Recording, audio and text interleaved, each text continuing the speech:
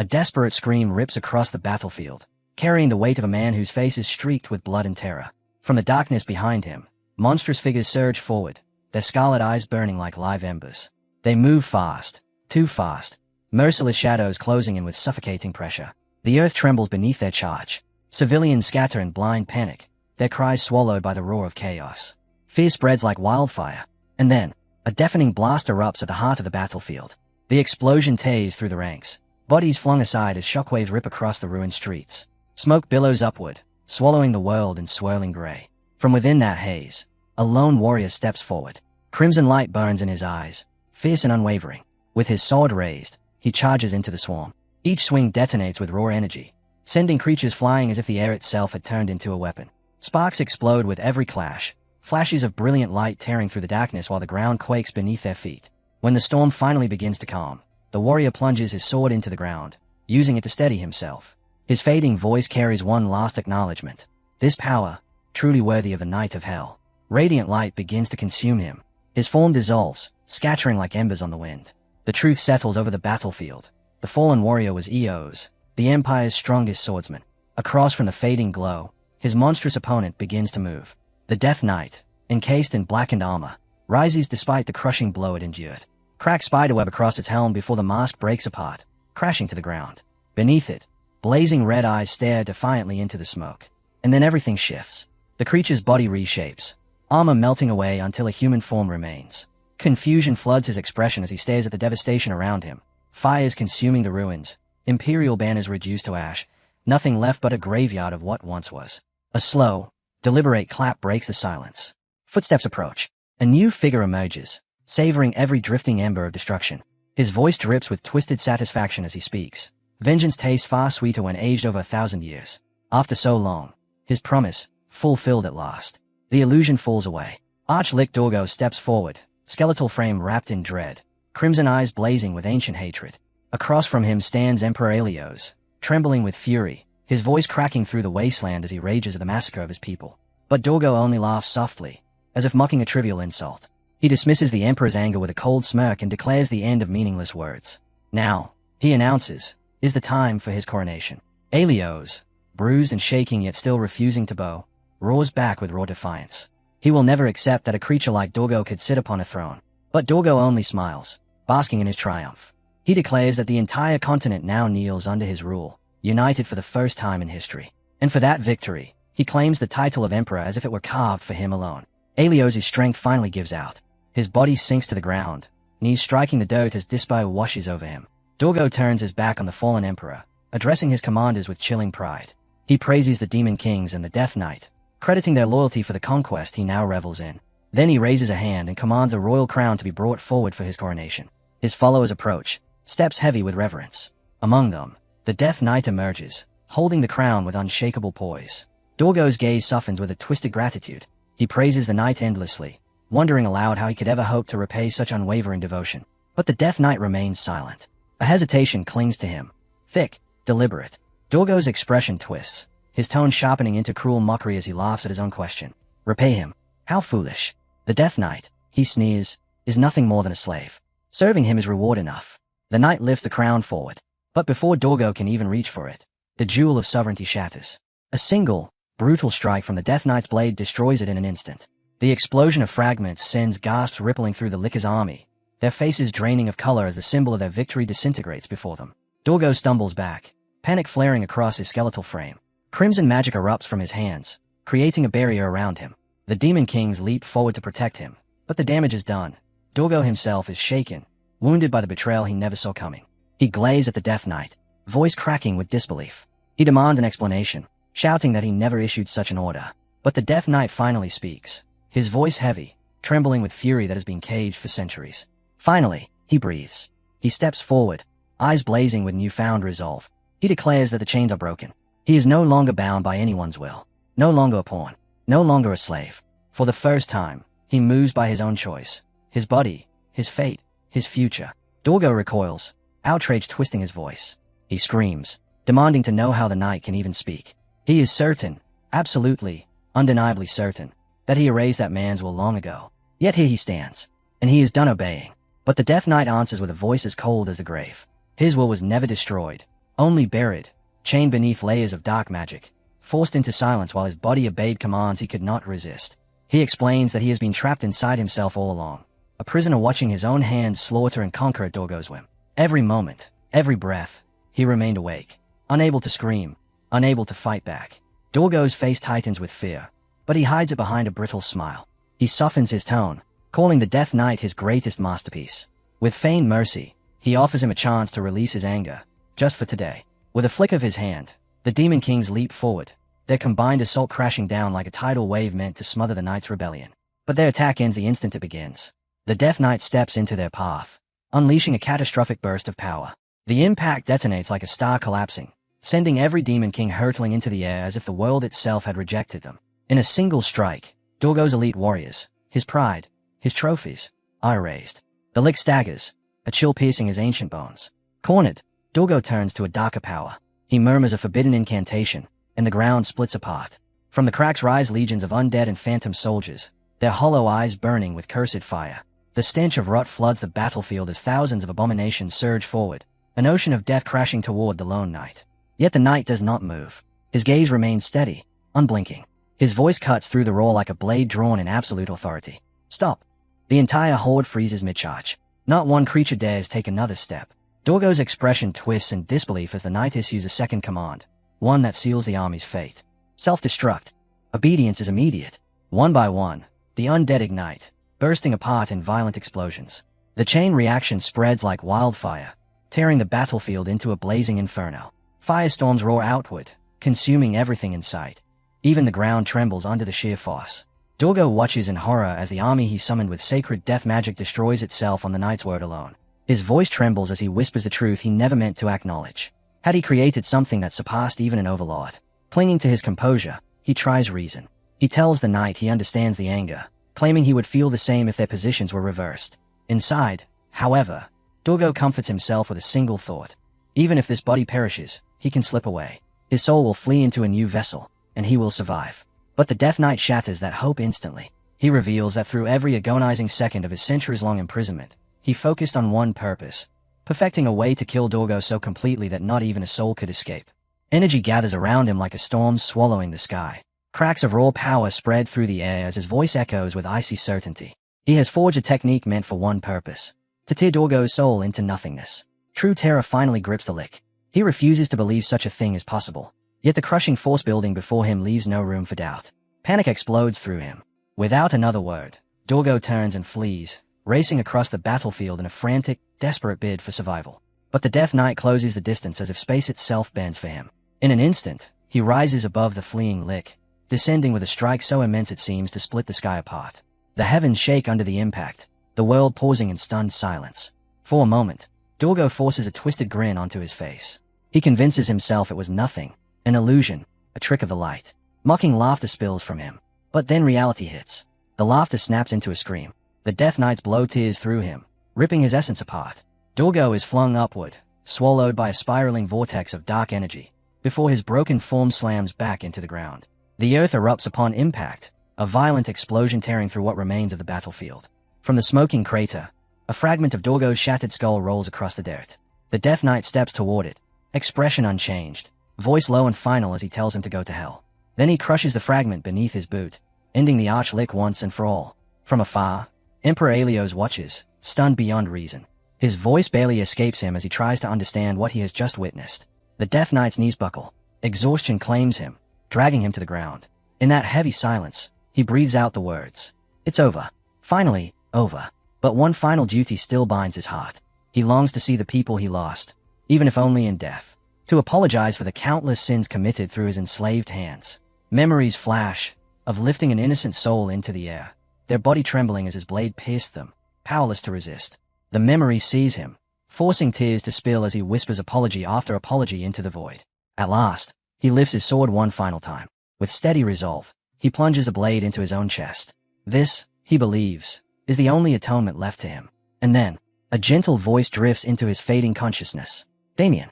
His eyes widen. He knows that voice. Louise. She appears before him, young, radiant, smiling softly as she asks why he's lying in such a strange place.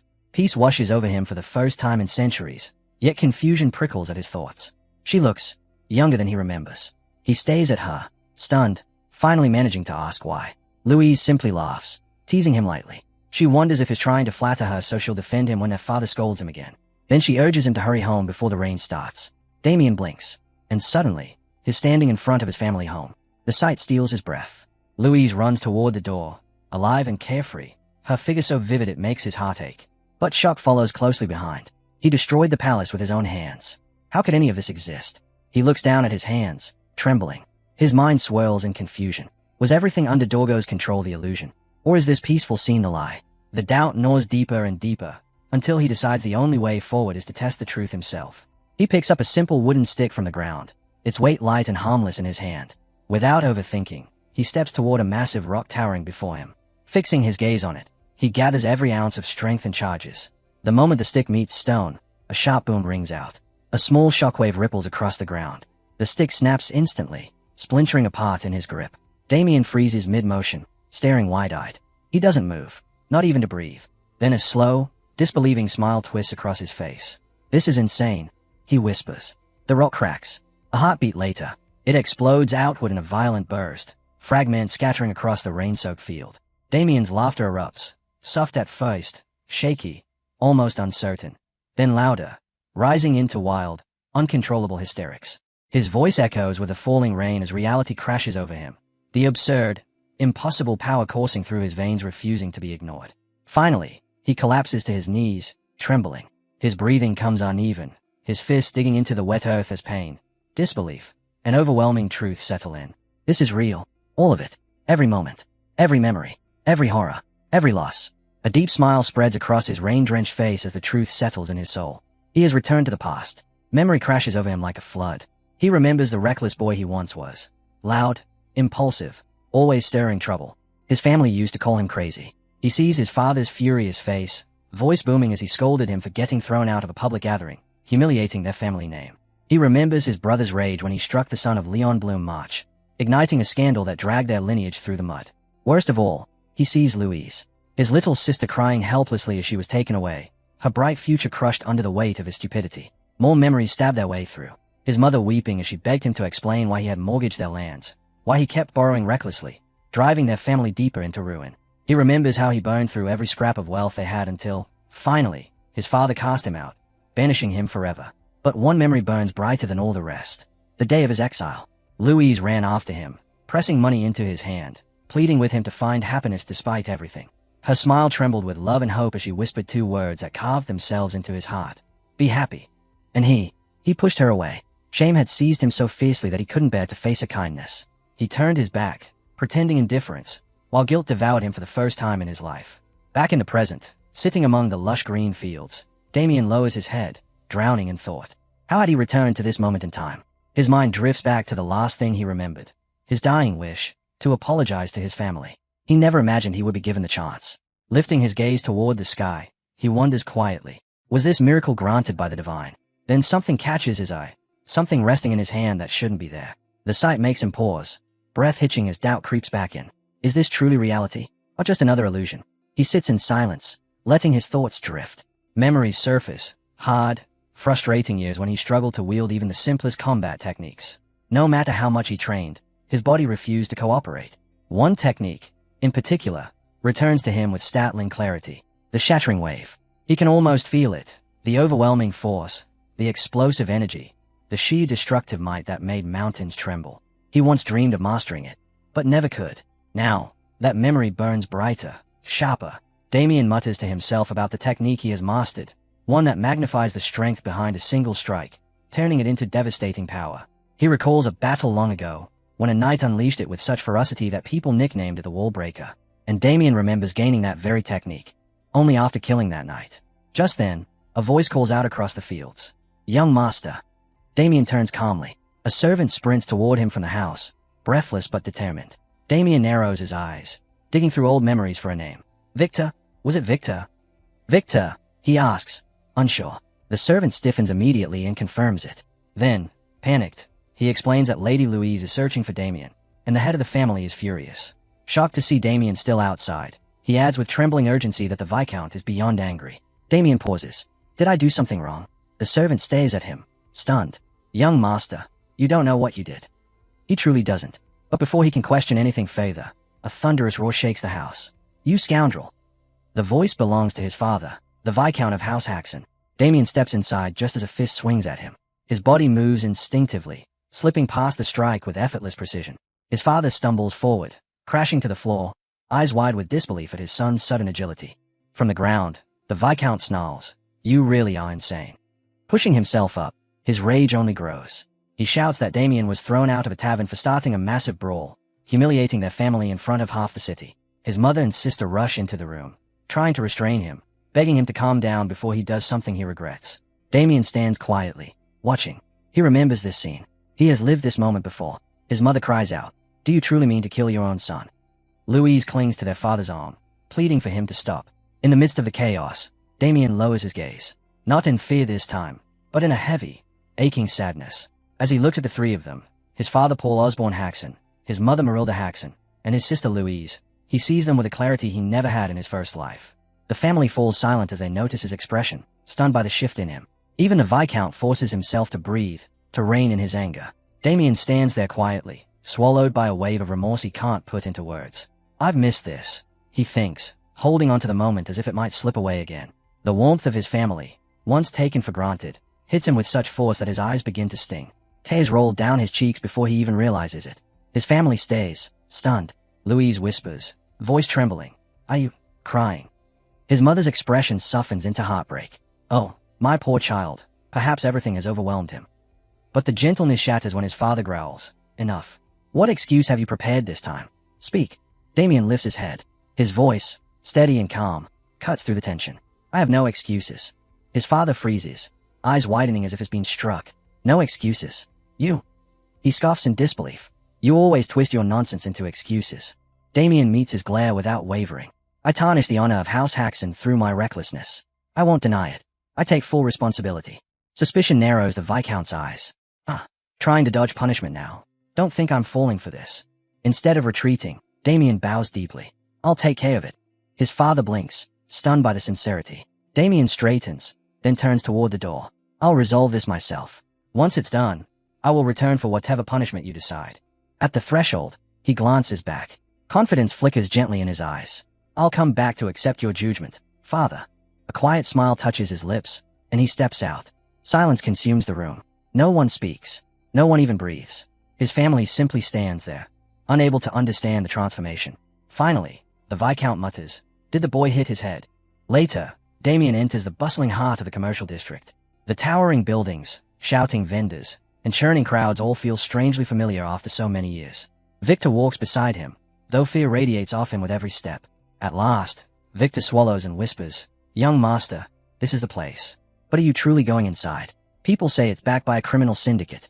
If things go wrong." His voice shakes. Damien glances at him with calm confidence. "If you're afraid, return home." But Victor clenches his fists. "No, I'll stay with you." Damien offers him a small, reassuring smile. "Don't worry, I only intend to offer a polite apology, nothing more." Then, more softly, "I'll resolve everything this time." With steady steps, Damien walks toward his destination. But beneath the calm exterior, questions churn. Why was he brought back? Why now? Whether by fate or divine mercy, this chance is his, and he won't waste it. He vows never again to disgrace his family. Every mistake, every sin, every wound he caused, he will fix them all. As he pushes through the busy crowd, two rough-looking men spot him. Recognition flashes across their faces. One sneers, well, you've got some nerve showing up again." Damien studies them quietly, trying to place their faces. Something about them pulls at an old memory, but he can't quite grasp it. Still, Damien's voice remains calm. "I'm only here to offer the owner a sincere apology for the trouble I caused before." For a heartbeat, both men pause, thrown off by the lack of anger, the lack of fear. Then laughter spills out of them. One sneers, "I'll make sure the boss gets your apology." The other eyes Damien more closely, his expression shifting. "You're the eldest son of that disgrace of a household, right? I expected a loudmouth brat, but you're different." Their words turn sharper, uglier. "But your sister, now she's worth talking about." They trade filthy remarks back and forth, their voices dripping with indecency. Then one of them reaches out and grabs Damien's face, squeezing hard as he leans in. "If you want forgiveness, offer us your pretty sister. That'll be enough." A cold fury snaps awake inside Damien. The man's smirk cracks. In a blur, Damien's hand moves, faster than their eyes can follow. He He plucks the knife from the thug's grip with effortless precision. He twirls it lightly between his fingers, voice quiet but chilling. I thought this would end quickly, but it seems I overestimated you. The second man lunges forward, roaring, weapon raised high. But before he can bring it down, a sharp, explosive crack splits the air. His hand flies off his arm, spiraling through the air before landing on the ground with a sickening thud. For a moment, the man only blinks, staring dumbly. Then the blood pours, and the pain catches up. His scream tears through the street, raw and horrible. Damien stands unmoving, calm, ice cold. You wanted trouble, he says softly. Allow me to show you what it means to face the eldest son of House Haxon. Dread spreads across the men's faces as they finally grasp the danger before them. From the shadows, Victor watches, shaking violently, tears well in his eyes. How could this be the same young master who said he'd resolve things peacefully? The man who lost his hand finally understands what just happened. His scream echoes across the street, sharp enough to make the onlookers wince. A crowd gathers, some amused, others cautious. Come on, let's watch. Looks like it's getting good. No thanks. I'm not trying to die today, another mutters, backing away. Victor stays hidden, clutching his chest, fear twisting painfully inside him. Out on the street, Damien stands firm. The remaining man points a blade at him, trembling with rage while his partner writhes on the ground. Do you even know who we are? He spits. Damien's response is calm, almost bored. I don't care. If you're going to strike, then strike. But the man isn't done. His voice rises, fury and desperation mixing together. We're with the Black Snake. Nobody in this city touches us without paying for it with their life. The name hits Damien like a spark to dry tinder. The Black Snake. He remembers them well. An organization that strangled the city from the inside, ruling through violence, fear, and corruption. He remembers their cruelty, their influence, their crimes. He remembers everything. He remembers them. The same men who once beat him without mercy, laughing as they forced him to kneel, humiliating him over a simple protest inside one of their filthy establishments. The pain, the helplessness, the shame of bowing his head because he had no strength to resist. But this time, everything is different. A shadow crosses Damien's face, and a slow, chilling smile forms. An apology. No, you're the ones who owe me one. The gangster bares his teeth and raises his weapon. Don't think I'll go easy just because you're some pampered noble. This time, I'm cutting you down for good. He charges with full force, swinging his blade with murderous intent. Damien doesn't flinch. He sidesteps with graceful ease, moving so fast the thug's eyes can't even track him. Before the man understands what happened, Damien hooks his foot sharply against the thug's ankle, breaking his balance completely. The gangster pitches forward, and his face slams into the stone road with a brutal crack. The crowd recoils. Gasps ripple through the onlookers as the man groans, coughing, clutching his shattered nose. Damien approaches him slowly, calm, controlled, terrifying. Even if I killed every last member of your Black Snake, he says, voice cold enough to freeze bone, it still wouldn't repay what you did. He lifts the weapon high, ready to crush the man's skull. But at the final second, he stops. For his family's sake, he restrains himself. Instead, he brings the weapon down with a devastating blow that avoids lethal force but destroys the man's ability to ever fight again. The thug collapses, screaming, his limbs twisting unnaturally. Beside him, his partner writhes on the ground, both now broken and powerless. From the edge of the street, a furious voice shouts, "Who the hell is this guy?" A new group of Black Snake enforcers storms forward. Their leader steps out front, muscles rigid, eyes narrowed as he studies Damien. "You're strong," he says slowly. "Too strong to be wandering around alone. Tell me, what organization do you belong to?" Damien meets his gaze without hesitation. "I belong to no faction. I came here to apologize. But after all this," his eyes narrow, sharp as a blade, "it's your boss who owes me the apology." The gang bursts into mocking laughter. The leader's expression hardens. "Enough nonsense. If you won't come quietly, we'll drag you instead. Attack." At his command, the enforcers rush forward with blinding speed. Damien stands his ground. His breath is already heavy. Fatigue from the earlier clashes clings to him like chains. But he draws a deep breath, steels himself, and shifts his stance. Then he moves. Swift, sharp, unrelenting. Each strike is an explosion, cutting down an attacker before the next even understands what's happening. Bones shatter. Blades fly from stunned hands. Screams fill the street as man after man collapses, clutching broken limbs and crumpled bodies. The leader can only stare, frozen. His mind refuses to accept the sight. His elite fighters falling like children before a single young man. But beneath Damien's composed exterior, the truth gnaws at him. His chest burns. His breath grows thinner. Every movement feels heavier than the last. This skirmish, this short, savage fight, has already pushed his exhausted body to its limit. Damien fixes his eyes on the gang leader, his voice steady and cold. "Do you still want to continue?" The man, who moments earlier barked orders with confidence, staggers back, trembling violently. His swagger collapses into pure terror. Please, forgive me. Spare me, he cries, hands shaking as he tries to shield himself. But Damien is done offering mercy. In a blur of movement, he charges forward. The leader's face drains of color. He whirls around and bolts down the street, screaming in panic as he tries to outrun the inevitable. His terrified shrieks echo through the alleyways, but Damien's footsteps thunder behind him. Faster, closer, relentless. The leader glances back. Damien is already at his neck. Crack! The sound of breaking bones splits the air. Inside the tavern, the atmosphere had been lively. Laughter, clinking mugs, drunken boasts. But the sudden noise rolling in from outside makes everyone freeze. The room goes still as they listen. Then the doors slam open. The gang leader stumbles inside, wild-eyed and trembling, barely holding himself upright. But he isn't walking on his own. A blade rests against his throat, guiding him forward like a puppet. Gasps ripple through the tavern as Damien steps in behind him, calm and composed, holding the knife with chilling ease. In one motion, he releases the leader and lets him collapse onto the floor like a discarded sack. You should have listened, Damien says quietly, when I was being nice.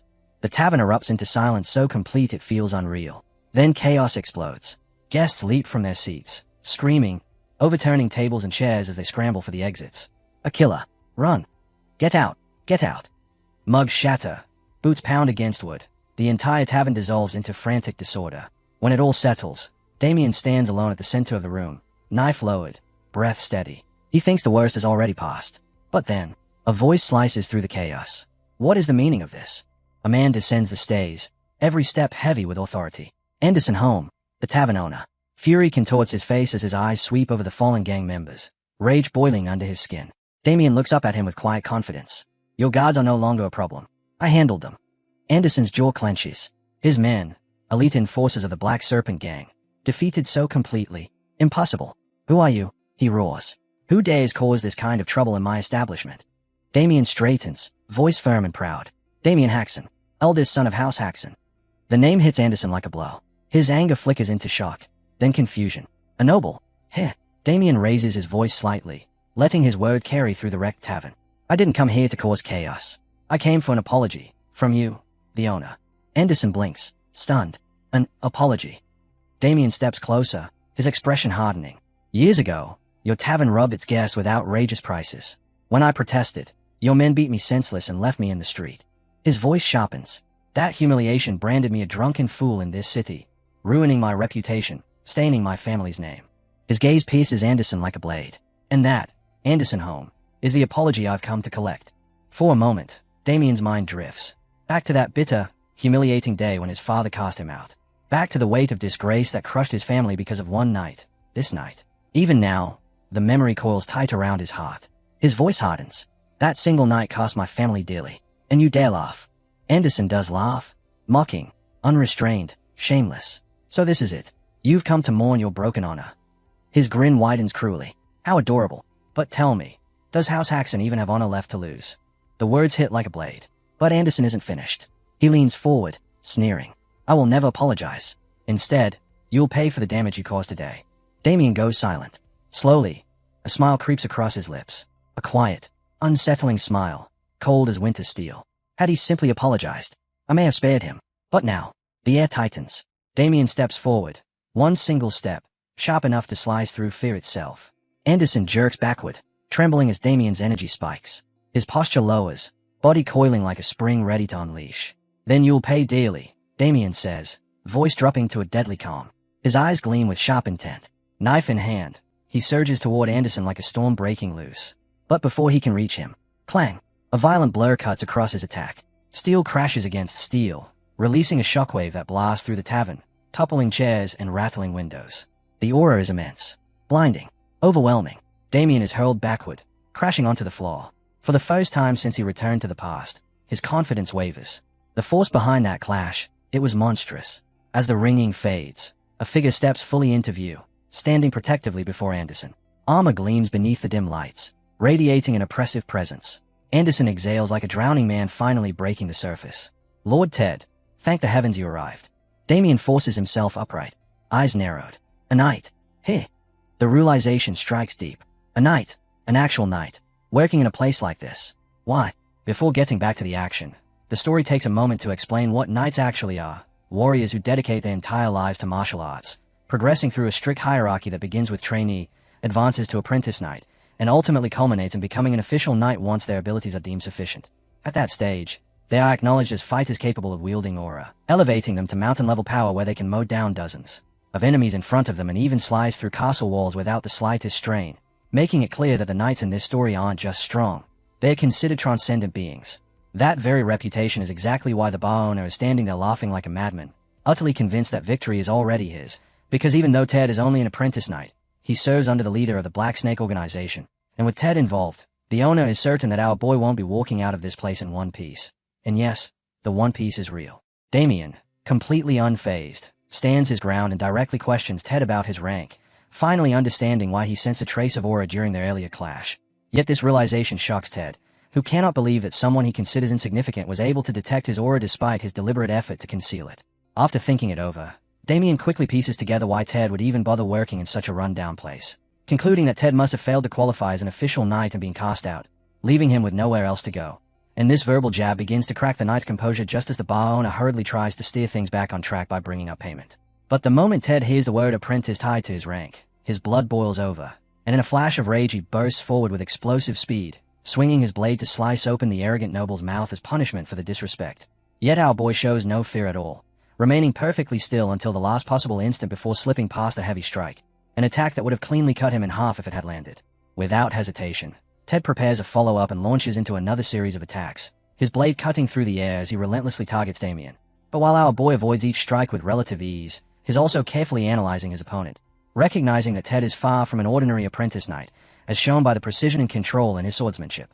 Frustration boiling over, Ted releases a powerful wide slash, only for the young master to evade it just as effortlessly. Yet despite retaining fragments of his future combat experience, Damien is still forced to contend with the limitations of his current body, making it difficult to fully utilize his skills and forcing him to learn, in real time, that managing his stamina is now a priority. Growing increasingly irritated that none of his strikes are landing, the apprentice knight finally snaps and pours a flicker of aura into his body, and the moment Damien senses the shift, he immediately recognizes what's coming and predicts the hidden technique his opponent is about to unleash.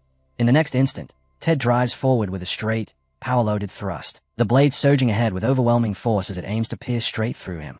Yet even with death closing in, Damien steadies himself instead of panicking, choosing in that critical moment to answer with a technique of his own, one capable of countering the attack, his mind drifting back to the grim days when he lived as a Death Knight, recalling the time he stood face-to-face with the infamous killer known as the Blade of Death, an assassin feared and revered like a natural disaster given human form. Back then, the Death Knight had sought him out, only for the phantom assassin to casually raise his sword and point it forward, warning that he would kill him if he didn't leave. But when it became clear that the Death Knight had no intention of backing down, something dark awakened within the assassin, a twisted excitement surfacing as he found yet another victim, even deciding to showcase his secret technique in a performance meant to surpass all others. With unnerving precision, the assassin used his keen perception to read the vital points within a human body, manipulating the flow of water inside it, and then executed his ultimate technique, one that sliced cleanly through the Death Knight's body, delivering a devastating cut. And what made it even more absurd was that he accomplished all of this with nothing more than a simple wooden sword, highlighting just how refined and terrifying his skill truly was. The Death Knight's body fell apart and collapsed onto the ground while the phantom assassin reveled in his victory, completely unaware that his opponent was far from finished, because the moment he turned around, he was met with a horrifying sight, the severed body knitting itself back together as flesh and organs reconnected into a single form, restoring itself despite having been cut clean in half. That was because the Death Knight had just used a countermeasure, the so-called anti-split technique, and once fully restored, the assassin finally understood the mistake he had made in targeting something that wasn't truly alive. But the worst part was yet to come, because after experiencing that technique firsthand, Damien had instantly grasped its mechanics, using his own perceptive ability to identify the assassin's vital points and replicate the same method. Before the phantom assassin could even process what was happening, the Death Knight turned the technique back on him, cutting him down in the exact same fashion, swift, merciless, and without even using a sword, leaving the crazed killer writhing in unbearable pain as he failed to comprehend how his secret technique had been copied so effortlessly. And with that memory, the story snaps back to the present, where Ted now wears that same look of despair and defeat, lying on the ground. Unlike the assassin, he hasn't been grotesquely split in two, but a deep, decisive slash across his body tells the outcome all the same. Our so-called glorious protagonist explains that every opponent he has ever faced never even understood what happened until they were already groveling on the ground, because every single one of his battles followed the exact same pattern, all thanks to his innate ability as the Death Knight, the power to absorb his enemy's skills and wield them as his own. So in simple terms, He's out here giving Kakashi, the copy ninja, real competition. Watching Ted collapse like that completely shatters the bar owner's confidence, leaving him scared out of his mind, sweating profusely as the realization hits that he might be next. His face twisted into pure desperation like Vegeta on his last legs, and within seconds he drops to his knees in front of Damien, frantically apologizing for bringing disgrace to the Hax-Iron V County while also offering a hefty sum of gold as compensation for all the trouble caused. Meanwhile, Damien is celebrating internally, because he only came here expecting a simple apology yet somehow ends up getting easy money on top of it, so he decides to let everything slide and briefly looks toward his servant Victor, who has been silently watching the entire exchange unfold, before Victor steps forward to collect the payment, still questioning his own senses after witnessing how the young master dismantled the knight with an unbelievable technique at the final moment, unable to understand how Damien suddenly came into possession of such powerful abilities. In the next scene, the two of them leave the bar, with Victor remarking that he has never carried this much money in his life, although it's clear the bar owner isn't done yet, because that scumbag is already thinking about revenge and plans to report everything to the leader of the Black Snake organization. However, just as he's plotting his next move, Damien suddenly returns and humbles him by cleanly slicing off his right ear. The bar owner lets out a scream of agony while Damien calmly reminds him that he couldn't simply leave without delivering proper punishment, adding that he already knows the man intends to run to the organization, and is more than willing to pass along a message. If they dare to target his family, he will wipe them out completely. Even after experiencing that firsthand, the bar owner still clings to his desire for revenge and plans to report the incident. But that's left for later, because as Damien continues walking away, he begins to fully confront the weight of his past life, a history soaked in blood, filled with murder and nothing but sin. Yet instead of running from it, he accepts it and makes a firm vow that this time he will not fail his family and will remain by their side, declaring that it's time to head home. The scene then shifts to the Lion Bloom March, where a man speaks to his brother about the idea that pain always follows love, leaving his brother confused and assuming he's preparing for another battle, only for the man to deny it and clarify that he's actually setting out on a journey to find love. Though with that expression on his face, it's hard to take his words at face value. By the time Damien and Victor return to the Haxan Baron estate, the atmosphere has softened. Damien stretches lazily, remarking to Victor that he hasn't slept that deeply in ages. Victor glances at him with quiet envy, thinking how Damien managed peaceful sleep while he spent the entire night anxious and wide awake. Damien chuckles, admitting that nothing went according to plan yesterday. Still, they walked away with more money than expected. And more importantly, he says with steady conviction, word will spread fast. Soon, no one will dare ridicule House Haxan again. Victor nods, seeing something different in Damien now. For the first time, he senses a sharp intelligence behind his master's calm eyes, a clarity he had never noticed before. Yet worry continues to tug at him. He brings up the Black Serpent gang, reminding Damien that they left behind a wounded trainee knight and several severely injured members. Damien shrugs off the concern with absolute certainty. The gang may be bold, but even they wouldn't recklessly challenge a noble house. And if they ever do, he'll crush them himself. Victor can't help admiring him. And at last, he blurts out the question that's been burning in his mind. Where and when had Damien learned swordsmanship so terrifying that it defied belief?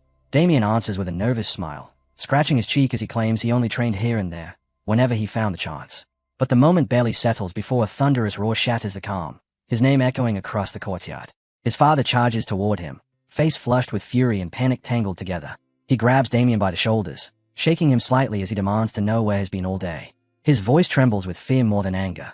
Had Damien caused even more chaos? Damien meets him with steady confidence, offering a relaxed smile as he assures him that everything has already been taken care of, exactly as he promised. Then he gestures at Victor. Victor steps forward and opens the bag. Gold and treasures spill into view, shimmering in the sunlight. Both parents gasp at once, shouting, "Our money!" Damien explains smoothly that he returned to the tavern where the trouble began and resolved the misunderstanding. A simple billing error, he claims, and as compensation, the tavern owner surrendered all the treasure. His father stares at the glittering piles, disbelief flickering in his eyes. But before he can question it, Damien's mother speaks up, insisting that no other explanation makes sense. Where else could such riches come from? Damien holds his smile, subtly nudging his father's doubts aside. If he really questions it, he should ask Victor. After all, Victor was with him the entire time. Damien turns to him gently, urging him to confirm the story. Victor freezes for a heartbeat before awkwardly stammering out the confirmation. His hesitant words seal the lie in place, and Damien's parents immediately accept it, flooding him with praise and relief. But deep inside Victor's chest, a quiet realization forms. Damien can't seem to utter a single sentence without twisting it. Yet somehow everything still works out in his favor. The thought leaves him both impressed and slightly terrified. Outside, Damien steps into the open air and lets out a long breath, the tension finally slipping from his shoulders. With the situation neatly tied up, he slips into the forest and sprints, pushing his body as hard as he can. The thrill lasts only moments. Soon his lungs burn, his legs grow heavy, and exhaustion drags him to a halt. Panting, he acknowledges the truth. This body is still too weak. It won't be enough for the future he's aiming for. But instead of frustration, a grin spreads across his face. He reaches into his cloak and pulls out a small vial, calling himself lucky for acquiring something so precious. His thoughts drift back to the moment he first questioned the tavern owner about it. Curiosity had led him to ask what the vial contained. The man explained that it held a ray tonic crafted by the Dan School of Alchemy, a potion known to boost stamina and restore energy. Damien had pressed him further, intrigued by the unfamiliar name. The tavern owner had clarified with pride that the Dan School was a famed group of alchemists who specialized in potent tonics and miraculous elixirs. And as the memory resurfaces, Damien recalls hearing of them, masters of alchemy, their creation so valuable they were traded for gemstones by weight. With that thought, a wave of relief washes through him. This vial isn't just rare, it's a treasure beyond price. Damien tilts his head back and drinks it all in a single motion. Heat rushes through him instantly. A sharp breath escapes as a vibrant aura detonates from within, spreading like fire through every muscle and vein. Strength wells up, raw and fresh, filling him from the inside out. His determination hardens. If he truly wants power, he must rebuild his stamina from the ground up, to reclaim the might he once held in his past life, especially if he intends to face Dorggo. This is the only path forward. The memory of Dorggo surfaces, the monster's horrifying visage carved deep into his mind. Damien knows the truth. In just a few years, the undead army will return to this world, and when that day comes, he vows he will possess the strength to kill Dorggo with his own hands. He exhales slowly, eyes filled with unwavering resolve. Only by regaining his former strength can he protect his family's happiness.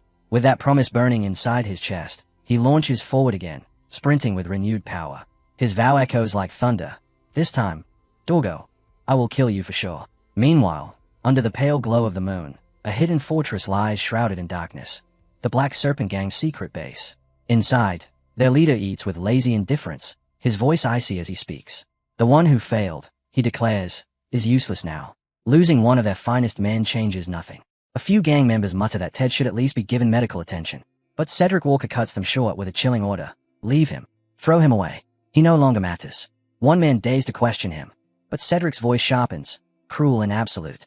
Ted is nothing more than a broken tool, and tools can always be replaced. Suddenly, movement stays the room. Ted begins to lift himself, trembling violently as he rises despite his shattered state. The gang gasps. Cedric's eyes narrow. Then a mocking laugh spills out. So he still has enough strength to crawl, he sneers. With a twisted grin, he adds that he'll give Ted one more chance, accept treatment, and perhaps he'll be hired again. Ted snarls back, refusing the insult, yelling that he doesn't need Cedric's pity. He rushes forward with everything he has left, but freezes mid-charge. His entire body locks rigid, suspended unnaturally in the air. A sinister shadow ripples behind him, swallowing the room in dread.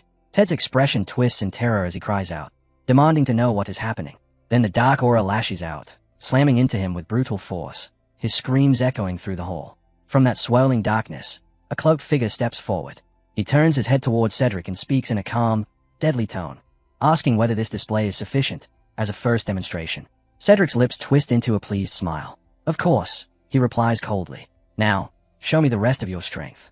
Ted thrashes wildly, rage spilling out in broken shouts as he begs to be released. But the cloaked man pays him no mind. He begins chanting, harsh, ancient words that scrape against the air like claws. Each syllable deepens the suffocating dread, and Ted's panic explodes, his body trembling uncontrollably beneath the rising storm of dark power. A violent surge of shadow erupts around him. Ted screams, a raw, horrifying sound, as the energy coils and tears at him. From within the swirling darkness, distorted shapes crawl into view. Red eyes gleam through the haze, and jagged fangs glisten in the gloom. The sight shatters Ted's sanity. He begs, pleads, cries for mercy, but the monsters only draw closer. The darkness thickens, swallowing him whole. His screams echo through the hall as the aura rips into him, tearing him apart piece by piece. Then, an explosion of dark energy bursts outward. His body shreds in the blast, limbs devoured by the abyss until only a single leg remains, tumbling to the floor with a wet thud. The severed limb lands at Cedric's feet. Disgust flickers across his face as he covers his nose, muttering that the scene is sickening. The cloaked man turns to him calmly and asks if the demonstration has met expectations. Cedric nods, though his voice remains icy as he adds that next time, it should be cleaner. The cloaked figure smiles, a thin, chilling curve. He asks for his next assignment. Cedric leans forward, a cold grin stretching across his face. A certain noble has crossed the Black Serpents, he explains, damaged their organization. He wants revenge from the shadows. The harsher the devastation, the greater the payment. He slides over in advance. The cloaked man picks it up without hesitation, bowing slightly in gratitude. His smile sharpens into something predatory as he assures Cedric the job will be done. He is someone who never fails. Elsewhere, Damien drives his body mercilessly through training. Sweat drips, muscles burn, but his determination never wavers. The tonic's effects are unmistakable. His stamina has already grown significantly. Yet his heart remains unsettled. Days have passed without retaliation. The Black Serpent should have struck by now. But they haven't. That silence feels wrong. A sudden rustle behind him snaps every instinct awake. He pivots sharply, muttering under his breath, just as I expected.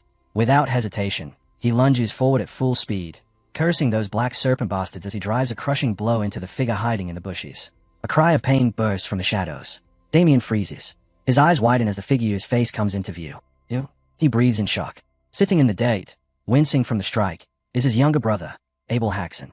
Abel looks up at him, startled eyes softening as he whispers, "Big brother." Still trembling from the blow, Abel pushes himself upright with a wince before letting out a short, strained laugh. "You've gotten stronger since the last time I saw you. For a moment, I thought you almost snapped my neck." Damien freezes. Those words stab into him, dragging up a memory he can never forget. Abel's lifeless body from his past life. His breath falters. Slowly, he extends a hand toward his brother, his voice low and sincere. "I didn't mean to. It wasn't intentional." Abel stares at the offered hand, hesitation clouding his eyes. His expression hardens. "Father said you went to the tavern to talk things out. But then we hear a fight broke out. People were injured. Tell me the truth, Damien. You didn't cause it, right? You wouldn't lie. To the family, would you?" Damien doesn't even blink. His reply is calm, unwavering. "No, I was the one who caused it." Abel's anger ignites instantly. "Liar. You expect me to believe that? Did you hire someone to fight for you? You've never been the type to handle battles yourself." He jabs a finger toward Damien, voice sharp with frustration. "Stop disgracing this family. I'm always the one cleaning up after you."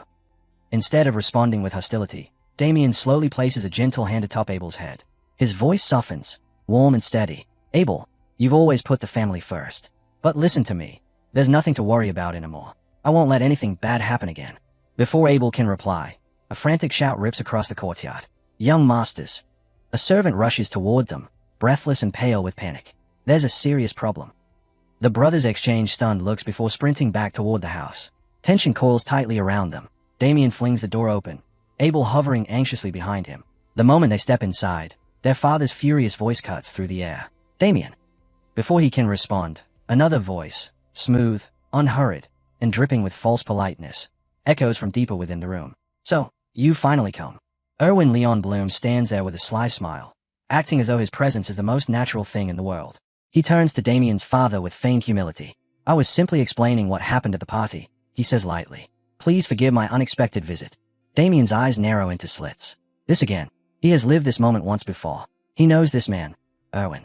Memories from his previous life flare sharply, every detail of that night returning with painful clarity. Without holding back, he roars, "What the hell did you just say?" Erwin raises his hands, pretending innocence. Wait, I didn't mean to offend anyone." But Damien steps closer, fury radiating from him. "Drop the act. You mocked me, and you tried to lay hands on my sister." Erwin tilts his head, smirking as if amused. "You must be confused. Maybe you were drunk. I don't recall anything like that." He leans in, his voice dropping to a taunting whisper. "And even if I did, what then?" With a cruel smile, he pushes further. "If I admitted it right now, what exactly could you do to me?" Rage surges through Damien, boiling over in an instant. Damien remembers all too well how, in his past life, he always swallowed his anger at moments like this. But not this time. Without a shred of hesitation, his fist slams into Erwin's face. The impact cracks like thunder. Erwin flies backward, crashing onto the floor as blood spills down his nose. He groans, reeling in pain. Yet Damien's eyes sharpen. Erwin isn't weak. He's a trained knight. He could have blocked the punch. Instead, he chose to take it. He wanted this outcome. Erwin rises slowly, holding his blooded face with a twisted smile. Then, like a man with no shame, he unveils his true move. "Actually," he says boldly, "I must confess, I admire Louise. Deeply. That's why I want your permission, Viscount, to marry her." He settles into the sofa as if nothing has happened, his tone smooth, deliberate, calculated. "Yes, I wish to marry Louise. I ask for your approval." Silence crashes over the room. Everyone stays at him, stunned. Damien's fists clench. This was the same scheme Erwin had used before, the same trap that destroyed their family. With fake humility and venom beneath every word, Erwin adds, "Let's treat tonight as a misunderstanding, if you agree to the marriage. But Louise's father responds instantly, voice firm and unwavering. Impossible. It will never happen. Erwin's pleasant smile melts into a cold stare. Then tell me, how much can the Haxon family endure when mine brings its wrath? Someone must pay for this insult. His voice hardens, offering only two choices. Either pay the price, or give me Louise. Inside, Louise's father feels the crushing pressure. The Leon Bloom family is powerful enough to ruin them. But even knowing the danger, he refuses to sacrifice his daughter to someone as vile as Erwin. At that moment, Louise appears in the doorway. She steps forward with quiet grace, her gaze calm but heavy with something deeper. And then, to everyone's shock, she speaks. I will accept the marriage. The room erupts. Her father shouts in horror. Abel freezes, trembling with fury as he begs her to take it back. Damien feels something inside him collapse. This is the same nightmare repeating again. Louise only offers them a gentle, fragile smile. It's all right, she whispers. I'll go with Sir Owen. But Damien sees past that smile. He sees the despair she's trying to hide, the pain she's swallowing for their sake. And he feels the old regret choke him again. Because of him, she is being pushed to this cliff once more. Meanwhile, Erwin savors the moment, his expression dripping with triumph. He believes he's cornered them completely. Excellent choice, Lady Louise, he pairs. He walks forward, boasting that he'll send an official request soon and discuss wedding arrangements immediately. Just as he steps past, Damien moves. He blocks Erwin's path, his gaze sharp and lethal. Murderous intent radiates from him like heat. Erwin doesn't flinch. He sneers, convinced Damien is still the same powerless fool he was before. He pats Damien's shoulder mockingly, a poisonous grin twisting his face. Well then, he jizz, should I start calling you brother-in-law now? Inside, Damien curses him with burning hatred. This man, this parasite, is trying to destroy his sister's life again. Damien doesn't answer. His silence alone radiates fury. A low whisper escapes him, too soft for anyone to make out. Louise notices instantly, the storm rising behind his eyes, and calls his name gently, trying to soothe him before he erupts. But Erwin, blind with arrogance, leans in with a mocking grin. What was that? Say it again. That was the final spark. Damien's fist crashes into Erwin's face with explosive force. The blow sends him flying, his nose bursting open as blood erupts like a broken fountain. For the first time, Erwin's vile tongue falls silent. Even as Erwin hits the floor, Damien curses himself inwardly. He shouldn't have let that trash provoke him. Not when his family's peace and his sister's safety were at stake. But as Louise gasps and covers her mouth, Damien looks down at Erwin's crumpled body, his voice cold and steady. No, you bastard. And in that breath, he embraces it fully. There will be no holding back anymore. His mind flashes back to the moment everything spiraled. After a servant told him that Louise and Erwin had returned, Damien rushed with pounding urgency, his heart hammered with anticipation. After all this time, he would finally see his sister again. He sprinted toward the door, but then, a scream cut through the air. A roar, terrified cry. His hand froze on the door. Cold dread crawled over him. When the door creaked open, the world stopped. Erwin had Louise by the hair, dragging her as she cried out in pain. Oven berated her harshly, scolding her as though she were a nuisance. Erwin stepped forward, venom dripping from every word as he spat insults at her, mocking her, degrading her, sneering at the Haxon name. Louise collapsed to the floor, shaking, and Erwin towered above her with a twisted grin. Ah, dear Louise, he muttered darkly, raising his fist. Let me teach you a lesson you will never forget. Damien's blood turned to ice. He couldn't move, couldn't breathe. Guilt smothered him. This was because of him, because he had dragged his sister into this hell. His knees hit the ground, his fingers dug into the floor. But as Erwin prepared to strike, something inside Damien shattered. Rage exploded. No, he roared. The room froze. Everyone stared at him, shocked at the audacity, the fury. Erwin's guards rushed forward, swords drawn. How dare you raise your voice at our young lord? Steel glinted in the air, pointed at Damien's heart. But Erwin simply wiped the blood from his mouth, rising slowly with a chilling smile. Sword in hand, he stepped closer, savoring every second. Twice, he hissed. You struck my face twice. He leaned in, eyes burning with cruel delight. Tell me, brother-in-law, is it a death wish you're carrying? The guards tried desperately to restrain him, pleading for calm. But Erwin shoved them aside, rage twisting his face. Back off, he roared. His murderous gaze locked on Damien. He would deal with him personally. One of the guards stepped forward, bowing respectfully. Allow me to handle this insolent fool, he offered. But Erwin shoved the request aside without hesitation. This was his moment. His aura flared violently, a wave of raw force blasting the guards backward as he barked at them to stand down. His glare locked onto Damien, cold and merciless. He would handle this himself. Abel and Louise stood frozen, dread sinking into their bones as the tension tightened like a noose. Erwin lifted his sword, approaching slowly, each step deliberate. Tell me, he hissed, How do you plan to resolve this? Louise's heart clenched. She knew exactly what Erwin intended. Her fear overwhelmed her, and she cried out desperately, "Please, stop." Her voice shook, terrified of what would happen if this rage-fueled clash continued. But Damien stepped forward, placing himself between her and danger. He held his arm out protectively, his stance steady, his smile gentle. "Don't worry," he whispered. "I'll handle this." He prayed silently that she would never again be forced to sacrifice herself because of him. Then he faced Erwin and declared boldly, "Let's settle this with a duel." Erwin blinked, taken aback. "A duel?" Damien nodded, unwavering. "If you defeat me, I'll accept your conditions.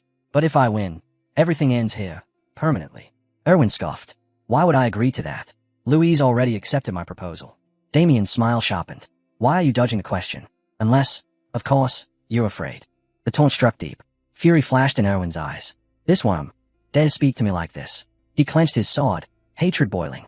"I'll crush him, and then I'll take Louise, no matter what." Raising his blade high, Erwin growled, "Fine. I accept your challenge."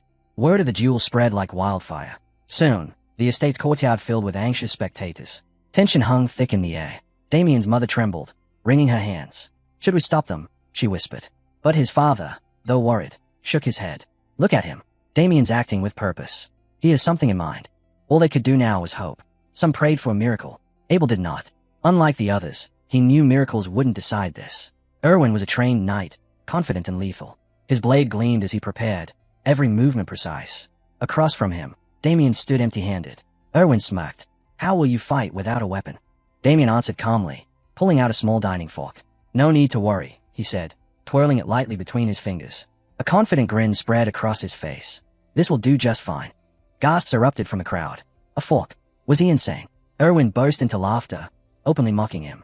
"What's wrong? Has fear finally made you lose your mind?"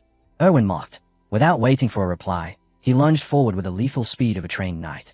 His sword sliced through the air as he shouted, "I won't hold back." But Damien moved like water, effortless, fluid, slipping past the strike as though it were nothing more than a breeze. Erwin's eyes widened. He hadn't even seen the movement. Frustration twisted his face. With a furious roar, he summoned the full force of the lion's raw combat style. Aura exploded around him, forming a massive, glowing lion that charged across the courtyard, ripping through stone and sending dust into the sky. The explosion shook the ground. When the dust cleared, Damien still stood exactly where he had been, unscathed, calm, fork in hand. A wave of shocked whispers swept through the crowd. How is he still standing? He blocked the lion's roar, without a sword. Even the guards stared, stunned senseless. For the first time, unease crawled up Erwin's spine. Not a single strike had landed. Every swing, dodged with impossible precision. Damien's lips curved slightly. Inside, he felt the truth settle in. His training had paid off. He had mastered the Leon Bloom family's combat style, something Erwin could barely wield. Memories flickered. His fight against Michael Leon Bloom in his previous life. Compared to Michael's polished skill, Erwin's technique was full of holes. Fury overtook Erwin. He unleashed another massive wave of aura, stronger than anything before. A crushing attack. One Damien knew he couldn't simply sidestep with a fork. His eyes narrowed. "Then I'll use it," the hero saint technique. Power surged through him. The clash between their attacks erupted into a violent blast, shaking the ground and sending cracks across the courtyard. Louise and Abel watched in terror, barely able to breathe. Steel rang sharply. Erwin's sword collided with Damien's fork. The impact echoed. Erwin froze, shock spreading across his face. With surgical precision, Damien twisted the fork, diverting the blade exactly where he wanted. Then he shifted. It was small, subtle, almost invisible, and deadly. Secret move, countless thunder, shadow revelation. His body shot forward like lightning. "Goodbye," he whispered in his heart. In an instant, the fork's prongs pressed against Erwin's neck, locking him in place with absolute dominance. The crowd gasped as one. Erwin's eyes bulged with terror. A dining fork had defeated him. Even Abel, Louise, and Damien's parents stood frozen, unable to comprehend the sight. Oven stumbled backward in horror. The fork was at his young master's throat. Humiliation washed over him, and he collapsed with a broken cry. Damien stood firm, calm but burning with restrained fury. He could end Erwin right now, but for his family's sake, he would go no further. He looked down at the fallen knight and spoke, voice steady and unyielding. "It's clear now. I've won. Any complaints?" Damien's voice held the weight of absolute authority. He stepped closer, gaze cold and unwavering. "As I told you, you will leave this place. Now." Erwin, pale and shaking, could only stagger backward. Defeat wrapped around him like chains as he fled the courtyard he once strutted through with arrogance. Later, the family gathered at the dining table. A suffocating silence hung over them, No one dared speak freely, not after everything that had happened. When the meal finally ended, Damien stood. I'll be resuming my training. That was all he said before walking away, leaving the others staring after him. His mother watched him with worry clouding her eyes. She turned to her husband. Shouldn't you talk to him about yesterday? She whispered. Before the father could answer, Abel burst in, voice frantic and disbelieving. He rambled about how much Damien had changed, how unrecognizable he'd become from the brother he once knew. Their mother leaned toward her husband again, anxiety trembling in her voice. Abel seemed shaken too. Please, talk to him. But the father raised a firm hand. Enough. Let him be. He'll speak when he's ready. His tone allowed no argument, and the room fell silent again. The mother rested a gentle hand on her husband's arm, offering reassurance, urging him quietly to stay strong. But inside, the father wrestled with a fear he wouldn't admit. He wanted to ask Damien many things. He wanted to understand him, but a voice deep inside warned him to stay silent. This was his son. Yet now, something about him was terrifying.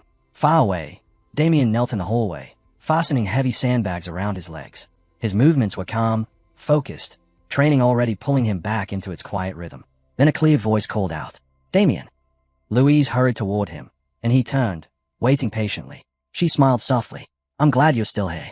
I wanted to talk about yesterday. Before she could continue, Damien bowed his head slightly. He remembered, and he knew what he owed her. I'm sorry, he said quietly. I acted rashly. I may have embarrassed you. But Louise shook her head immediately. No, don't say that. Don't blame yourself. She stepped closer, eyes warm with sincerity. Thank you for everything you did for me. Her voice trembled as she admitted the truth. When she agreed to go with Erwin, she had been terrified. In her heart, she had never wanted to leave. Hearing this, Damien felt a tight ache in his chest. I knew it, he thought, and her words struck deeper than she could ever know. Louise's memories flooded back, Damien stepping forward against Erwin, shielding her, fighting for her. She smiled, light and heartfelt, and whispered again, truly, thank you. For a moment Damien said nothing. Then, slowly, a faint smile touched his lips. No, he replied gently. I should be the one thanking you. I've always been grateful to you. Louise blinked, surprised and touched. As Damien turned to leave, she reached out quickly. Wait, she said softly. I have something important to give you. From behind her, she revealed a sword, distinctive, carefully cared for. With a gentle smile, she offered it forward. Father set this one aside just for you. He told me to give it to you so you could use it in your training. Her voice softened as she added, even if he doesn't show it well, he does love you. He values you more than you think. He wanted you to know that. Then she straightened, imitating their father's stern tone. And as heir to the Viscount, you are never allowed to choose a fork over a sword again. Damien wrapped his fingers around the hilt and lifted the blade with pride. The weight wasn't just steel, it was acknowledgement, trust made tangible. His chest swelled with confidence as he admired the blade now in his hands. Somewhere across the manor, his father suddenly sneezed, rubbing his nose with a puzzled frown. A chill crawled over him for no reason he could name. Outside, the night changed. A dark, oppressive force began to seep through the air, drifting closer to the estate. At the gate, the guards leaned lazily on their spears, unaware of the danger slipping toward them. One frowned suddenly. The air felt heavy, wrong. But before he could speak, his eyelids dropped like lead.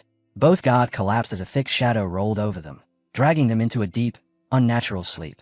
The darkness pushed open the gate with eerie ease. From the swirling fog, a figure stepped out, cloaked in shadow, silent as death, as he headed for the manor. Inside, the household slept peacefully. No one sensed the phantom weaving through their halls until he stopped at Louise's room. She slept quietly, helpless under the moonlight. His twisted smile grew as he whispered, well, I came for other matters on behalf of the Black Serpent Gang, but finding you here is quite the bonus.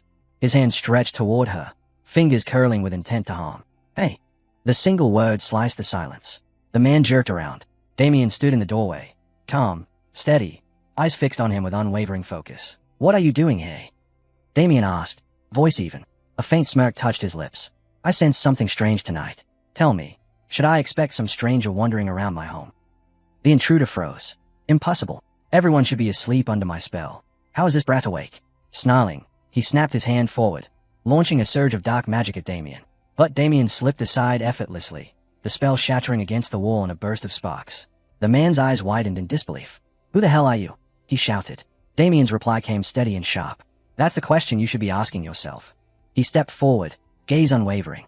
This is my home. So tell me, who are you, and what exactly were you planning to do to my sister? The intruder's smirk twitched into annoyance. From down the hallway came hurried voices, guards rushing toward Louise's room after hearing the commotion. The man clicked his tongue in irritation. Troublesome. If they saw him, Escaping would be a nightmare. With a flick of his hand, shadows coiled around him. Dark magic wrapped his form, and he dissolved into black mist, slipping out the window with inhuman speed. Only a faint, poisonous aura hung in the air where he'd been standing. Damien lunged toward the window, scanning the night. Did I lose him? But before he could lean further, a cold shiver ran across his skin, an eerie pulse of energy brushing past him like a whisper of death. Outside the manor, unease began to ripple through the estate. Stable hands clustered together, pale with shock as they stumbled upon a grim sight. The Viscount's prized horse lay lifeless on the ground. How is this possible? It was fine yesterday. What will the Viscount say? Fear tangled their voices as they hovered helplessly around the body. Damien stepped through them, calm overshadowing their panic. This isn't misfortune, he said firmly. And I'm not here to blame anyone. Move aside, I'll take care of this. They obeyed immediately, clearing space as Damien knelt beside the fallen horse. His eyes narrowed, tracing the faint residue clinging to its body. He placed a hand against its side, feeling the malicious hum still lingering beneath the surface. His thoughts hardened. The same power. It was unmistakable. This was the same aura he sensed from the intruder last night. A vile, suffocating energy steeped in malice. Black magic. Damien rose slowly, certainty settling like a stone in his chest. The man he had confronted wasn't just a criminal. He was a dark sorcerer. And while the rest of the Haxon family slept, unaware of the danger threading its way around them, Damien felt the weight of their lives press firmly onto his shoulders. Their safety was his to protect now. Meanwhile, the trail of shadowy energy slithered away from the stables, weaving deep into the forest. It wound toward a hidden cave swallowed by darkness. Inside, the sorcerer muttered to himself, relishing the night's results. He let out a cruel laugh, mocking the Black Serpent Gang's leader. Idiots, so easy to fool. They thought I'd crafted some powerful curse for them. It was nothing but leftovers. Bitterness clung to his voice, but pride glimmered beneath it. With the resources he had taken, he wouldn't need to collect more for a while. Yet resentment gnawed at him, reduced to scavenging, hiding, running from the organization that now hunted him like prey. For now, he would remain in the shadows. It was the only way to survive. But just as the sorcerer prepared to leave, a voice drifted through the cave. Calm, steady, yet sharp enough to slice through stone. What a disgusting smell. Like an old man rotting away in here, living alone without even knowing how to air out his own cave. The sorcerer froze. His breath hitched. Slowly, he turned.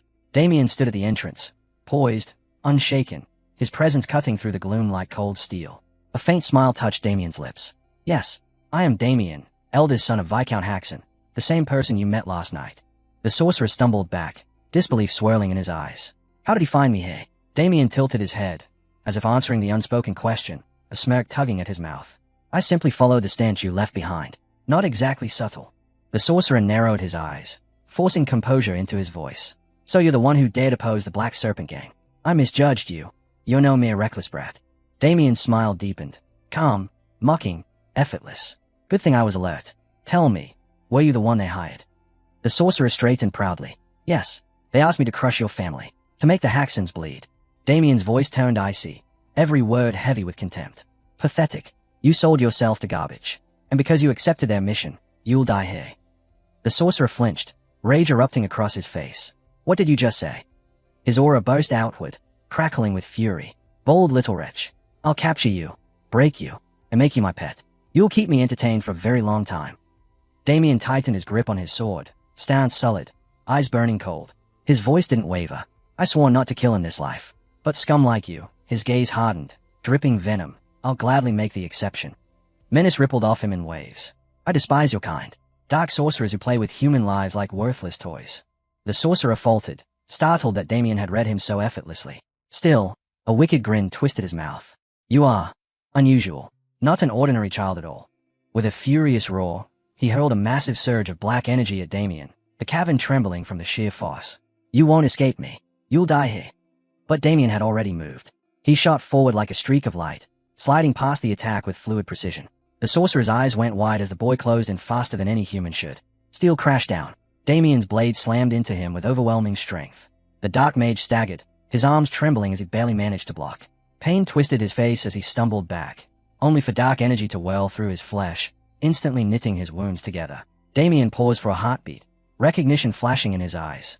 That regeneration, it's the same ability I saw at the palace. The sorcerer's grin returned, stretched and poisonous. Surprised. Your little strike is meaningless. You can't kill me that easily. Damien's grip tightened around his sword, his gaze turning razor-sharp. Then I'll carve you apart, piece by piece, until there's nothing left of you but dust. With a burst of fury he launched forward, his blade tearing through the air in a relentless storm. Each strike hammered into the sorcerer, driving him back step by step. The dark mage's body jolted from every impact. Yet he only laughed, grinning through the pain. Interesting, he hissed, amusement dripping from his voice. Your skill is remarkable, but still, not enough to kill me. He suddenly stopped retreating. His tone sank into a whisper thick with malice. From the moment you walked into this cave, your fate was sealed. Damien's eyes narrowed, then a shock tore through him. All around the cavern, glowing symbols burst to life. Dozens of magical traps lit up, each radiating a crushing, murderous pressure. The sorcerer smirked, basking in Damien's reaction. These wards were prepared long before you showed up. Insurance, in case the organization ever tried to hunt me down. And now look at you, standing right in the middle of them. Damien braced his sword, instantly understanding the threat. These weren't ordinary traps. The oppressive force pouring from them made the air feel heavy enough to break bones. The sorcerer lifted his hand, voice echoing like a curse. You will regret crossing me, to challenge someone of my rank in dark magic. That was the last mistake you'll ever make. Darkness surged, gathering into a rotting, swirling torrent. His lips curled into a cruel smile. Die slowly, die screaming, boy, as your body decays. Black energy crashed toward Damien, flooding the cave with suffocating pressure. The air itself trembled under the force. But Damien didn't move. His eyes burned with cold defiance as he steadied himself, refusing to give an inch. The sorcerer cackled as the attack swallowed its target. Arrogant brat, you ran straight into your death. The more damage I deal, the higher the Black Serpent Gang's payment. And now, with you gone, his grin twisted. I'll return for that girl. He turned. Decay magic, huh? Damien's voice cut through the darkness, sharp and mocking. So that's what you used. The sorcerer froze. He whipped around, disbelief turning his face pale. Damien stood there, unbroken, unmoved, his sword still at his side. Impossible, the mage rasped. How are you still alive? And how do you even know what decay magic is? Damien only gave a faint smile, unreadable and calm. Who knows? But inside, lightning struck his heart. So it's still here, that power. The authority I thought I'd lost when I returned to this time. A memory surfaced, so vivid it made his chest tighten. The towering, dreadful silhouette of Dorggo. His voice, deep and merciless, echoed from the depths of Damien's soul. Beloved Knight of Death. The weight of that title settled onto him again, along with the truth of what he still possessed. The authority of the rulers. And in that moment, Damien understood. This battle was far more dangerous than anything he had imagined. Damien knelt before the towering figure in his memory, listening as the sorcerer spoke of forging him a powerful body and unrivaled magic. But the sorcerer insisted those gifts alone were insufficient. His voice deepened, declaring that he had given Damien something far greater, an additional force meant to shape him into the ultimate weapon, the purest incarnation of darkness itself. In that memory, Dorggo forced wave after wave of overwhelming power into him, obsessed with molding Damien into the deadliest creation imaginable. A sinister laugh echoed through the void as the sorcerer admired the result of his ritual. Suddenly, torrents of black energy exploded outward, immense and unstoppable, sweeping across the world like a divine calamity. Standing tall, Dorggo boasted that this strength did not come from mortals, it came from the gods. He poured out the energy with absolute focus, determined to complete the ritual he had sacrificed everything for. The air trembled violently as the black force spread, devouring anything in its reach. Madness gleamed in Dorggo's eyes as he watched the destructive power he had unleashed. The energy crashed into Damien's body, burning through him with unbearable agony. Damien screamed as the torrent ripped through his very soul. Darkness erupted, shaking the world as Damien became the vessel of this monstrous power. Dorggo roared with twisted triumph, his voice trembling with pride. His dream had finally taken shape. The nightmare he long sought now rested inside Damien. Around him, the dreadful energy swirled and solidified, wrapping Damien in an awe-inspiring, terrifying aura. Staring at himself, Damien felt a chill. How could this power still exist within him, even after turning back time?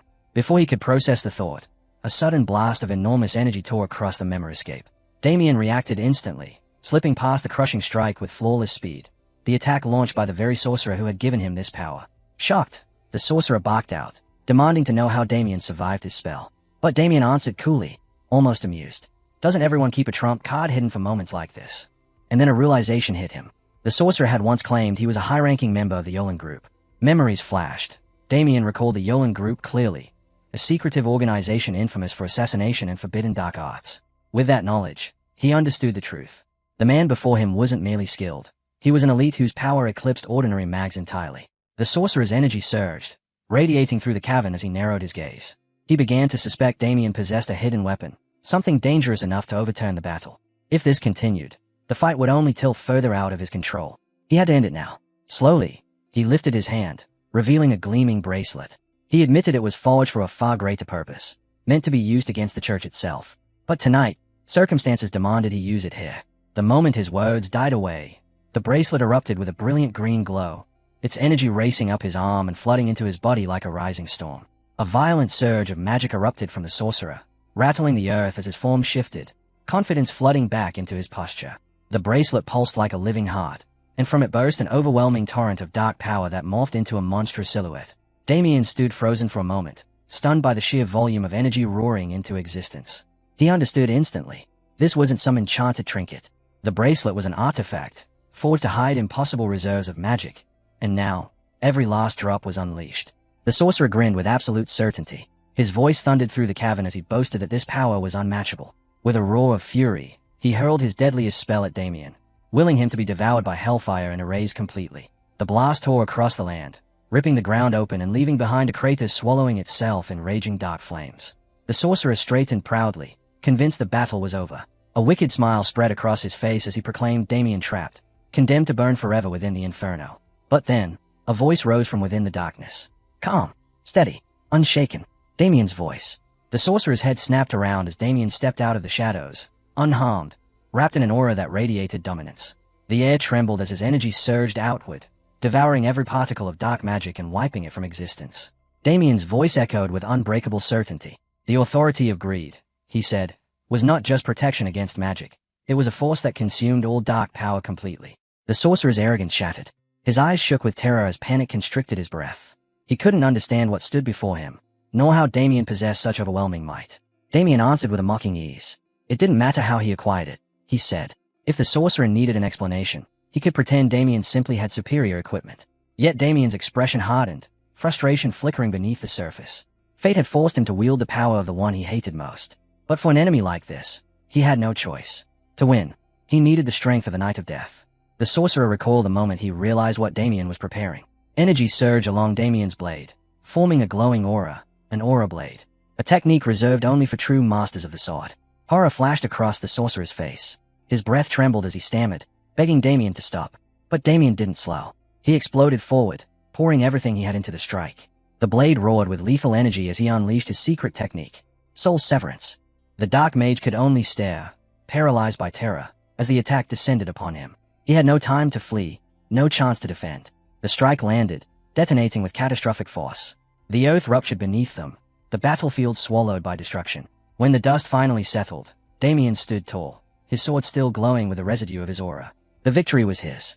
Beneath the collapsed debris, the sorcerer lay half-buried, coughing violently as he clung desperately to life. Damien approached slowly, each step controlled, each breath steady. He lowered his sword until its cold edge hovered inches above the fallen sorcerer's throat. His voice was ice. If the man spoke before dying, Damien said, he would at least grant him a painless end. Then, in a firm, uncompromising tone, Damien demanded the location of the Black Serpent Gang's hideout. The story shifted to the next morning. A carriage rolled smoothly into the bustling heart of Trade City, its wheels carrying a calm stillness that contrasted the chaos inside Victor's mind. Sitting across from Damien, his loyal servant watched him with a mixture of curiosity and unease. He finally asked, what business did his master have at the city's landmark again? Damien only smiled, a quiet, precise smile. If Victor intended to follow him, he should do so without unnecessary questions. A chill crept down Victor's spine. Though Damien's expression remained serene, the book in his hands radiated a sinister pressure, like a coiled serpent waiting to strike.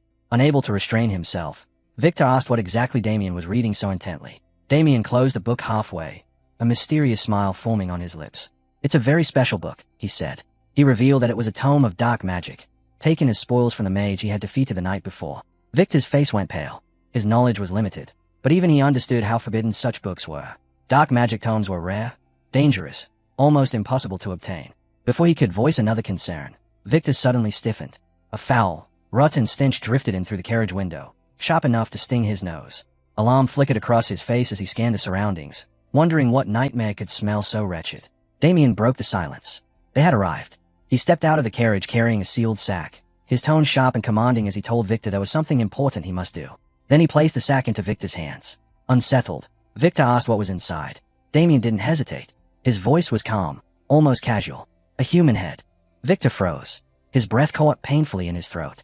With trembling hands he slowly checked the sack, and the moment he saw the truth, he let out a strangled scream and hurled the sack away in horror. Damien moved swiftly, retrieving it with the same composure he always carried. He urged Victor to calm himself, reminding him they were in public, surrounded by countless onlookers. Explanations would come later.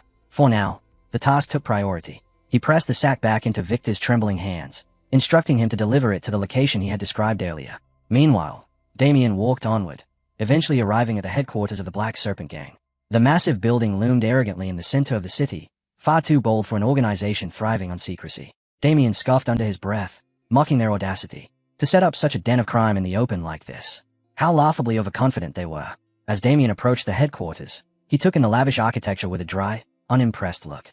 For criminals, the Black Serpent Gang seemed to live quite comfortably. His bold stride immediately drew the attention of the guards stationed outside. They glared at him, barking demands. Who dared walk so confidently toward their base? Damien answered with calm certainty.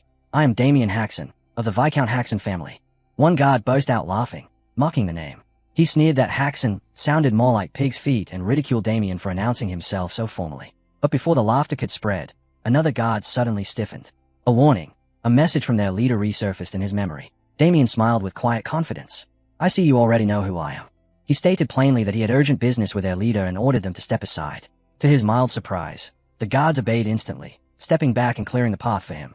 But then, a sharp hiss broke the air. One of the guards fired a signal flare straight into the sky. The streak of light exploded above the headquarters, a blazing beacon summoning everyone inside. Damien tilted his head slightly, watching the flare burn overhead, fully aware of the storm he had just stepped into. A smirk curled over the guard's lips. He taunted Damien, admitting he never planned to let him pass so easily. Within seconds, gang members flooded the courtyard, sprinting toward Damien from every direction. Damien's eyes narrowed, his expression shifting into something cold and lethal. He demanded to know what they had just done. The mocking guard laughed. It was nothing, he said, just a welcome gift from their boss. Surrounded on all sides, Damien stood tall, unwavering as a ring of enemies tightened around him. His voice cut through the tension like steel. You'll regret this. Meanwhile, elsewhere in Trade City, Governor Sebastian Baker lounged comfortably at a banquet, raising his glass as he thanked Cedric, the leader of the Black Serpent Gang, for his generous hospitality. Laughter filled the hall, the atmosphere warm and indulgent. Sir Robert, a knight of the city guard, leaned back with flushed cheeks, slurring for more wine as he drank without restraint. The governor beamed at his guests, expressing how pleased he was to see them enjoying themselves. Turning to Cedric, he praised the gang openly, declaring full confidence in their ability to manage the city's operations. With a proud smile, he added that he would love to see them take over the entire entertainment district, and promised to silence anyone who dared oppose them. Sir Robert, wobbling and red-faced, gazed at Cedric with drunken sincerity, apologizing for not being able to do more. Cedric, still wearing his polite, courteous mask, addressed him as Sir Robert, assuring him that his service in protecting the city was already more than enough. With a deceptive smile, Cedric showered Robert with flattering words, praising how difficult it must be to maintain order in a city as vast and chaotic as Landwork. He insisted Robert was simply too modest and that there was no reason for him to belittle himself. The knight's face flushed an even deeper shade of red, clearly delighted by the praise. Leaning in, he promised Cedric that if the gang ever needed anything at all, he would make it happen. Cedric continued smiling politely, offering gracious nods and warm acknowledgments. But beneath that refined exterior, his thoughts twisted with disdain. Every courteous word he spoke dripped with contempt for the fools gathered around him. Inside the banquet hall, Cedric hid his scheming behind polished manners. But in the depths of his mind, his true ambition surged.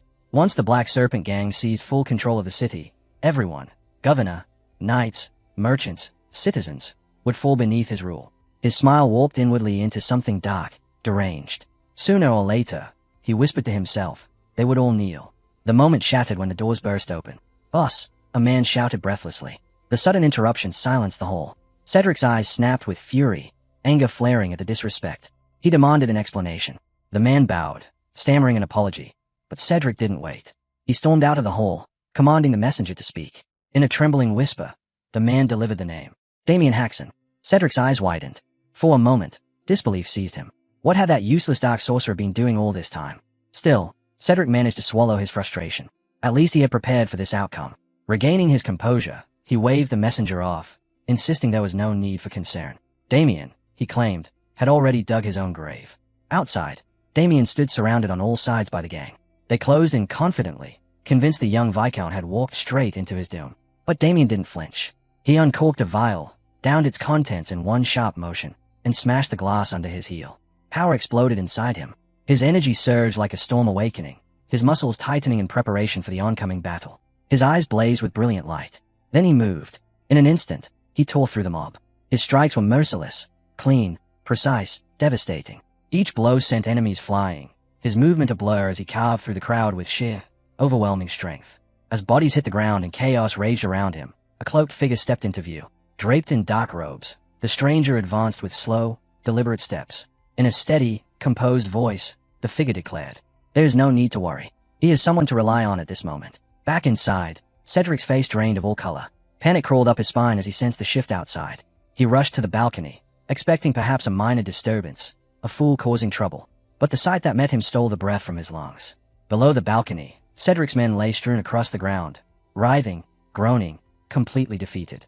And at the center of that ruin stood Damien, untouched, unshaken, commanding the battlefield with an aura that felt far too heavy for someone so young. Cedric's breath caught in his throat. Disbelief carved deep lines across his face. His voice trembled as he turned to the nearest subordinate, demanding confirmation. Was that young man truly Damien Haxon? The man nodded with anxious certainty. Cedric froze. He remembered the rumors. Damien, the worthless heir, talentless, harmless, irrelevant. Yet now, staring at the devastation below, panic surged through him. Could it be? The dark sorcerer he hired had been defeated. By Damien Haxon of all people. Realizing the gravity of the situation, Cedric rushed back inside, scrambling to summon reinforcements. Meanwhile, on the battlefield, Damien's instinct sharpened. Something was wrong. Something was coming. His eyes flicked upward just as a magic-charged object streaked through the air toward him. 3 of Cedric's men appeared on a rooftop, gripping a massive enchanted weapon. Their voices boomed as they declared their challenge, aiming to crush Damien beneath a devastating spell. A blazing torrent erupted from the weapon, flames devouring everything in their path before exploding outward in a violent blast. But when the smoke cleared, Damien still stood there, unscathed, sword raised, eyes steady. One gang member scoffed, mocking him for believing a single sword could block a fire strike of that magnitude. Damien didn't reply. Instead, he stepped forward and activated his secret technique, Infinite Insight. The flames twisted unnaturally, reversing direction with terrifying speed. Horror filled the men's faces as their own spell hurtled back toward them, detonating in a thunderous explosion that ripped apart half the structure. When the flames died, Damien remained standing, calm, resolute. He surveyed the destruction with a sharp, almost mocking glint in his eyes. Cold determination filled his voice as he muttered, "It's time to drag Cedric, the leader of the Black Serpent Gang, into the light." But before he could move, a crushing, sinister force pressed down from above. Instinct snapped through him as he threw himself back, just in time. A towering figure slammed into the ground with brutal force, the impact shaking the earth where Damien had stood moments earlier. Damien retreated a safe distance, eyes narrowing as he assessed his opponent. The man radiated a suffocating aura, so dense and oppressive it burned against Damien's skin. Dust billowed around them as the stranger straightened, voice deep and taunting. "So you're the one causing all this chaos. I've been curious to see who it was." As the haze settled, Damien quickly understood. This wasn't just another thug. This was an official knight. Skilled. Dangerous. The stakes had just escalated. Suddenly, armored soldiers poured into the area, surrounding Damien with weapons raised. Their boots thundered against the stone as they closed the circle. From their midst, a furious shout split the air. Sebastian Baker stormed forward, pointing an accusing finger at Damien. His voice rang with indignation as he declared himself the governor of Landwork. He vowed he would personally punish Damien for disturbing the peace. But Damien remained perfectly composed. He looked at Sebastian with cool indifference and asked, "Why would you punish me?" As though the accusation was nothing but a joke. Provoked by Damien's calm defiance, Sebastian erupted into a furious tirade. Sebastian's glare sharpened as he hurled accusations at Damien, claiming he had assaulted Cedric, a supposedly respected businessman, and endangered innocent citizens. From the shadows, Cedric watched with thinly veiled amusement, delight flickering across his face as Sebastian painted Damien as a criminal deserving the harshest punishment. But Damien only shifted his gaze towards Cedric, the true leader of the Black Serpent Gang. A slow, mocking smile curled at his lips. "So, I finally found you," he said lightly. "Let's start our conversation with a punch, shall we?" His eyes gleamed as he added with biting sarcasm, "I suspected the gang was tied to city officials, but I didn't expect the connection to be this weak. Hiding behind the title of honest merchant suits you perfectly." Sebastian toned bright red with fury. He shouted that if Damien begged for forgiveness now, he might lessen the punishment. Damien dismissed it instantly. "Forgiveness only matters if I've done something wrong." That single sentence snapped the governor's restraint. He spun toward the knight beside him. "Sir Robert, I tried to reason with him because of his youth. But since he refuses, he has only himself to blame for what comes next." Sir Robert stepped forward, weapon raised high, towering with authority. Damien remained utterly unfazed. Robert frowned at the young man's bold composure and declared himself the Knight Protector of the city. He ordered Damien to drop his sword and surrender immediately. But Damien didn't move. Calm, steady, unyielding. Robert studied him carefully. Was this confidence or delusion? Damien answered with certainty. He was neither foolish nor reckless. He simply trusted his own strength. That reply ignited a spark of excitement in Robert's eyes. With explosive force, Robert charged. His massive weapon sliced through the air like thunder. Damien dodged, but the strike slammed into the ground, tearing it open, cracks splintering beneath their feet. The shockwave alone made Damien's expression tighten. He had expected Robert to be strong, but feeling that raw power firsthand was something else entirely. Before he could recover, Robert was already upon him. A crushing fist shot forward, too fast to escape. Damien barely managed to raise his arm in time. The blow connected with devastating force, launching him backward and shaking the battlefield. But even mid-E, Damien refused to fall helplessly. He twisted, landing on one knee and one foot, steady but strained. A sharp jolt of pain shot through his arm. He glanced at it, already throbbing, his muscles screaming under the pressure of Robert's punch. Even while blocking, the attack still broke through. How long could he endure a barrage like that? The battle pressed on relentlessly. Suddenly, Robert vanished into a blur and reappeared in front of him. A strike tore past Damien's cheek, missing by inches. The wind alone stung like a blade. Robert sneered, voice dripping with mockery. What's wrong? What's got you so distracted that you're getting blindsided in a fight? Damien grits his teeth, realizing his opponent isn't just brutally strong, he's fast enough to push him right to the edge. Robert steps in again, ready to overwhelm him. But before the blow can land, another presence cuts through the chaos. A single flash of raw strength sends Robert's weapon spiraling away as a newcomer intercepts the strike and counters with a force that rattles the ground itself. Cedric and his men stare, their smug confidence collapsing into wide-eyed dread. The shift in the air is undeniable. The battle's momentum has just been torn out of their hands. Robert freezes, stunned that anyone would dare disrupt his attack. Rage explodes from him as he demands to know who intrudes. But then a radiant aura washes over the field, silencing even his fury. A paladin steps forward, holy light blazing around her, her stance unshakably firm. Robert's voice trembles as he stammers out a question. Why would a knight of the church appear in a place like this? Before he can get an answer, Damien hears someone shouting from behind him. Young master. He turns, spotting Victor sprinting toward him. Damien lets out a breathless smirk and asks why he decided to show up so late. Victor practically vibrates with excitement as he reaches him, shouting again and again with overflowing pride. I've arrived. Young master. I'm here. Cedric's composure crumbles the instant he sees the paladin step onto the battlefield with her attendants. A cold spike of terror drives into him. If the church has discovered his ties to a dark sorcerer, his entire web of influence will burn to ash. Victor rushes up beside Damien, panic giving way to concern as he asks if Damien is unharmed. Damien fires back dryly, saying he almost became a skeleton waiting for Victor to finally show up. Then his gaze shifts toward the paladin, and a quiet certainty settles in his eyes. Everything is moving exactly according to his plan. With her here, the board is tilted entirely toward his side. Victor beams with pride, declaring that while he may not be the best at everything, nobody can beat him when it comes to completing missions fast. Hours earlier, beneath a sky so calm it seemed sacred, the great church stood in serene silence, unaware that destiny was already sprinting toward its gates. Inside, rows of gray-cloaked believers knelt in deep prayer, filling the hall with quiet reverence. But in the shadows behind them lingered a presence that didn't belong. Among the worshippers, a young paladin prayed with unwavering focus, until a sudden uneasiness rippled across her senses. She opened her eyes and looked over her shoulder, alert. The next moment, the doors slammed open. Victor stumbled inside, gasping for breath, nearly collapsing from exhaustion. Struggling to steady his voice, he asked if this place was truly the sacred branch of the church. The paladin answered calmly that it was. Her gaze swept over him, sharp and discerning, as she asked what matter could drive him here in such a frantic state. Victor held up the sealed evidence with trembling hands. Breathless yet determined, he explained that his young master had entrusted him with something crucial, proof that someone in the city was colluding with a dark sorcerer. The paladin's calm facade cracked. Alarm surged across her face as she realized the weight of the message he carried. Her eyes widened as Victor revealed more. Evidence tied to dark magic was no minor discovery. It could upend an entire city. Urgency sharpened her tone as she demanded to see the notebook, already sensing danger resting within its pages. The moment it touched her hands, the truth hit her like a cold blade. A faint, sinister pulse of dark energy clung to the cover, and the symbol etched across it made her expression tighten further. Before Victor could even blink, she tore the bag from his grip and reached inside without fear. Victor froze, horrified, as she drew out something he never imagined she'd find so easily. The severed head of the dark mage the church had hunted for years. The instant her eyes confirmed it, her face hardened with pure fury. She declared in a voice filled with conviction that one of the leaders of Yulon Agito had finally been exposed. Righteous anger burned in her gaze, but so did unwavering resolve.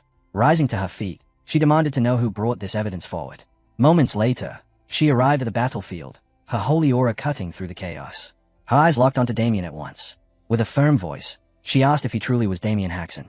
Damien answered calmly, standing beside Victor with unshaken composure. She informed him that the church had received his evidence and that, from this moment on, the matter would be handled entirely by the church.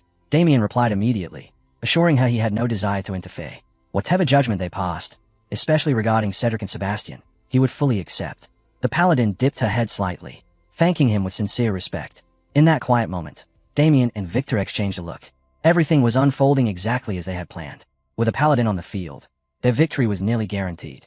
The Holy Church, beloved by the people for its mercy, held another face, one forged for righteous punishment.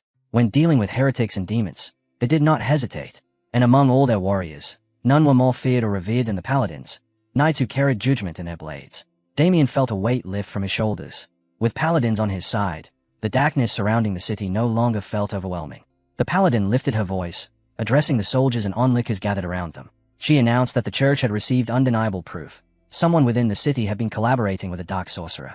Shock rippled through the crowd in frantic whispers, fear rising as they wondered who among them could betray the city so deeply. With solemn disgust, she proclaimed that the church would take direct control of the city's governance until every traitor was found and punished. Sebastian, rattled and growing pale, tried to protest. He insisted that as governor, authority should remain with him. But the paladin silenced him instantly, her voice ringing with divine force. Cleansing the land of heresy, she declared, was not a mere responsibility. It was a sacred command. Her words strike with absolute authority, leaving no room for doubt or defiance. She reminds everyone that the church's mandate stands above even the kingdom itself. Before Sebastian can squeeze in another protest, she cuts him off sharply. This is not a moment for argument. It is the moment the guilty must face judgment. She stands tall, holy light sharpening her presence as she announces that Governor Sebastian and the royal soldiers under him are among the prime suspects. A wave of stunned murmurs ripples through the crowd, unease spreading like wildfire. But she isn't done. Her gaze snaps towards Cedric, and she points directly at him, accusing him of harboring and aiding a dark sorcerer within the city. Her attention returns to Sebastian, her tone unmoving as she states that his open support of Cedric draws suspicion upon him as well. Sebastian reels back, disbelief twisting his features. He shouts, demanding to know if Cedric truly aligned himself with a sorcerer. Cedric, cornered, lashes out defensively, calling the accusations absurd slander meant to ruin him. But the paladin remains untouched by their protests. With an icy calm, she tells him he may deny it 1,000 times. It changes nothing. Then she raises the final, irrefutable blow. She holds up a small notebook, announcing that it contains detailed accounts of Cedric's dealings with the sorcerer, the suppliers, the payments, the locations, everything. At the sight of the book, Cedric's face drains of all color. Quiet curses slip from his lips as he damns the sorcerer's stupidity for writing anything down. Desperation claws at him as he turns to those around him, begging them to believe him. He insists he is innocent, that everything is a misunderstanding, that it can still be settled without violence. The paladin ends his plea with a single order. Her voice rings out like steel striking stone as she commands the soldiers to seize every person involved. No exceptions. Chaos erupts instantly. Cries echo through the air as Cedric, Sebastian, and their supporters are dragged away, some fighting wildly, others collapsing into frantic pleas that fall on deaf ears. From the background, Damien watches it all unfold, expression unreadable. As Sebastian is forced past him, their eyes meet. Suspicion gnaws at the governor's mind. Could Damien have planned this from the beginning? A cold panic spreads through him. If he falls into the church's hands, he may never see daylight again. Meanwhile, Cedric is shoved forward by soldiers, yet he still leans toward Robert with a grim whisper. He warns that the church won't stop at a simple arrest. They'll bury him in charges until execution becomes inevitable, trial or not. Before Robert can respond, a shout cuts through the air, calling his name with fierce urgency. He freezes, breath suspended. Then, with a furious roar, he erupts. Blue energy surges around him, crackling like a storm as he gathers every ounce of strength. With blazing resolve, he declares that he will not be captured. If the church wants him, they will have to earn it. He will fight to the very end. Cedric bursts into manic laughter as he watches the chaos unfold, convinced the real battle is finally beginning. But Damien remains still, his gaze cold and steady, as if he had anticipated every step that was now spiraling into motion. Robert hoists his massive sword high, veins bulging with power, and brings it crashing down with earth-splitting force. The impact thunders across the battlefield, but the knight before him doesn't move. Not an inch. Her stance is solid as stone, her expression unchanged. Robert's eyes widen in disbelief. How could anyone withstand that without even flinching? Before the shock can settle, She moves. Her counter-strike flashes like lightning. So fast Robert doesn't even register it until his defenses explode apart. Cedric's triumphant grin shatters instantly, his jaw dropping as if his soul nearly escaped him. Damien simply watches, the faintest curve forming at the corner of his lips, silent satisfaction. The knight lifts her hand, and blue flames roar to life around her arm, burning with divine fury. Her voice echoes like a decree from the heavens as she warns that anyone who dares defy the lords will be met with nothing but annihilation. Blood sprays as a deep wound tears across Robert's body. His massive frame collapses violently, the ground shaking beneath him. She stands over him like an executioner chosen by the heavens, her holy aura blazing bright enough to bane fear into every heart watching. Her voice rings out again, steady, unshakable, absolute. Punishment will be delivered here and now. No rank, title, or influence will shield the corrupt. Before her, all are judged equally. This is the Lord's ruling, she declares, and no mercy will be shown to those stained by corruption. Cedric lies bound and defeated, slumped in humiliation. His schemes, his power, his pride, everything lies in ruins at his feet. Not far away, Sebastian thrashes like a madman, screaming curses as knights drag him through the dirt. He begs, demands, and bargains for freedom, but none of it matters. Damien and Victor watch the scene quietly from a distance. Their smiles are small but unmistakably satisfied. To see the supposed leader of the Black Serpent gang reduced to this trembling wreck, it's almost hard to believe he ever inspired fear. But Cedric is not broken inside. His fury burns hotter than ever. He glazes at Damien with eyes full of hatred, knowing exactly who orchestrated this downfall. Every broken piece of his ruined world points back to one person, Damien Haxon. Damien turns calmly to the Holy Knight and expresses his gratitude, saying her intervention allowed the mission to proceed perfectly. As he looks at her more closely, he senses something deeper in her aura, something rare. The purity and intensity of her blue flames make everything clear. She is a knight of the Azure Flame Division. His mind flicks to the tales surrounding them. One of the 5 most feared units of the entire church, executioners wrapped in holy fire. Their name alone is enough to make cities tremble. They purge heresy without hesitation, and once suspicion falls on a target, escape is impossible. Their history is written in blood and divine flames. The knight meets his gaze and calls his name with composed authority. She commends him for striking down one of the senior officers of the Yolan organization. Damien responds humbly, no arrogance in his voice. He simply says he did what he believed was right. The knight shakes her head gently, telling him his actions are far more significant than is willing to admit. Because of what he accomplished today, she continues, he will not be held accountable for anything that happened within the city's walls. Damien lets a quiet smile form, feigning innocent confusion, as if he doesn't understand the weight of her words. But she sees right through him. Her gaze sharpens as she speaks plainly. She knows he orchestrated everything, drawing the church into the conflict, using their arrival as the perfect cover, shaping the battlefield until every move fell in his favor. None of it was coincidence. Damien offers a respectful apology if his plan has caused her any inconvenience. He explains that he acted this way only because a dark sorcerer had targeted his family. That revelation shakes her. For the first time, her composed demeanor cracks, concern flickering across her face as the meaning settles in. After a long moment of reflection, she declares that under such circumstances, Damien will face no punishment of any kind. In fact, she adds, the bounty placed on the dark sorcerer's head will be rewarded to him in full. Damien blinks in genuine surprise. He hadn't known there was a bounty at all. He asks how much it is, and she answers without hesitation, 1,000 gold. Victor almost explodes. His eyes nearly pop out of his skull as he shouts that such an amount could buy a small castle. He shakes with excitement, unable to contain himself. Damien, however, isn't moved by gold. Wealth is fleeting, power is not. With a mild smile, he asks the paladin if he may request something else instead of the bounty. Victor nearly chokes on air. The young master, after recklessly burning through so much money already, now dares to refuse 1,000 gold. His mind spirals in outrage. The knight presses him, wanting to know what he truly seeks. Damien answers instantly. He wants the mana cultivation technique used by the church's knights. The request surprises her deeply. Someone capable of slaying a dark sorcerer shouldn't be asking for something so basic, or so she had assumed. Inwardly, Damien thinks back to the battle. He knows it wasn't his own ability that secured victory. It was divine intervention. That kind of miracle won't save him again. Miracles aren't a foundation he can stand on. If stronger enemies appear, and they will, he must rely on himself. The crude mana technique he learned in his mercenary days carried him this far, but it's a dead end. It can't guide him past the beginner's stage. To grow, to survive, he needs a true method, something powerful enough to match his ambition.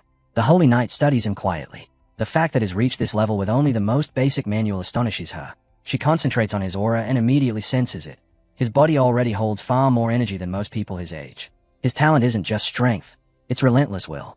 Then, instead of answering his request, she offers something far beyond what he asked for. Something greater. With a calm, almost luminous smile, she extends her hand toward him, offering not a reward, not a token, but a destiny few mortals ever even imagine. She offers him the chance to become a holy knight. The world seems to freeze. Damien meets her eyes without blinking, his expression unreadable. Beside him, Victor goes rigid, too stunned to even breathe. But Damien breaks the silence with a sharp, unwavering refusal. He steps back and rejects her offer outright. Victor is struck speechless. He leans in immediately, whispering frantically, demanding how his master could possibly tame down such an honor, especially after defeating an enemy of that magnitude.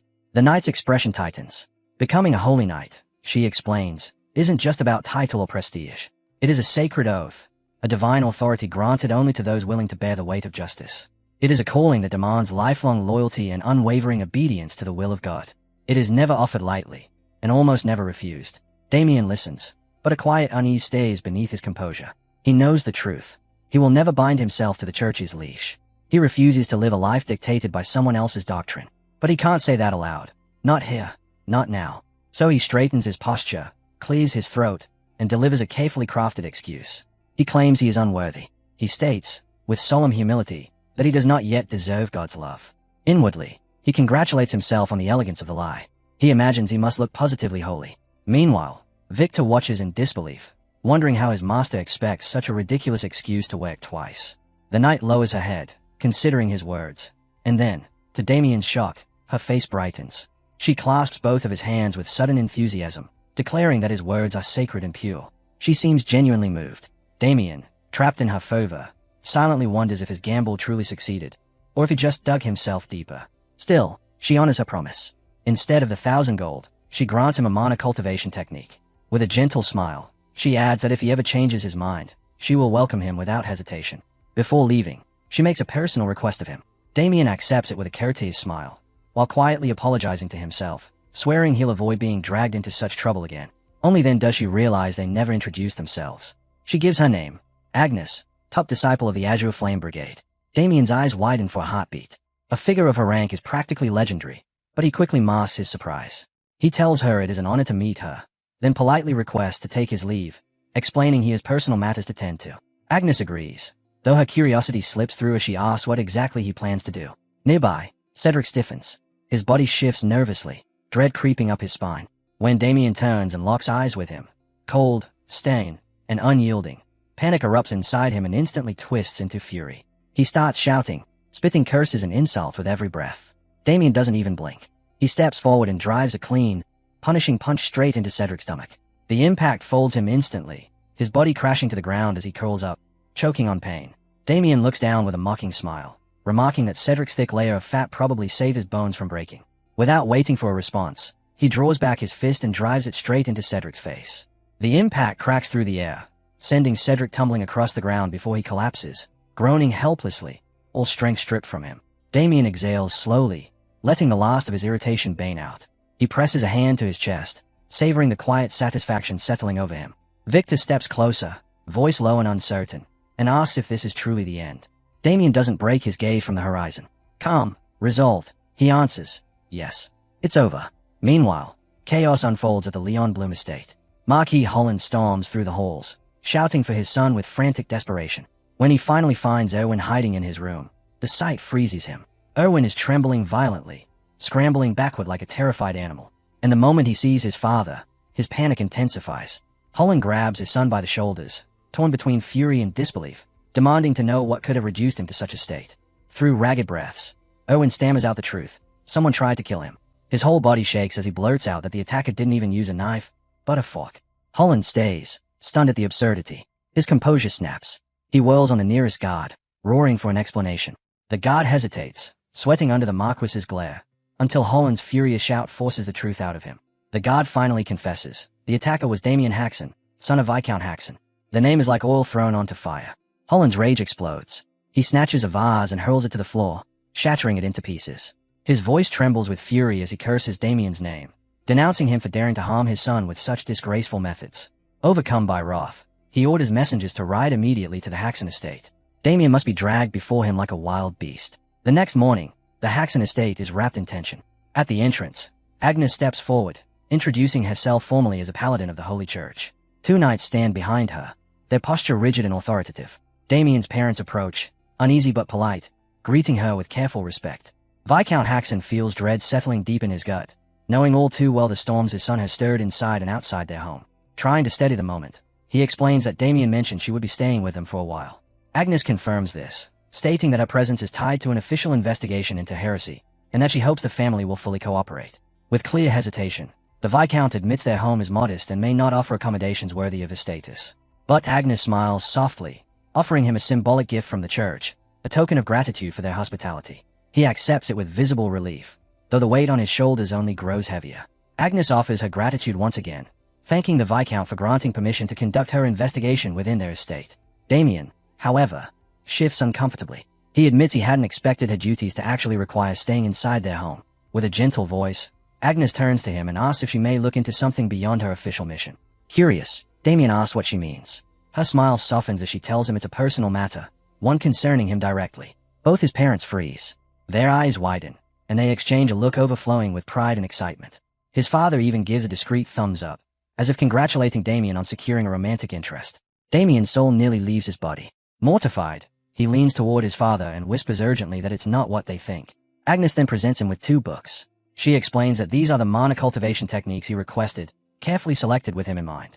Damien, startled, blurts out the obvious question, why 2 books when he had only asked for 1?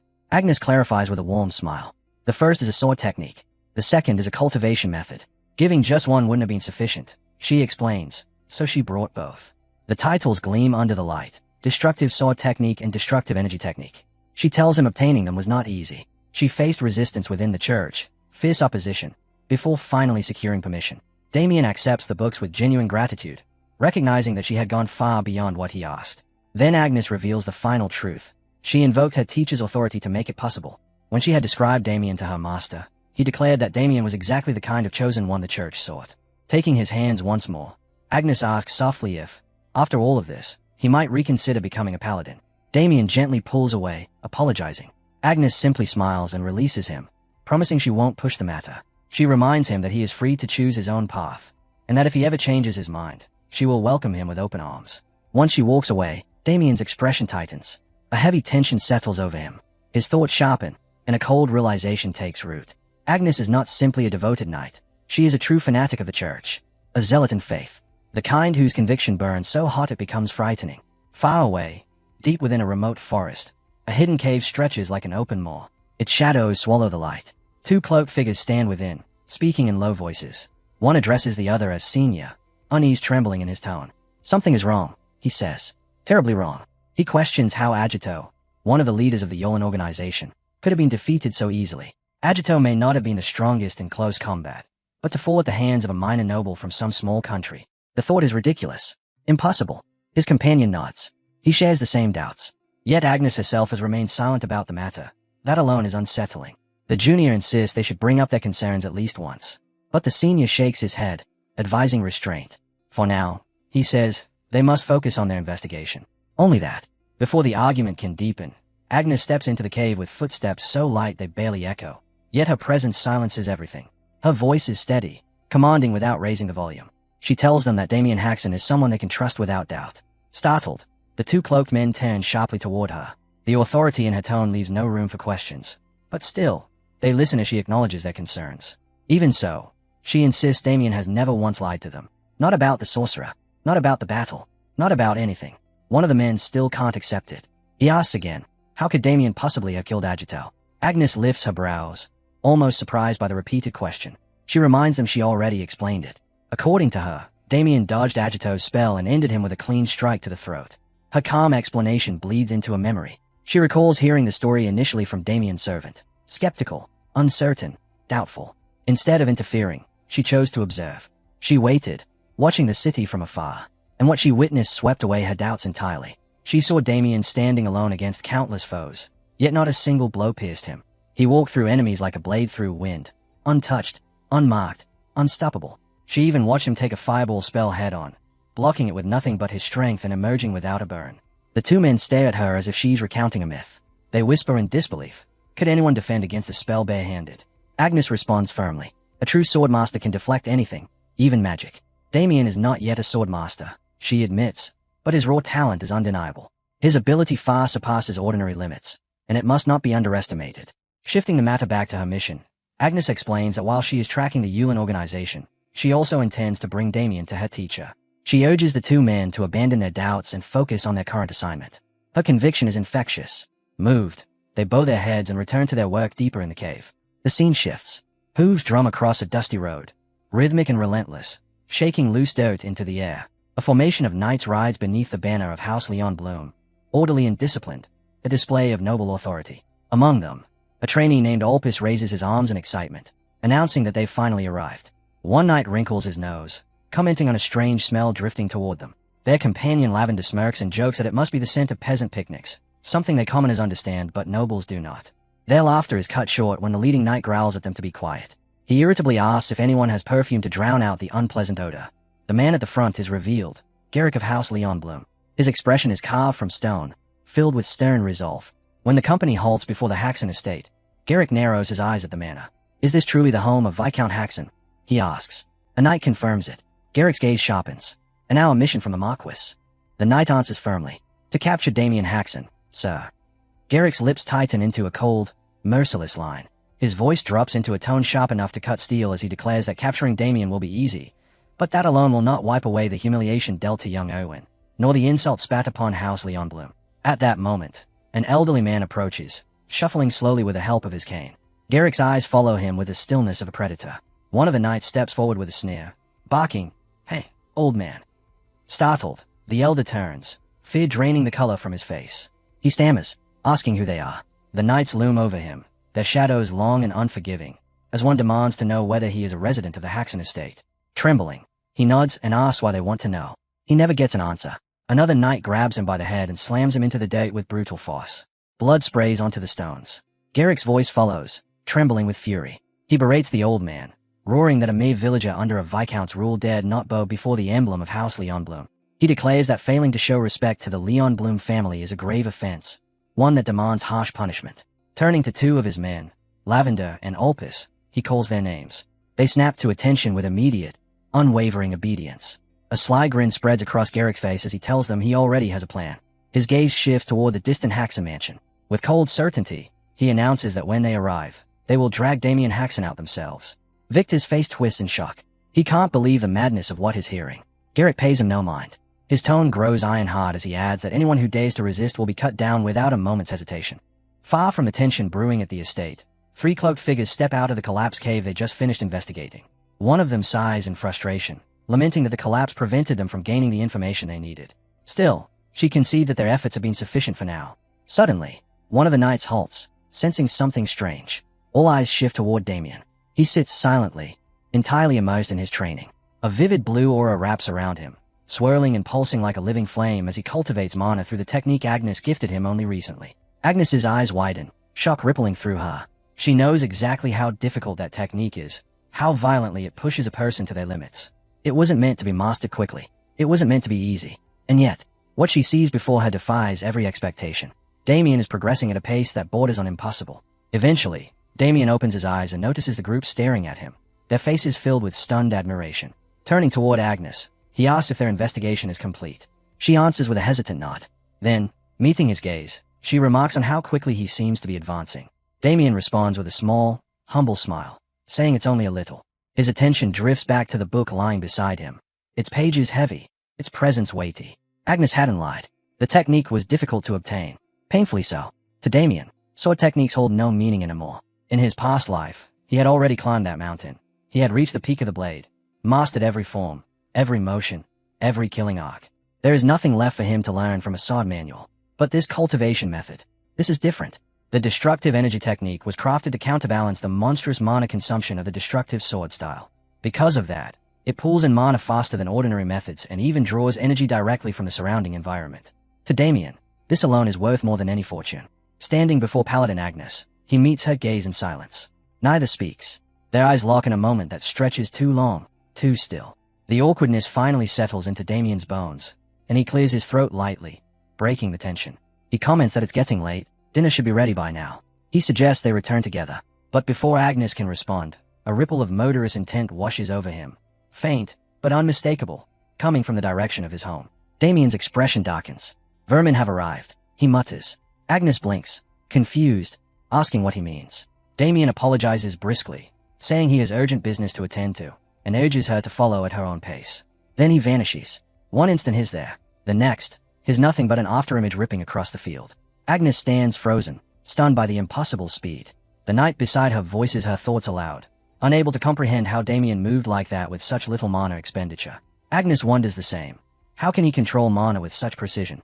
Then another question sinks its claws into her mind. Just how high is the ceiling of his abilities? Meanwhile, the Haxon estate is in chaos.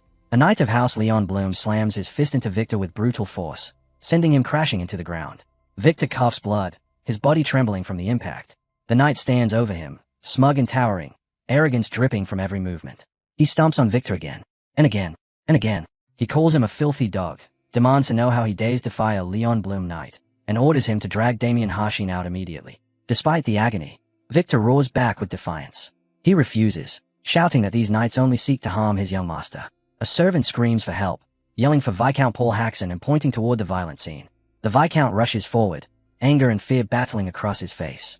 He shouts for everything to stop at once, his voice cutting through the air. He kneels beside Victor, pulling the wounded man into his arms, fury burning in his eyes as he demands to know how these knights dare brutalize a mere civilian. But Garrick steps forward.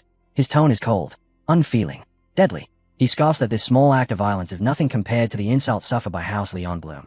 Then he fixes his gaze on the Viscount and delivers his order. Hand over Damien Hashin, by decree of Marquis Leon Bloom. If they surrender the boy peacefully, he says, their land will remain untouched. Inside, the Viscount burns with fury, disgusted by the Bloom family's vile tactics. Garrick, meanwhile, was a crooked snare, already convinced his promise of safety is nothing but bait. Even if Damien were handed over, he thinks, he'd still reduce the entire estate to ashes. Paul Haxon rises, resolve solid as iron, and declares that no threat, no matter how dire, will ever make him surrender his son. Garrick narrows his eyes, voice dripping with menace as he asks if the Viscount is truly certain. Paul doesn't waver for a heartbeat. His answer is firm, yes. Garrick snarls and gives the order, tear everything down until Damien crawls out. The Viscount roars back in outrage, shouting for them to stop, panic and fury twisting his expression. But before anyone can advance, the ground is suddenly sliced by a rushing shadow. Something, someone, closing in with terrifying speed. The knights freeze, their instincts screaming. Garrick whirls around, sensing the incoming force, confusion flickering across his face. Within seconds, Damien steps forward, calm and steady. Garrick spins again, rage erupting, demanding to know who dares stand before him. But the moment his eyes lock onto that familiar figure, the words die. His breath catches, his entire body stiffens. He knows exactly who has arrived. Garrick stands paralyzed, unable to move, staring at Damien as the young man plants himself firmly between danger and his family. Damien drops to one knee beside his father, voice softened with worry as he asks if he's unharmed. The Viscount assures him he's fine, though his eyes drift anxiously toward Victor. Damien follows that gaze, and his expression darkens. Victor lies there, wounded, and something cold burns behind Damien's eyes. He turns to the knights, his voice dropping into something sharp enough to cut. They don't even understand how lucky they are, he says. If Victor hadn't been strong enough to survive that beating, Damien would have crushed every one of them where they stood. Garrick snaps back with scorn, calling him nothing more than the Viscount's useless son. He mocks him further, claiming Damien's win against Erwin was nothing but a cheap trick. Damien smirks, repeating the word slowly, a cheap trick. Like he's tasting the insult and finding it laughable. With a roar, Garrick orders his men to break Damien's legs and force him to kneel. The knights charge, but Damien doesn't flinch. He moves with eerie calm. At the precise moment a blade comes for him, he slips aside effortlessly, murmuring to himself that this is the perfect chance to test the mana technique he just mastered. He grabs the knight's arm, crushing bone beneath his grip, and follows with a devastating punch infused with raw energy. The knight screams. Before another can even blink, Damien unleashes a lightning-fast kick that slams into the man's ribs. The knight's body sails through the air and crashes to the ground, already unconscious before it hits the date. Garrick's eyes flicker with a spark of surprise at the overwhelming force Damien just displayed, but pride won't let him back down.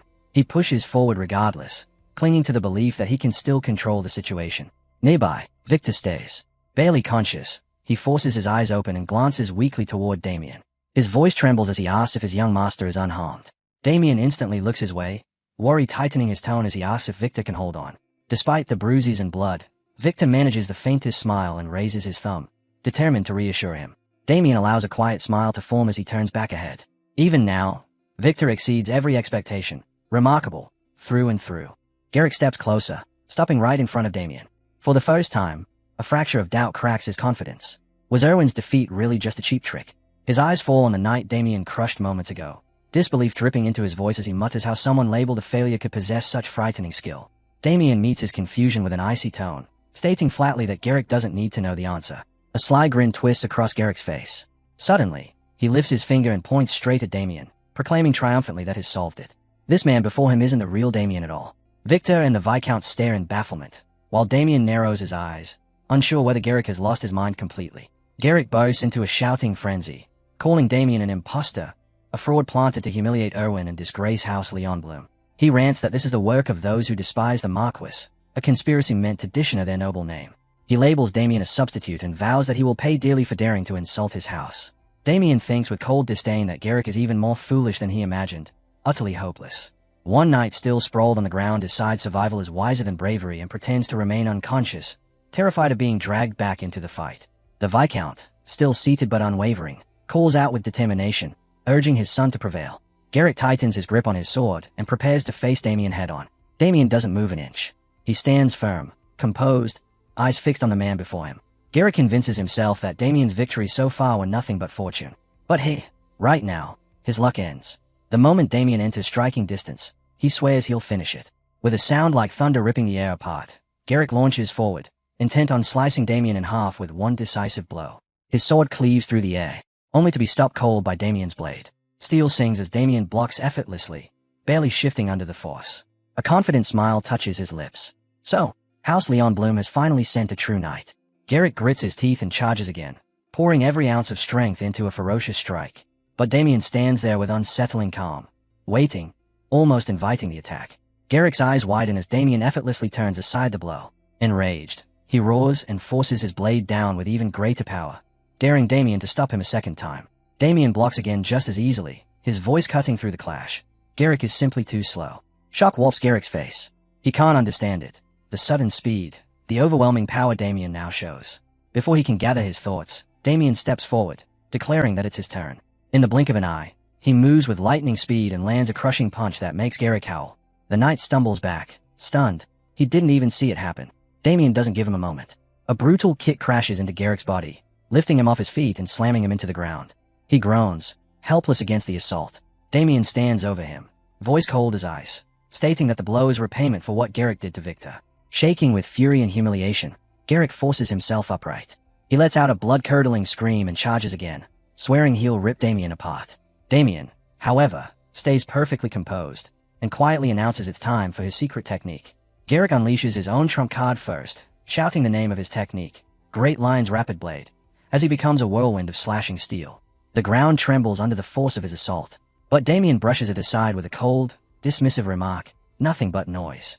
With precise, effortless movements, he deflects each furious strike, then shatters Garrick's sword into fragments. Garrick's eyes stretch wide with despair. Before he can even register what's happening, Damien strikes with blinding speed. His sword pierces into Garrick's shoulder, and in the next heartbeat, Garrick's right arm is severed. His scream rips through the air as he collapses, writhing in agony. The Viscount can only stare, speechless. Victor, battered but burning with pride, pumps his fist into the air and shouts Damien's victory. Damien turns toward Garrick, his gaze sharp with killing intent. Garrick clutches at the bleeding stump, trembling, cursing in agony, begging for someone to apply pressure to stop the blood. A sword tip lowers in front of his face, so close he feels the cold steel kiss his skin. Terror floods him. His voice breaks as he starts pleading desperately for mercy. He claims he doesn't even know who Damien really is and begs for forgiveness. Damien's reply is icy and absolute. He states once more that he is Damien Haxon, and calls Garrick a fool. Looking down on him with pure disdain, Damien tells him that if he intended to beg, he should have done so long ago. Now, it's already far too late. His tone sharpens further, every word a blade as he accuses Garrick of daring to lay a hand on his family, of humiliating Victor by striking an already battered face. And now, after committing all of that, Damien mocks him coldly, asking if Garrick truly believes he still has the right to beg for mercy. Garrick stares up at him, stunned by the merciless words. His pleas grow weaker, more frantic, his voice breaking again and again as he begs for forgiveness. But Damien's gaze doesn't soften. He tells him flatly that Garrick doesn't even understand who he should be apologizing to. Footsteps echo across the courtyard. Garrick's body locks up in dread. To his horror, Victor appears, bruised, blooded, but still on his feet, walking alongside Viscount Paul Haxon. Both men stared down at him with cold intensity, surrounding him like executioners waiting for the command. Victor doesn't hesitate. He unleashes his fury with several hard strikes. Each one a piece of the rage is held inside. Even the Viscount steps in, delivering his own bitter justice. Soon, Garrick is left sprawled on the ground with his remaining knights, all of them beaten, broken, and drowning in terror. Victor turns to Damien, breath heavy, asking if he should hit Garrick a few more times. Damien lifts a hand, ordering him to stop, saying calmly that if they continued, Garrick might not survive the beating. Then, with dark humor curling at the edge of his voice, he adds that cutting off another limb would also be an option, words that make Garrick shiver violently. The Viscount steps beside Damien, placing a steady hand on his shoulder. He tells his son that he has already done more than enough. Garrick collapses fully, pride shattered into dust. He grovels, crawling on the ground, begging for his life. His voice is cracked and hoarse as he apologizes again and again to Damien and the Viscount. But Paul Haxon rejects the apology with righteous fury, shouting that no apology can erase what happened. If Damien hadn't possessed the strength he did today, their home would have been destroyed, and Damien would have been dragged like a criminal into the Bloom estate. Crushed beyond recognition, Garrick lowers himself further until his forehead presses into the date, begging once more for mercy and pardon. The Viscount stares down at him, his expression unreadable as silence stretches across the courtyard. After a long moment, he turns toward Damien, the unspoken question clear in his eyes. What should be done with them? Damien stands quietly behind his father, composed on the outside while his thoughts churn. He admits inwardly that killing Garrick was never his intention. Slaughtering knights of House Leon Bloom here would drag their relationship with the Marquis into complete ruin. Damien is confident he could take on anything they brought, but the consequences would fall on his family, not just him. Yet letting them leave freely sits wrong with him. He knows too well the type of men they are, men who would return with revenge burning in their veins. The dilemma tightens around him.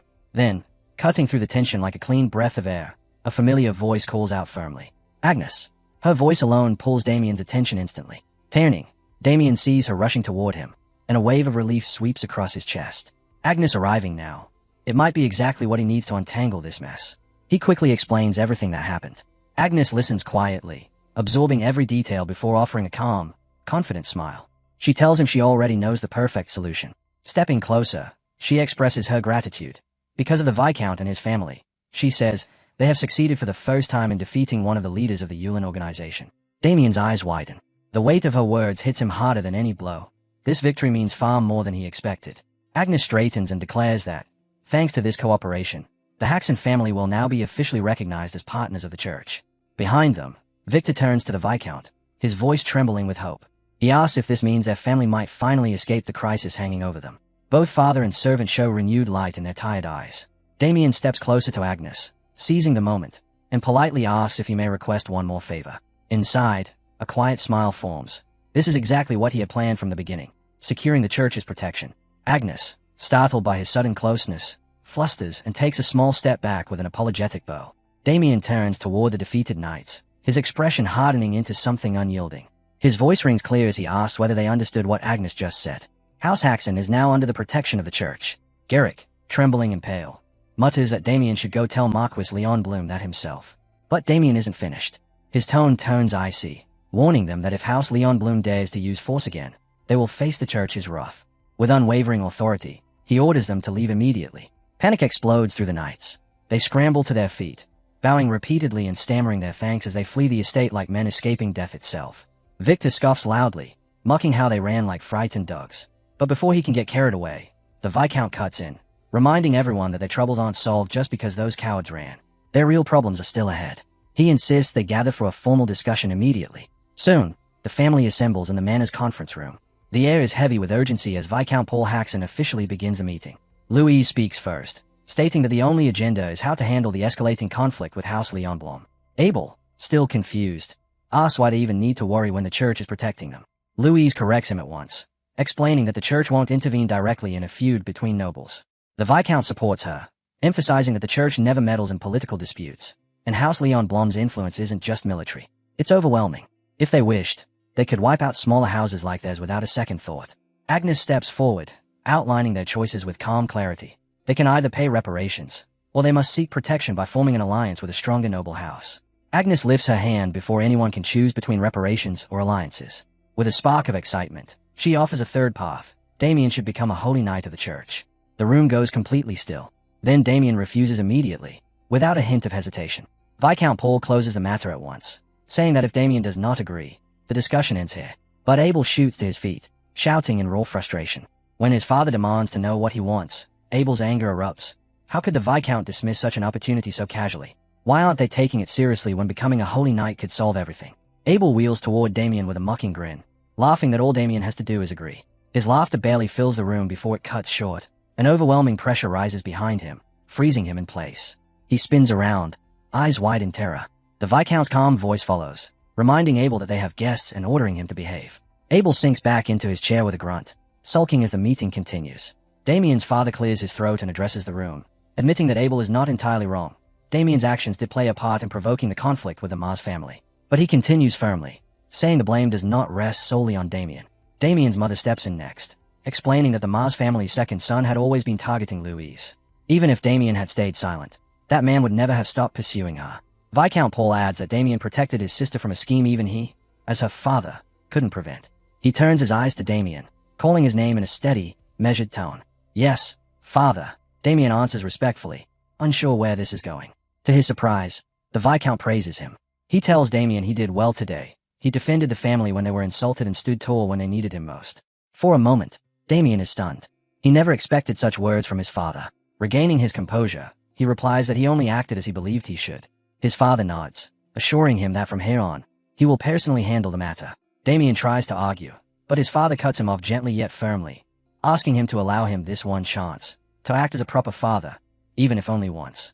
Suddenly, a servant bursts into the room, bowing deeply as he apologizes. He announces that someone from the ducal house of Gold Pixie has arrived and is requesting an audience. The Viscount's eyes widen. Why would someone from such a powerful house seek them out? The envoy steps forward, visibly nervous, and reveals the reason. It concerns Damien. He borrowed money and used the Viscount's wheat fields as collateral, and the repayment deadline has already passed. Damien's heart sinks, dread rushing through him like ice. Did they already take the fields? Did he doom his family without even realizing it? Before he can gather his thoughts, his father's furious voice cuts through the air. The Viscount explodes, shouting Damien's name with such rage that it echoes through the manor. Moments ago, he praised Damien, but now he unleashes everything, calling him a damn brat loud enough for the whole estate to hear. Damien stands frozen, unable to breathe. The envoy removes his hat and turns to Damien with a warm, polite smile. Ah, so Damien, he greets, a good day to you. Damien stays, unable to fully recognize him, until the memory clicks. Olin Dinisher, the West Branch manager of Dash and Cash, offers him a composed smile, remarking how long it's been since their last meeting. He reminds Damien that today is the repayment date they agreed upon. As Olin speaks, the memories flood back, how he nudged Damien into putting the family's land as collateral. He said it was the only way to borrow a larger amount, insisted it was nothing but a harmless formality, even laughed lightly as he promised. How could someone like me ever take land from a noble like you?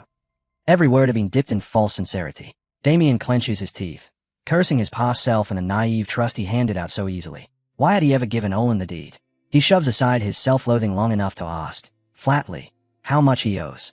Olin grins, a mocking, triumphant curl of the lips. The loan was 200 gold coins. With interest, it now totals 300. Damien goes still. 300. His mind blanks. He can't even remember why he needed so much, only that no one in his family could ever gather that amount. A suffocating dread presses down on him as he imagines his loved ones thrown from their home, their lives destroyed because of his mistake. Olin continues coldly. If the money isn't paid today, the collateral will be seized. The land will legally belong to House Gold Pixie. Damien snaps, demanding to know why Olin told him the collateral was just a formality. But Olin simply smirks, shrugging as if the line meant nothing. Orders from House Gold Pixie are absolute, he says. All debts must be collected, noble or not. Then he leans forward slightly, eyes sharp, pressing Damien to hand over the money, though his tone implies he already knows Damien can't. He asks outright if Damien can pay. Damien answers evenly. He hasn't been able to raise the amount. Olin's lips curve again, pretending sympathy even as his eyes shine with cruelty. Of course you haven't, he says smoothly. Then he strolls over to the sofa and sits down without invitation, lounging comfortably like the manor already belongs to him. His gaze drips with disdain as he lectures Damien for borrowing money he couldn't repay. Finally, with a smirk, he snaps his fingers. His guards respond immediately, stepping forward in a tight formation, ready to seize everything the moment Olin commands it. Since you can't pay, Olin sneers, I'll just use the method I know best to collect. The two guards step forward, their heavy footsteps thudding behind Damien. Their presence is meant to crush him, to force fear into his spine. Olin watches with dark satisfaction. He never expected Damien to repay the debt. Repayment was never the point. What he truly wanted was this moment. A noble cornered, pride shattered, begging for mercy. Just imagining Damien's expression sends a thrill through him. Elsewhere in the manor, Count Haxon sits frozen, struck speechless by the news. In another wing, the rest of the family waits in a suffocating silence. The Viscount paces in frantic circles, unable to stop worrying, while Abel stands rigid in the corner, lost in thought. Damien's mother urges her husband to sit, warning that he'll collapse if he keeps this up. Louise joins in, pleading with Abel to calm down as well. But the Viscount grows even more agitated. He refuses to sit. How could he, when their family stands on the edge of ruin? Abel's voice rises with his father's, echoing the fear, insisting there's no way they can remain calm while disaster threatens to swallow them whole. Damien's mother, however, tells them both to breathe and place their faith in Damien. She reminds them that he has always found a way out of every crisis he faced. The Viscount shakes his head, worry etched in every line of his face. Damien's victories so far, he insists, were because of strength, not negotiation. In this situation, this is completely different. Suddenly, a thunderous crash shakes the entire manor. The family whirls toward the sound, eyes wide with shock. Back in the room, Damien stands over the fallen body of one of the guards. Olin Dinishar is struck speechless, his jaw hanging open. Damien looks down at the unconscious guard and mutters wryly that his father will definitely scold him again for using violence. The remaining guard erupts in fury and charges, weapon raised high. But Damien moves like lightning, blocking the attack before the guard can blink. He grabs him by the face, his grip so crushing the man screams in pure agony. Lifting him effortlessly off the ground, Damien remarks coldly that when a guard dares raise a weapon against a noble, defending oneself is only proper. A chilling smile curves across Damien's lips as he turns toward Olin. The envoy's composure shatters. He lets out a panicked scream and scrambles backward onto the sofa, trying to retreat as Damien approaches with slow, deliberate steps that only magnify his terror. When Damien finally speaks, his voice is steady, almost calm. He orders the envoy to get on his knees.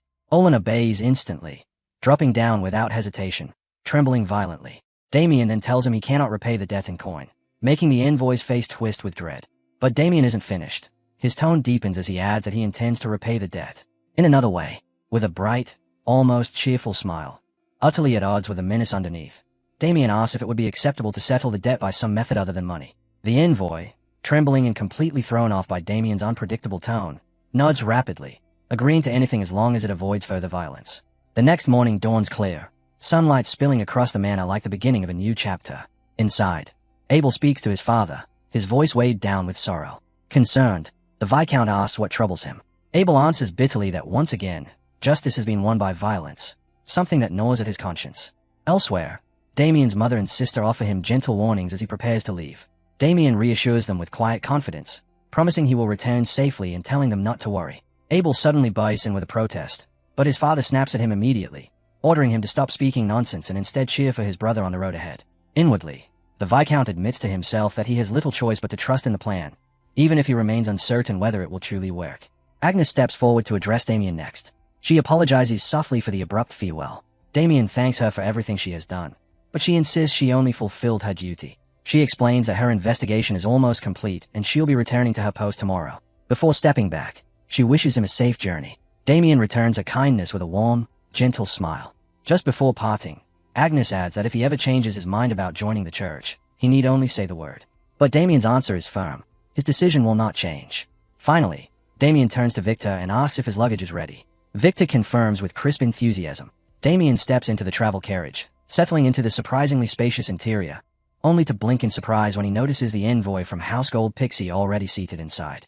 Wearing a polite, overly formal smile, the envoy explains that he is there to ensure Damien's comfort throughout the long journey. Damien responds with a calm smile of his own, thanking him for such considerate care. Leaning back comfortably, Damien casually mentions that he would very much like a luxurious crab dish for lunch. The envoy freezes, blinking in confusion at the strange request. Damien ignores him and turns instead to Victor. "Yes, young master." Victor answers instantly, voice bright with excitement. Raising his voice proudly, he declares the official start of their journey. The horses lurch forward, the carriage gaining speed. Damien sits tall, gaze unwavering, determination solid as steel. Their destination, the ducal estate of House Gold Pixie. Upon arrival, the sheer grandeur of the mansion leaves Damien quietly impressed. Standing before the vast estate with Victor and the envoy beside him, he admits inwardly that the residence of House Gold Pixie truly lives up to its reputation. Damien thanks the envoy smoothly for guiding him, and the envoy, stiff and formal, responds that the Duke has already been informed of Damien's arrival and that he is permitted to enter at once. But once they return to the carriage, the envoy's polite mask cracks. He sulks in silence, simmering with resentment. Inside, He curses Damien for dragging him away from his comfortable routine and into this troublesome ordeal. He hopes everything ends without bloodshed, and yet, a small, bitter part of him wishes Damien would get what's coming to him. Before stepping into the mansion, Damien turns to Victor with a calm smile, assuring him he'll return soon. Yes, young master. Victor answers brightly, full of his usual enthusiasm. Inside the estate, Damien is met with suspicion. One attendant asks if he is truly Damien Haxon. Moments later, Duke Adam Gold Pixie himself steps forward, eyes sharp as he examines Damien. He asks directly if this is the son of House Haxon is heard so much about. Damien responds with polite composure, thanking the Duke for recognizing him. Though inwardly, he mutters that all nobles act the same. Still, he swallows the irritation. He is here for one purpose only, and he won't be distracted. The Duke mentions that Dimitri informed him Damien sought an audience, and he asks for the reason. Damien answers calmly, he borrowed money from the Duke's loan office, and the repayment date has passed. Is that so? The Duke replies, interest sharpening in his voice. Then that makes you my customer. Damien nods and explains that while he cannot repay the gold, he intends to settle the debt through another method. Intrigued, the Duke leans forward and asks him to clarify. Damien's answer is bold and unwavering. He will defeat House Leon Blom, and that victory, he declares, will be his repayment. The room falls silent. The Duke and his men stare at him, caught off guard by the audacity of the claim. But instead of outrage, Duke Adam breaks into hearty laughter, noting that Damien must already know the latest developments. Sir Gale Heimlich nods, agreeing that it certainly seems that way. Damien grows thoughtful. In truth, the whole Apple Kingdom is buzzing with the news. A massive gold mine discovered along the border.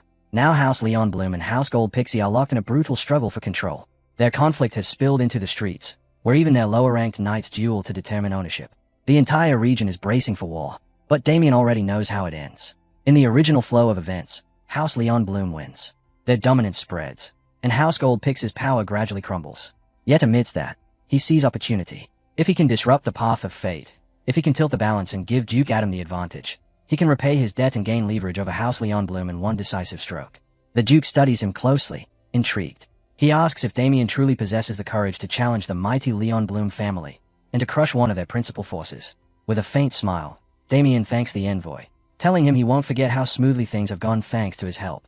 Damien then turns to the Duke and answers with calm assurance, saying the possibility of victory is not far-fetched at all. The Duke admits he has been struggling to find a knight capable of representing him in the duel. Without hesitation, Damien steps forward and declares himself the ideal choice. No knight of lower rank, he says, can hope to rival Lion Bloom's eldest son, except him. The Duke raises an eyebrow, studying him carefully. Does Damien truly believe he can defeat Michael Leon Bloom, a man renowned for dominating duels across the kingdom? Damien's confidence never wavers. He replies that he knows Michael's abilities better than anyone, and he will never lose to him. At that moment, Knight Ernst Hovitz cuts in. He warns the Duke not to be swayed by bold claims. Rumors, he insists, often exaggerated. He adds that Lady Chelsea is already searching for a worthy duelist, and she will undoubtedly return soon with someone exceptional. Hubbets chimes in as well, assuring the Duke that Lady Chelsea will find a knight of unmatched skill. Ernst and the others smile with certainty, while the Duke nods thoughtfully. Damien immediately understands what's happening. Hovitz is intentionally blocking him. Nothing but a hollow, petty obstacle in Damien's eyes, like a chewed-up bone left by a ghoul. The Duke leans back in his chair, musing aloud about the difficulty of choosing a knight in such uncertain circumstances. Damien senses the hidden test beneath those words. This isn't something he can win through talk alone. He must demonstrate his strength. With unwavering conviction, Damien declares that everyone is making a mistake. Turning directly to Hubbets, he states clearly, if the Duke truly wants victory, he has no choice but to select him. No other knight can stand against their opponent. Hubbets bristles with fury at Damien's boldness. He demands to know if Damien has any idea whom Lady Chelsea is bringing back. Damien, calm and sharp, offers a chilling proposal. If Hubbets doubts him, he is welcome to try striking him once. If he can. The whole falls silent. Hubbets' face contorts with outrage and disbelief at such audacity. Unable to hold back, he demands permission to test Damien. Intrigued, the Duke grants it immediately. The atmosphere shifts, electric, expectant. The stage is set. Soon, Damien and Hubbets stand opposite each other on the dueling grounds. From the sidelines, Victor watches with wide eyes, whispering to himself in disbelief at what Damien has stepped into. But Damien simply answers that this is how things turned out. Nothing more. Victor's anxiety grows as he sees the assembled knights surrounding the field, their auras blazing like drawn blades, the entire training hall charged with anticipation. A suffocating pressure rolls through the air as Duke Gold Pixie lifts a hand, his voice sharp and controlled, ordering Hubbets to begin. Hubbets steps forward with a cold sneer, his gaze fixed on Damien as if he's already won. He mocks him lightly, promising that if Damien starts begging now, he might consider sparing him. Damien answers with a slow, bored yawn, an insult sharper than any blade. Hurry up, he mutters, before I fall asleep. The remark hits Hovitz like a slap. Rage bursts across his face. Clenching his fists, Hovitz floods his weapon with aura until the energy surges over his entire body. A violent shockwave erupts from him, shaking the ground beneath their feet. He glazes at Damien one last time, snarling. This is the final technique you wanted, isn't it? Damien stays perfectly calm, though a tiny flicker of thought crosses his mind. Maybe he pushed Hubbets a little too far this time. With a furious roar, Hubbets kicks off the ground, lightning fast.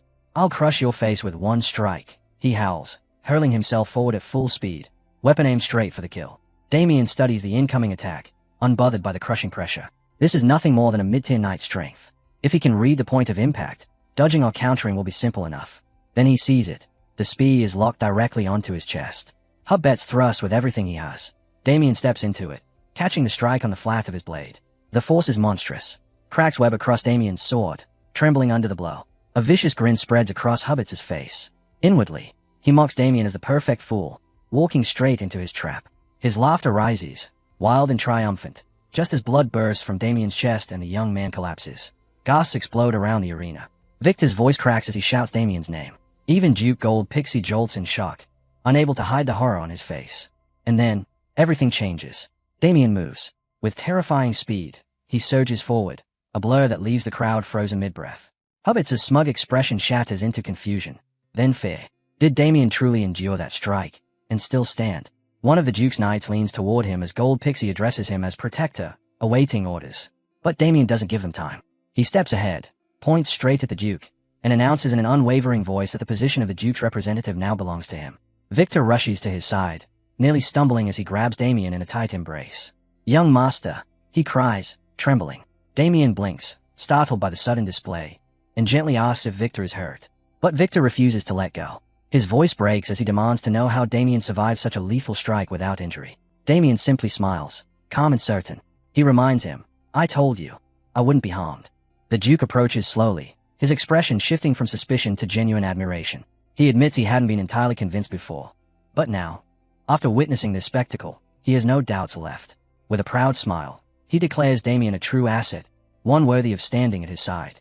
Standing tall before his knights, Duke Gold Pixie raises his voice, letting it echo across the courtyard. In front of every guard present, he declares that Damien Haxon has proven himself beyond all doubt. From this moment on, and exactly as promised, Damien will serve as the Duke's appointed representative. Hovitz, still trembling from earlier, tries to muster a protest. "But, Your Grace." The Duke cuts him off instantly, his tone sharp enough to slice through steel. He orders him to stop, warning that he will not allow his good mood to be spoiled by pointless objections. The reprimand drains the color from Hubbets' face. Bowing his head, he murmurs that he understands and will speak no further. Damien stands quietly amid the tension, calm as ever, while Hubbets clenches his fists, unable to comprehend what happened. He knows his strike landed. He felt it. Damien turns toward him, offering only a cool, steady look. He reminds Hubbets that he is being scolded by the Duke and should accept it. Then, with quiet finality, he adds that Hubbets' skills aren't bad, but he picked the wrong opponent. Damien's voice stays composed as he states that he has long surpassed the level of a mid-tier knight. As he speaks, Damien reflects inwardly. Revealing this much strength is necessary, especially when the duel is restricted to mid-tier nobles. And truthfully, had he not used mana at the last moment, things could have gone very differently. The Duke steps closer, studying Damien with sharp, thoughtful eyes. He can see the faint signs of strain beneath Damien's composed facade, the internal injuries that even Damien can't fully hide. Then, without warning, the Duke draws out a strange ring, surprising Damien. A storage artifact. Damien wonders. From the ring, the Duke retrieves a small ornate box and hands it directly to Damien. He calls it a personal gift. When Damien opens it, a ripple of magical energy spills into the air. Inside are small, glowing spheres, balance orbs. The Duke explains they are commonly used by knights during training, and just as effective for treating internal wounds. Damien accepts the gift with genuine gratitude, thanking the Duke for something so precious. The Duke smiles warmly, assuring him that from now on, he will be relying on him. Damien answers with a confident smile of his own, promising that he won't let him down. Morning sunlight spills across the Gold Pixie estate, setting the walls aglow. Damien walks through the courtyard with a hand pressed lightly to his chest. To his surprise, most of his injuries have nearly vanished. The orbs worked far better than expected. As he surveys the estate's impressive training grounds, he resolves to use every resource available in the coming days. Just then, a voice cuts through the quiet. "Are you Damien Haxon?" Damien turns calmly toward the speaker, answering that he is. His gaze sharpens slightly as he asks the stranger to reveal his identity. The man steps forward with confident energy, introducing himself as Pavel Burund and gesturing proudly to the two knights beside him, his trusted comrades. He announces that they, too, will be joining the upcoming duel. Damien blinks, a little surprised by the sudden introduction, and asks if they are also participants. Pavel answers with a sharp edge in his voice, yes, they are. He explains that Damien is lucky they have been away for external training yesterday. Had they been present, the duel wouldn't have fallen to him at all, but to them instead. With unwavering confidence, Pavel warns Damien that the contest with House Leon Bloom is far too important to be handled by unworthy hands. He tells him bluntly not to interfere with his weak skills and, if he understands the situation's weight, to step aside so they can train. Damien moves quietly aside, choosing not to respond. But inside, a spark of curiosity ignites. He wants to see exactly what the Duke's knights are capable of. Without hesitation, one knight launches into motion, shouting the name of his technique, High Rise of the Bird, as he charges forward with sharp, soaring momentum. At the same time, the second knight mirrors him, his energy rising with equal ferocity. One of them shouts boldly that this will be his victory in their 98th match. His opponent scoffs right back, demanding to know who decided that outcome. Their clash intensifies. Steel rings across the courtyard. One knight takes a clean hit and staggers back, pain flashing across his face. But before the rhythm settles, Pavel springs forward. His strike is swift, precise, and overwhelmingly strong. His opponent reels, stunned by the sudden impact, unable to make sense of a blow so flawlessly delivered. Yet instead of collapsing, the knight steadies himself with a breath and even allows a faint, incredulous smile. He acknowledges Pavel's strength, remarking that such a clean defense is exactly what he expected. Pavel had read his move completely, and blocked it using nothing but his forehead. The bout slows, and Pavel suggests they call it a draw, praising the improvement his opponent has shown. The knight responds with a respectful bow, saying he has learned much from the exchange. But the floor barely has time to settle before a massive knight steps forward, eyes blazing with excitement. His booming voice shakes the air as he demands to face Pavel next, his two fired up to hold back. In the background, two knights speak quietly, their expressions serious. With this level of intensity, they agree. Their preparations for the duel against House Leon Bloom look more promising by the minute. The towering knight lifts his sword, nodding firmly. Together, he declares, they will defeat House Leon Bloom and bring glory to the Duke's family. The three knights raise their blades high, voices echoing through the courtyard as they shout with unbreakable unity. All for one, and one for all. Their cry rings across the training grounds, filling the air with fierce determination for the battle to come. From a distance, Damien and Victor watch the scene unfold in silence. Victor leans closer, confusion written all over his face, and whispers, asking why Damien is just standing there without saying a single word, and who these overly fired-up knights even are. Damien replies in a low voice, disappointment dripping from every syllable. To him, it already looks as though the duel is lost. Victor stiffens, eyes widening in panic as he quickly asks what he means. Damien answers calmly, almost casually. He doesn't believe those knights, no matter how spirited, have the strength needed to win.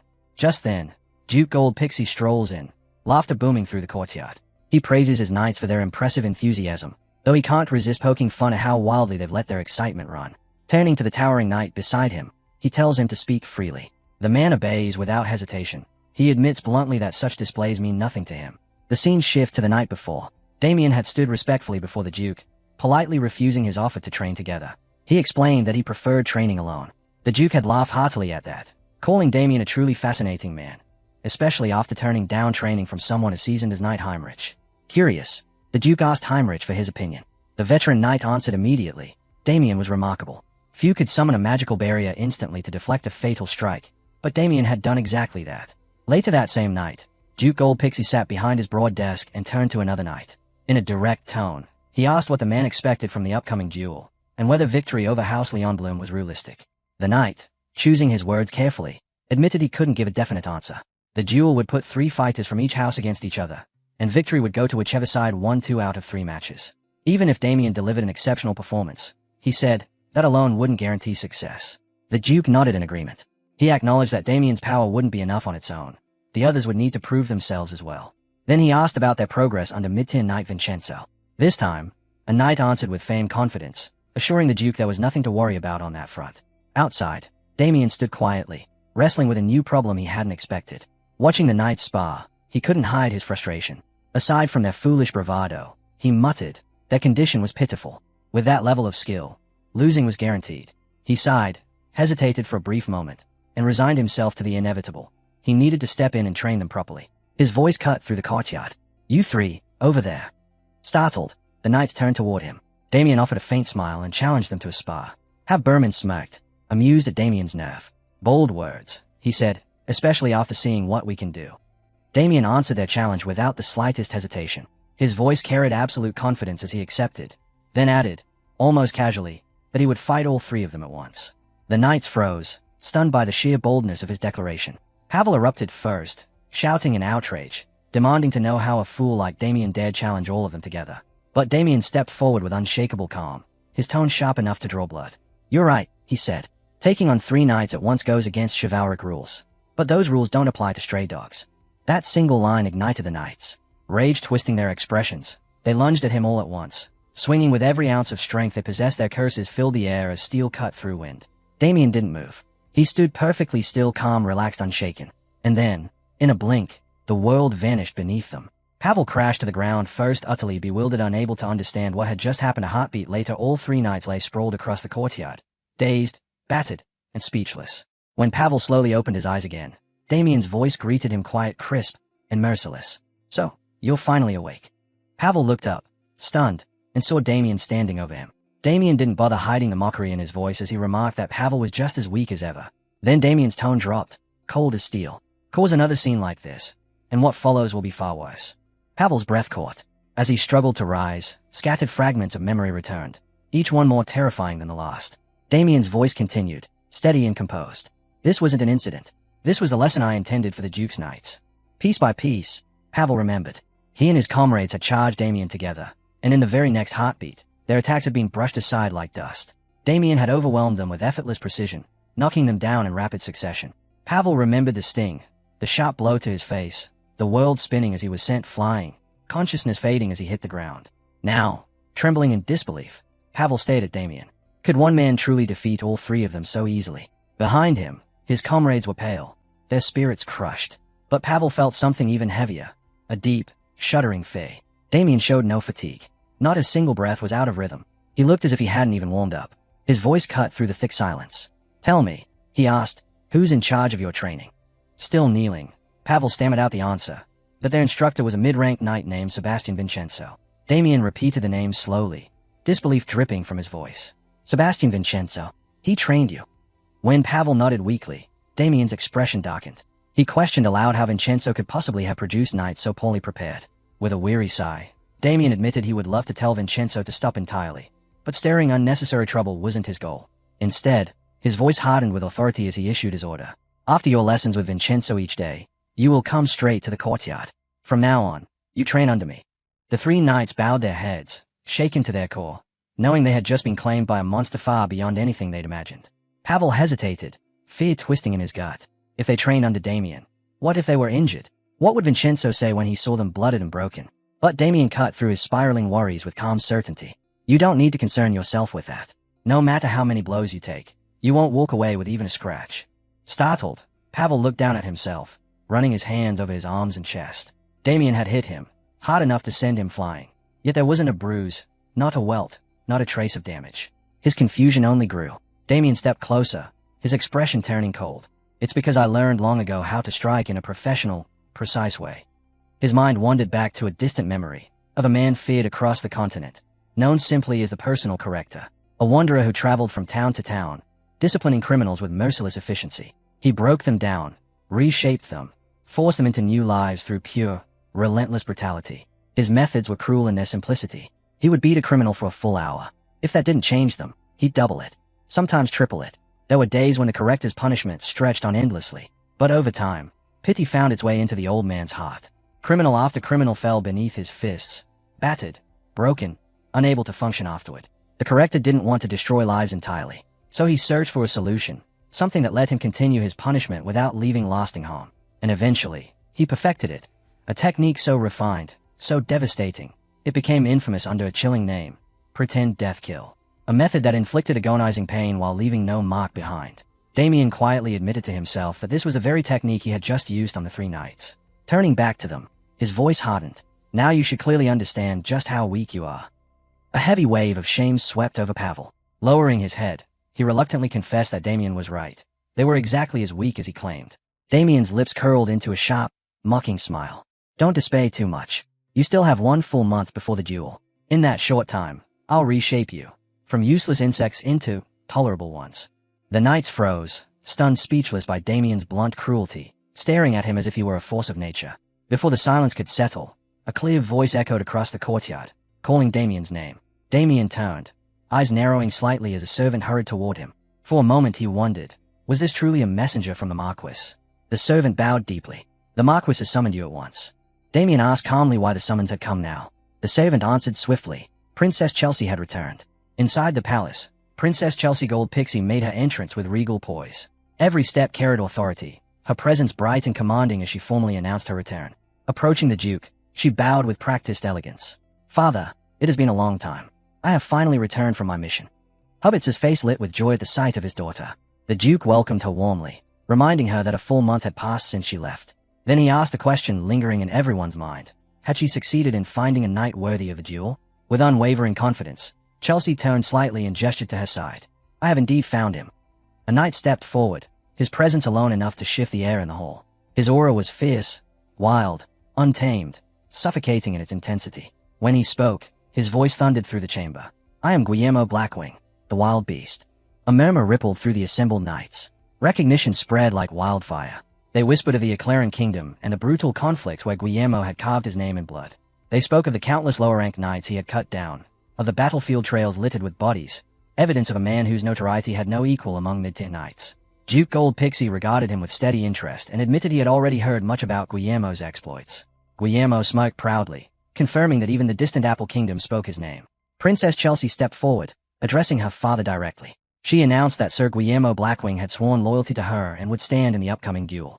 With full confidence, she declared that he would have no trouble subduing Michael Leon Bloom. Nearby knights exchanged hushed comments, agreeing that based on reputation alone, Guillermo vastly surpassed Michael.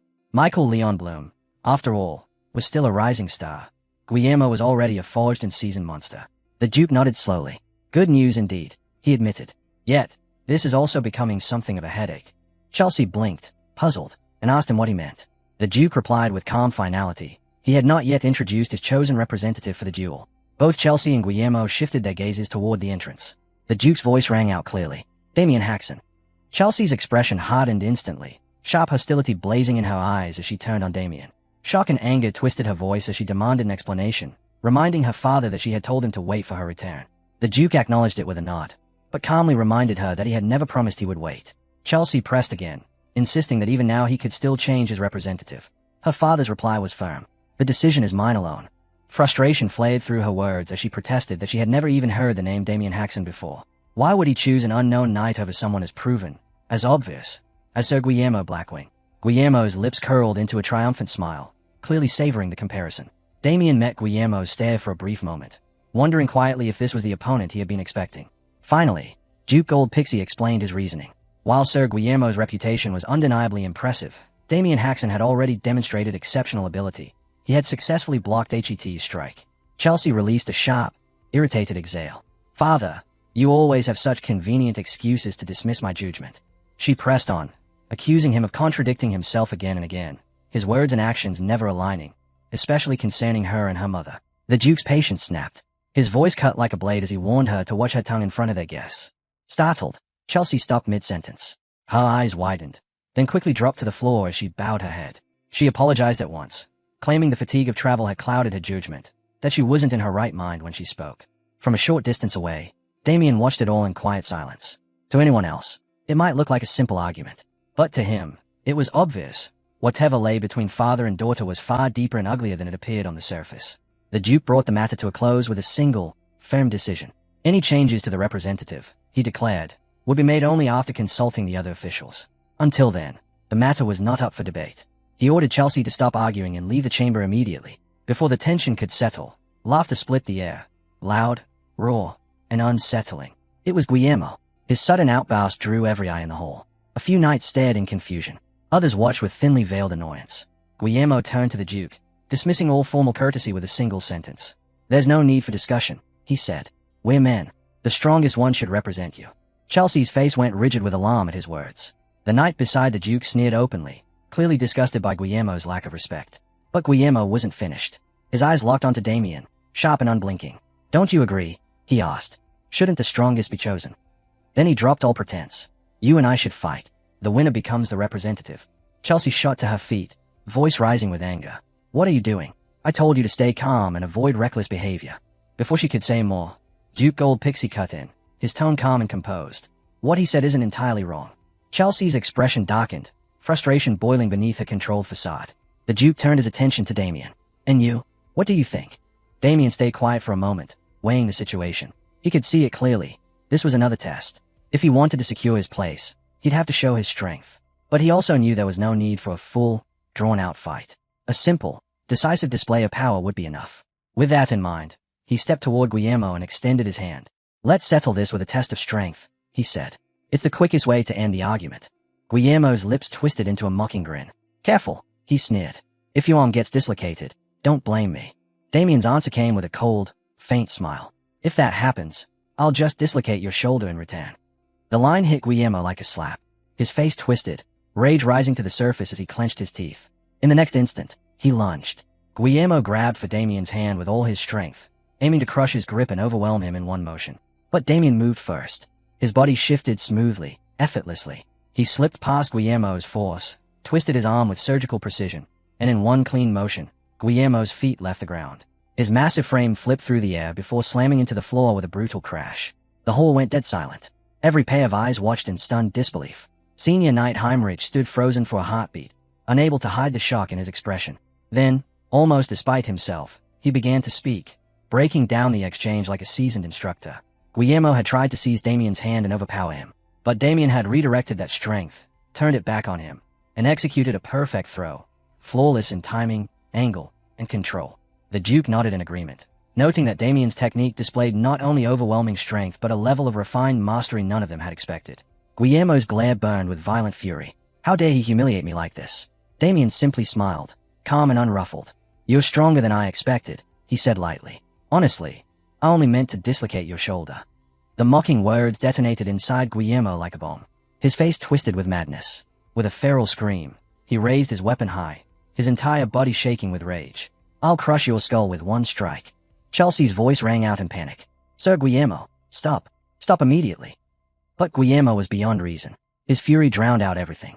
Just as his weapon descended, a thunderous voice shattered the air. Enough. Senior Knight Heinrich stepped forward, his presence flooding the chamber like a storm.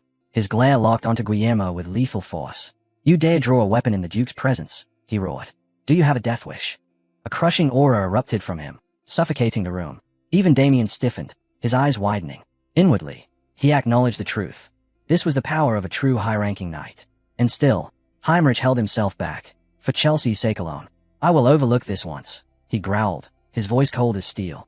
But if anything like this happens again, there will not be a second chance. Breath shaking, Guillermo slowly lowered his weapon. Sweat clung to his brow. His pride was shattered, but the fear in his eyes showed he understood the warning. The Duke broke the tension with a dismissive clap, brushing off the chaos as though it were nothing more than an inconvenience. A minor disturbance, he said calmly. Nothing to trouble ourselves with. Then, with decisive authority, he announced that Damien would remain the Dutch's official representative in the duel. But Hubbert immediately stepped forward, frustration tightening his voice.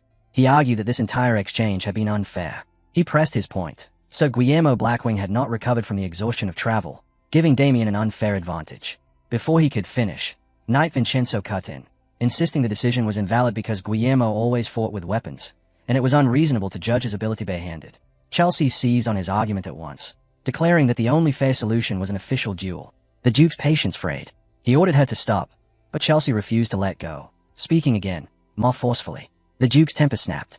He slammed his hand on the table, voice exploding through the hall. Quit flaunting your incompetence. Chelsea froze, mortified, her cheeks draining of color. With a trembling voice, she admitted she had crossed the line. The sight of her humiliation ignited Hubbart's anger. But before things could worsen, Damien stepped forward. He raised his hand politely. A faint, calm smile touched his lips. Your Grace, he said, may I speak? The Duke granted the request. Damien's next words stunned the entire hall. I would like to accept Lady Chelsea's proposal for a duel.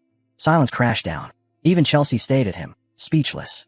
The Duke blinked in surprise, his expression turning grave as he weighed Damien's unexpected declaration. Once the meeting finally dispersed, Victor hurried to Damien's side, confusion etched across his face. He couldn't understand why Damien had accepted the duel when he had absolutely nothing to gain from it. But Damien's reply was calm, almost casual. Every action has its reason. They continued walking until Damien's eyes landed on a particular building, the workshop the Duke had mentioned earlier. Victor confirmed it with a nod.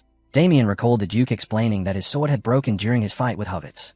To remedy that, the Duke had commissioned a special blade from the Duch's finest blacksmith. Ordinary knights would simply replace their weapon with any sturdy training sword, but a weapon requested by the Duke himself was never ordinary. Even within the duchy, such items were rare treasures. Inside the workshop, a blacksmith greeted them warmly. He had already been informed of Damien's arrival and invited them deeper into the forge. Damien's gaze swept across the room. Hundreds of expertly crafted weapons lined the walls, each one a testament to extraordinary skill. He commented on their quality, earning an enthusiastic grin from Victor. Then Damien saw it, a single blade set apart from the rest, its design unusual and striking. His thoughts sharpened instantly. Is this the sword forged for me? The blacksmith noticed Damien's unwavering stare and approached with interest. He explained that the blade's design was completely unique. The knight who commissioned it had sworn to name it, but vanished before he ever could. Damien quietly remarked that it must have been a personally commissioned weapon. The blacksmith froze, startled that Damien could guess something so obscure. Inwardly, Damien understood the truth. Its form resembled a sword once wielded by the notorious evil swordmaster. And with that realization, his decision was made. I'll take this one, Damien declared. The blacksmith blinked in shock and tried to caution him. The materials used to craft the blade were rare, unnatural, even. But Damien didn't flinch. He already felt the subtle pulse within the metal. This wasn't just a ray sword. It was a weapon capable of amplifying magic itself. He asked whether the blade already had a name. The blacksmith nodded, recalling the knight's intention to call it the Sword of 1,000 Miles. Standing before the sword, Damien repeated the name quietly, letting it settle on his tongue. The Sword of 1,000 Miles, he murmured, accepting it as his own. The blacksmith bowed respectfully, asking if he had truly found a weapon to his liking. Damien didn't answer. He only studied the blade with a sharp, thoughtful gaze. Just then, the workshop door opened and a young maid stepped inside. She moved with practiced grace and introduced herself as Rebecca, a servant of Princess Chelsea. She informed Damien she had come to escort him. The princess wished to speak with him personally. Damien responded coolly, admitting he saw little reason to meet her. Rebecca, however, smiled gently. Things may not be as simple as you think, she said, her tone soft but knowing. She suggested that Princess Chelsea likely had her own intentions, and that accepting the invitation would be wiser.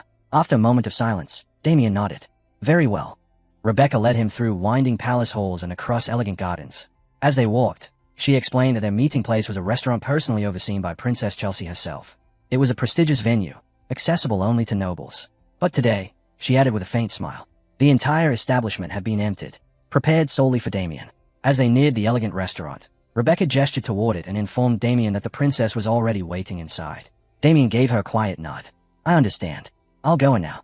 Standing before the ornate doors, he paused for a moment, wondering what Princess Chelsea planned to propose. Then a strange scent drifted out from within. Sharp, unfamiliar. It instantly sharpened his senses. When he stepped inside, Princess Chelsea greeted him smoothly from her seat. You're a little late, she said, her voice calm and deliberate. She gestured toward the chair across from her. Sit, quickly. With a faint, knowing smile, she addressed him fully by name. Damien didn't bother with pleasantries.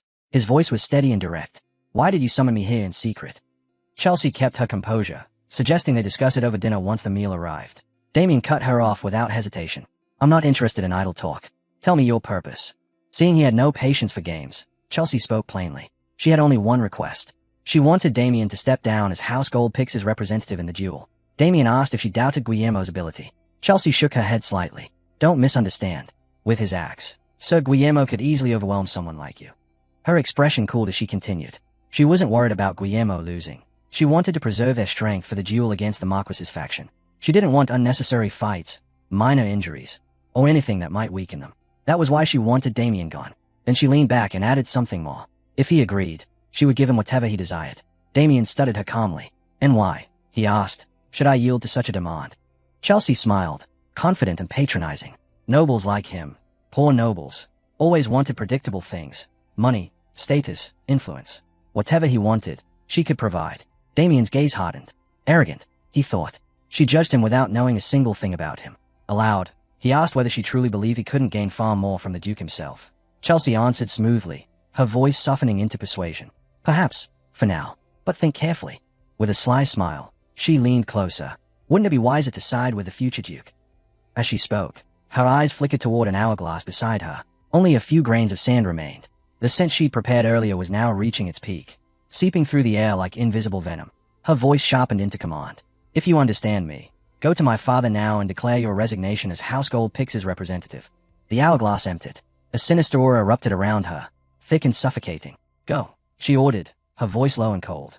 Tell him you'll step down. The room fell into a crushing silence. Damien remained motionless, eyes lowered, unmoving, as if the princess's influence had already ensnared him. Damien slowly lifted his head, clear-eyed, steady, utterly unaffected, and rejected her demand without hesitation. Chelsea froze. Her confidence shattered instantly, her voice cracking as she stammered in disbelief. No, this isn't how it was supposed to go. Damien's faint smile told her everything. He knew exactly why she was panicking. Her charm fragrance had failed. Inside, he recalled what such magic truly was. Charm fragrance. Dark magic meant to twist the will, smother judgment, and drown the mind in illusion. To most people, it was irresistible. Exposure for even an hour could turn a proud knight into a drooling servant. And he had recognized it the moment he stepped inside.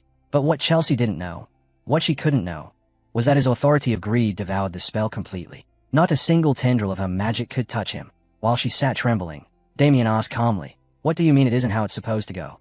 Chelsea's shock twisted into fury. She slammed her palms against the table, screaming, demanding why he would refuse her when she offered him everything. Damien didn't flinch. "I don't need anything you can offer," he said, voice steady as stone. "What I want is far beyond your reach."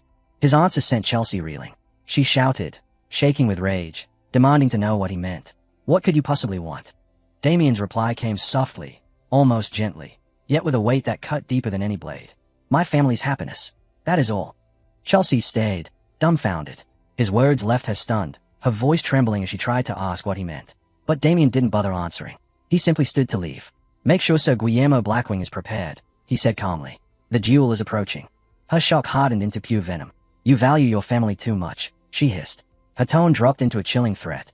"If you refuse to step down, I will destroy the entire Hashin household. I'll send my forces to grind them beneath my feet." She never finished. Damien moved. In a single explosive step, he crossed the distance. His hand clamped around her throat, slamming her to the floor with such force the room shook. Chelsea crumpled beneath him, paralyzed, eyes wide with terror as she screamed, "How dare you!" Damien didn't answer. His fury spoke for him. His grip tightened, her scream twisting into a choked cry as she writhed helplessly beneath the pressure. The commotion drew her knights bursting into the room, shouting in horror, "Princess! Let her go!" One knight lunged at Damien in desperation, but Damien's movement blurred. In the blink of an eye, he had struck. The knight crashed into the wall. Another rushed him. Damien pivoted, slammed a palm into his chest, and sent him sprawling. A third tried to flank him. Damien's foot swept out, dropping him before he even completed the swing. Every motion was effortless. Every counter was instantaneous. Every knight fell without ever grasping how he moved. In moments, the room was filled with groans and the thud of armored bodies collapsing to the floor. The knights lay scattered, trembling, staring in horrified disbelief at the overwhelming power Damien had unleashed. A power none of them had even imagined he possessed. Cold and unrelenting, Damien stared down at the fallen knights. The air around him was thick with murderous intent, heavy enough to choke. His voice was flat, merciless. "The cuts to your ears are shallow. Use potion now, and you'll live." They froze beneath his gaze, shivering. Then he turned to the princess. "Chelsea Goldpixie." Her full name fell from his lips like a blade. "If I followed my instincts, I would slit your throat where you sit." He leaned in slightly, his eyes burning with a quiet, terrifying fury. "But death would be far too merciful for someone like you." Chelsea's breath hitched. She stared at him with wide, trembling eyes. Damien straightened, turning to leave. His voice cut through the silence one final time. "Await the punishment you deserve." He glanced back over his shoulder just enough for her to see the faint, chilling smile on his lips, an unspoken promise of what was coming. Chelsea's body shook violently, fear and humiliation twisting across her face. At that moment, Rebecca burst through the doorway. Her eyes widened at the devastation, the scattered knights, the shattered dignity of her mistress, Damien's retreating figure. She hurried to Chelsea's side. "Princess, are you hurt?" But Chelsea's fear erupted into rage. Her nails dug into her palms as she growled through clenched teeth. "I'll kill him. I'll kill Damien Haxon." Her scream echoed through the chamber. "Mustang!" A man appeared instantly, loudly announcing himself. "Yes, Princess. Mustang. Reporting." Chelsea spun on him with feral fury. "Why did the perfume fail? You promised it would control him." Mustang flinched under her glare. He swallowed hard and admitted, voice trembling, that he wasn't certain. Some people simply had strong resistance to dark magic. Her response was a sharp crack across his face. "Useless fool. Mustang yelped, clutching his cheek as she pressed forward, demanding the whereabouts of Sir Guillermo Blackwing. Quivering, Mustang explained that Guillermo had gone to a tavern to drown his frustration in alcohol. Chelsea screamed in outrage, furious that he would waste even a moment when such a monumental duel loomed ahead. By the next morning, her fury had only sharpened. She cornered Mustang the moment she saw him, shouting in his face, "Are you certain Sir Guillermo can defeat Damien Haxon?" Mustang managed to regain a sliver of composure. He straightened and answered with confidence, "Princess, rest assured, Sir Guillermo is our strongest knight. His skill, his dark magic, none can match him. Please be patient. Victory will soon place the duchy firmly under your control." But Chelsea's glare only grew darker. "If you fail," she spat, voice dripping with venom, "you will be the first to die." Mustang's face turned ghost pale. He stammered, shaking violently, "Why yes, princess. I understand. I won't forget." Far above, hidden among the high corridors, Damien watched it all calmly, unmoved, unreadable, his focus sharp as steel. The blacksmith shop glowed softly in the night, the forge long cooled but still exhaling faint warmth. Inside, Victor lay sprawled across the floor, fast asleep with weapons scattered around him, hugging them like oversized metal pillows. His gentle snores filled the quiet workshop, utterly carefree, untouched by the storm that was brewing outside. Damien stays awake long after the others have drifted off, sitting in silence with a new sword resting across his knees. With a light tap of his finger, he strikes the blade and quietly speaks a single name, Yulon. The sword hums in response, releasing a strange vibration that ripples through the air. The sound pulls an old, dangerous memory to the surface. Damien's eyes narrow, his jaw tightening. Yulon, dark mags. He curses under his breath, the suspicion he'd carried finally taking shape. Princess Chelsea Goldpixie. She must be connected to them. The energy he sensed from Gaim earlier had been the same unmistakable darkness. He flicks the blade again. This time the echo is heavier, deeper. He hits it once more, harder, and a shockwave bursts outward. The walls tremble. Dust scatters. A chunk of stone detaches from the ceiling and smacks Victor on the head. Yet the fool keeps snoring, completely unaware he's under attack. A crooked smile tugs at Damien's lips. Maybe instead of trying to explain all of this to the Duke, he should simply show him. Far easier, far quicker. He nods to himself, amused by his own brilliance. Night fades quietly into dawn. At first light, Guillermo stomps onto the sparring grounds, each step booming as his armor rattles around him. He paces with heavy breaths, letting out guttural roars, trying to summon courage and intimidate everyone watching. The crowd stays, eyes widening as they recognize him. That's Guillermo. Their whispers carry a mix of awe and dread as they take in his massive build and suffocating presence. More murmurs spread, layering his already fearsome reputation. Someone turns to Abel and asks who he expects to win. Abel freezes, conflicted, his expression tightening with discomfort. After a long moment, he finally admits that if reputation alone decided the outcome, then Guillermo Blackwing should be the clear victor. A low-ranked knight beside him brightens immediately, excitement shaking his voice. He asks if this means they'll finally be free from that demon-like Damien Harshin, a resentment born from the humiliations Damien dealt them over the past 2 days. His bitterness makes another knight flinch. The memory of their sparring session, the brutal beating Damien gave them, the cold amusement in his eyes, sends a shiver down his spine. Pell remembers it too, the helplessness of being completely overpowered.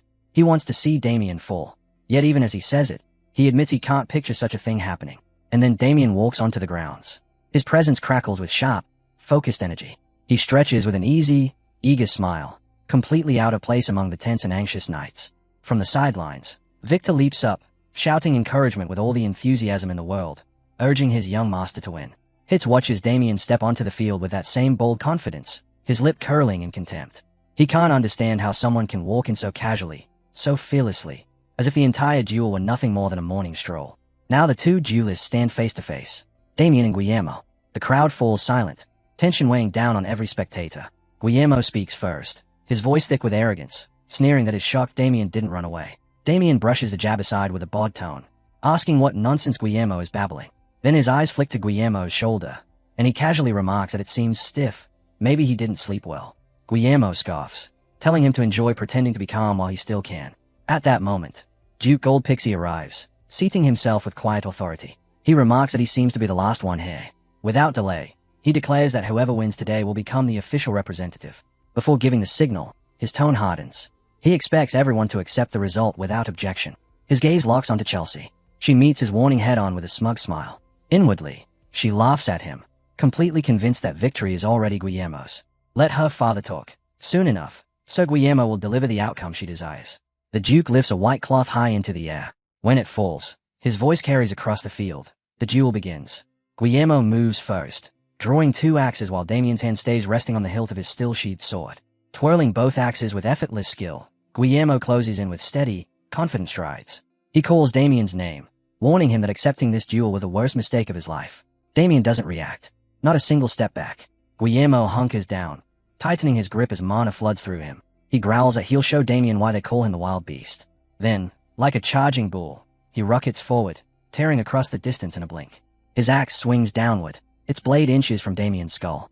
But Damien remains calm. Just before the strike lands, he draws his sword in a smooth, almost lazy motion, exactly as he had the night before.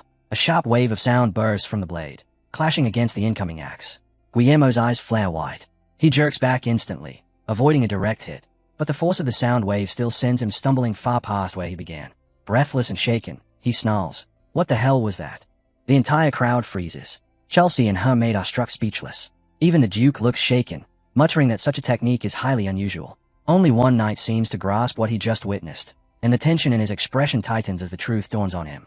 Humiliation sees through Guillermo, hotter than any wound. His face contorts with rage as he roars at Damien, spitting curses and calling him a bastard knight. He demands answers, screaming to know what kind of foul sorcery this is.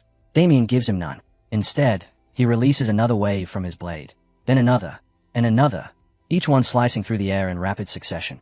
A storm of sound crashes toward Guillermo, but Guillermo refuses to yield.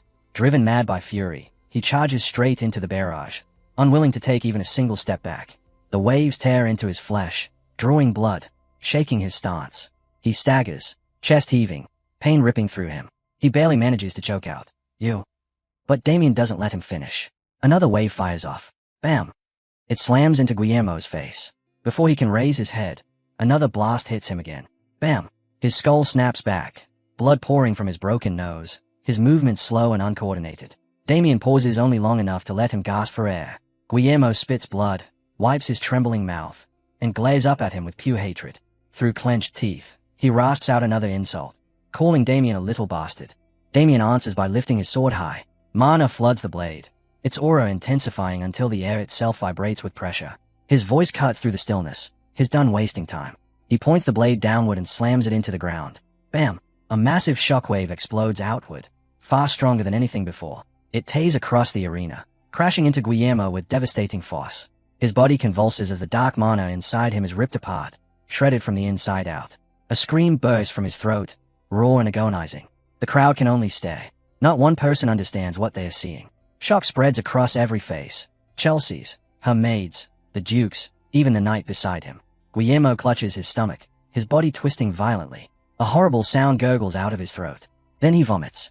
A thick, putrid stream of black sludge spills from his mouth. And it doesn't stop. It keeps pouring out. A revolting torrent that seems endless. Damien watches without flinching, his expression unchanged. The Duke recoils, demanding to know what is happening. His knight narrows his eyes, muttering that his suspicion might have been correct all along. Chelsea stands frozen, whispering in disbelief that something like this shouldn't exist. Still, the sludge keeps flowing.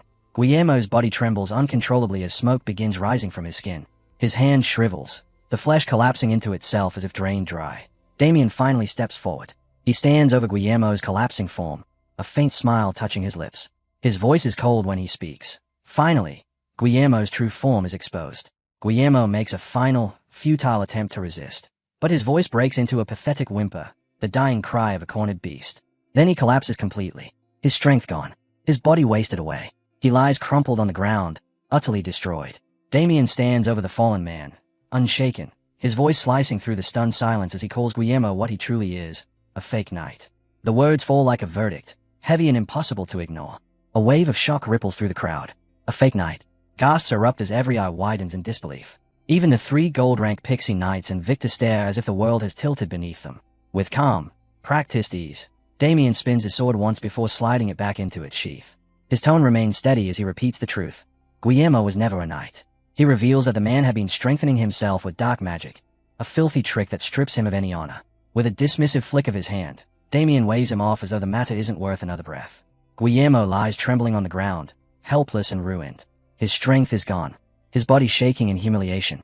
Unease ripples among the Duke's vassals. Whispers spread, dark magic. Some refuse to believe it. Het can only stare blankly, unable to grasp any of it. Chelsea's maid alone remains expressionless, watching everything in eerie stillness. The murmurs grow louder. If the church learned of this, consequences would be catastrophic. Someone insists they must uncover Guillermo's true identity first. Others nod quickly, their panic leaking into hurried whispers. In the middle of the chaos, Chelsea's maid quietly slips away, unnoticed by the rest.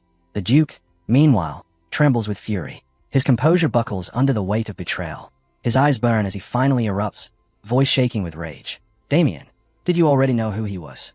Damien bows slightly, answering with steady respect. Yes. He apologizes for keeping it hidden, but makes it clear he did so intentionally. I wanted to learn who orchestrated this. Who allowed such corruption to exist inside your own household? The Duke's face drains of color. His stomach twists as dread settles over him. His voice quivers. The perpetrators. Damien's gaze hardens. Yes. Then he delivers the truth without hesitation. Dark mags have infiltrated the Duke's home. To unmask the one responsible, he speaks the name without flinching. The one connected to this dark magic is your daughter, Lady Chelsea. The revelation crashes down like a thunderclap. Chelsea's eyes fly open, shock freezing her in place as her name hangs in the air like a blade. Cornered, she breaks, shouting in panic, her voice sharp and frantic. Father, it's not me. I didn't know anything about this. But the Duke only lowers his face into his hands. His shoulders tremble. The weight of disappointment crushes the fight out of him as he struggles between denial and fury, unable to speak without breaking. I can't deny it. Not when I look closely. The Duke's voice cracks as he forces the words out. I don't want to believe it. But the fury swelling inside him finally breaks its chains. He lifts his head, eyes burning with betrayal as he stares straight at Chelsea. How dare you bring such filth into my house? His roar cuts through every whisper. Don't just stand there. He thrusts a trembling hand toward her, his authority absolute. Lock her up, her and every person involved. Find out who they really are. Chelsea's face drains of color. Father, please, I'm innocent, she cries, voice breaking. But no one listens. Guards rush in, lifting the broken body of Guillermo and surrounding Chelsea. They ask her to surrender peacefully. Panic shatters whatever composure she had left.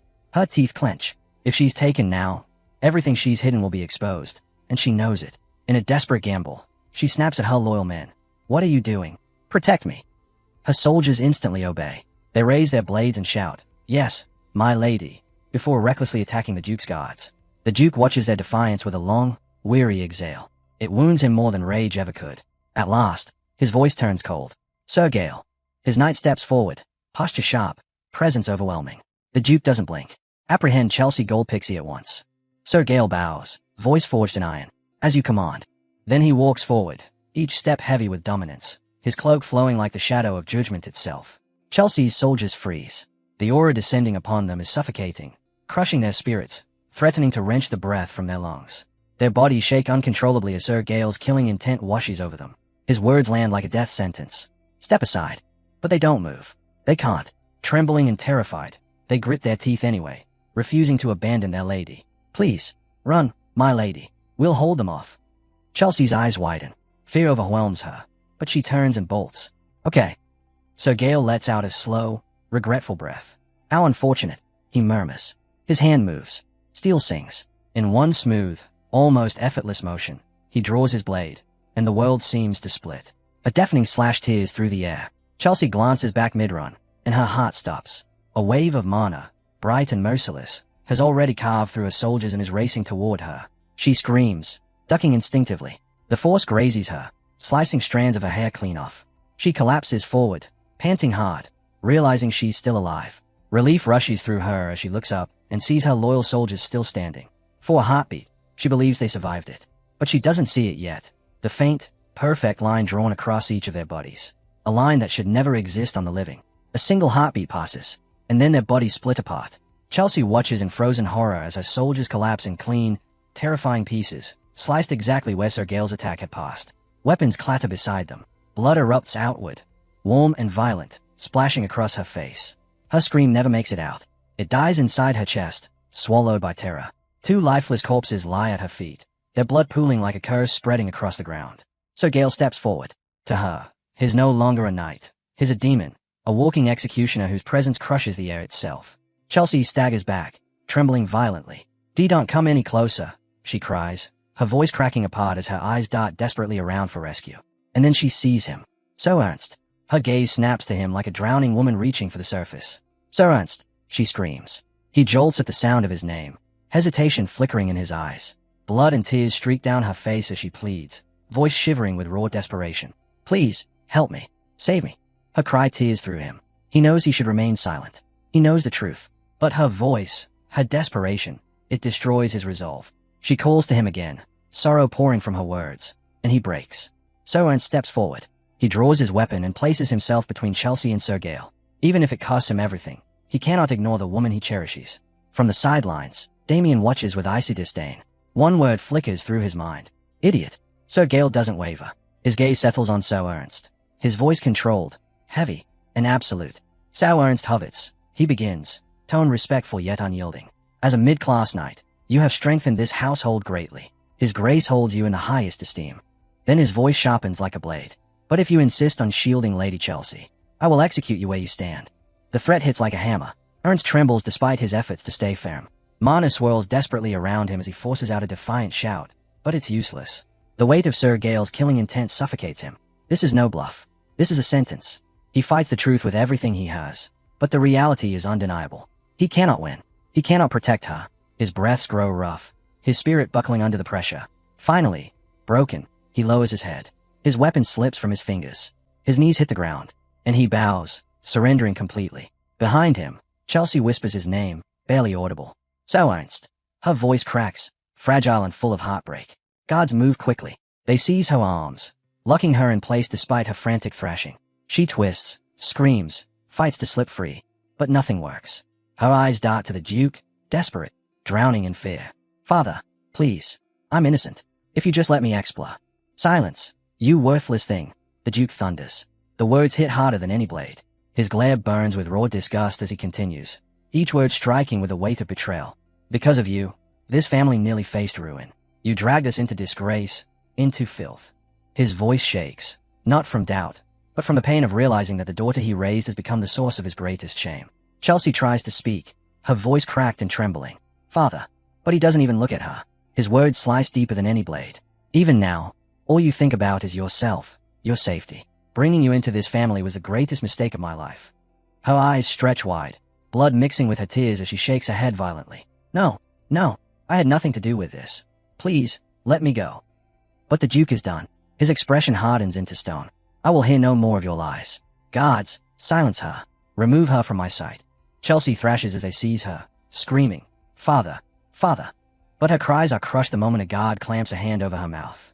Her voice dissolves into muffled, helpless hums as she's dragged across the floor, kicking and twisting, desperate and terrified. The crowd watches her fall apart. Some look at her with pity. Others watch with cold satisfaction, as if justice is finally being served. But Chelsea's gaze locks onto Damien. That single moment ignites her. Her eyes twist with fury, burning red with hatred. She tries to scream curses at him, tries to pour all her venom into one final attack, but the hand covering her mouth steals every word.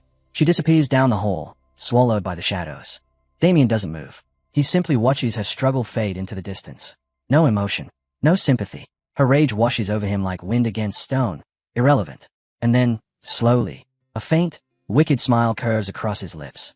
A dark satisfaction glimmers in his eyes as she's dragged away like the disgrace she is. No one dares comment. The others watch in silence, their faces unreadable. A few days later, horrifying screams echo through the prison beneath the gold pixie estate. Thick stone walls tremble with each tortured cry, the sound clawing through the cold air. In the depths of the chamber, one of Chelsea's accomplices writhes in agony, bound by heavy chains. His flesh is charred, smoke rising from where a glowing iron presses into his skin again and again. His screams rip out, raw and animalistic. Sir Gale stands with his back turned, silent. Yet each scream sends a faint tremor through him, a tiny crack in an otherwise unbreakable man. The prisoner gasps, barely conscious, words spilling from his lips in broken fragments.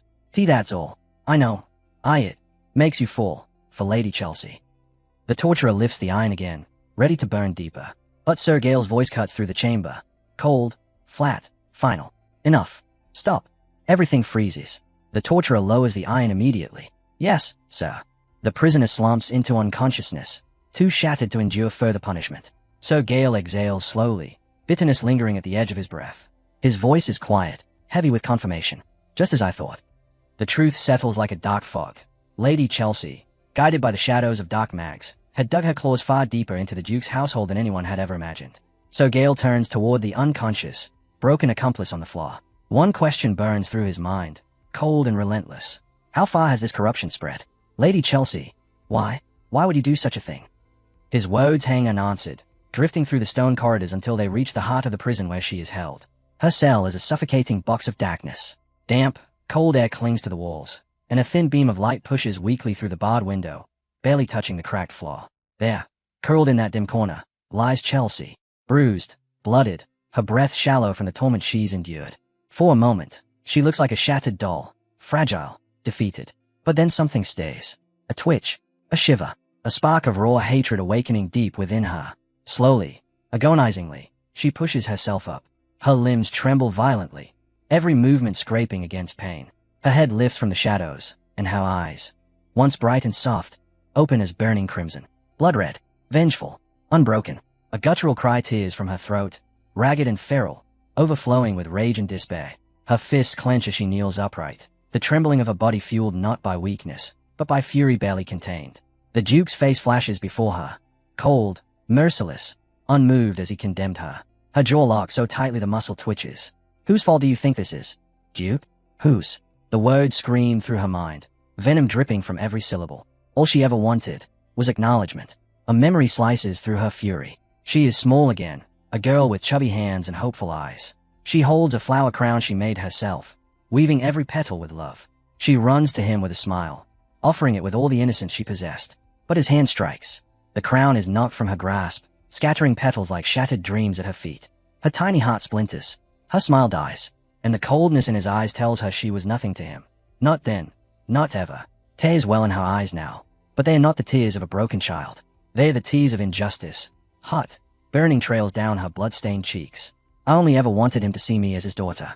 That's all. Since I was that little girl, that's all I ever wanted. But the memory twists again, revealing those same frozen eyes. Eyes that never warmed. Eyes that dismissed her existence. Eyes that always told her she wasn't enough. Her chest heaves, breaths turning sharp as her rage mutates into something darker. And in her mind, she screams into the hollow darkness. Why? Why do you still look at me with those cold, cold eyes? The cell around her doesn't answer.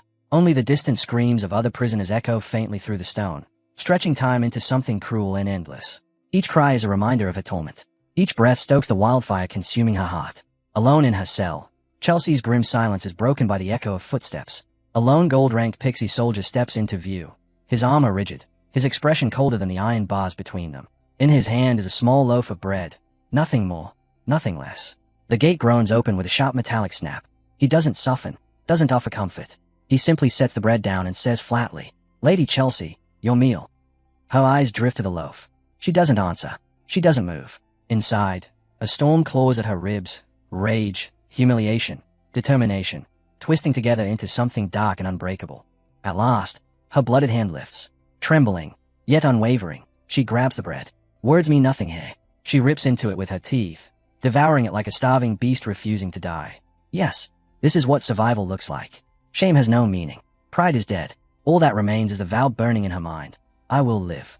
I will endure. She tears off another chunk, swallowing hard, forcing strength back into her veins.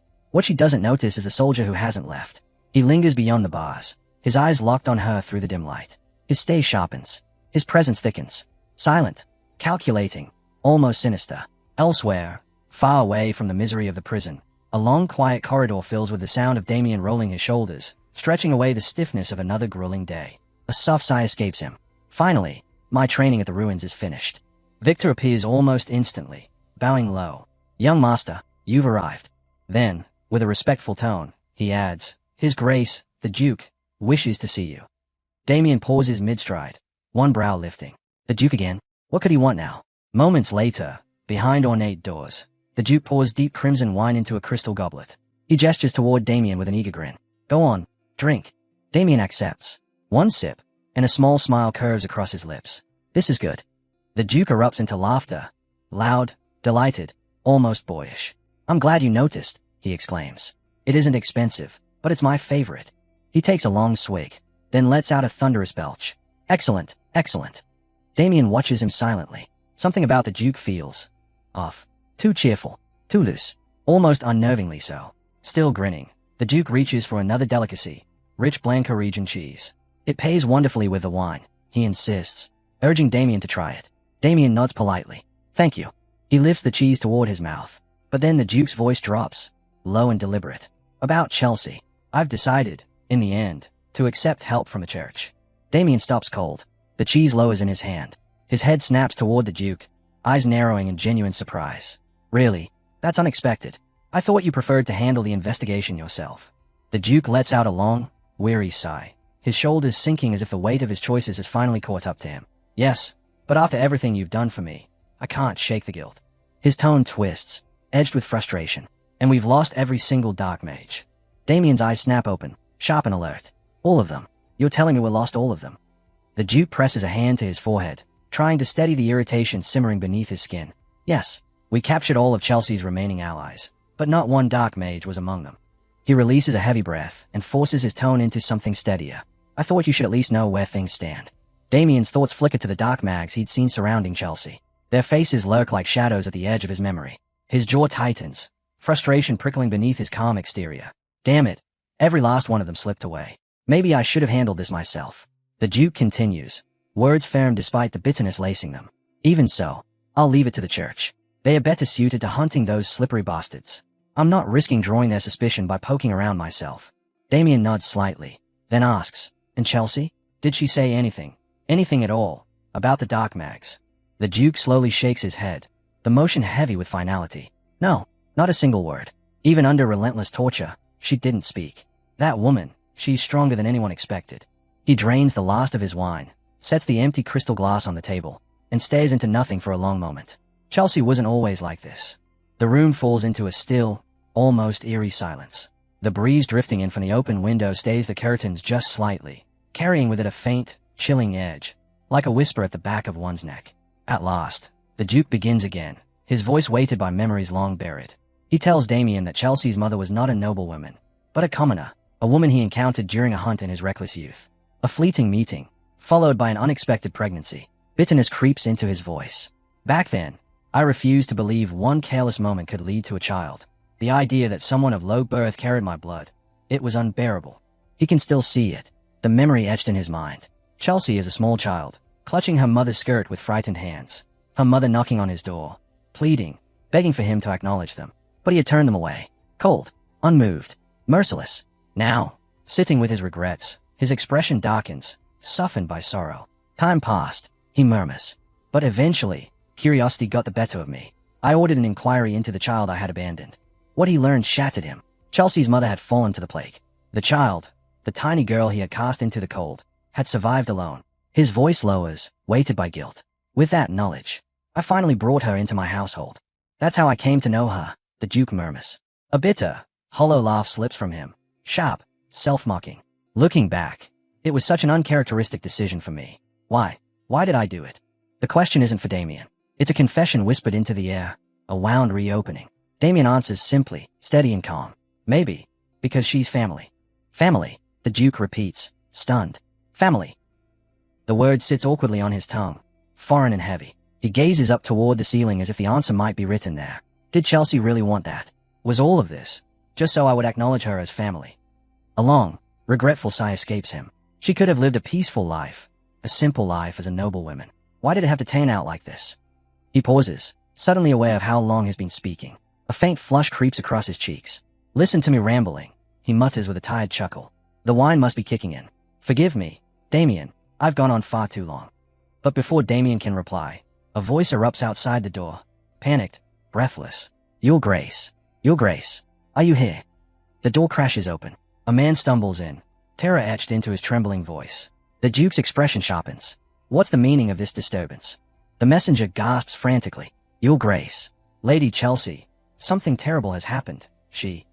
But he never finishes. The scene fractures, cutting away to the prison. Two soldiers stumble backward, collapsing, horror twisting their faces. Their eyes stretch wide as they stare at the sight before them. In the reflection of one soldier's trembling gaze, the truth becomes undeniable. Inside the cell, Chelsea hangs lifeless. Silence falls, thick, suffocating, final. Later, the estate is still, wrapped in a heavy quiet. Damien and Victor walk down the hallway, a laundry basket bumping lightly between them. Victor, red-faced with irritation, can no longer hold back his complaints. Young master, are you really going to keep doing this? Damien glances at him. Doing what? Victor's voice spikes. I've told you countless times, when you send laundry out, you must separate the undergarments from the rest. Did you? Damien replies calmly, not a hint of concern in his tone. Victor's face contorts. Did you? Yes, I did. I've told you again and again. Do you have any idea what it's like for the person who has to wash them? And another thing, why are your socks always inside out the moment you take them off? But Damien isn't listening anymore. His steps slow. His gaze fixes on a half-open door, a dark slit cutting through the hallway light. Through the narrow gap, he sees the Duke, alone in the dim room, unmoving. He sits hunched forward, staring into a void only he can see. Damien stops walking, a solemn weight settling over him. There are no tears, no cries, only the hollow shape of a father who finally realized the cost of his coldness, and the daughter he pushed too far to save. Days crawl by in the wake of Chelsea Goldpix's death. The inquiry ends abruptly, coldly. Suicide, they declare. Everyone tied to her is interrogated, judged, punished. The retribution is swift, meant to wash the duchy clean of the shame she was branded with. Her grave is unmarked. Flat, bare, a pit in the earth without name or honor. Her final punishment, a silence colder than death itself. The Gold Pixie household slowly returns to calm, but Damien feels it in the marrow of his bones. This quiet is not peace. It is the breath held before storm breaks. A sharp, burning light flickers in his eyes as he mutters under his breath, voice simmering with deadly resolve. If it truly is them, then I swear. His vow cut short. Victor suddenly appears beside him, his expression stretched in shock and irritation. Are you even paying attention? He snaps, slicing through Damien's simmering thoughts. Damien answers vaguely before clearing his focus. He throws an arm over Victor's shoulders, grinning with casual ease. I hear you. I hear you. Now stop whining like a spoiled kid. Victor bristles instantly, eyes bulging. Whining. Whining. I wasn't whining. Honestly. Just this one simple thing and... But his voice fades as the scene dissolves into night. The moon hangs high and cold, spilling pale light over a desolate alley in the city. Sir Ernst Hovitz staggers alone through the shadows, a man crushed beneath grief too heavy to bear. The night wind cuts through him, but offers no comfort. His steps falter, his body sways, and then, thud, his shoulder slams into a stone wall. He gasps, clinging to the rough surface as if it's the only thing anchoring him to the world. His strength drains, and he slides down until he collapses onto the filthy ground. A trembling breath escapes him. Lady Chelsea. Her name cuts through the darkness, a wound reopened. And instantly, his memories drown him. She stands before him in his mind, young and radiant, holding a crown of wildflowers she wove with her own hands. Sir Hovitz, she asks, her voice warm and innocent. Do you think my father would like it if I gave him flowers from the garden? Ernst's cheeks flush. He lowers his gaze, embarrassed. I wouldn't know. Lady Chelsea. I've never been given flowers before. Her eyes widen, surprised. Really? Then she twirls lightly, skirt fluttering as she speaks with a quiet joy only she possessed. My mother always told me flowers carry magic, that they bring happiness to people. She holds the flower crown up to her chest, her smile gentle and full of dreams. These flowers, they're the same ones that bloomed when my parents first met. The words strike him straight through the heart, leaving him shaken and breathless, unable to tear his gaze away from her. All he can do is stare, captivated, humbled, lost in the quiet radiance she carries so effortlessly. Her voice lingers in the air, warm and steady. Then my father will be happy too. Hobbit's breath catches. His lips part in a soft, awestruck gasp as a gentle smile finally blooms across his face. Then I'm certain, he murmurs, firm yet tender. The Duke will treasure them. But the warmth of that memory dissolves, swallowed by the cold reality of the alleyway. His expression darkens, grief twisting every line of his face. His voice cracks as he whispers into the emptiness. I failed you, Lady Chelsea. I couldn't protect you. Loneliness drapes over him like a suffocating cloak. His body trembles, each breath shuddering beneath the weight of regret. His muffled sobs slowly break apart, turning into raw, guttural cries that echo harshly off the stone walls. Then, consumed by rage, no, self-hatred, he clenches his fist and slams it into his chest. The thud rings out, hollow and punishing. Idiot, he spits, voice shaking, soaked in anguish. Tears blur his vision, falling in relentless streams as the word repeats over and over, each syllable sharper, heavier than the last. Idiot. I should have died back then. Worthless fool. The curses twist into a fractured roar, tearing straight from his soul. I should have protected her. His scream rips through the night, echoing beneath the cold, indifferent moon until his voice finally collapses. Silence settles in again. His breaths come ragged and uneven as he struggles back from the edge of despair. Slowly, painfully, he forces himself to steady. And then, a presence stares.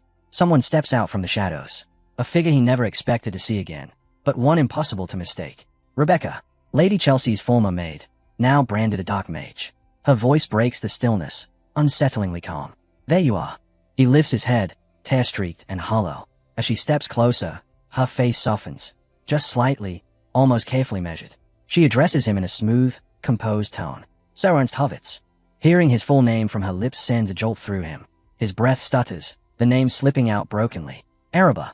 And then fury detonates. He lunges before she can blink. His hand clamps around her throat, slamming her back against the wall with brutal force. His grip tightens instantly, crushing, merciless. His eyes blaze with murderous hatred. You? He growls, voice shaking with rage. What audacity do you have to show your face, hey? Because of you, Lady Chelsea. His words break off as he squeezes harder, his hand alone promising death. Rebecca chokes, her nails digging into his arm in desperate panic, her face flushing a deep, frantic red. Her voice escapes in fragmented gasps. One last plea for air. Please, Sir Hovitz, listen to me. Her voice is thin, strangled, barely clinging to life. But the storm inside him is nowhere near calm. Rage floods every vein, every trembling muscle, drowning out reason. Silence, he roars, the sound cracking with fury. Shut your mouth, you wretched dark mage, sharing a bed with that demon. I'll crush your neck right here. Her body jerks violently as she fights for air, but even as her vision blurs, she forces out a desperate thread of sound. Help me. Get revenge. The words slice straight through the madness, sharp enough to halt him for a split second. His fingers falter, just barely, hesitation flickering in his burning eyes. What did you say? His voice drops, rough, trembling with barely restrained rage. Revenge. Why would you? Why speak of revenge, Rebecca? Her breaths are ragged, painful, but urgent. Lady Chelsea's death. The Duke said it was suicide, but that was a lie. The claim hits him like a blade of cold steel. He stares at her, stunned, as she forces the truth through tormented breaths. It wasn't suicide. Lady Chelsea. She couldn't survive the torture. Torture. The word detonates inside him. A violent shiver tears through his body, freezing him from the inside out. His grip finally collapses. Rebecca crumples to the ground, coughing violently, her body shaking as air floods back into her burning lungs. Each breath is a gasp, each movement a tremor, but she clings to consciousness. Above her, Hovitz towers, no longer just grieving, but something far darker. His voice is low, brittle, dangerously sharp. What proof do you have to make such a monstrous claim? She doesn't raise her head, but her tone hardens into steel. Think, Sir Hovitz. You know better than anyone. Lady Chelsea was never someone who would take her own life. The words settle heavily between them. Then her voice turns colder, cutting with intention. And more than that, I heard it from the ones who recovered her body. They said it was covered in wounds. Unspeakable wounds. The kind carved through torture. Wounds no one could survive. The weight of her revelation crashes into him, brutal and merciless. Pain spikes through his skull, his thoughts spiraling into chaos. Loyalty, grief, rage, everything clashes, tearing him apart from within. Rebecca feels the crack forming in his resolve and strikes again. Lifting her head at last, she meets his gaze with eyes crafted to mirror his grief, reflecting a sorrow she does not feel. The Duke, she whispers, voice soft but venomous. He hid it. He staged her death as suicide, just to bury his own disgrace. A broken, guttural sound escapes Hovitz, half curse, half disbelief. His chest heaves, horror cascading through him as fragments of the Duke's ruthless past flash like shards of glass. The ambition, the cold cruelty. Yes, the man he served could do such a thing. Rebecca watches the truth coil around him, tightening like a noose. She rises slowly, dust falling from her clothes, every movement deliberate, precise, her voice ready to deliver the final blow. It's true, she admits softly, her voice threaded with a carefully crafted sorrow. I first went to Lady Chelsea with hidden intentions. She lets the confession linger, heavy and damning. Then her tone melts, turning gentle. But she was kind to me, kinder than I ever deserved. She treated me like a sister. She reaches out, her fingertips brushing the hand Hovitz still presses against his face, as though he's trying to hold himself together. I can't leave things like this, she whispers. With both hands, she guides his trembling one down, forcing his shattered gaze to meet hers. I will avenge Lady Chelsea. I will make the Duke pay. Her eyes blaze with a fire carefully crafted to look righteous. Then the air around her shifts. The pendant resting against her chest flickers to life, a sinister purple glow pulsing outward. The light swirls around her, whispering malevolent intent as it wraps her in a dark aura. For me to take revenge, she murmurs, voice sinking into a hypnotic rhythm. I need you, Sir Ernst Hovitz. The glow spreads, washing across his face, staining his skin with an eerie violet shine. His body stiffens, breath shallow, his mind drowning under the cold energy that seeps into him like poison. Then, his eyes change. The rage, the grief, the humanity, all vanish, hollowed out in an instant. What remains is a blank, glassy stare fixed straight ahead, devoid of will. The purple aura coils tighter, crushing the last fragments of resistance inside him. His voice emerges empty, drained of everything that once made him who he was. What do you want me to do? Rebecca's reply is smooth, precise, each word a hook sinking deeper. And as she speaks, his grip slackens. The bottle slips free from his hand and shatters on the stone floor, the crash echoing like the breaking of a life. His body tilts, sways, then straightens unnaturally, aligning itself with her command. He moves forward, stiff, lifeless, a puppet carved from despair, his steps leading him straight toward the Duke. From the shadows behind Rebecca, another figure emerges. A hooded man glides into view, his face veiled in darkness. His voice rumbles low, edged with faint amusement. "You've done well," he says. "I wasn't sure the enchantment would take hold on a knight of such modest strength." He pulls back the hood, revealing a face twisted with predatory satisfaction. Rebecca answers with a slow, cruel smile as she trails her fingers across the glowing pendant. "No matter how strong a person looks," she says, dripping with wicked amusement, "there's always a weakness buried somewhere in the heart. And if you feed that weakness long enough, enchantment becomes inevitable." The dark mage hums thoughtfully, his eyes narrowing. In Hovet's case, Chelsea Goldpixie was the weakness. Rebecca laughs, soft at first, then rising rapidly into a sharp, spine-chilling cackle. Her head tilts, almost playfully, a sneer twisting her lips. Hovitz is such a fool. He doesn't even know who really killed Chelsea. When the truth comes out, that it was us, the Dark Mags, who arranged her death, he'll break completely. A flicker of thought interrupts her mirth. She turns to the hooded mage, her tone shifting into sudden contemplation. "Boss, do we really have to go after Damien Harshin? I've never liked him, but still." The question barely forms before his voice slices through it, sharp and commanding. "What choice do we have? You expect us to sit back and watch?" His tone bites, fueled by simmering fury. His expression twists, anger rising like fire as he presses on. "Did you forget what the church's spy uncovered? It was Damien Harshin who killed Agito." His voice grows harsher, each word vibrating with seething indignation. Then his tone shifts, dropping into a cold, predatory calm that chills the air. "And beyond that, Damien interfered with a grand cause entrusted to us. That alone makes him unforgivable." A sinister crimson glint flickers in his eyes. His lips curl into a wicked smile. "He still doesn't know who we are. Even the Duchy believes we've disappeared. They'll never see us coming." A low, venomous laugh escapes him, spreading through the alley like a curse. The image of Damien Harshin burns vividly in his mind. He is certain this is a perfect chance to eliminate him for good. Night settles over the Duchy. Inside his quarters, Damien sits alone, cross-legged in deep meditation. His breathing is steady, mana threading through his body in controlled waves. Silence envelops him, yet the room is far from empty. From the shadows, three figures watch him like hunting wolves.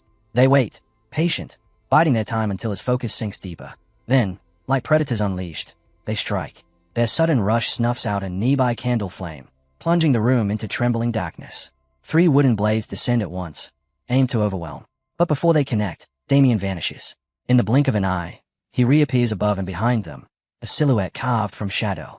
His eyes glow with cold white intent, his voice slicing through the air with quiet finality. "What a pity." He moves. One attacker barely lifts his sword to block before the blow crashes into him, shattering his defense. The impact sends him flying across the hall. He slams into a pillar, collapsing to his knees with a strangled groan. His hand trembles violently as he struggles to lift his head. But his strength fails him, and he collapses fully, defeated. The remaining two stumble back instinctively, fear draining the color from their faces. Damien lowers his weapon, resting it lightly against his shoulder. His tongue clicks in disappointment, the sound cold and dismissive. "Pathetic." His gaze sharpens. "All three of you, kneel." The low-ranked knights from the Gold Pixie estate freeze, crushed beneath the weight of his presence. The command presses down like iron, leaving them no room to resist. As they kneel before him, Damien speaks with firm authority. "I told you to do whatever it took to land a hit on me, even ambush me, and yet, you still failed." All three bow their heads, shoulders trembling with shame as their voices overlap in a desperate, stammering apology. Damien studies the three kneeling men for a long moment before letting out a quiet sigh. "It can't be helped. That's enough for today." The knights freeze, stunned. One of them cautiously raises his head, confusion written all over him. "We done training." Damien arches a brow. "Why? Do you want more?"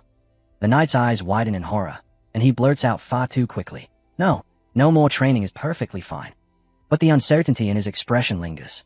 To them, these sessions have always felt less like sparring and more like punishment, Endless beatings disguised as lessons. Rest, Damien orders. In 2 days, you'll face the Marquis family. Their brief relief evaporates instantly, replaced by a collective groan.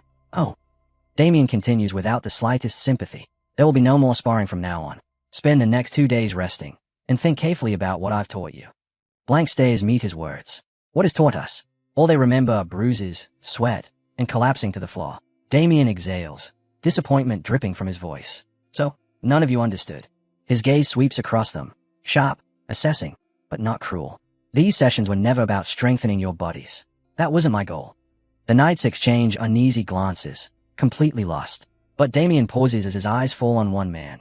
Silent, brow furrowed, clearly thinking deeper than the others. A faint smile touches Damien's lips. At least one of you gets it. With that, he reaches for the weighted bag strapped to him and removes them. The knights stare, jaws hanging open as realization slams into them. He'd been holding back the entire time. Damien doesn't wait for their reactions. He turns away, a quiet, confident smile tugging at his lips. Perhaps I can look forward to that match. Days later, the rhythmic pounding of hooves echoes across the green plains. A mounted figure rides ahead, Duke Goldpixie. His sharp voice slices through the air the moment he arrives. You're late. Behind him come his personal knight, Sir Gale, Damien Hashin, and several soldiers. They quickly begin setting up camp under the Duke's impatient gaze. Once preparations settle, the Duke turns toward Damien. Sir Hashin, he calls, what is your assessment of the enemy forces? Damien studies the distant troops, gaze keen and precise. They are highly trained, he says evenly. It's not just their equipment. Each soldier has considerable skill. The Duke lets out a short laugh. Right, you mean that bastard from House Lionbloom.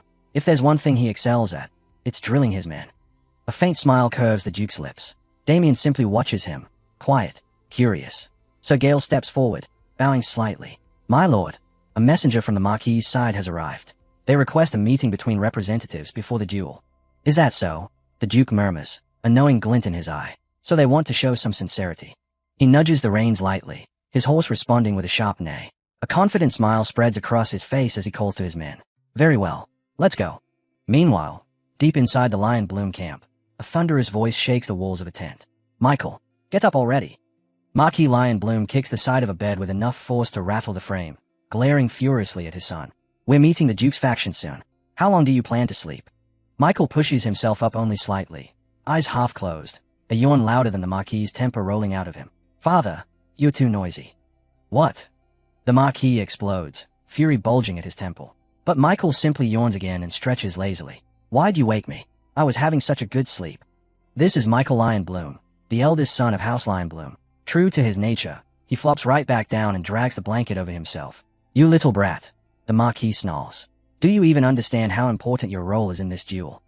I'm not interested, Michael mutters, turning onto his side. The Marquis grits his teeth, barely restraining himself. With a sharp click of his tongue, he storms toward the exit. He throws the tent flap open, pausing just long enough to deliver a cutting blow. Fine then. I'll face that damned Damien Hashin myself. The name slices straight through Michael's haze. His hand, reaching for the blanket, freezes. Slowly, he sits up, wide awake now, all traces of drowsiness gone. Wait. His voice cuts clean, sharp. He fixes his father with a cold stare. Why is that bastard with the Duke's faction? The Marquis returns the glare. Maybe you'd know if you weren't sleeping all day. The Duke's side chose Damien Hashin as their representative. A chilling grin spreads across Michael's lips. His thumb slides along the hilt of his sword, pushing the blade halfway free. The metal gleams, dangerous, eager. His eyes flicker with madness. Oh, really? Then that works out perfectly. Outside the camp, Michael and the Marquis stride forward to meet Duke Goldpixie and Sir Gale. The Duke's lips curl into a faint laugh the moment he sees them. Inviting us and then arriving late. The Marquis still lacks courtesy. Marquis Lion Bloom scoffs, entirely unbothered. And for you to make noise over something so trivial, it seems you're still as narrow-minded as ever. Their words bristle with hostility, but instead of erupting, both men laugh, sharp, predatory sounds, like beasts circling each other. Sir Gale steps forward with a discreet cough, cutting cleanly through the tension. The Marquis turns immediately. Sir Gale, it's been a while. It has, Gale replies smoothly. Good to see you again. Lion Bloom extends a hand with a smile far too friendly to be sincere. Don't you find serving the Duke boring? My offer still stands. You be welcome in my house. Sir Gale answers without hesitation. My loyalty belongs to the Goldpixie family. It always will. The Marquis clicks his tongue with mock disappointment. A pearl before swine, then. The Duke bristles, fury flaring. Why, you little. But before he can spit out a retort, Lion Bloom's eyes shift, landing squarely on the young knight standing at the Duke's side. And this one, is he the one? Yes, the Duke replies. The one they call Damien Hashin. The Marquis's stare sharpens instantly. Fury coils inside him as he studies Damien, the boy who humiliated his son, crushed his knights, and now stands here with that calm, almost casual smile. His fists tighten until the veins bulge, anger throbbing beneath his skin. But then, something unsettling creeps into his chest. A strange tension, a chill that should not exist. Why do I feel this pressure? I'm a high-class knight. Why does a lowborn child make my instinct scream? His mind races. Could it be hidden potential? Could this boy truly stand shoulder to shoulder with Michael? The thought hits him like lightning. His head snaps toward his son. Michael's face is shadowed, unreadable for breath. Then he raises his chin, and his crimson eyes lock onto Damien. Sharp, unwavering, cutting straight through the air between them. Damien Hashin. He speaks the name softly, tasting it, testing it. Damien only tilts his head, mildly confused by the intensity of the stare. Then Michael's lips curl. A slow grin spreads across his face. Mischievous, dangerous, itching for bloodshed. His stance shifts, deliberate and poised. One hand grips the hilt of his blade. The other presses upon the sheath. His weight settles. Ready to draw. Ready to kill. The metallic scrape of steel echoes as the sword slides free. Damien blinks, momentarily taken aback, watching in quiet confusion. Michael's crimson eyes blaze, wild and unfocused, as he drops into a perfect combat stance. One hand on the hilt, one on the sheath, his body coiled like a blade about to spring free. Damien hears the sword clank as it draws another inch, gleaming under the light. Still silent, Damien simply watches him, gaze steady. Then, Michael freezes. A hand clamps around his wrist. His father stands beside him, expression hard as stone. The sudden grip snaps Michael back to awareness. His eyes widen, shocked as though waking from a trance. He glances down at the half-drawn blade, at the reflection staring back at him, and realizes with a chilling jolt that he hadn't even known what he was doing. Sir Gale shoots him a fierce sideways glare. Sir Michael, he snaps, voice sharp as a whip. What do you think you're doing? His tone carries the weight of a knight addressing a grave offense. How dare you draw steel in the presence of his grace? The Duke steps forward, calm yet unyielding. Surely, he says, voice edged with warning, you understand that drawing a blade against a noble is a serious crime. Marquis Leon Bloom immediately interjects, rushing to defend his son. He acted foolishly, yes, but only because of his determination to win. But the Duke is unmoved. Oh, so you asked me to overlook such an act, for that reason alone. His gaze sharpens. Then tell me, how do you intend to take responsibility for this? The accusation hangs between them like a drawn sword, the air crackling with tension. Marquis, inwardly cursing the mess his son had created, shot Michael a troubled glance. Did his body move on its own? He wondered. When he shifted his gaze to Damien, calm, smiling, unbothered, and then back to Michael's shaken expression, a cold realization formed in his mind. It's as if he were facing a wild beast. Meanwhile, the Duke rested a hand thoughtfully against his chin. He was already calculating, already plotting. To him, this incident wasn't trouble. It was opportunity. After a moment of pretending to consider it, he gave a thin smile. It can't be helped, he announced. We'll cancel the duel, and I'll overlook the matter, just this once. Marquis stiffened. What? That wasn't like the Duke at all. The man never let anything slide. Something was wrong. His suspicion was confirmed immediately. However, the Duke added casually, I will attach a few additional conditions to the rewards of the duel. Marquis nearly clicked his tongue. Of course. He forced a polite expression and asked what these so-called conditions were. The Duke's smug grin made it clear he knew he had Marquis cornered. By the end of the negotiation, the Marquis's face had hardened bitterly. Every term favored the Duke. Every outcome was a loss for him. But he accepted them all with stiff reluctance. Turning away sharply, he muttered, Michael, we're leaving. Yes, father, Michael replied, subdued for once. The Duke waved with exaggerated cheer. I won't see you out. See you later. Damien, who had quietly observed the entire exchange, let out a soft, satisfied breath. The Duke had played the situation skillfully, far more shamelessly than most nobles would dare. Still, the Duke wasn't finished. He looked directly at Damien. It's strange, he remarked. Why would Michael Leon Bloom draw his sword at you of all people? Damien shrugged, hands spread in an innocent gesture. Who can say? He replied lightly, but a faint smile tugged at the corner of his lips. Inside, he was impressed. His already awakened his sixth sense at that age. Michael's reaction had told him everything. This duel will be interesting. As they walked away, Marquis tilted his head toward his son, voice low and tense. Why did you draw your sword so recklessly? You could have jeopardized the entire house. But Michael answered with barely contained excitement. Father, did you see it? Marquis blinked, caught off guard by the tone. Michael continued, eyes alight with exhilaration. He knew. Damien knew I was about to draw my sword, yet he didn't flinch. He just stood there, smiling. Joy pulsed through his words as he spoke. I've never faced anyone like him. I think Damien Harshin may finally be someone who can fight me as an equal. Marcius's worry deepened. His son, starved for a true rival, had changed in that instant. There was something new, something unsettling, in his eyes. Michael eventually calmed, his excitement dimming just enough for guilt to slip in.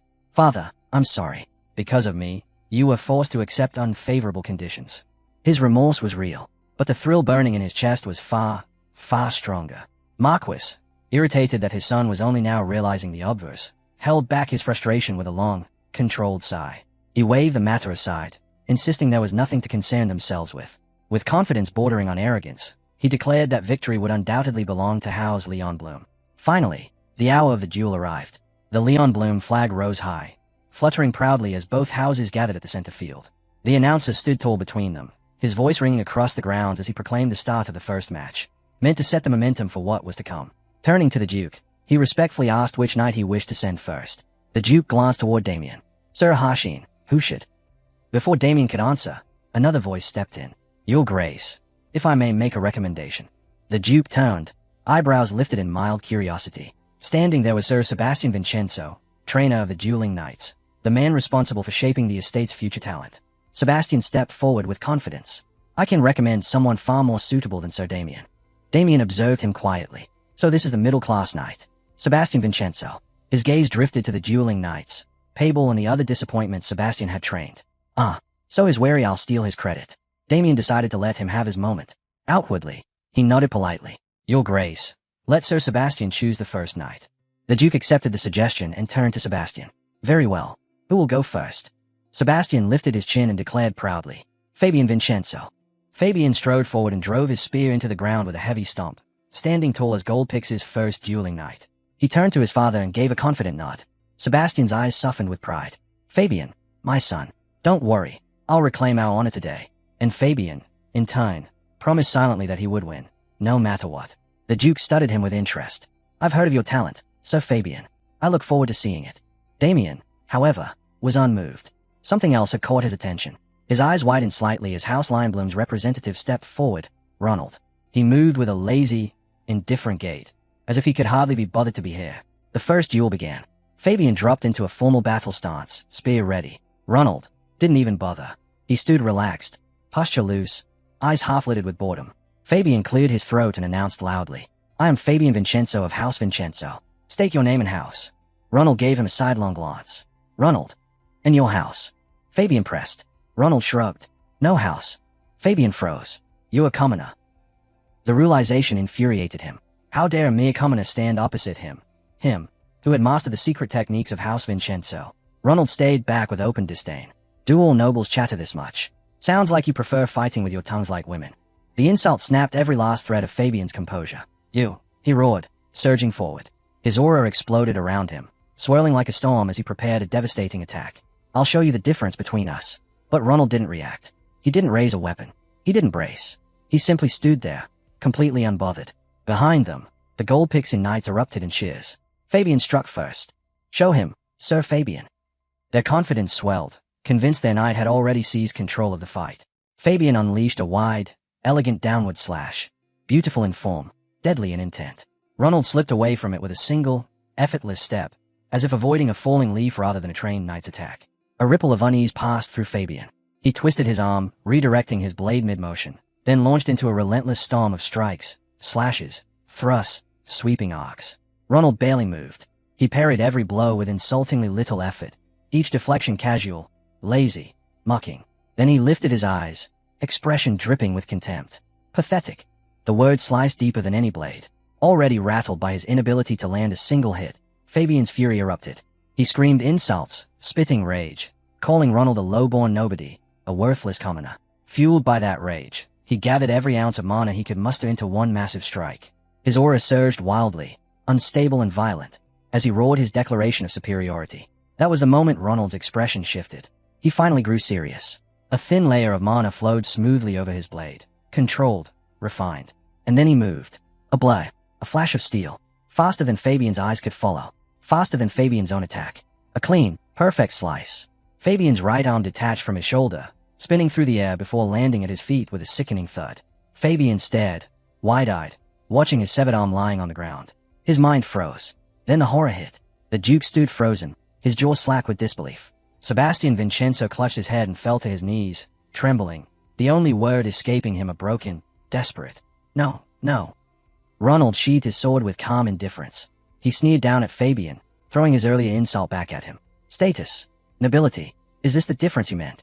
Fabian collapsed, screaming in agony, blood soaking the dirt. Ronald pointed at him mockingly, striking a ridiculous, taunting pose. "Dismissed." A satisfied smile tugged at Marquis Lionbloom's lips, though he forced himself into a stoic expression. "The first victory goes to us." The gold pixie banner fluttered high, but beneath it echoed the agonized shrieks of Fabian Vincenzo. Even after receiving immediate treatment, his cries filled the dueling field. Beside him, Sebastian knelt, hands shaking as he tried to comfort his son, urging him to endure the pain. Damien watched from a distance, his expression sour. He clicked his tongue. "TCH. I expected this, but he was even weaker than I thought." With a sigh of disgust, he turned away. Beside him, the Duke looked ready to explode, his face twisted with fury. He let out a bitter breath. Why do they always cut arms? This duel is for victory, not mutilation. His gaze shifted toward Damien. "Well then, what now? We've already lost the first of the 3 matches. Should you step in next?" Damien shook his head calmly. "If I win the second match and Michael appears in the third, we'll have no one left who can face him." The Duke paused, then nodded slowly. "True, that makes sense." Damien smiled faintly, reassuring. "I already have someone in mind for the second match." Hope flickered in the Duke's eyes. "Who?" The scene shifted. Damien now stood before Abel. "You will fight in the second duel." Abel's entire body trembled. "Emmy." "Yes, Sir Damien, W8. But Damien was already walking away, giving a single, casual wave. "Remember your training." Abel's face drained of color as he recalled the brutal sparring sessions. The pain, the exhaustion, the despair. His knees nearly buckled. But Damien didn't look back. He fully intended for Abel to step onto that field. Still trembling, Abel stammered out his doubts, but Damien simply placed a steady hand on his shoulder and assured him, without a hint of hesitation, that he would win. Behind Abel, the other knights scrambled to encourage him. One clapped his back, insisting he was stronger than he thought. Another raised their motto loudly, trying to inject courage into his collapsing spirit. The Duke, however, looked thoroughly unconvinced. He sighed heavily but allowed Damien's choice, though he couldn't help voicing his concern. "Abel, he's never shown anything remarkable." Even Sir Gale shot Damien a doubtful look. But Damien only smiled, calm and confident. "I've been training him personally for this. Trust me." All 3 turned to look at Abel, who looked like he might vomit at any moment. His knees knocked, his face pale as chalk. Still, Damien remained unshakably confident. He will win. The second duel began. Abel could barely stand. Crouched low, shaking violently, he felt his legs threatening to give out. The gruesome memory of Fabian's severed arm replayed again and again, turning his blood cold. He swallowed hard. "What am I even doing here?" From the opposite side, Lionbloom's second dueling knight, Huey Salesian, stepped forward with a bold grin. The crowd erupted in cheers as he settled into a polished battle stance, radiating confidence. Abel's jaw dropped. His morale shattered instantly. He whispered, trembling, "Peep Abel Bermond." Huey frowned in disappointment. He had clearly expected Damien himself. Intent on ending things quickly, Huey infused his sword with mana. His aura sharpened, crackling with deadly focus. He stepped forward, and in the time it took Abel to blink, Huey's blade was already at his neck. A desperate scream tore through Abel's mind. His body moved on instinct. Steel clashed loudly as he somehow deflected the strike. Sparks burst from the contact. Both men froze. Abel stared wide-eyed at his own trembling sword. "I blocked it." Huey looked even more stunned and annoyed. The force of the impact had knocked Abel to the ground, but he scrambled back to his feet, chest heaving. Huey clicked his tongue, grudgingly acknowledging him. Not bad. Abel didn't know if it had been instinct or blind luck, but Huey didn't let him think. He attacked again, swift and merciless. Abel panicked, rolling frantically across the dirt to survive. Dust erupted around him in thick clouds, obscuring the field. He regained his footing just in time. A blade flashed from the haze. Abel blocked again. Huey's eyes widened. A strange unease crept into his expression. Even strikes from blind angles, attacks that should have landed clean, were being deflected. For the first time, Abel pushed back, forcing Huey to stumble a step. The crowd gasped. Huey gasped. "Is this why Damien was so confident?" he muttered, shaken. Damien, watching from the sidelines, smiled with deep satisfaction. "You finally realized it, Abel." During training, Damien had used Lionbloom's own Great Lion sword art against him, brutally, relentlessly, until Abel's body learned the patterns by heart. Until his instincts reacted on their own. Now, on the battlefield, those instincts were awakening. Now, out on the dueling grounds, Abel moved on instinct alone. Every time Huey's blade came crashing toward him, his body reacted before his mind caught up, blocking, slipping away, deflecting. The pattern felt familiar, almost like watching Damien's training strikes, only slower, far less crushing. A flicker of gratitude sparked in Abel's chest. Damien had prepared him for this moment.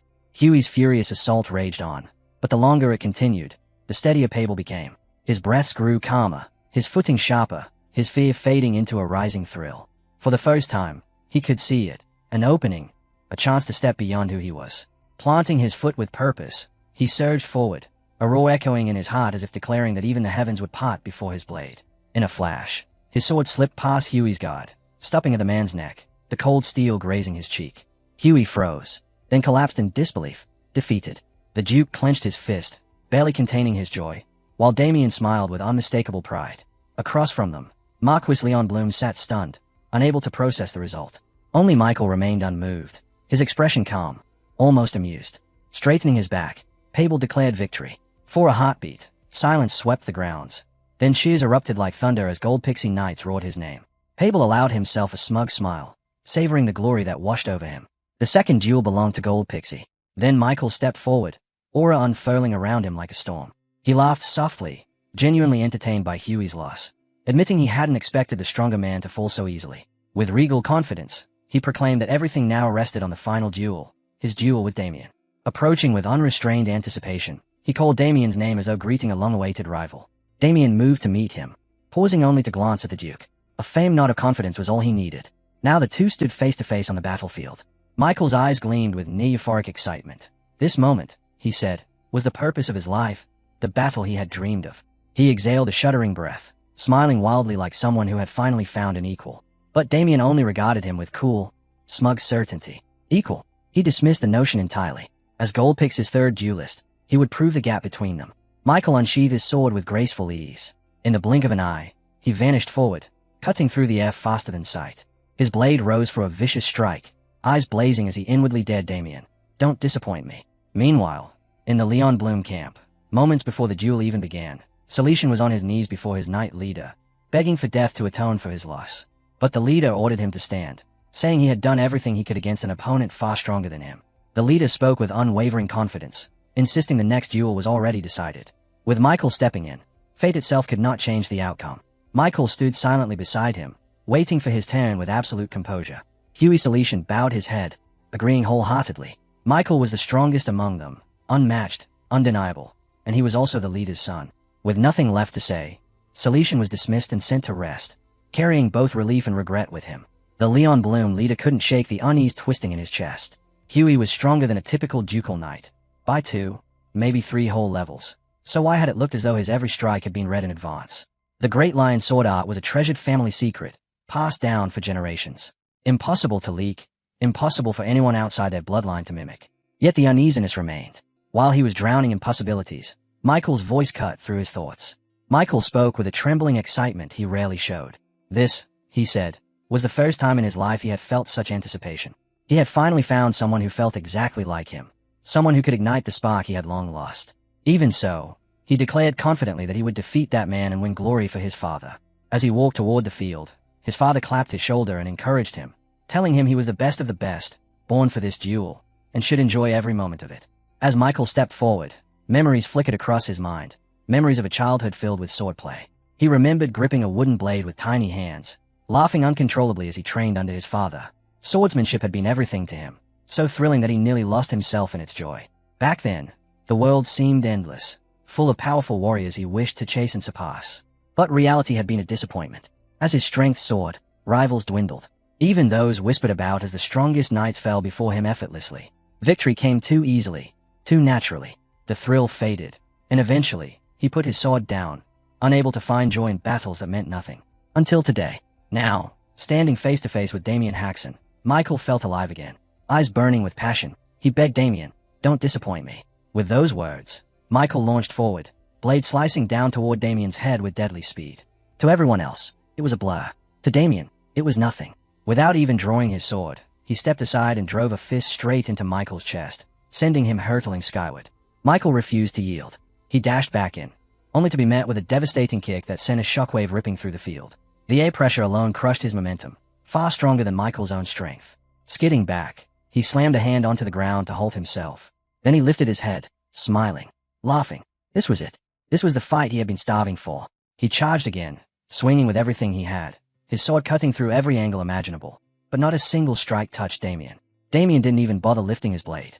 He simply stood there with one hand in his pocket, watching Michael's flurry with a cool, almost bored expression. Then he mocked him, calling him weak. Michael only grew more exhilarated. Breathless, eyes shining, he shouted that he had known it from the very beginning. Damien truly was the best among them. Michael scoffed, breathless but grinning wildly as he demanded to know how long Damien planned on dodging like this. Was he truly going to avoid using his sword forever? Laughing, he taunted Damien to draw his blade and fight like a real swordsman. At least make the duel worthy of the excitement he felt.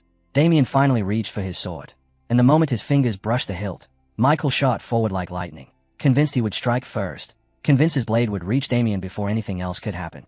But he was wrong. The instant his sword touched Damien, it shattered.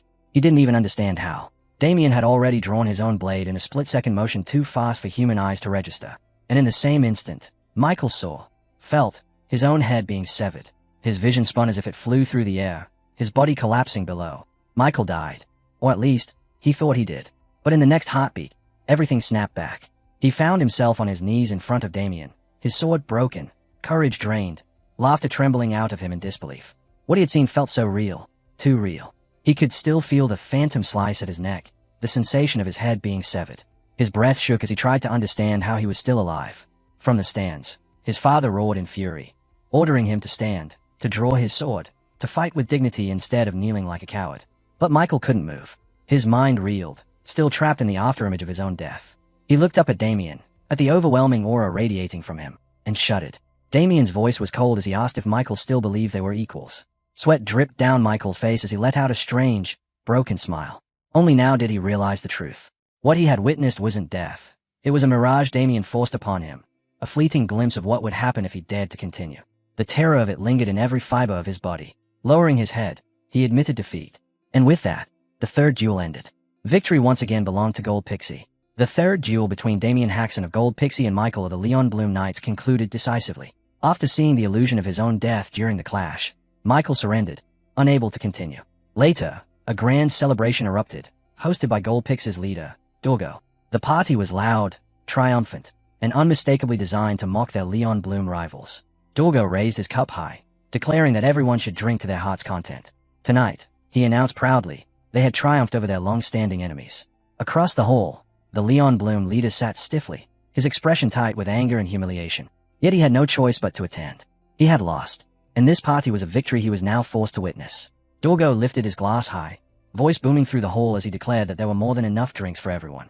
No one should hesitate. The more people in the party, the louder the fun. Laughter echoed around him as he urged them all to drink freely. Across the room, the Leon Bloom Knights endured the humiliation in silence. They forced polite smiles, offering stiff gratitude toward Dorggo even though each of them knew their leader was seething inside.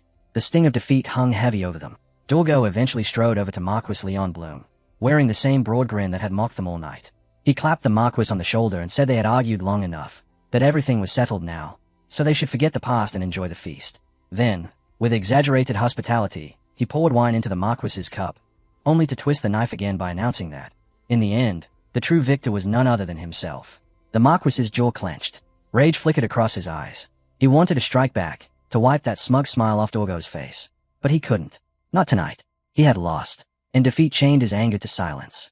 Meanwhile, Michael had found Damien and chatted with him as though they had known each other for years. He admitted that they were similar in many ways, but Damien's strength far surpassed his own. He hovered around Damien enthusiastically, insisting they should become friends. Damien, staring at Michael's cheerful face, couldn't help thinking how absurd it was that this man was so friendly, especially after the terrible things he had done to his own brother. Michael rambled on, still bewildered by what had happened during the duel. He didn't fully understand the illusion he experienced, but whatever it was, he felt Damien's power without even crossing blades properly. Damien was startled. Even he didn't know why the phenomenon occurred. Back at the table, Marquis Leon Bloom fumed alone beneath the weight of Dorggo's taunts. In his heart, all blame fell squarely on Michael. He still couldn't believe that Michael had surrendered without even drawing his sword. Whether it was bad luck or sheer incompetence, he didn't care. The fury inside him was overwhelming. Damien watched Dorggo from a distance, judging him quietly. Inviting the Marquis's household tonight had been nothing but a cruel spectacle. Though Dorggo pretended to be generous and hearty, the entire banquet existed solely to humiliate their rivals. Damien considered him hopeless, but the victory he orchestrated was undeniable. At least Damien had accomplished what he set out to do. He had secured a win for the Duke's household and ensured Leon Bloom would think twice before provoking them again. Yet despite the celebration, he knew there were still matters he needed to resolve. Later, Michael approached Damien again, smiling brightly. He asked if he could sit beside him, then poured a drink into Damien's glass with earnest respect. Damien stared at him in disbelief. Michael's sincerity, his admiration, even the gesture of pouring him a drink left him momentarily speechless. Damien had always believed he would never meet someone his own age who could stand on the same plane as him. But Michael shattered that assumption. The moment Damien used his mental space, an illusion born from his super senses, Michael had fought him there and lost, completely overwhelmed. And in that realm, Michael understood the terrifying truth. Damien wasn't just strong. He was something beyond, a being whose true scale couldn't be measured by ordinary limits. That raw, instinctive fear had been enough to make Michael surrender instantly. And because of that hesitation, he lived. Damien knew that if Michael had fought him seriously in reality, he would have lost an arm at the very least. Michael tried to steady himself and said the world was far larger than he once imagined. Damien nodded but asked if he could offer some advice. Michael, surprised by his tone yet eager, agreed. Damien told him that although the world was vast and their abilities rare, they weren't unique. Even within the Empire alone, Damien could name at least 3 people with talents far superior to Michael's. So he warned him, don't get conceited, don't grow arrogant, and don't assume you've already reached the peak. He admitted that he once made the same mistake. He believed he was the greatest, until the day he was defeated by another man. Michael blinked, confused. He said that he already lived by such an ideology and didn't think he was invincible. Yet, to him, Damien was being far more arrogant. Damien simply replied that it wasn't arrogance. He was the best now, the very best. Michael stayed at him, completely baffled. He asked if Damien truly believed he wouldn't lose to anyone. Damien answered without hesitation. Right now, he was too strong. And until Michael reached a level even close to his, he should avoid acting arrogant around anyone. Michael finally sighed and said he would remember his advice. As the two continued talking, Dorggo approached with the Marquis at his side. He gave him a broad grin and remarked that he'd noticed the two young men chatting for quite a while. Friendship, he said, was a fine thing for men of their age. Then he turned to the Marquis and asked if he agreed. Both Damien and Michael rose to greet him respectfully. Dorggo explained that he had finished his discussion with the Marquis and came to check on them. Curious, Damien asked what the discussion was about. With a smug air, Dorggo revealed the truth. Before the duel, Marquis Leon Bloom had agreed that if Gold Pixie won, Damien would be granted access to the Marquis's vault as a reward for victory. But after losing, the Marquis had been reluctant to honor his promise. So Dorggo had to negotiate rather firmly to secure what was owed. Dorggo couldn't resist teasing the Marquis once more. But this time the Marquis snapped. His composure shattered as he shouted back, demanding how Dorggo dared to mock him over something as valuable as the vault. Its worth, he said, exceeded anything they could imagine. Inside, he was raging. He cursed Damien bitterly for what he had done to Erwin and vowed that he would never forgive him. But with the banquet still in motion and eyes watching, he swallowed his fury, for now. Forcing himself to speak calmly, the Marquis turned to Damien and offered an apology for sending knights to intimidate him earlier. Damien blinked, stunned that the man was apologizing after everything he had done to Erwin. But then the Marquis continued, stating flatly that he still could not allow Damien access to the vault. Instead, he reached into his coat and produced a small box. Opening it revealed a ring nestled inside, a faint glow shimmering along its band. As both an apology and a reward for his duel, he said, this would be given to Damien. Curious, Damien asked what the ring was.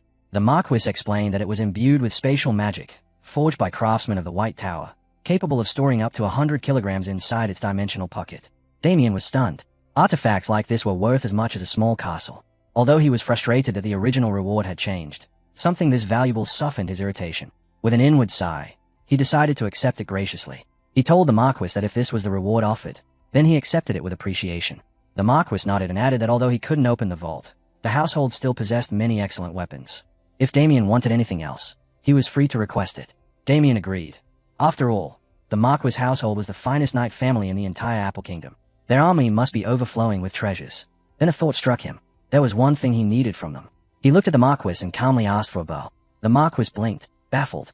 Why a bow? What did Damien plan to do with it? Damien simply smiled and answered that he needed it to marry off his younger brother. Somewhere far away, a boy sneezed violently while driving needles into a little doll, muttering about the strange weather. After the duel concluded, Damien returned to the Gold Pixie estate and informed the Duke that he would be heading home. The Duke was caught completely off guard. He had expected Damien to stay longer. A grand banquet was being prepared in Damien's honor, so the Duke urged him to stay and enjoy it. But Damien explained that he had been away from his family for too long and needed to return. His tone left no room for argument. Seeing Damien's resolve, the Duke reluctantly agreed. Still, he asked him to wait until the next morning so that a proper escort could be arranged for his journey back. Damien lifted an eyebrow at the mention of escorts, but the Duke simply nodded, insisting it was necessary. Even if Damien was strong enough to handle anything alone, caution was never a bad thing. Bandits, ambushes, opportunists, none of them were impossible. The Duke wanted Damien's journey to be as safe and smooth as possible. Damien didn't need the protection, but he respected the gesture.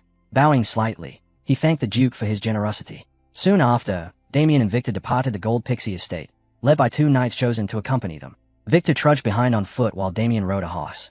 With a dramatic sigh, Victor muttered that at least their journey here had been easier. Back then, he wasn't the one walking. It was painfully clear who got to ride and who didn't. Damien smirked, noting the extra weight Victor had gained. Inwardly, he decided that once they were back home, he would whip Victor back into proper shape. By the time the sun dipped toward the horizon, the knights suggested they set up camp. Damien gave his approval, and soon the small clearing bustled with activity. When night settled, Victor prepared grilled meat and served Damien first before offering some to the knights on duty. They thanked him but refused politely, saying they would eat once their shifts were over. As the quiet of the night deepened, Damien's thoughts drifted back to his farewell with Abel and his brothers. He remembered how Abel had clung to him, eyes overflowing with tears, begging him not to leave so soon. Damien hadn't understood it at first. Only then did Abel explain. They clung to him because he had shown them a higher path, a glimpse of strength they had never known.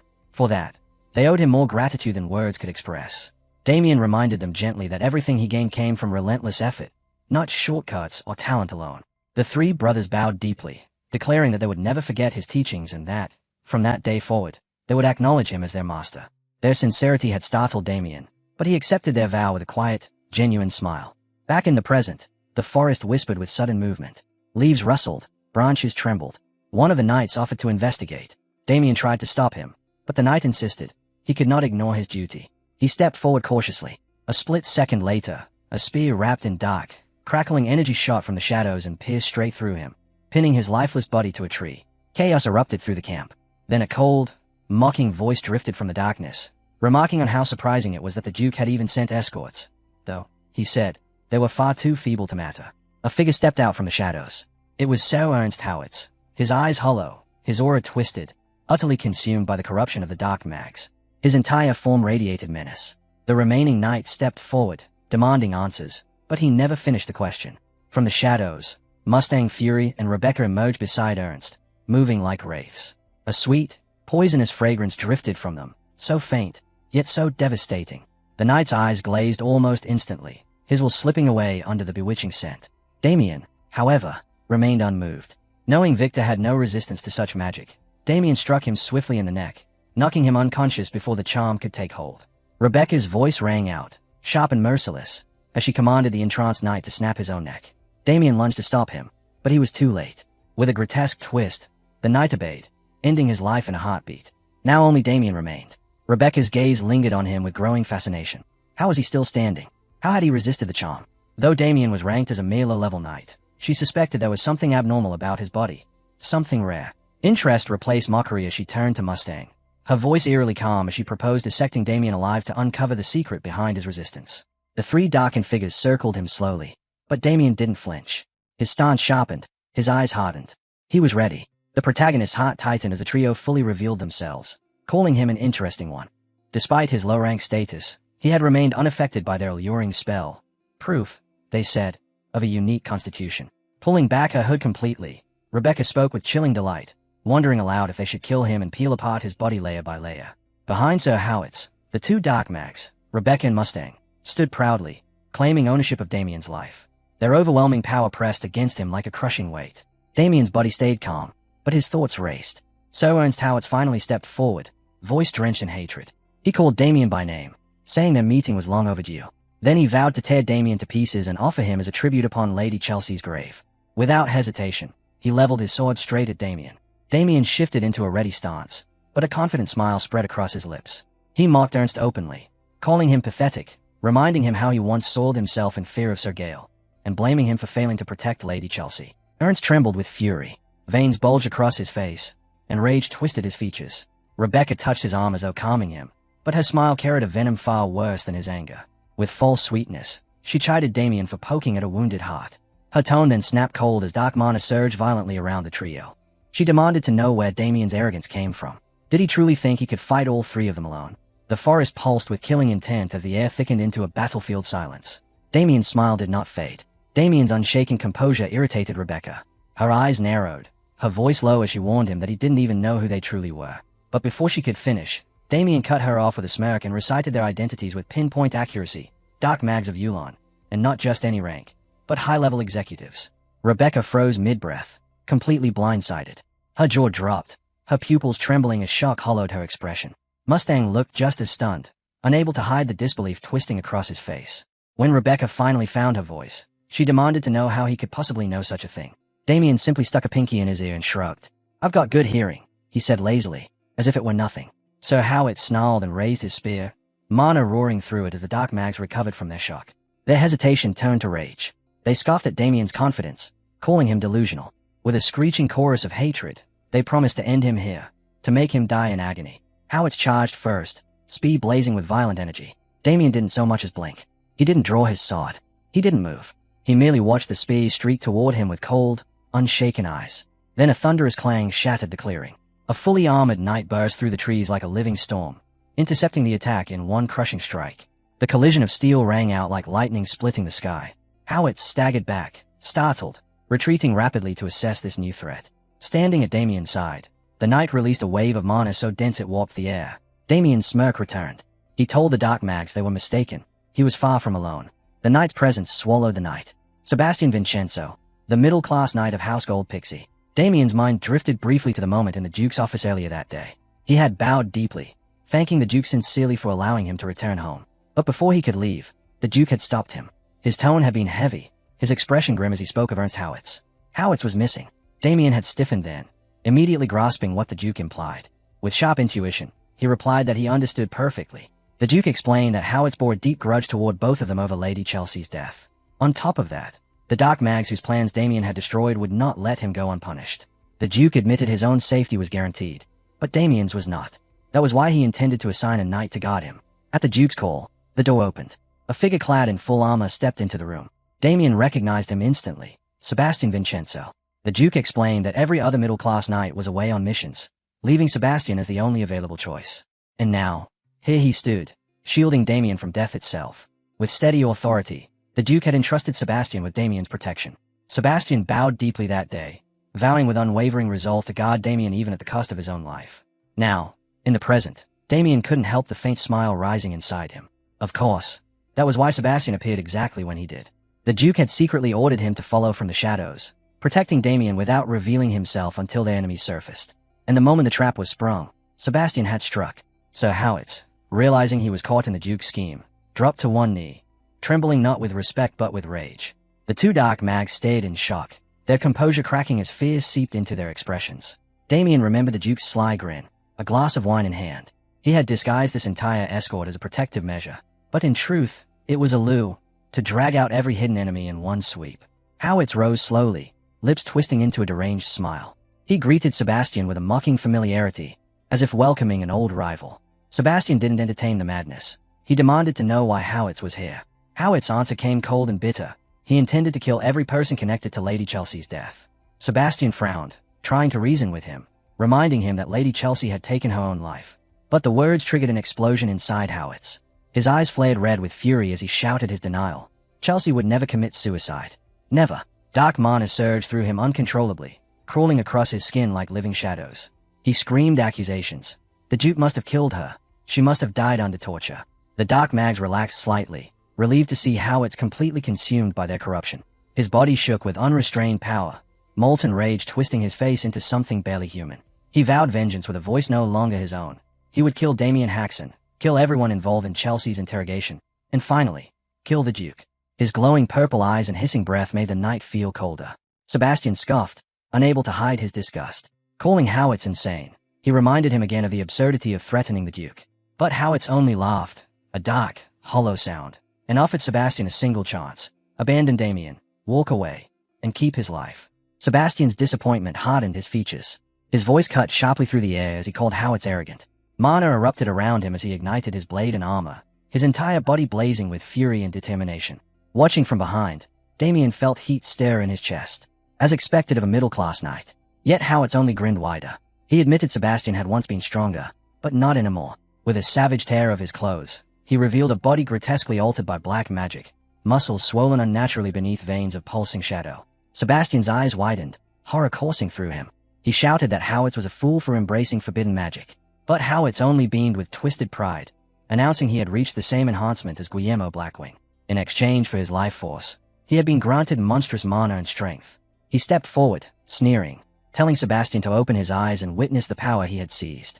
A violent surge of dark mana erupted from him, shaking the entire clearing. The atmosphere warped under its pressure, forcing Sebastian to grit his teeth and brace himself just to remain standing. Sweat trickled down Sebastian's brow as he grappled with disbelief. Had Howitz already surpassed middle-class strength? Howitz mocked him, the derision clear in his voice as he asked if Sebastian was surprised. Gathering dark mana into his spear, he grinned, a twisted smile crossing his face. He reminded Sebastian that he had been warned. Then, with a terrifying roar, Howitz released the strike. A colossal surge of compressed purple light shot out from his spear, tearing through the forest with devastating power. The blast carved a path of destruction, the air vibrating with its force. It tore through the trees and the earth, leaving a swath of ruin, before detonating in a blinding explosion that sent a wave of heat and smoke through the clearing. When the smoke began to clear, the scene before them was staggering. The forest had been ripped apart, and yet Damien stood untouched, his sword still sheathed. He had effortlessly avoided the blast, his composure unwavering, as his gaze lingered over the devastation Howitz had wrought. Howitz, still standing at the point of impact, kept his spear poised, his veins bulging, and his grin darkening. His glowing purple eyes flared with madness, and steam hissed from his lips as he seethed with fury. As the smoke slowly lifted, Damien took a step forward, not a scratch on him. He had slipped past the blast entirely, calm and unruffled, his sword untouched at his side. His eyes traced the deep gash of destruction in the forest, then turned back to Howitz, his thoughts sharp and calculating. Howitz's body was bloated with rage. His veins were now visibly pulsing beneath his skin, his grin twisted unnaturally as violet light radiated from his eyes. Steam hissed from between his clenched teeth with every furious breath, his face becoming something almost inhuman. Yet through the growing tension, Sebastian's voice cut through, calm and measured. Impressive, Sebastian admitted, his tone as cold as the blade at his side. But that attack failed. A flicker of disbelief crossed Howitz's face, mirrored by the stunned expressions of Rebecca and Mustang behind him. As the last remnants of smoke evaporated, Sebastian stood tall, a confident smirk tugging at his lips. With a casual flick of his hand, he cleared the air and declared that he was far from weak. Howitz's strike, he said, was nothing but a shallow blow that could never defeat him. But beneath that confident mask, doubt gnawed at him. How much longer could he keep up this act?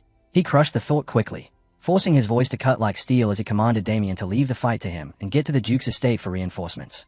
The protagonist paused, startled by the order, eyes locked on the enemy ahead. His hesitation lasted only a moment before his resolve solidified. With a faint nod to Sebastian, Damien lifted Victor onto his shoulder and, in a blur of speed, vanished into the night. The dark mags immediately panicked, their voices breaking as they surged forward, fueled by magic and desperation in an attempt to chase him down. Sir Howitz watched the fleeing figure, his stare dark and intense.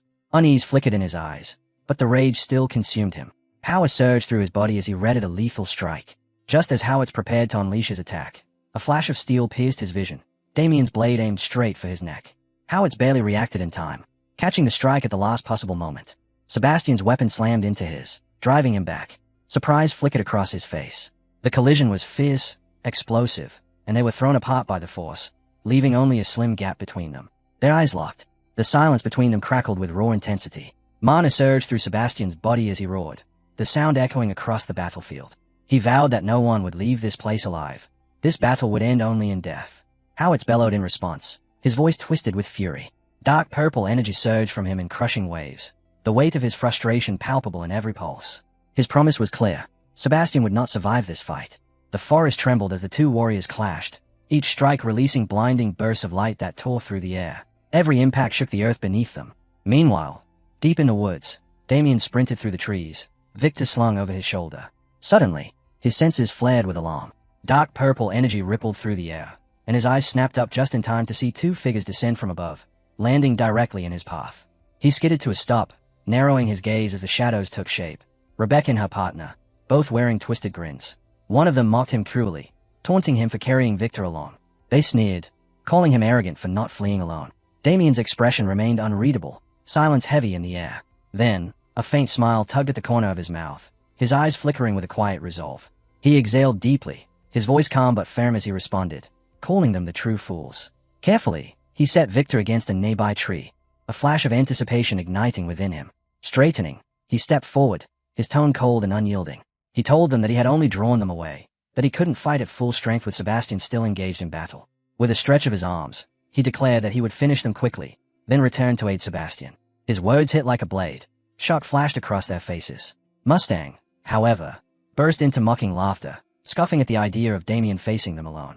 A wicked grin spread across his face as he raised his hands in a theatrical gesture, signaling Rebecca to step aside. Without hesitation, Rebecca complied, moving back to watch. Then, in an instant, violet light erupted from Mustang's body. Magic circles ignited on his wrists, violet flames swirling around him like a crown. Dark mana engulfed him, his muscles expanding grotesquely as his frame tore through his clothing. His hair whipped violently in the surging energy, and his body morphed into something monstrous. With a final, deafening rip, his transformation was complete. Mustang's form had warped into a towering abomination, a grotesque figure that loomed over Damien, casting a long shadow across the forest floor. Tentacles wriggled from his back, and jagged fangs gleamed within a cavernous maw. The once human figure was now a creature of raw, unrestrained power. Waves of corrupted energy pulsed from Mustang's form, thick and suffocating. The distorted rumble of his voice echoed through the forest as he revealed his name. Mustang Fury, Captain of Yulon, with Rebecca standing calmly at his back as vice-captain. Damien met the monstrous figure with unwavering composure, his mind racing. These weren't mere officers, he realized. Their rank and power far surpassed anything he had anticipated. His eyes locked onto the dark sorcery twisting through Mustang's body, a silent confirmation. These were members of the Frenzy faction. Mustang caught the recognition in his gaze and grinned wider, drunk on his own power. His voice was laced with arrogance as he basked in the terror they inspired, then hurled himself forward with blinding speed. A massive fist plunged toward Damien, but he sensed the strike instantly, bracing himself. The impact was earth-shattering, sending him crashing through the trees. He tore through one after another before smashing into an invisible barrier, the collision resonating like thunder. Mustang let out a low, amused whistle, surprised that Damien had withstood the blow at all. Slowly, Damien rose, his stance firm, his shoulder casually rolling, the very shoulder that had absorbed the force of the strike. Mustang's expression darkened. The rumors of Damien's strength were no exaggeration. But as his gaze lingered, a flicker of unease crossed his mind. There were no injuries, no sign of weakness. Damien was still standing. With a sharp focus, Damien locked eyes with Mustang, his silence speaking volumes. The brute's raw power was undeniable, his speed just as dangerous, far surpassing that of ordinary mid-class warriors. Mustang didn't pause. He lunged again, his tentacles lashing out like a storm, tearing through the forest in a frenzy of destruction. Trees were shredded with each strike, but Damien moved with flawless precision, weaving between the blows. Still, the relentless onslaught forced him backward, and soon, his back met the unyielding trunk of a massive tree. Mustang closed in, his colossal fist swinging forward with a triumphant roar. But in that instant, Damien's eyes sharpened, his focus becoming razor-thin. Time seemed to stretch. The world slowed as if held in suspension. In that frozen moment, Damien shifted his hand with effortless precision, redirecting the oncoming strike. This was the art of myriad insight, a technique that unraveled the very essence of strength. Reality snapped back into place. Mustang's arm wrenched violently off course, his bones snapping under the strain. Shockwaves of pain exploded through his body as he staggered back, disbelief flashing across his face. His once unstoppable strength had been turned aside like it was nothing. A faint smile tugged at Damien's lips. A memory flickered in his mind, himself in the Duke's estate, forcing down bitter elixirs as Victor mocked him from the sidelines. The countless draft from the Duke, the endless, punishing training. What had once been agony was now mastery. Through it all, he had honed myriad insight into a weapon he could wield at will. Fury boiled within Mustang, his monstrous roar shaking the very earth beneath them. Tentacles lashed out in a chaotic storm, ripping through trees and earth with reckless violence. Yet this time, Damien didn't falter. He stood his ground, his stance unwavering, one hand raised in calm defiance. With the cool precision of myriad insight, his parries flowed effortlessly, each deadly strike brushed aside like drifting leaves caught in a breeze. Then, at last, his hand settled on the hilt of his sword. His fingers tightened around it, and in the same heartbeat, a flash of steel split the air, his draw and strike collapsing into a single, seamless motion. The blade whispered across Mustang's body in a blur too fast to track. With a firm step into the earth, Damien stilled once more, his sword resting at his side. A heartbeat passed before the truth of his strike revealed itself. Blood erupted in violent sprays, deep gashes tracing Mustang's grotesque frame. His half-severed neck tore open with a sickening lurch, and his body collapsed into ruin, crumpling to the ground like a broken puppet. Damien turned, flicking crimson from the blade, the silence hanging for only a breath. Then, Ragged Egg gasped through the clearing. Mustang's monstrous eyes snapped open, wide with disbelief. His ruined throat croaked, a strained voice demanding to know how someone of such low rank could wield such terrifying power. Before Damien's eyes, the abomination's body began to shift and twist. Flesh stretched and warped, bones snapped back into place, tentacles sprouted anew, and the torn neck sealed shut in a grotesque display. In moments, Mustang was whole again, his body surging with dark energy, rippling in waves of suffocating power. His grin returned, wider and more mocking as he boasted of his regenerative curse, a twisted gift of black magic. Damien's strikes, he declared, were now meaningless. But Damien's smirk never wavered. His voice was calm, yet tinged with rising excitement. He admitted that for a moment, he feared the battle would end too soon. But now, it seemed, it would finally become something worth savoring. Mustang's grin faltered, his suspicion flickering, as Damien pressed the blunt edge of his sword against his own side.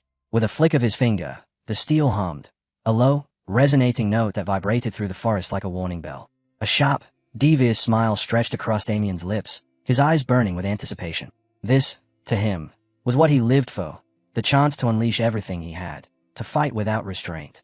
Elsewhere in the forest, the fierce battle between Sir Howitz and Sir Sebastian Vincenzo rages on.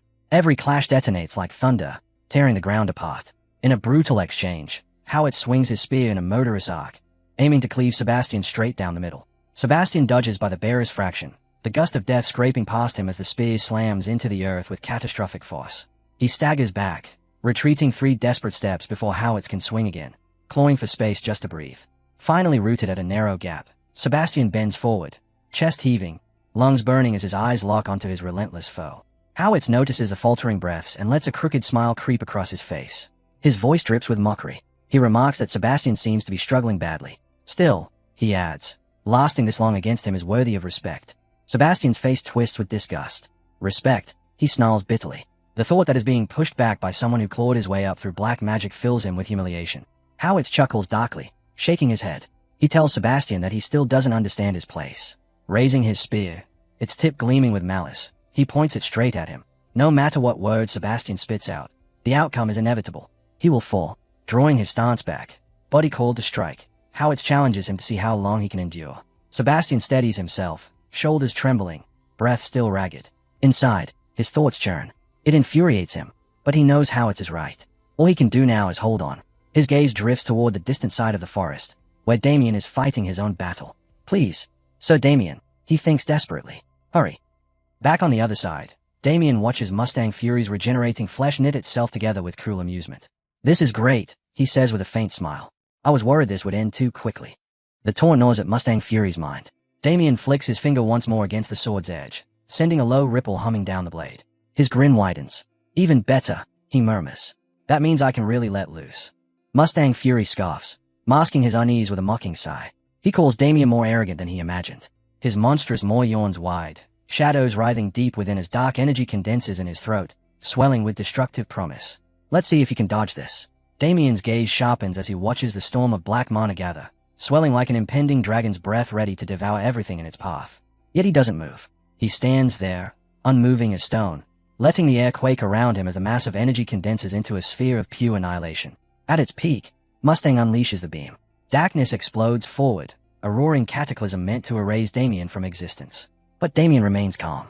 His fingers twitch once. His sword rises with a casual flick, and from its tip spread concentric ripples of pure energy. The waves surge outward, dense as forged iron, colliding head-on with the torrent. The explosion halts, swallowed whole, crushed and diminished by the rippling wall until nothing remains. Silence falls. Mustang Fury's eyes bulge in horror. His jaw trembles. Ow, how did you block that? Damien offers no answer. He launches upward, sword blazing. With ruthless precision, he slashes down. Blades of light rain across the monster's body. One cleaves through an eye, splitting the skull apart. Another hacks away writhing tentacles. 2 more carve deep through the chest. Damien lands as Mustang Fury's form crashes down, torrents of blood drowning the soil. Yet even then, the torn flesh writhes, stitching itself back together. With a shaky grin, the monstrosity snarls. Even so, you won't be able to do that again. Damien still doesn't reply. He charges again, so fast the air screams. In a blink, his sword shreds the monster's body into ribbons. Mustang crashes face first into the ground, groaning. I need to regenerate fast. But nothing happens. Damien steps closer, his shadow swallowing everything.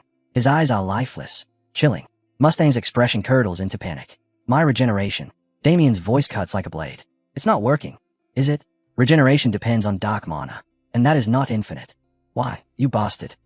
Mustang snarls through clenched teeth. How do you know so much about us? Damien raises his sword, the tip hovering just above Mustang's neck. His voice is low, unwavering. That doesn't matter. If I sever your head, you won't return again, will you? Suddenly, Mustang's lips twist into laughter. All his fear drains away in an instant. Damien halts mid-strike. You were so focused on me. Mustang sneers, eyes gleaming. You forgot, didn't you? His gaze snaps sideways. Now, Rebecca. Rebecca stands in the shadows, dark mana coiling violently around her hands. A spell circle spins like a burning wheel. With a guttural cry, she completes it. Purple mana erupts outward. Her voice trembles with exhilaration. Seventh circle, black magic, instant death. A towering reaper descends, its vast form materializing above Damien. A scythe arcs toward his neck. Mustang and Rebecca smile with cruel satisfaction. Inside, they whisper together, got him. The scythe drops, slicing through the air, seconds from decapitating Damien. Then the tattoo on Damien's palm ignites, burning with the same violet hue. The light explodes outward, fierce enough to blind. The reaper recoils, its form sizzling as it shrieks, convulsing while the brilliance devours it. In moments, it is reduced to nothing, erased completely by the glow. Within heartbeats, it is gone. Mustang and Rebecca stand frozen, mouths hanging open. Oh. Mustang's face drains of all color. Impossible. How could this be? Damien looks at them with pure disdain, his voice thick with scorn. That pathetic trick. Was that your last card? Mustang trembles, rage boiling over. Ranups.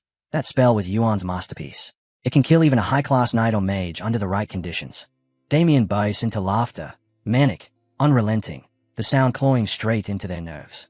Then he stops abruptly. His gaze hardens into frost. Disgusting vermin. You cling to black magic as if it were divine. But it's nothing more than a parasite, feeding on stolen souls, fattening itself on corpses. His lips curl into a wicked grin. Still, perhaps I'll indulge. I'll take the very power you worship and use it to butcher you. The bracelet on his wrist erupts, vomiting black energy that crawls up his arm and devours his entire form.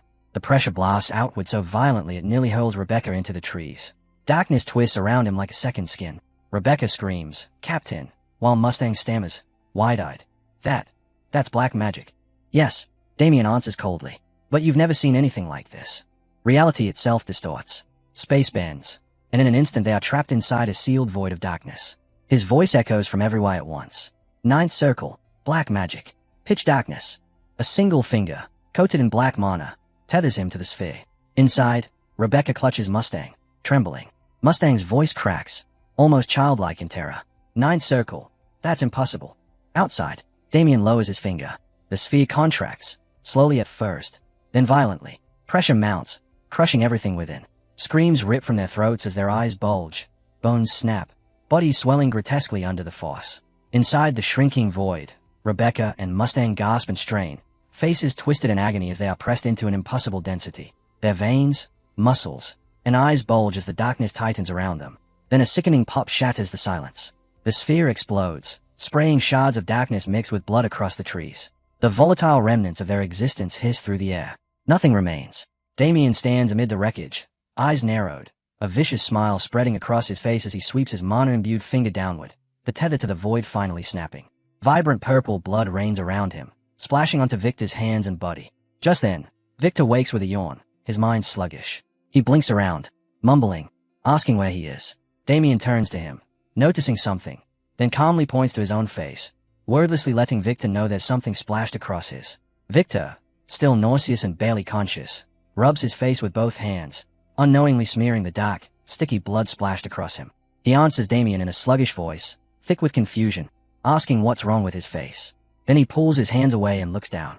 Blood. For a moment, the dizziness and grogginess dull his senses, and the sight doesn't fully register. His mind lags behind reality. But the next second, as he stares at his blood-covered palms, the truth crashes down on him. A scream rips from his throat. Blood. Raw terror floods his body. The shock is so sudden and brutal that his strength gives out almost instantly. His eyes roll back as he collapses to the ground once more, consciousness slipping away. In a weak, sleepy, defeated mumble, he mutters, I never would have thought this is how I die, after following Sir Damien around. The pitiful surrender leaves Damien utterly dumbfounded. He stares at the unconscious Victor, genuinely confused. His cold facade cracks as he tries to explain himself, words tumbling out awkwardly. No, I was just going to tell you that the dark mage blood got on you. But, he stops mid-sentence, going silent as Victor is already deeply passed out. Damien exhales sharply and looks down at the pool of blood. With a sharp shank, he sheathes his sword. A flicker of annoyance crosses his face as he sighs. I almost forgot to ask those Yulin guys about Dorggo before I killed them. He extends his hand toward the bloodstained ground. Dark, oily mana begins to pour from his bracelet as his voice drops into something grim. I didn't want to use this method, but it can't be helped. The dark mana snakes forward and connects with the pool of blood. A violent ripple runs through it.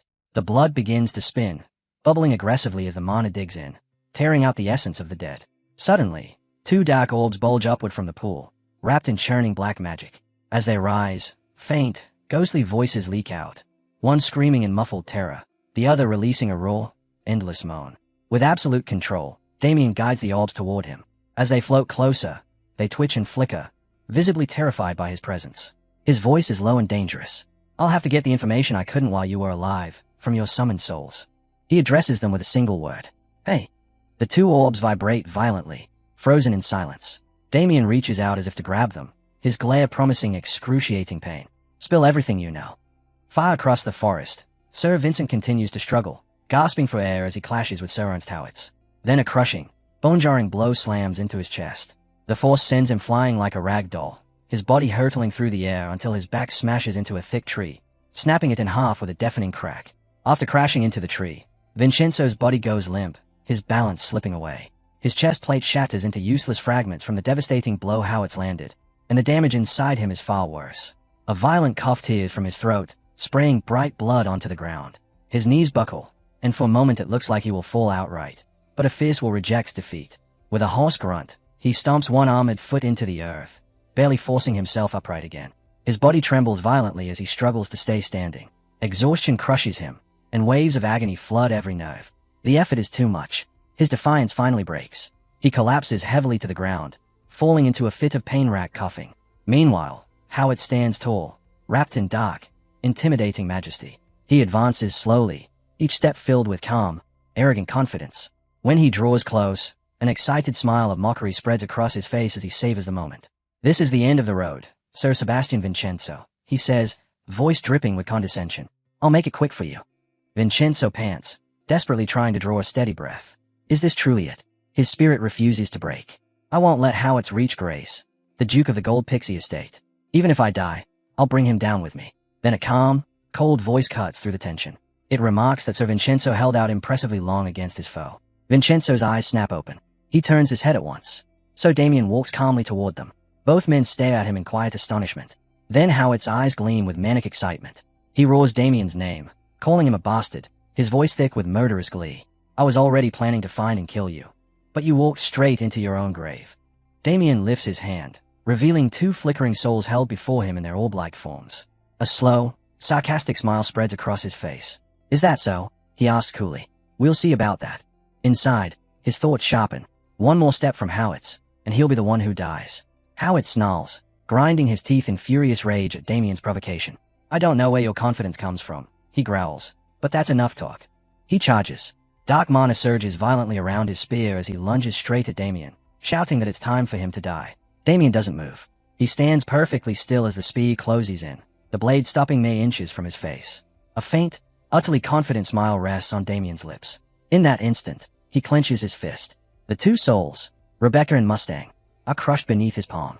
They vanish with a soundless pop, snuffed out completely. All of a sudden, Sir Howit's spear stops mid-attack, freezing completely less than an inch from gouging Damien's eyes. Howitz stiffens in shock, his entire body beginning to tremble with violent, uncontrollable spasms. His lips quiver as he struggles to form words, finally choking out, How is this happening?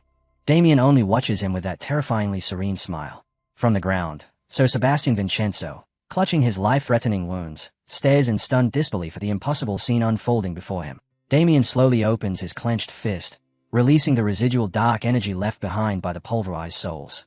As the dark magic disperses into the air, Howit's mouth stretches wide as a primal roar of agony erupts from him. The sound forces the dark mana stored inside his body to violently spill outward. As the magic is expelled, the black crystals embedded directly into his skull for body modification begin to crack, then shatter. Within a few agonizing seconds, nearly all the dark mana within him is ripped out completely. His once muscular, imposing frame withers, collapsing into a frail, bony shell. Staring at Damien with eyes burning with pure hatred, Howitz gathers what little strength remains and spits out a single word. Bastard. His thin, trembling body drags itself forward inch by inch, claws scraping uselessly against the ground as he hisses that he will kill him. Damien doesn't move. He simply waits. Just before Howitz's hands can touch Damien's boots, his strength gives out. His body slams into the dirt with a sickening thump, collapsing at Damien's feet. Damien looks down at him with grim excitement flickering in his eyes. With a sigh, Damien clicks his tongue in mild irritation. Foolish man. Howitz clearly hadn't known. When the soul of the dark mage controlling a body is destroyed, every spell tied to it vanishes as well. He continues to stare down at the helpless, trembling Howitz sprawled before him. So Sebastian Vincenzo finally finds his voice. Raspy and strained, he asks Damien what this horrifying sight even is. Damien blinks, momentarily remembering his injured companion. He turns to Vincenzo and explains that it looks similar to what happened to Gumo, likely a side effect of the dark mana leaving his body too quickly. Vincenzo groans as he tries to push himself upright, his body screaming in protest. With no better explanation that makes sense, he nods weakly in agreement. It does seem that way. Then his expression hardens as he asks, in a serious tone, what happened to the dark mags? Damien ignores the question entirely. Instead, he steps forward and offers Vincenzo a steadying arm. Vincenzo freezes, staring up at him in genuine surprise. Damien flashes an excited smile, and tells him they should return to the Duke's estate.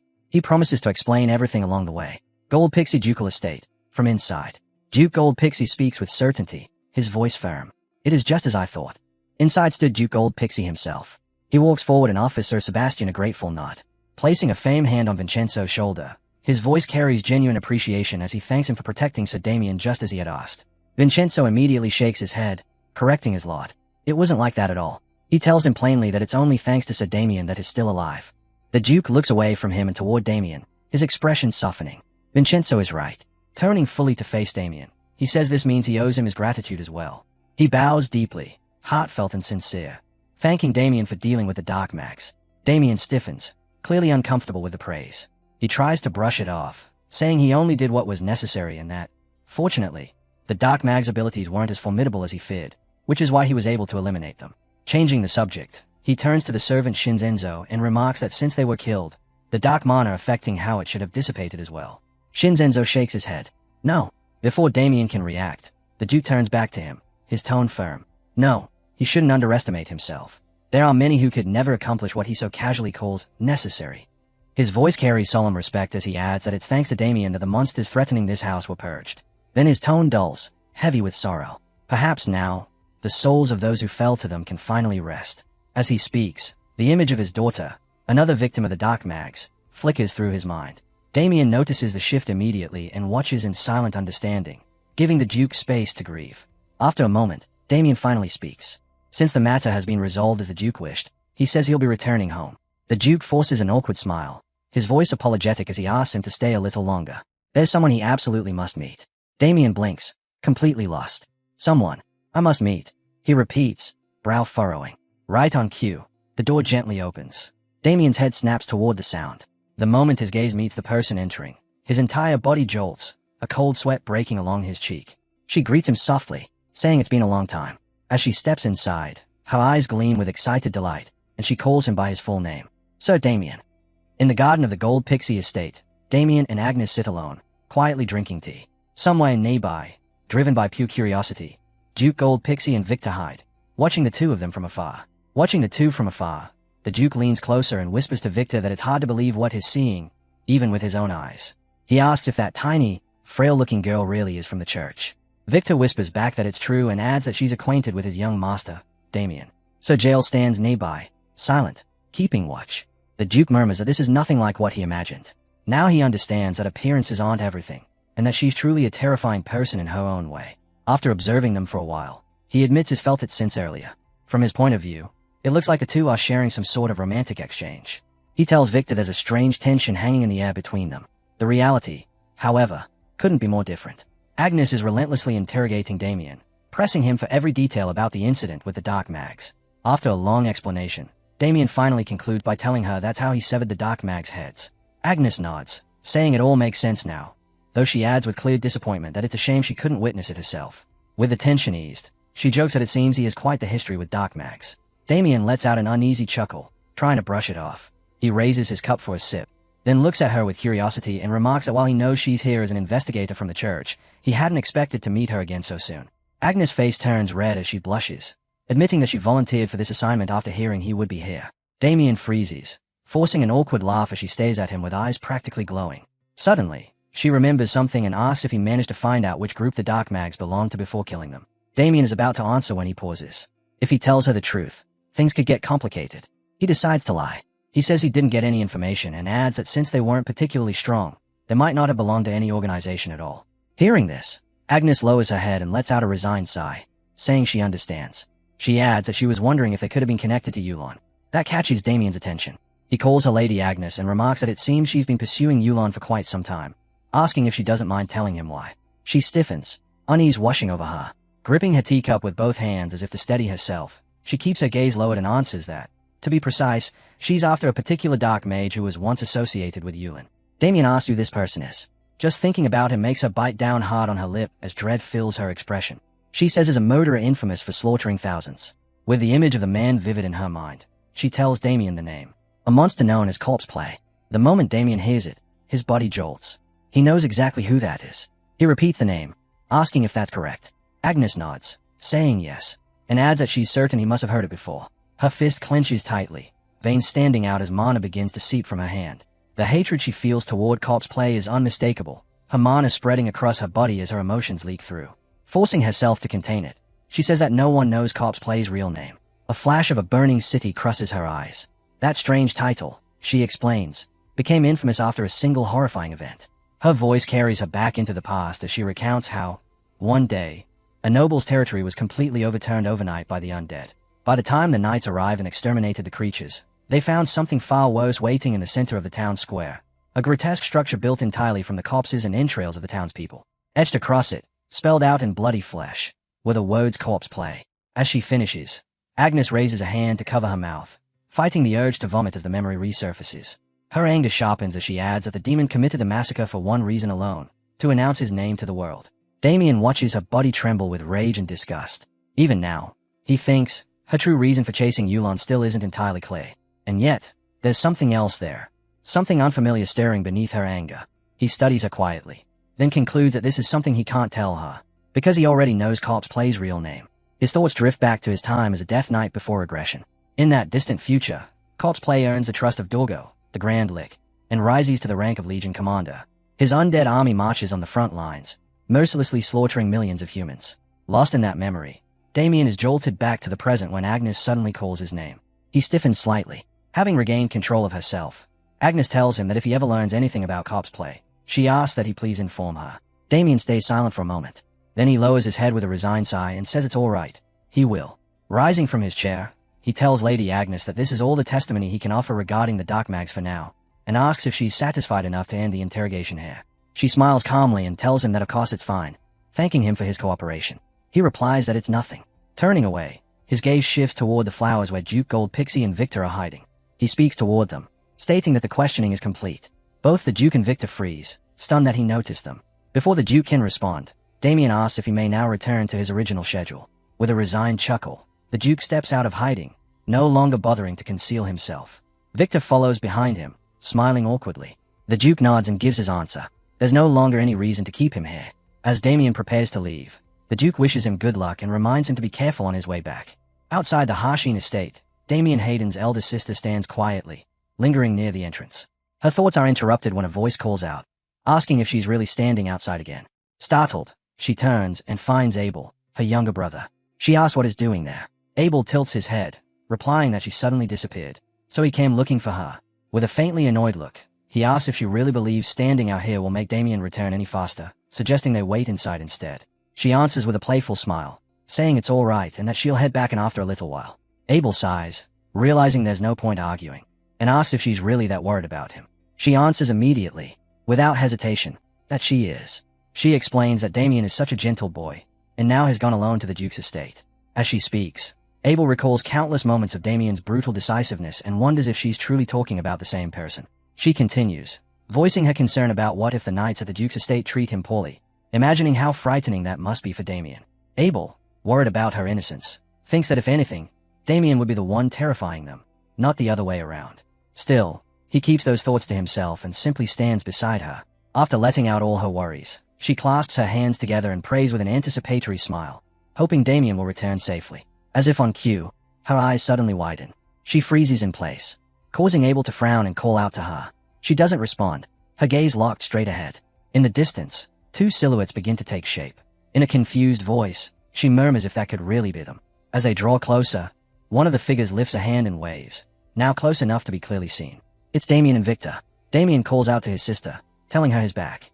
The moment she recognizes him, her face lights up with a radiant smile, and she hurriedly wipes away the small tears of joy welling in her eyes. Count Paul Haxon stands outside with his wife, Marilda Haxon, both staring in disbelief at the many gifts laid out before them. He asks if the Duke truly gave them all of this. Damien Haxon, still presenting the gifts with a proud smile, answers that yes. The Duke gave them these as he was leaving. He turns, maintaining that same confident composure, and reaches toward the pile. With quiet pride, he says the first gift is for his father. He hands him a book and gestures toward a cart filled with books and various items, explaining that he purchased everything at the bookstore in the duchy, even picking up titles that are currently trending in the capital. His father stares at him, stunned, his voice trembling as he asks if Damien really means it. As his father receives the gifts, he suddenly bursts into joyous praise. His eyes shine as he recognizes Lady Delphinel's newest poetry collection and Viscount Dac's latest novel. He exclaims in awe, almost calling out to the heavens in disbelief, overwhelmed by the sight of such treasured works in his hands. Damien then turns toward his mother, calling her attention gently. He tells her that the next gift is for her. She freezes in place, caught between shock and eager anticipation. Damien presents her with a beautifully crafted wardrobe, its design precise and elegant. She blushes instantly, recognizing the scent at once. Cedarwood. Her delight deepens when she notices the matching table beside it, made of fine rosewood. She can't help but admire both pieces, her praise flowing freely as her joy spills over. Next, Damien shifts his gaze to his eldest sister, Louise, and tells her that her gift is over there. She blinks, surprised, then asks with open anticipation if he really got something for her as well. Abel remains silent nearby, though his expression clearly shows he's impressed. Damien smiles proudly and confirms that of course he did. He leads her attention to a grand piano. It's an exquisite instrument, handcrafted by the renowned artisan Barclay himself. One of the Duke's personal treasures, now entrusted to Damien. Louise's face flushes red as she stares at it, breath escaping her lips in pure amazement. Emotion surges all at once, and she rushes forward to wrap her arms around him, thanking him over and over.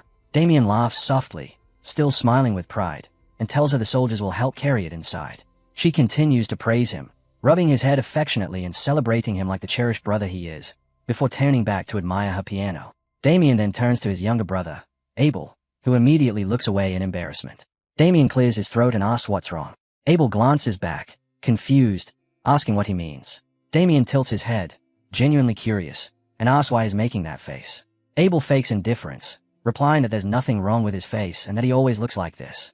With a teasing glint in his eyes, Damien asks if he's sure he's not sulking just because his big brother didn't get him a gift.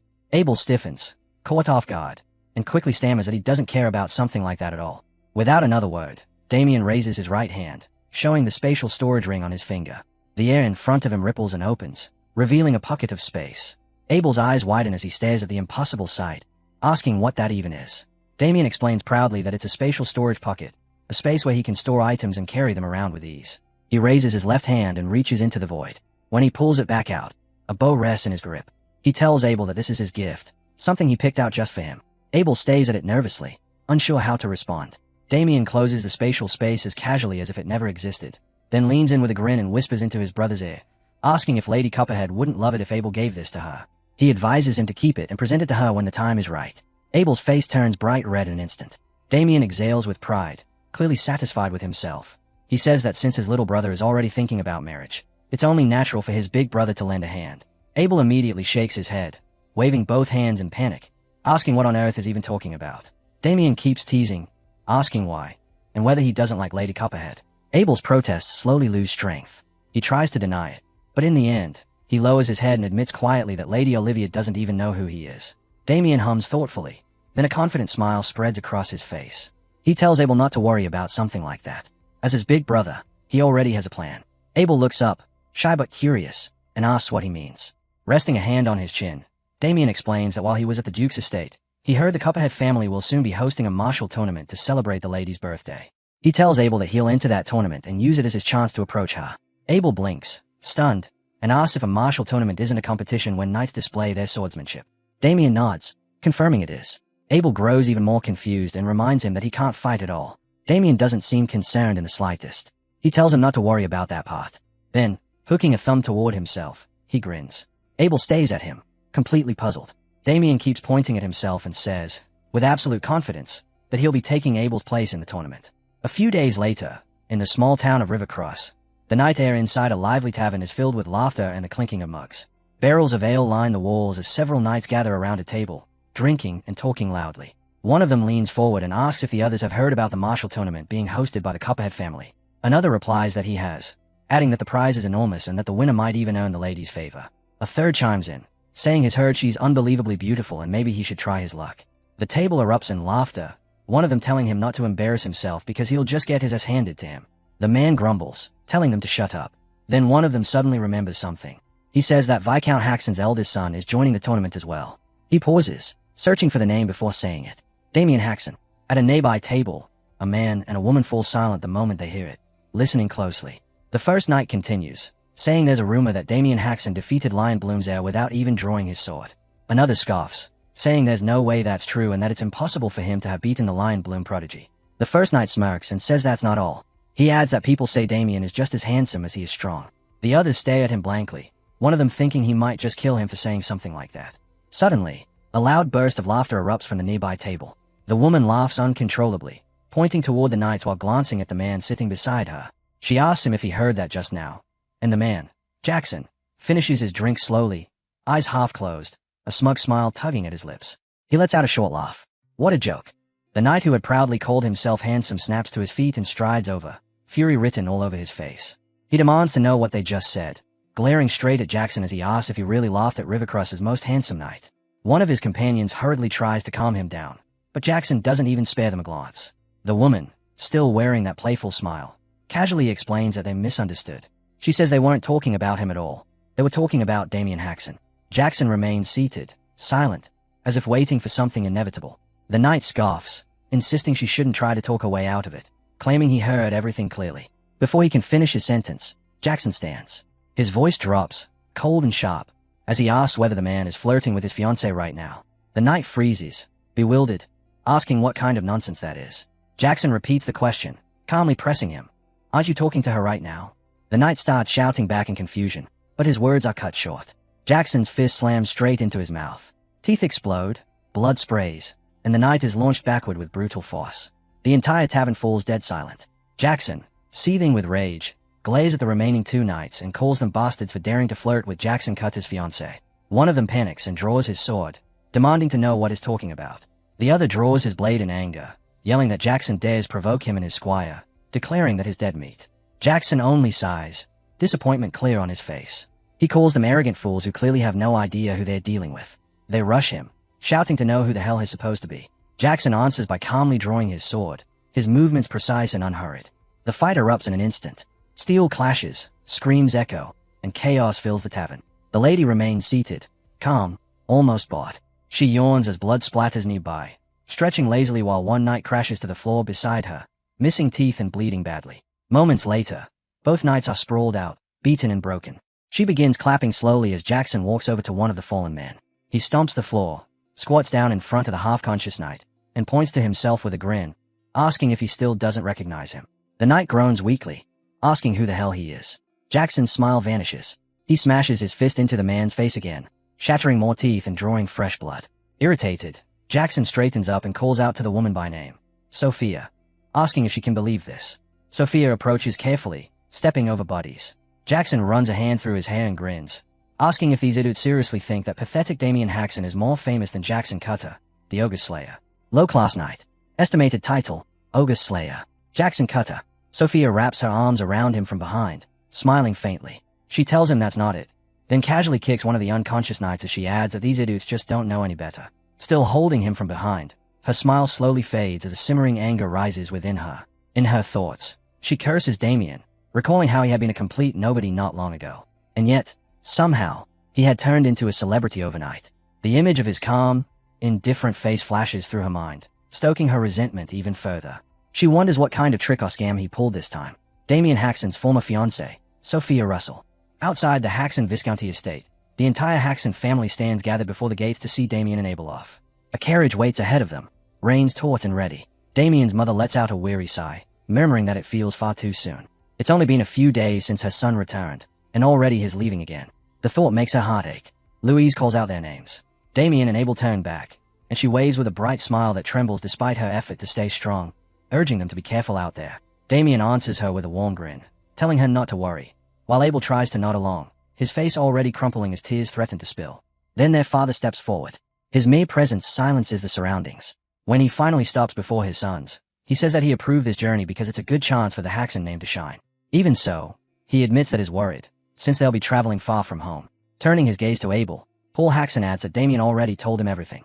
If he had known Abel was interested in the Copperhead family's young lady, he would have arranged a formal proposal long ago. His tone softens as he apologizes, saying he's sorry. Abel panics, waving his hands in embarrassment and insisting that it's fine. But Paul continues as if he never heard him, saying that while victory would bring honor, what he truly wants is for both of them to return safely. That must be their top priority. Understood. The brothers answer in unison, their voices steady. Yes, father. Paul's expression hardens once more. His eyes settle on Abel as he reminds him not to forget what he was told. That single line leaves an odd silence hanging in the air. Abel stiffens and glances sideways at Damien, who looks back at him in mild confusion. Adjusting his glasses, Abel forces himself to stay composed and replies, "Yes, father. Don't worry about it." Damien tilts his head slightly, clearly puzzled by the exchange. After that, Paul pats both their shoulders and turns them toward the carriage, wishing them a safe journey. The coachman snaps the reins, and the wheels creak as the carriage lurches forward. As it rolls away, Damien leans halfway out the door, waving back with enthusiasm. The family waves in return until the estate slowly disappears from sight.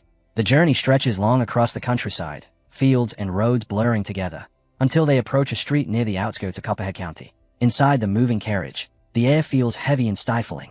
Damien sits beside Victor, while Abel sits opposite them, a book raised in front of his face.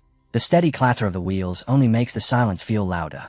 Victor shifts uncomfortably, glancing back and forth between the two young masters. It has been hours since anyone spoke. Victor finds himself wondering why the air has grown so unbearably quiet, and how much longer he can endure this suffocating tension. Damien feels no better. He notes inwardly that this is the first time he and Abel have ever been alone together like this, and he has absolutely no idea what he's supposed to say. The silence feels thick enough to wrap around his throat. Across from them, Abel sinks deeper behind his book, pretending to read even though his eyes haven't moved a single line in nearly half an hour. At last, Victor resigns himself to the role of sacrifice. He clears his throat and asks if he may pose a question to young Master Abel.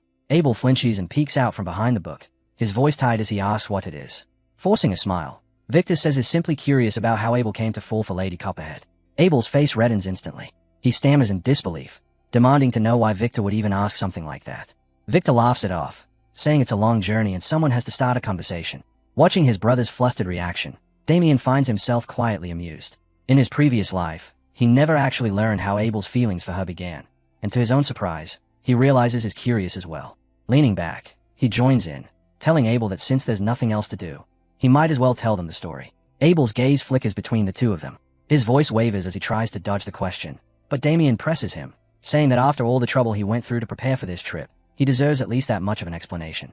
With no way out left, Abel lets out a long sigh and mutters that this is all Damien's fault for being so persistent. Then he begins. He says it happened 4 years ago, at a social gathering of Western nobles he attended with their father.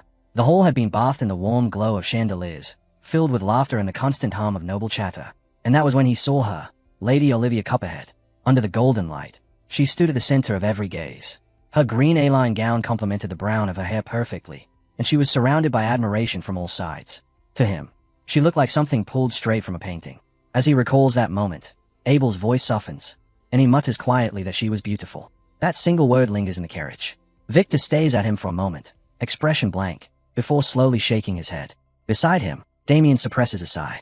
Victor remarks dryly that it sounds as though Abel fell for her simply because she was pretty. Damien adds aloud whether his brother might be the type to judge purely by appearances, even as his own thoughts drift elsewhere. Whatever bond Abel and Olivia shared, one thing was certain. In their previous lives, they had been lovers, and Damien remembers all too clearly how the Count of Copperhead rejected Abel's marriage proposal, not just refusing it, but openly insulting the Harshin name itself. After that day, Abel lived quietly and alone until his death. Unmarried, forgotten, and ultimately killed by Damien himself, the corrupted knight of that past life. Sitting across from him now, cheeks flushed in embarrassment, Abel looks nothing like the man from those memories. And yet, the sight makes Damien's chest ache with a dull mix of pity and regret. The weight of that future presses down on him, and in silence, he makes a vow. This time will be different. No matter what, he will not let Abel walk that same miserable path again. When Abel notices the steady, burning gaze fixed on him from the other side of the carriage, he begins to fidget, shifting uncomfortably in his seat. 3 days later, they arrive at Copperhead County. The surroundings are bright with decorations, colorful banners fluttering as people hurry back and forth in celebration. Damien, Abel, and Victor stop before the grand entrance, where a massive happy birthday banner stretches across the gate, swaying gently in the breeze. Victor looks around in awe, muttering that the scale of the place is incredible. Damien chuckles, remarking that the Copperheads must have spent a fortune on this. Before they can take another step, a man emerges from the entrance and raises a hand, stopping them. His voice is firm as he asks who they are. Still riding the excitement, Victor steps forward and announces that they've come from the house of Viscount Haxon. The man glances down at the guest list in his hand, repeating the name quietly. Then his eyes lift to Damien, and his expression changes. After a brief pause, he asks carefully if he might be Sir Damien Haxon.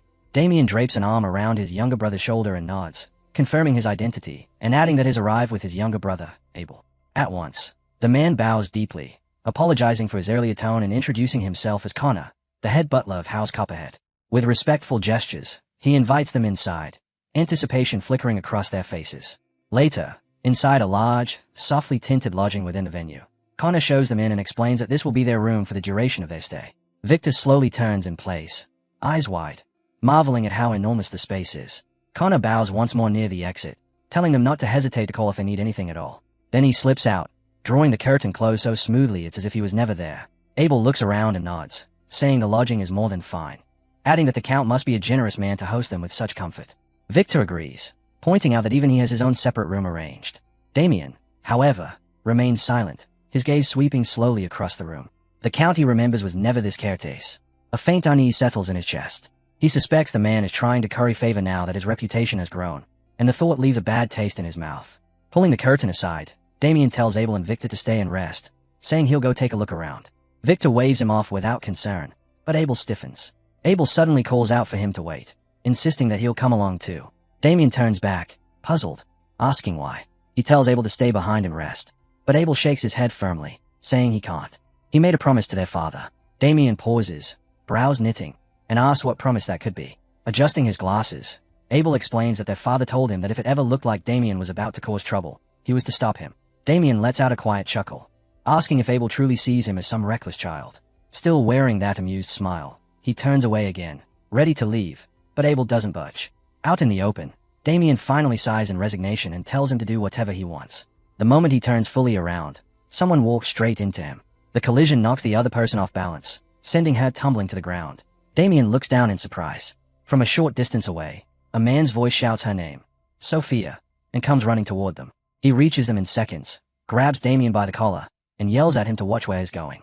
Damien doesn't react. He stands there, calm and detached as ever. The man's anger falters as he looks closer, recognition creeping across his face. Then his expression twists into a mocking grin as he speaks Damien's name aloud. Damien Haxon. The woman gets back on her feet, brushing dust from her dress as embarrassment colors her face. Under her breath, she mutters about why it had to be him, and why here, of all places.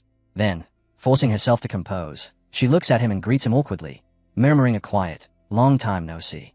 Damien finally responds. He lets out a faint, tired sound before asking who they are, and whether they know him from somewhere. The question leaves both of them frozen in silence.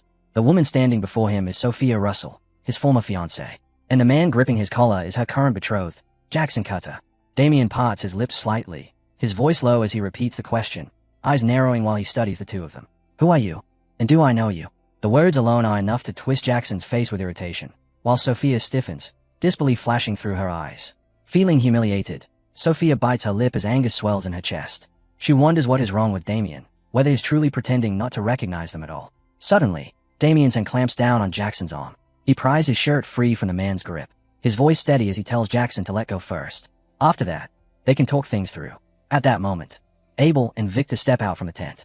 Abel calls out, asking what's going on, while Victor follows closely, his tone formal as he addresses him as young Master Damien and demands an explanation. Abel takes one look at the people standing before Damien, about to greet them, only for recognition to strike and choke the words in his throat. Victor freezes as well. Upon recognizing them, Abel clenches his jaw and lets out a faint, uneasy sound. He turns toward the woman, his voice tight as he calls her name. Sophia. Damien glances at his brother, puzzled, and asks if Abel knows her. Abel stares at him as if struck dumb, then repeats the name again, as though that alone should be explanation enough. Sophia's cheeks burn red with embarrassment as she averts her gaze. Abel finally reminds Damien that Sophia was once his fiancée. Damien looks back at the pair. His expression remains unreadable, his eyes settling on Jackson with detached curiosity. Jackson meets that stare with a sharp glare, barely restraining his anger. As Damien continues to look at him, echoes of the past begin forcing their way back into his mind. He remembers being dragged outside by security guards, rain pouring down as desperation consumed him. He had shouted Sophia's name again and again, pleading for her to talk to him, begging her not to do this. He remembered yelling that she couldn't just abandon him like that. Then another voice had spoken from the porch, asking who he even was. That memory is clear. Jackson had been standing there that night, one arm wrapped around Sophia's waist as she calmly explained that Damien was the ex-fiancé she had mentioned before. Jackson's response had come fast and dismissive, saying he remembered. Damien was that good for nothing. The words cut deeper than any blow. Damien had stammered in disbelief, asking what he had just said. When the guards finally released him, he stood drenched beneath the rain, eyes locked on Sophia as he called out to her once more. He demanded to know who the man beside her was, asking how she could end their engagement so one-sidedly. His voice cracked as he insisted it had to be a lie, that it couldn't be real. Sophia had only sighed. She had spoken his full name, Damien Haxon, and asked if he still didn't understand the situation. Holding on to Jackson, she explained coldly that their engagement had existed only because of a promise between their grandfathers, and that it was all already in the past. She asked if he truly believed anything she said was false. Rain mixed with tears as she continued, questioning whether any of it made sense at all. She reminded him of who she was, Sophia Russell. Each word cut deeper as she asked how a good-for-nothing from a minor noble house could ever be compatible with her. He had sobbed there in the rain, asking how she could say such things. Jackson had then led her away, telling Damien he'd let him off quietly out of respect for Sophia. She had chuckled at that, calling the good-for-nothing embarrassing. Jackson warned Damien not to appear before them again, his arm resting casually around her waist as they walked away together, smiling like lovers at the start of something new. He told Damien that if he understood the situation, he should disappear, and Damien had been left standing alone in the rain, head bowed, chest hollow. Then his trembling hands had clenched tight. Heartbreak gave way to rage. He had charged forward, shouting, determined to land at least a single blow. Jackson hadn't even turned at first. Hearing the rush behind him and recognizing it, he had only sighed. Then his fist snapped out like a blur, smashing straight across Damien's face. Punches rained down without pause. Damien crashed to the ground, coughing up blood as the world spun violently around him. Even then, Jackson had stepped closer, seized him by the collar, and mocked him.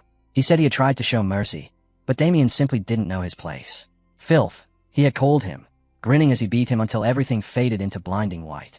And through it all, Damien's eyes had searched for Sophia. She had stood there with her arms folded, silent, unmoving. The image still lingers when Damien returns to the present, his eyes narrowing just slightly. It had been raining that day too, when he was beaten into the mud and discarded like trash. Now, Jackson calls out to Sophia, asking if she's all right, checking whether she's been hurt. She answers calmly that she's fine. Damien watches them without a word, his anger tightly restrained. Deep down, though, it hasn't faded. Even now, after all this time, the fury still burns. Sophia scoffs, her voice sharp as she says she understands now. He must be embarrassed about what happened back then, pretending to be calm and composed. Damien frowns faintly, unsure what she means. She continues, accusing him of acting like he doesn't know her, saying he hasn't changed at all, that is still just as pathetic as before. Jackson lets out a loud, mocking laugh, asking if that's what this is about. He says he thought maybe Damien had become someone important and was trying to cut ties. Then a flicker of mischief glints in his eyes as a cruel idea takes shape. He smooths his expression and extends his hand, saying he never thought he'd see Damien again, but that it's good to see him. Damien studies the outstretched hand in silence before asking what kind of act this is supposed to be. Jackson feigns confusion, insisting there's no act at all. He just wants to shake hands, he says, since he's happy to see him. Inside, however, Jackson sneers, mocking Damien for thinking he's famous now. He decides it's time to teach this fool a lesson he'll never forget.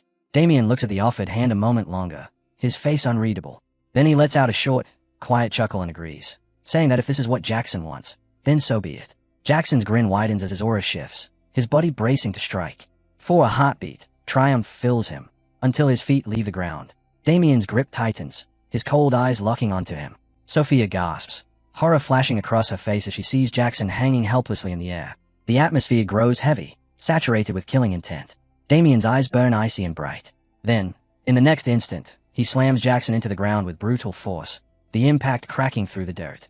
Wearing a falsely clumsy smile, Damien apologizes lightly, saying he couldn't quite control his strength.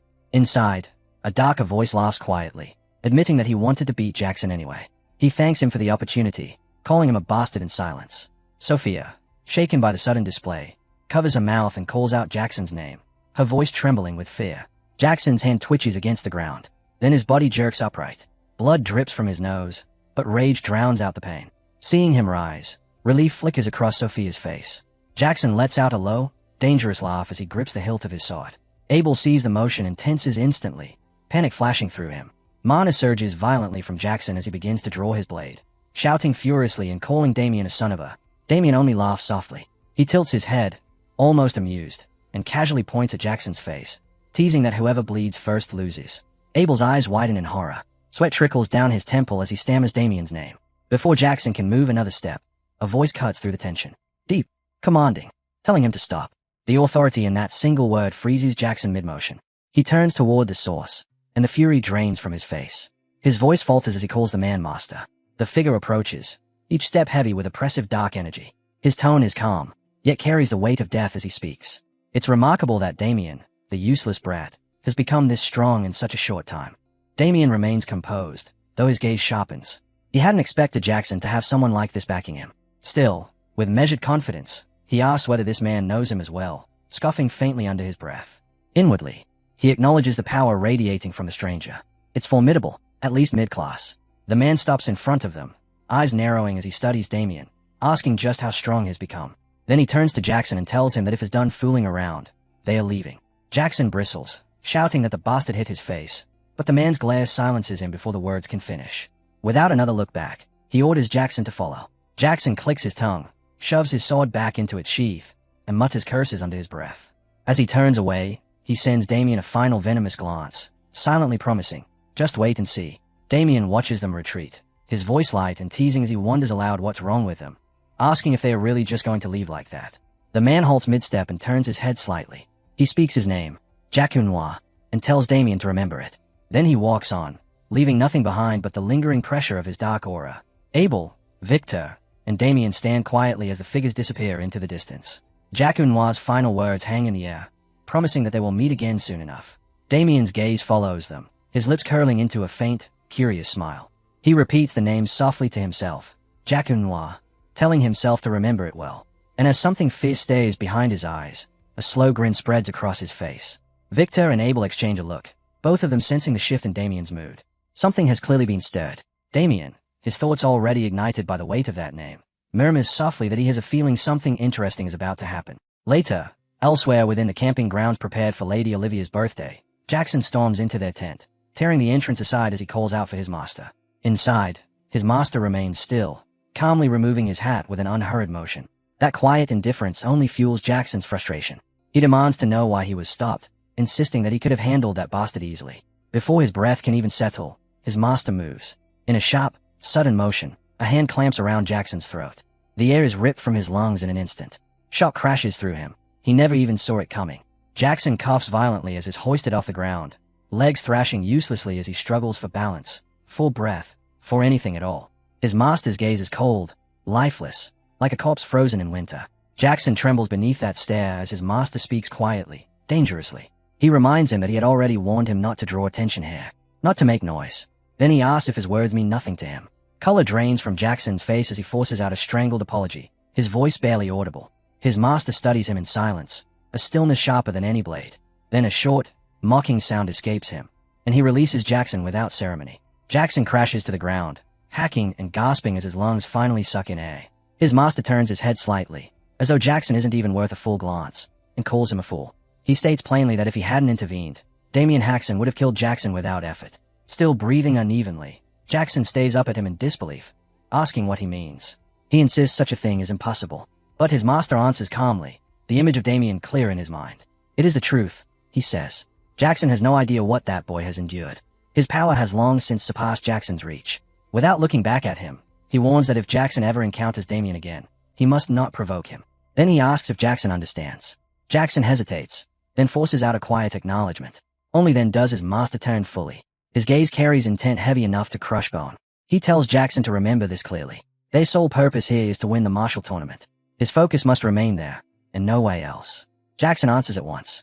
Yet confusion gnaws at him, and he calls for his master again, asking why they are even participating in this tournament, especially when his master instructed him to win Lady Olivia's favor despite already being engaged to Sophia. Annoyance ignites instantly. His master turns toward him, his presence shifting violently as murderous pressure floods the air. Jackson freezes under its weight, unable to move. His master's voice cuts like steel as he reminds him that he raised Jackson all the way to the rank of a low-class knight, only for him to question orders over a woman. Jackson's body trembles as sweat gathers along his spine.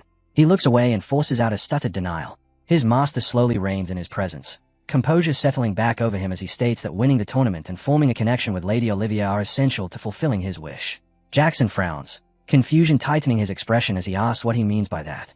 His master turns his back to him and answers plainly that yes, he has a wish. He raises one hand, mana coiling tightly around his fingers, then clenches it into a fist as a wicked smile creeps across his face.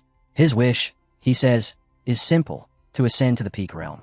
Unease spreads across Jackson's face as he repeats the word under his breath. Peak. His master places his hat back on his head and walks past him toward the exit without another glance. He says he'll gather information on Count Copperhead and the other participants, while Jackson is to focus solely on preparing for the tournament. Jackson nods stiffly, forcing out another shaky, yes, master. The moment he steps outside, Sophia notices him leaving the tent. Her gaze follows him, curious, and then she rushes inside with sudden excitement, calling his name. Jackson turns at the sound. When she reaches him, her eyes go straight to his neck. She hurries closer, worry flooding her face as she asks what happened, asking if he's all right. Relief washes over Jackson at her concern. He smiles warmly, assures her that is fine, and calls her name with affection. As he pulls her into a hug, fury coils deep inside him. In silence, he curses his master, calling him a wretched old man. If he wanted something done, the least he could do was explain it properly. Jackson scowls inwardly, wondering what winning the tournament could possibly have to do with reaching the peak realm. Then anger glints behind his eyes. Once he surpasses the middle-class rank, he vows he'll show that bastard exactly who he's dealing with. Later, near the tournament grounds outside the massive arena, crowds gather in restless clusters. Some glare toward a figure approaching, whispering sharply as they ask if that isn't him. Another confirms it, saying he looks just as vicious as the rumors claim. Tongues click in quiet distaste. That man is Damien Hashin. He walks forward with unshaken confidence, a light smile on his face despite the murmurs around him. Victor and Abel flank him, both visibly tense. Victor leans closer and speaks in a low voice, calling him young master and remarking that he's become quite the celebrity. Many people seem to recognize him now. Damien's grin only widens, amused. It seems so. A heavy drum suddenly booms across the arena, silencing the crowd. From the observation post, a man clears his throat and announces that today marks his daughter's birthday, to be celebrated with a grand event. Count Chester Copperhead, host of the tournament, thanks the distinguished guests for attending. Abel barely hears a word. His attention is completely locked on Lady Olivia. The Count's speech fades into nothing as Abel takes in her appearance. Standing beside the Count is his daughter, Olivia Copperhead. The Count continues proudly, declaring that the bravest knights of the Western Apple Kingdom have gathered here, and that the winner will earn fame not only in the West, but across all regions. Damien looks up, excitement sparking through his eyes. It's finally beginning. The Count's voice booms across the arena as he declares that alongside glory, the champion will receive a reward worthy of their valor. As his words settle, Sophia leans closer to Jackson, her lips curving as she asks whether Lady Olivia is prettier than her. Jackson lets out a soft scoff and answers without hesitation that no one in their right mind would say something so absurd. The Count continues, announcing that the tournament will span 2 days, divided into team battles and individual matches. He reassures everyone that healing magicians are stationed and ready, so no one should hold back their strength out of fear of injury. As he speaks, Jackson's master stands quietly at the edge of the arena, eyes sharp, watching everything without a word. The Count declares that the first match will begin in 2 hours and orders the knights to prepare themselves. He spreads his arms wide, his voice rising as he says he looks forward to witnessing their valor. The crowd erupts at once, cheers crashing like waves. Damien folds his arms, a satisfied smile playing on his lips.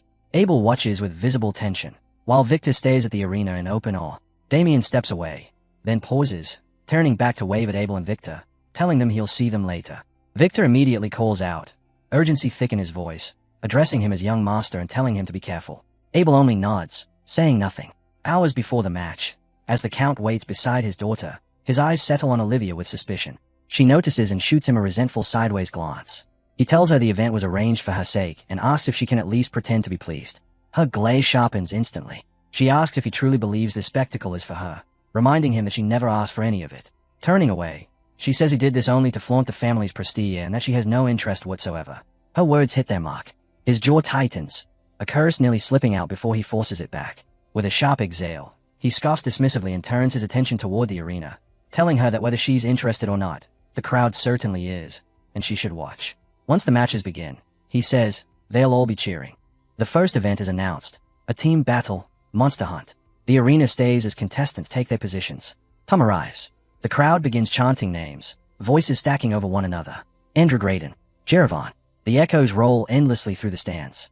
Damien stands at the center, expression hardened, focus unbroken. Abel and Victor shout his name with unrestrained excitement. Not far away, Jackson stands stiffly, bitterness flickering across his face as he realizes he's been placed in the same group as Damien. He clicks his tongue in irritation, cursing his luck. From above, Sophia's voice slices through the noise as she cheers loudly for Jackson. He snaps his head up at once, a smile spreading as he meets a gaze. He declares confidently that with the first event being a monster hunt, this suits him perfectly. Inside, a vow forms, cold and firm. After today, everyone will remember his name. He blows Sophia a kiss, confidence gleaming in his eyes. The knights brace themselves as a massive gate begins to rise. The moment the creatures step through, the arena falls into dead silence. Shock freezes every face. Sweat beads along foreheads. Two enormous, violent trolls thunder into view, charging forward with brutal momentum. Terror splinters the air. Someone shouts in raw disbelief, recognizing the monsters instantly. Trolls. A knight tries to shout orders, telling everyone to stay together and face them head-on. But before the command can fully leave his mouth, one of the trolls slams into him, crushing his body into the ground. Flesh and bone explode into a red smay. Blood sprays across the arena as the crowd screams. A warm drop lands on Damien's cheek. He inhales slowly, and a twisted smile creeps across his lips. Reaching up, he wipes away the blood and murmurs that he hadn't expected that. His eyes lift toward Count Copperhead, dark amusement flickering within them as he notes the man's apparent fondness for dangerous hobbies. Even as the trolls charge straight toward him from the front, that smile never fades. His gaze remains fixed upward, watching Count Chester Copperhead revel in the chaos below with unsettling delight, his body almost trembling as if he was savoring every second. The man frozen in fear can do nothing but stare as the troll barrels toward him. In the very next heartbeat, the creature slams him headfirst into the ground with overwhelming force. The impact bursts his body apart, sending a violent spray of blood fanning across the arena. A single warm drop flicks against Damien's cheek. The crowd recoils as one, breaths hitching, throats tightening as collective disbelief grips them at the horror unfolding. Blood continues to arc through the air, and one streak lands squarely across a noblewoman's eyes, the metallic stench reaching her nose before the wetness even registers. Terror floods her face and she lets out a shrill, shaking scream as the man beside her scrambled to restrain her and wipe the crimson from her lashes. Panic fractures the stands. Scattered voices tremble through the chaos, some stuttering in disbelief, asking if that thing is really a troll. Others repeating the word with growing desperation as if saying it aloud might make sense of it. Several people fixate on the crushed knight, blurting out broken questions about what in the hell is happening and whether he's actually dead. From her seat, Lady Olivia raises a hand to her mouth, grief and revulsion swelling in her eyes. Beside her, her father clicks his tongue, displeasure tightening his expression as he mutters that a knight dying so easily is pathetic. Olivia wipes at her tears, having heard him all too clearly, and turns toward him, heat surging in her chest. She calls him father and demands to know what he was thinking, how he could release a troll for something that was supposed to be a simple match. He responds with nothing more than a dismissive breath, waving off her distress and insisting there's no need for such fuss. They must do this to weed out the chaff, he tells her, so that a true winner can emerge. His indifference cuts deep. She draws in a breath, ready to argue again, but her words are drowned out as the crowd suddenly explodes with cheers for someone named Andrew Graydon. The roar rolls through the arena with wild exhilaration. Count Copperhead's eyes narrow with dark satisfaction as he gestures toward the sound, urging his daughter to look. The audience always wants something thrilling and stimulating, he says, watching the battle below as if lecturing her. The more intense the spectacle, the better. Then he asks her if she knows why. Down in the arena, Jackson cutter darts low, sliding with precision beneath the troll's swing and carving a clean slice across its massive leg. Still crouched from the motion of the cut, he tilts his head toward the stands, trying to strike a bold, gleaming pose for the crowd. Count Copperhead answers his own question. Someone else risks their life while the spectators remain safely above. The troll bellows, rage vibrating deep within its chest. Yet even as its roar tears through the air, the torn flesh along its body quivers and knits itself back together, crawling and writhing in a grotesque display. Jackson's expression hardens. He clicks his tongue, thinking that as expected, a troll's regeneration is truly monstrous. An attack like that was nowhere near enough. A low curse grinds out between his teeth. Damien stands at the far rear of the battlefield, silent, eyes fixed on the clash unfolding before him. As his thoughts sink deeper, he recalls the strange waiver they had forced him to sign before the match and mutters inwardly that it all makes sense now. Of course they would pull something this reckless. One of the trolls, driven into a frenzy, heaves both arms high before smashing them down toward the ground. Beneath it is Jackson, who jerks backward as a sharp breath claws at his throat, realizing that facing such a monster alone would push even him into a disadvantage. Still retreating, he thinks that with someone backing him up, the odds of victory would be more than enough. A female knight suddenly charges past him, boots pounding into the soil as she closes the distance. She meets the troll head-on, unleashing a flurry of rapid slicing strikes along its massive arm. Blood sprays upward, splashing into its eye and forcing it to swing wildly, losing control. One of its blind swings crashes into her. She blocks, but the sheer force drives her backward until she drops into a crouch, skidding across the dirt. The troll locks onto her and lunges. Another knight takes the opening. Charging from the side with a spear, he reaches the troll and carves deep, furious cuts into both of its legs, hacking relentlessly until thick streams of blood burst outward and rain across his armor. The troll collapses forward onto both knees, releasing a heavy, guttural groan of misery. The knight leaps high above its head, body coiled for a finishing blow, thinking it's time to end this. That thought never finishes. The troll's enormous hands clap together around him mid-E. A wet, suffocating crunch follows. His attempt to beg dies within the fold of its palms as his body liquefies, bursting into a spray of blood that jets out between its fingers. Jackson seizes the opening. Focusing, he surges forward with a roar, mana flooding his limbs. At the end of his charge, his mana-laden blade sweeps once, clean and decisive. The troll's head severs in a single arc. It lands with a heavy thud that echoes throughout the arena. A wave rises from the crowd. Shouts explode outward, voices screaming about the fallen troll and demanding to know who that knight is. From above, his fiancée Sophia gazes down at him with breathless admiration, murmuring his name with warmth. Jackson. Jackson stands tall before the fallen head, lungs burning as he catches his breath. A satisfied smile tugs at his lips as he thinks that it's done and asks himself, with quiet pride, whether the crowd saw it clearly. He lifts his sword high, exhilaration surging through him, declaring inwardly that if they want to know who he is, then he is the man who will become the strongest knight. The thought shatters as a massive shadow engulfs him. Another troll looms behind, its fist already crashing down. Reflex alone saves his life. With no space to dodge, he snaps his mana-coated sword upward, letting the blunt of the blade take the impact. The blow launches him across the ground, his body tumbling and rolling as pain rips through his ribs. Sophia's voice cuts through the chaos in a terrified scream as she calls his name, tears flooding her eyes. The troll advances relentlessly, and Jackson scrambles to his feet on shaking limbs, cursing under his breath as the realization hits him that he completely forgot there was another one. His body trembles as he tries to brace himself. Damien's voice slices across the battlefield, calm and composed. He remarks that it seems he has no choice. For the first time since the fight began, he steps forward. His hands remain tucked casually into his pockets as he passes Jackson, thinking that even if watching something like this is a ridiculous hobby, he might as well play along properly. The troll charges with a vicious roar, eyes blazing with murderous intent, but Damien doesn't waver. From the ground, Jackson watches, calling him an idiot in his mind, convinced that charging a troll alone is suicide. The troll's punch rockets toward Damien's face. He doesn't flinch. In the breath before impact, he invokes his secret art, Myriad Insight, letting the technique guide him as he slips the troll's fist aside with effortless precision. He leaps lightly onto the troll's shoulder, one hand still resting in his pocket. Pushing off, he draws his sword mid-E, positioning himself behind the creature's neck as mana floods the blade in preparation for the strike. The troll roars, fangs bared, beginning to turn. It never gets the chance. Damien's blade cleaves straight down from skull to groin in a single merciless line. His secret art, Blade of Death, splits the monster cleanly in two. Blood erupts in a violent sheet. Some of it splashes across Jackson's face, freezing him in place, breath trapped in his lungs as he stares at Damien in stunned dread. Damien stands behind the collapsing body, eyes cold, posture locked in the finishing stance as blood rains over him.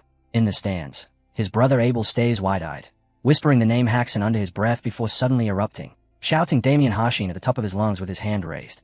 Those around him hesitate, confused, asking if that really is Damien Haxon, if that's truly the knight's name. Then the moment catches, and the chant spreads like fire. Damien, Damien, Damien. Count Copperhead claps rapidly, exhilaration pulsing through him as astonishment flickers in his gaze. So this is Damien Haxon. Perhaps the rumors weren't exaggerated after all. Damien clicks his tongue and flicks his blade once to shed the blood. The spray strikes Jackson again, sharp and deliberate, leaving him stinging with a mix of irritation and disbelief. Turning away, Damien opens his subspace and drops the sword inside without sparing it a glance. He asks aloud, almost lazily, why anyone would struggle against a troll of all things. Behind him, the crowd continues to chant his name, the sound rolling endlessly through the arena, while Jackson remains sprawled on the ground. Fury crawls up his spine as Damien's name echoes again and again. His body trembles harder, his jaw clenching so tightly that the grinding sound leaks out between his teeth. Beautiful melodies drift through the Copperhead estate that evening, their gentle notes gliding along polished floors and gilded pillars. Inside the banquet hall, noble ladies stare with flustered fascination, whispering sharply among themselves. "Oh my, he looks even more handsome up close." "I agree." Is the one beside him his younger brother? The two of them are quite handsome. Their attention is fixed entirely on Damien and Abel. The brothers walk in with poised steps, dressed with care and wearing bold, composed smiles. Abel, far less confident, leans closer to his brother, nervously adjusting his clothes as he fidgets. He wonders aloud when Damien ever found the time to prepare something so elegant. Damien answers with a calm smile, picturing the storefront in his mind, telling him there's a famous clothing shop in Landwork called Moonlight Wave and that he bought it there. Abel stutters at the name, startled, admitting that it looks extremely expensive. His voice softens as gratitude wells up, and he thanks Damien sincerely, clearly moved. Damien, steady as ever, simply tells him not to worry about it. As they continue forward, the ladies abandon whispering altogether, speaking openly with excited smiles. "So that's Damien Haxon, huh? He's so manly." Some giggle lightly, declaring that he's so handsome he'll be their top choice from today onward. Suddenly, a wine glass shatters in someone's bare hand. The sharp crack cuts through the hall, freezing the women in fearful silence before they scatter quickly. Jackson stands there with his fist clenched, muttering under his breath that he can't listen to this nonsense any longer. Sophia remains beside him, unbothered, her gaze fixed elsewhere, still glaring toward Damien. Jackson grumbles, demanding why anyone would recognize that loser when they don't even recognize him. His jaw tightens as the memory of the troll battle flashes through his mind. Damien looking down on him, humiliating him with every move. He turns to Sophia, expecting agreement, but she doesn't respond. Her eyes are focused ahead, lost in the image of Damien Haxon, a faint flush warming her cheeks. She isn't hearing Jackson at all. Her gaze stays fixed on Damien as he moves through the hall, radiant beneath a candlelit glow, and she wonders quietly if he has always been that handsome. Her drifting thoughts shatter as an announcement rings out, declaring that Count Copperhead has arrived. The banquet hall straightens instantly. The doors open and the Count strides in with proud steps, his daughter Olivia moving quietly at his side. After he takes his seat, a pot of fire is lit, filling the hall with flickering warmth. The Count rises with his arms spread wide and addresses the gathered guests, thanking the knights and esteemed attendees who have come to honor the martial tournament held in celebration of his daughter Olivia's birthday. Sophia, Jackson, Damien, Abel, and everyone else keep their eyes fixed firmly on him. He continues, saying that after witnessing the bravery and fierce spirit displayed by the young knights in the tournament, he feels inspired for the first time in a very long while. He adds that he hopes tomorrow's final match will reflect the same level of excellence. Then he announces that it is time to reveal the prize awaiting the victor. He steps away from his seat and approaches the pot of fire as whispers ripple through the hall. What could it be? Who knows? Whatever it is, it must be tremendously valuable. Without hesitation, the Count plunges his fist directly into the flames. Damien watches sharply, his thoughts racing, while Abel recoils in horror. Murmurs sweep across the hall, some gasps of shock, others struck completely speechless. The Count laughs calmly, telling everyone not to be startled. He withdraws his hand from the fire and holds it up, completely unharmed. Someone blurts out how such a thing is even possible. Slowly, the Count opens his palm, revealing a glowing sphere pulsing like a living ember. Damien's eyes widen as recognition strikes him hard. Wait, isn't that? Across the hall, Jackson's master leans against the wall, silent and watchful, a wicked glint flashing in his eyes as a smile curls inwardly. Just as I suspected, it really was he. Only he and Damien understand its true value. Both silently name it the same thing. The spirit heart. The Count explains that the treasure protects its owner from flames and maintains body temperature, a feat even mags cannot replicate. His face reflects faintly in the smooth, glowing surface as he declares that it is undeniably of immeasurable value. He raises it high to stir excitement and announces that this will be the prize awarded to the winner. The hall erupts in awe. What an incredible prize. Damien watches with a slow, growing smile, thinking that using the spirit heart as a mere tournament reward proves they have no idea what it's truly worth. He admits to himself that he hadn't been interested in the prize before, but now it's a different story. Now, it's tempting. Count Copperhead concludes his announcement, expressing hope that everyone enjoys the banquet to their heart's content. He snaps his fingers and the musicians resume playing, their melodies warm and lively. As the music swells, a massive birthday cake is revealed to the guests. Not long after, a young man approaches the seated Count Copperhead with practiced politeness. He bows deeply and says it's an honor to meet him, introducing himself as a friend of House Nason. The Count's eyes narrow slightly with curiosity. Recognition follows swiftly as he recalls the family name, House Nason. He remembers that the region is famed for its apples and asks if that is not so. Still bowed, France replies that his house is honored to be remembered by the Count. He opens a small box on his palm and says respectfully that, in celebration of the young lady's birthday, he has prepared a modest gift. The Count lets out an amused "Oh." Olivia, however, remains unmoved, her expression flat and distant. Franz presents the item, explaining that it is a cosmetic crafted by alchemists of the Mishu school using refined spirit powder. He recalls a rumor that even an old woman's skin becomes like a newborn's after using it. Inwardly, the Count clicks his tongue at the mediocrity of the offering, thinking that it truly lives up to being modest. Outwardly, he gives a light laugh and thanks Franz politely. Before Franz can retreat, another youth steps forward and brusquely shoulders him aside, insisting that the Count allow him to greet him as well. He introduces himself as Charlie of House San. The Count repeats the name with mild interest, recognizing it at once. Charlie nods proudly and says that he, too, has prepared a gift for the young lady. Holding up a slim tube, Charlie explains that inside is a necklace made from a 7-color crystal, a rare jewel said to drop only once after slaying 100 golems in rocky regions. The Count initially sounds impressed, repeating the words, a 7-color crystal, and Charlie eagerly confirms it. Then the Count casually remarks that the Copperhead storage is already full of such items. Hooking his thumb to the side, he tells both Charlie and Franz that their gifts may be handed over to the steward. From below, Damien watches with calm assurance, thinking that this was only natural. The competition to win the young lady's favor has already begun. But for a man as wealthy as Count Copperhead, ordinary gifts will never be enough. Next, Jackson steps forward and bows deeply, offering his greetings. He introduces himself as Jackson Cutter. The name draws only confusion from the Count. Curious, the Count repeats it, and Jackson confirms it with forced steadiness, announcing that he is known as the Ogre Slayer. The Count responds bluntly that he has never heard of him and asks flatly what it is he wants. The words sting, but Jackson swallows his irritation and states that he has prepared a gift for the Count. The Count blinks, mildly surprised, and asks if the gift is for him. Jackson reveals it with a flourish, declaring it to be an elixir of condensed vitality. He explains that with just a single sip of this legendary potion, one can go an entire day without feeling fatigue. The Count's interest ignites instantly, and he lets out a long, pleased "oh." Behind his composed expression, Jackson grins viciously inwardly. His master entrusted him with this priceless elixir for the sole purpose of presenting it to the Count, and he thinks triumphantly that targeting the Count instead of the young lady was a cunning choice. The Count accepts the elixir personally, staring at it with genuine astonishment. He calls Olivia over to look, remarking aloud that it isn't bad at all. Olivia, still indifferent, doesn't even bother turning her gaze fully toward him. She murmurs that she supposes so, at least for him. Below in the hall, Damien turns toward Abel and calls his name, telling him their turn is coming and that he should prepare himself. Abel startles, his fragile confidence wobbling as he answers shakily that he understands. Above them, Count Copperhead tells Jackson that the gift is very good and that he will remember his name. Still bowed, Jackson declares that the honor is his, laughing inwardly as satisfaction blooms. Everything worked exactly as planned. Moments later, Jackson and Damien cross paths on the staircase. Jackson descends while Damien ascends. They pass without exchanging a single word. Jackson glances back, studying Damien with deep suspicion, while Damien keeps his attention fixed upward on the Count, thinking that although Jackson's attempt was decent, he still failed to win the young lady's favor. The Count's face brightens the instant he sees Damien. He calls out warmly, declaring that this must surely be Sir Damien Haxon, and praises his performance in the team battle as truly impressive.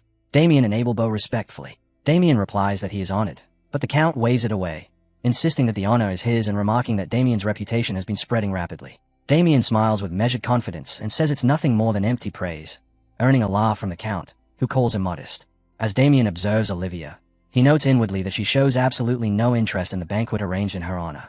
Her tastes, it seems, are far more difficult than expected. Still, when he glances subtly at his anxious brother, he reassures himself that Abel has nothing to fear. Once she sees their gift, surely even she will react. Calm and composed, Damien addresses the Count and announces that he and his brother have prepared a gift for the young lady. The Count's eyes light up at once, curiosity sparking as he wonders what someone of Damien's caliber could have brought. Damien affirms and opens his spatial space. The Count recognizes it instantly, nodding with amused approval as he remarks that it's a spatial magic tool. Damien reaches inside and begins to draw something out. For the first time, Olivia's attention sharpens. She turns slightly, curiosity stirring. Damien pulls free a wooden bow and lifts it, declaring it to be their present. The Count's expression shifts, uncertainty creeping in as he studies it. Then Olivia reacts, eyes widening, lips parting as she leans forward in open astonishment. Damien fully draws out the bow and presents it, stating with unshaken confidence that this is their gift. Count Copperhead stays at it in puzzled silence, unable to complete the thought forming in his mind. Olivia's eyes, however, sharpen with vivid, almost hungry interest. Nearby, one guest leans toward another and whispers in uneasy confusion that they don't understand it, that it looks like an ordinary bow. Another smirks and mutters that it looks cheap, as though Damien picked it up from some street vendor. The Count's expression visibly deflates. He lets out a quiet sigh, thinking that Damien has brought something utterly unimpressive, something there's no way his daughter could possibly appreciate. Yet suddenly, Olivia springs up from her chair in a burst of excitement, calling it an amazing bow and leaving her father frozen in stunned silence.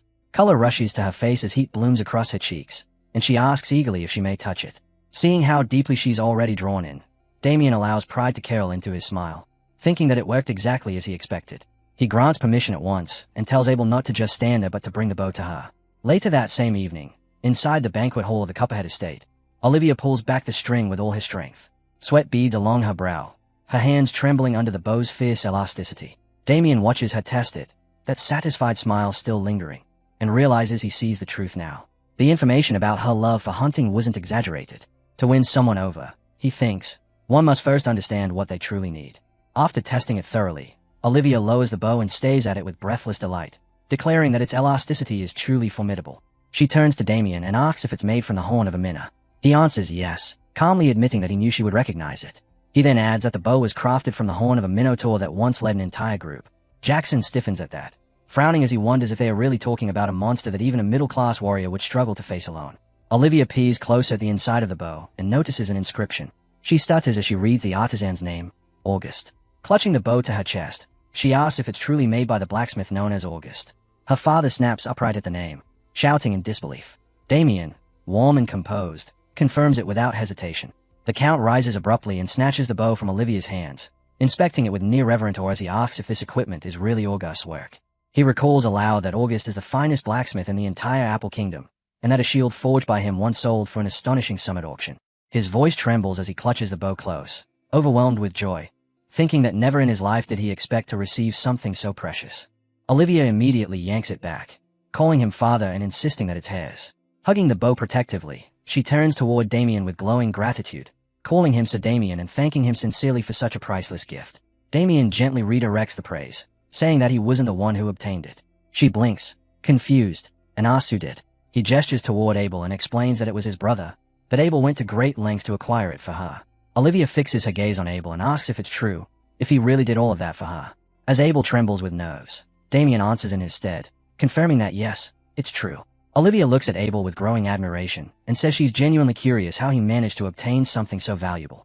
Damien nudges his brother forward and asks Olivia if she would like to hear the story directly from Abel himself. She answers eagerly, her gaze locking onto Abel without hesitation. Damien then turns to the Count and asks if such an arrangement is acceptable. The Count responds at once with enthusiasm, saying of course, adding that he himself is curious but will hear the story later from his daughter. Damien turns back to Abel with a coaxing smile and softly calls his name. Abel startles, stammers, then forces out a reply. His face burns red, nervous sweat clinging to him as he struggles to gather the courage to move. He takes one shaky step forward. Damien watches quietly, pride settling deep in his chest. This is right, he thinks. Abel has to seize this moment with his own hands. Abel finally reaches her and, in a trembling yet sincere voice, addresses her as Lady Olivia, saying it is an honor to meet her. Seeing him up close, Olivia lets out a small, astonished oh my.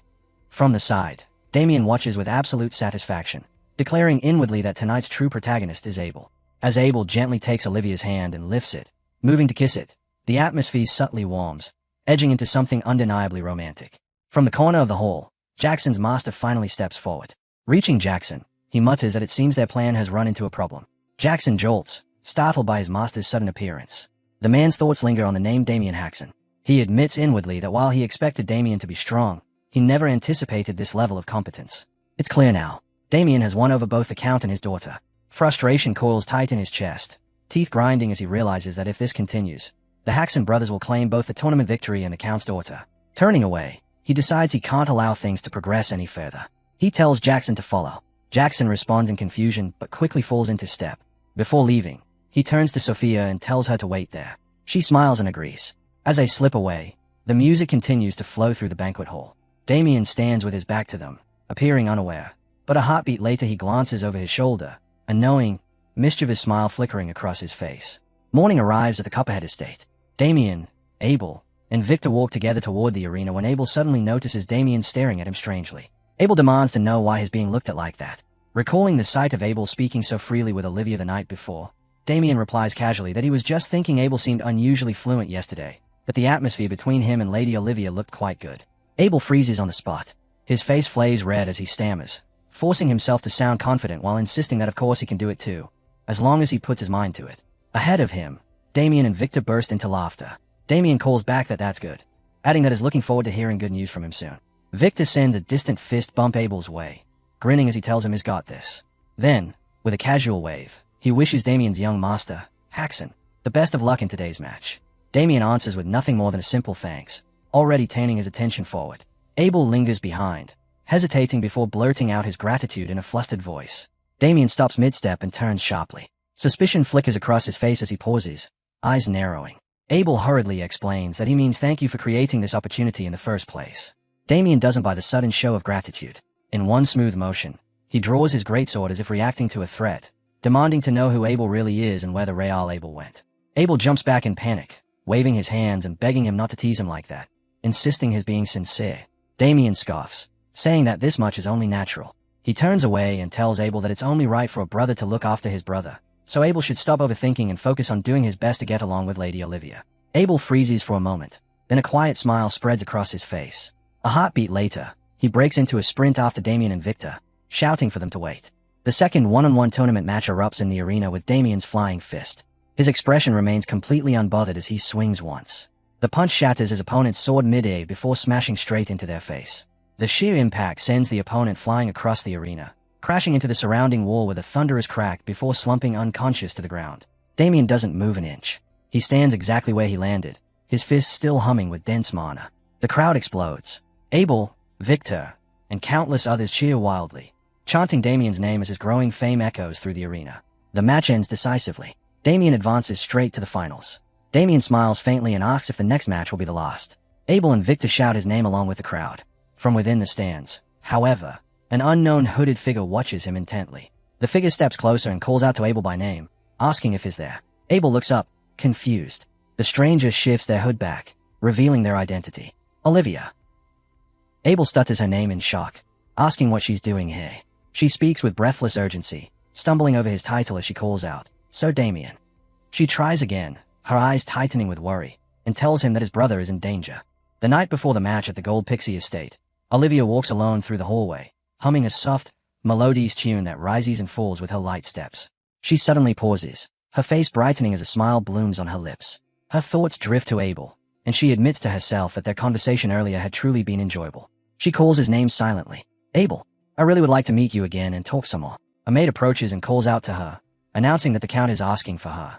Olivia turns, brows lifting with curiosity, and straightens her posture. She asks in mild surprise whether her father is truly calling for her at this hour. Later, seated in the dining room, she abruptly rises from her chair. Her voice flares with disbelief as she demands to know what her father is suddenly saying. But the Count remains composed. He asks calmly if she failed to hear him, then tells her that he meant every word. His voice hardens as he repeats it with finality. She will marry Sir Jackson Cutter. At the table sit Jackson, Count Copperhead, Jackson's master, and Olivia herself. Olivia refuses to take her seat. She snaps that her father should not spout such ridiculous nonsense, insisting she has never even held a proper conversation with that man. Yet he is already speaking of marriage. Across from her, Jackson stiffens, irritation crawling up his spine. Inwardly, he curses his master as a damned old geezer. Jack had suddenly ordered him to follow without explanation, and he had rushed here without hesitation, only to be blindsided by this absurd declaration. None of this had been discussed beforehand. Not a word. He wonders what in the world this is all supposed to be. Olivia presses on, her voice sharp as she demands how her father could make such a decision without consulting her even once. The Count listens in hard, contemplative silence. Then he lowers his wine glass to the table. The sound is soft, but the pressure in the room spikes. He turns to her with a dominating glare and calls her by name. He tells her not to delude herself. She is the eldest daughter of the house, and marriage is not a matter she is free to decide. It is a decision that must be judged and made by him, the head of the family. Olivia's brows knit tightly as she fires back, asking on what grounds he is making that judgment. He meets her eyes without the slightest hesitation and answers plainly. On profit. On what the Copperhead house stands to gain from her marriage. He explains that Sir Jacques, a middle-class master, has promised that the moment the marriage is formalized, he will lend his strength to House Copperhead. He tells her she understands exactly what that means. Among the great noble houses of the West, only two possess a middle-class warrior at their core forces. Gold Pixie and Linebloom. Only those two. If this marriage goes through, the Copperhead house will gain a fighting force comparable to theirs. And that is not all. Jacques has also promised to provide weapon techniques and mana cultivation methods to their knights. Techniques used by a masterclass. Jackson nearly jolts out of his seat. Fury surges through him. Zack has never taught him those techniques. Not once. And yet he is willing to hand them over to another house as bargaining chips. Olivia feels her arguments crumble one by one. She exhales a frustrated sigh and glares at her father before forcing herself back into her chair.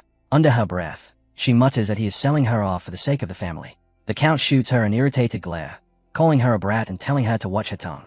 At last, Sir Jacques speaks, asking whether the proposal will be accepted. Count Copperhead considers it briefly and replies that the conditions themselves are satisfactory. However, there is one small problem. Zack asks what that problem might be. The Count's gaze sharpens as he states it plainly. Jackson is a completely unknown knight, a man who has never made a name for himself. And after all the trouble of hosting a tournament, taking in a nameless knight as their son-in-law would only tarnish the honor of the Copperhead family. The Count clears his throat, letting the words settle. Jack considers this quietly, noting inwardly that, in simpler terms, it means Jackson's status is unfit. He lifts his chin and tells the Count not to worry. In tomorrow's match, his disciple will be the one who wins. The Count's expression tightens with uncertainty as he asks if Jack is truly certain. With Damien Haxon present, he points out, it will not be easy. Jack remains calm. He says it is possible, adding that it will work as long as the Count offers just a little help. The Count's eyes narrow with curiosity, and he warns that he cannot provide unreasonable assistance. A slow grin spreads across Jack's face. He says it is simple. With a smile steeped in devious intent, he explains that the Count need only do one thing. Not interfere, even if Damien Haxon dies. The words crash into the room like a freezing wind. Silence falls instantly as everyone stares at him in stunned disbelief. Olivia whirls toward her father, about to protest, but the words die in her throat when she sees him actually considering it. Her voice breaks as she calls out, "Father." After a long, suffocating moment, the Count lifts his glass and slowly swirls the wine. He drinks, then speaks quietly. "Very well." Olivia stares at him with burning, helpless anger. Her fists tremble as she clenches them on the table, powerless to stop any of it.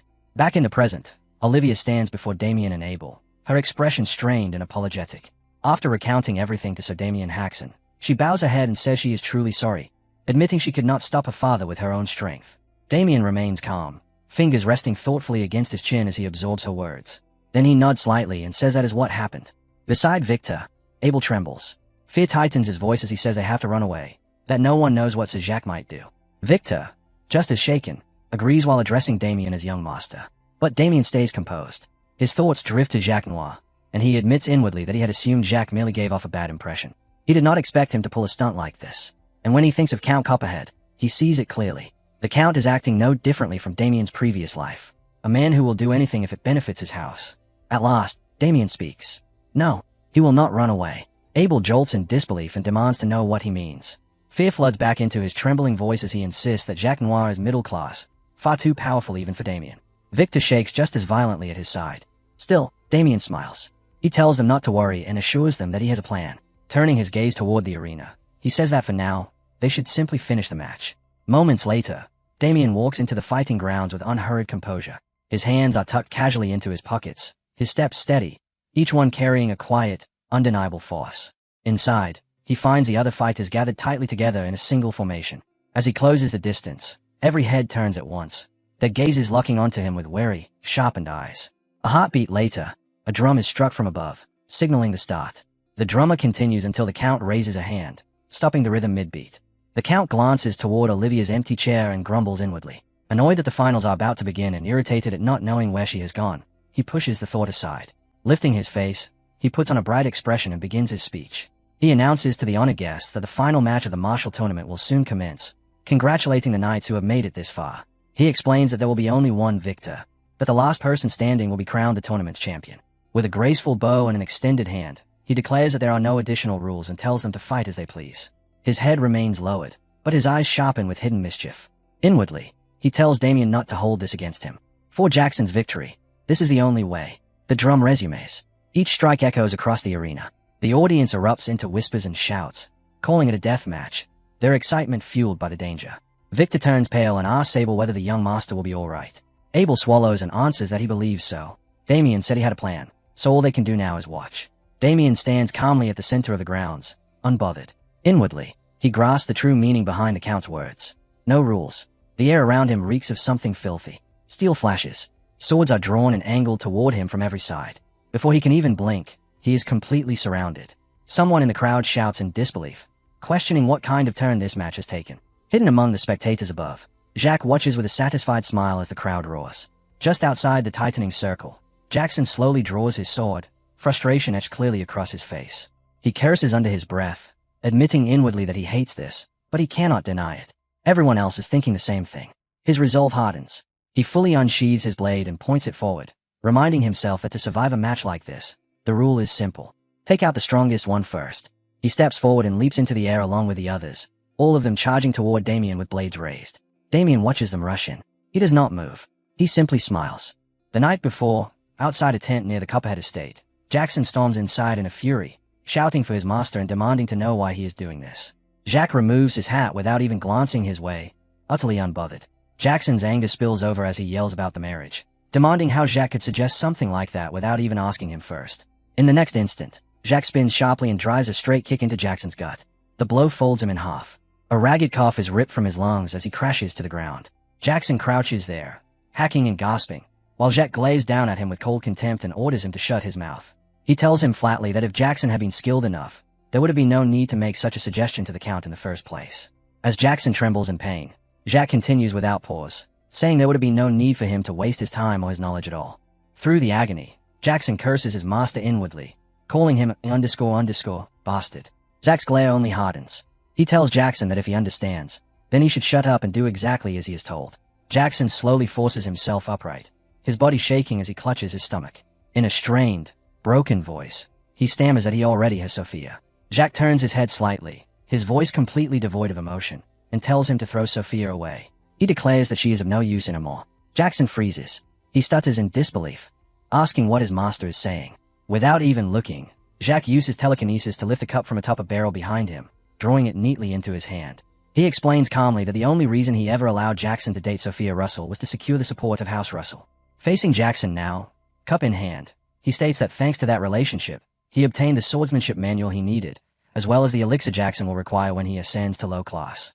Jackson straightens fully, still clutching his gut, as Jacques raises the cup to his lips and smiles faintly. He says that House Russell no longer has anything to offer. It is time to gain support from a new house. Reluctantly, Jackson asks if that new house is House Copperhead, his voice shaking as he questions whether this is just another attempt to use them the same way he used House Russell. Jacques answers calmly that it is not merely their support he wants. He intends to use this marriage to rule over their house entirely. Jackson is stunned. His words stumble out as he asks why Jacques would go that far. Jacques responds coolly, asking if he has not already explained it to him. He takes a drink from the cup and states flatly that this is for the sake of his long-awaited wish. Still, Jackson resists. He begs him, just this once. He pleads with his master to think it over one more time, insisting that he truly loves Sophia. Jacques pauses. He looks down at him and calls him an idiot. He asks whether Jackson still does not understand. Then, without mercy, he explains Sophia's nature. She is the kind of woman who abandoned her former fiancé, Damien Haxon, simply because he was not good enough, and chose Jackson instead. That means Jackson can be discarded just as easily. He asks him quietly whether he truly failed to see that himself. The moment Damien Haxon started doing even a little better, her attitude had flipped instantly. Those memories flashed through Jackson's mind one after another, rubbing him of his voice. He tries to object, stammering that it isn't like that, but the word crumble before they can leave his mouth. Vat produces a ring and holds it out. He tells Jackson to take it. Jackson looks up, eyes widening as he asks what the ring is. Jacques meets his gaze coldly and answers that it is a ring that pushes power beyond its limits. Jackson jolts in shock, disbelief blowing his eyes wide. Jacques steps closer. Tomorrow, he says, Jackson will use the ring exactly as instructed and fight Damien Haxon. And when Damien Haxon loses his mind and goes on a rampage, Jackson is to pretend it was an accident and kill him. Jackson stands frozen, staring at his master. Inwardly, he curses him, realizing all too clearly that Jacques is not someone who will ever listen. For now, he agrees silently to follow the orders. Reaching out, he takes the ring from his master's palm, adding inwardly that while he is at it, he will also get rid of that I saw Damien. Holding the ring, Jackson stays at it for a long moment before forcing out the words that he understands. On the day of the match, Sophia sits among the audience, cheering loudly. She chants Jackson's name over and over, urging him to win. Jackson hears her voice and frowns, thinking she should just wait. Today, he will kill Damien and prove it. He finishes drawing his sword and faces Damien head-on. In the next instant, Jackson launches into the air along with the other fighters, swords poised for devastating strikes. As he surges forward, he thinks that he will show Sophia that he is the man who suits her best. All the blades crash down on Damien from different angles, each sword carving its own arc through the air. Damien keeps smiling. With barely any movement at all, he slips between the strikes, dodging every blow without even taking a single step. Another knight charges from behind, blade thrusting straight toward Damien's back. At the last instant, Damien jumps, evading the stab and landing lightly on the knight's head. Using it as a foothold, he launches himself higher, twisting mid-air and aligning his body perfectly. He descends with a crushing elbow strike that smashes directly into the knight's head, shattering the helmet. The knight collapses face first into the ground, blood pouring from his nose. Damien lands smoothly beside him, still frozen in his striking posture. The audience erupts. Cheers explode across the arena as Abel and Victor shout Damien's name with wild excitement. Amid the roar, Damien lets out a short chuckle and looks at the remaining knights. He remarks that it seems they thought sheer numbers would let them force their way through and somehow make it work. Lifting one hand casually, he beckons them forward, asking what they are waiting for and telling them to come at him. Jackson scowls, disbelief twisting his features as he watches Damien fight several low-class knights without even drawing his sword. Behind him, another knight mutters that Damien is a monstrous bastard. In that instant, a chilling realization dawns on Jackson. Could it be that Damien has already surpassed low class? His eyes sharpen at the thought. A female knight suddenly bursts forward from behind Jackson, mana coating her blade as she shouts that she will show Damien the swordsmanship of House Altar. Her charge snaps Jackson out of his thoughts. At the same time, another knight rushes in from behind Damien, sword raised high as he bellows for the glory of House Saint Troller. Seeing the two attacks converge, Damien finally draws his sword from his subspace ring. He scoffs, his expression flat, remarking that ganging up on someone while talking about house and glory is ridiculous. They strike together, the man from the left, the woman from the right. But before their blades can reach him, Damien's sword flashes. His strike is faster than either of them, meeting both blades head-on and batting them away. He activates his secret art, Myriad Insight, Parry. A sharp ripple of sound erupts at the points of impact. The force twists violently through both weapons, wrenching the knight's hands at unnatural angles and tearing screams from their throats. Damien does not stop. Without changing his expression, he raises his sword again. In a single follow-up strike, he disarms them both, knocking their swords free and sending the female knight flying through the air. The two barely remain standing, bodies shaking as they clutch their ruined hands. Damien tells them calmly that they all signed the agreement. Didn't they? Then he moves. In a single flash, he vanishes, leaving behind only the cutting light of his sword. He reappears at the end of his strike, poised and still, as the knights behind him collapse one after another, all felled by the same blow. He tells them to consider meeting him an unfortunate accident. The arena explodes into deafening cheers. Damien's name is chanted again and again. Caught in the frenzy, Abel looks nearly unhinged as he proudly tells a stranger beside him that Damien is his brother. From above, Count Copperhead stays in shock, managing only a stunned, "What?" Jacques frowns deeply, irritation and calculations churning behind his eyes. Damien turns toward Jackson with a casual smile, making him jolt. He remarks that it looks like Jackson is the only one left and asks if he isn't coming. Jackson lowers his head, teeth grinding as curses pile up in his throat. Then, without warning, he straightens and bursts into manic laughter, making Damien stare at him in confusion. The laughter cuts off abruptly. Jackson raises his hand and plucks a pill from the ring, sneering as he tells Damien that he has shown off enough. His fingers tremble as he holds the pill, hesitation flickering across his face. Then, as if forcing the thought away, he tosses it into his mouth. Damien watches and asks what he is suddenly eating. The effect is instant. Jackson's heart begins to thunder violently, pain tearing through his chest as he grits his teeth and swallows back groans. Damien's eyes narrow as he traces an unfamiliar mana pattern spreading outward from Jackson, crawling along the ground behind him like branching veins. Damien turns fully, following the flow of that mana as it reaches one of the fallen knights and seeps into his body. The knight suddenly screams, a sound of unbearable agony ripping through the arena as the strange energy invades him. The mana does not stop there. It spreads farther, infecting not just one body, but every fallen knight at once. The sight leaves Damien frozen, stunned by what he is seeing. Jackson smiles. Mischief glitters in his eyes as he faces Damien. The same eerie aura now rises from Jackson himself, as though he is being fueled by it. Sensing something deeply wrong, Damien turns back toward the fallen knights. What he sees makes his breath catch. Their bodies are grotesquely dissolving, consumed as the mana devours them from within. Damien stays in horror and demands to know what the hell that thing is. Jackson grins wide, a low chuckle rumbling out of his throat as he tells Damien that what he's witnessing is something known as a mana rampage. Inside Damien's mind, the definition surfaces instantly. A mana rampage is a phenomenon where the mana within a body breaks free from its owner's control and runs completely wild. When it happens, not only is there massive loss of mana, but the body itself can suffer catastrophic damage, often leaving the victim permanently crippled. After that realization settles, Damien speaks coldly, his gaze locked on Jackson as he asks if this is the power of the gem Jackson just swallowed. Jackson takes his first step forward and answers without hesitation, saying yes. He calls it the trump card his master personally gave him. As he keeps walking closer, he explains that the object triggers a mana rampage in everyone around him. His grin stretches wider with every step, excitement flashing in his eyes as he tells Damien that he really shouldn't have been running his mouth this whole time. closing the distance completely. Jackson leans in until his face is only inches from Damien's, still grinning as he tells him that now he'll have to crawl on the ground like the worm he is. He spits the insult out, calling Damien a worthless piece of trash. Jackson stands directly in front of him, energy pouring out of his body like thick fog, swallowing the space around them both. Seconds pass, then more time passes, and yet, nothing happens. Damien remains standing there, unmoving, not even twitching. Suddenly, Damien lets out a muffled sound, as if he's been holding back laughter for far too long. In the next moment, he bursts into uncontrollable laughter, slapping his face with his palm as the sound echoes wildly through the arena. Just as abruptly, the laughter stops. Damien lowers his hand, revealing eyes gleaming with mocking malice. The symbol etched into his hand, the one that nullifies all dark magic used against him, glows faintly. He calls Jackson a low-life piece of trash and says that this was more or less what he expected. Then he asks if this is really all Jackson could come up with, casually remarking that Jackson must have been getting help from black magic. Jackson snaps back in furious denial, shouting that it isn't black magic and demanding to know what Damien is talking about. He yells again, more desperately this time, asking how Damien is still completely fine. But before the question can fully leave his mouth, Damien drives a brutal kick straight into Jackson's gut. The impact is devastating. Jackson instantly coughs, his eyes going blank as the force launches him backward. Damien keeps his leg extended, smiling calmly as Jackson slams into the ground, bouncing 3 times before crashing violently into the arena wall. The collision sends another wave of agony ripping through Jackson's body, forcing a hoarse grunt from his throat.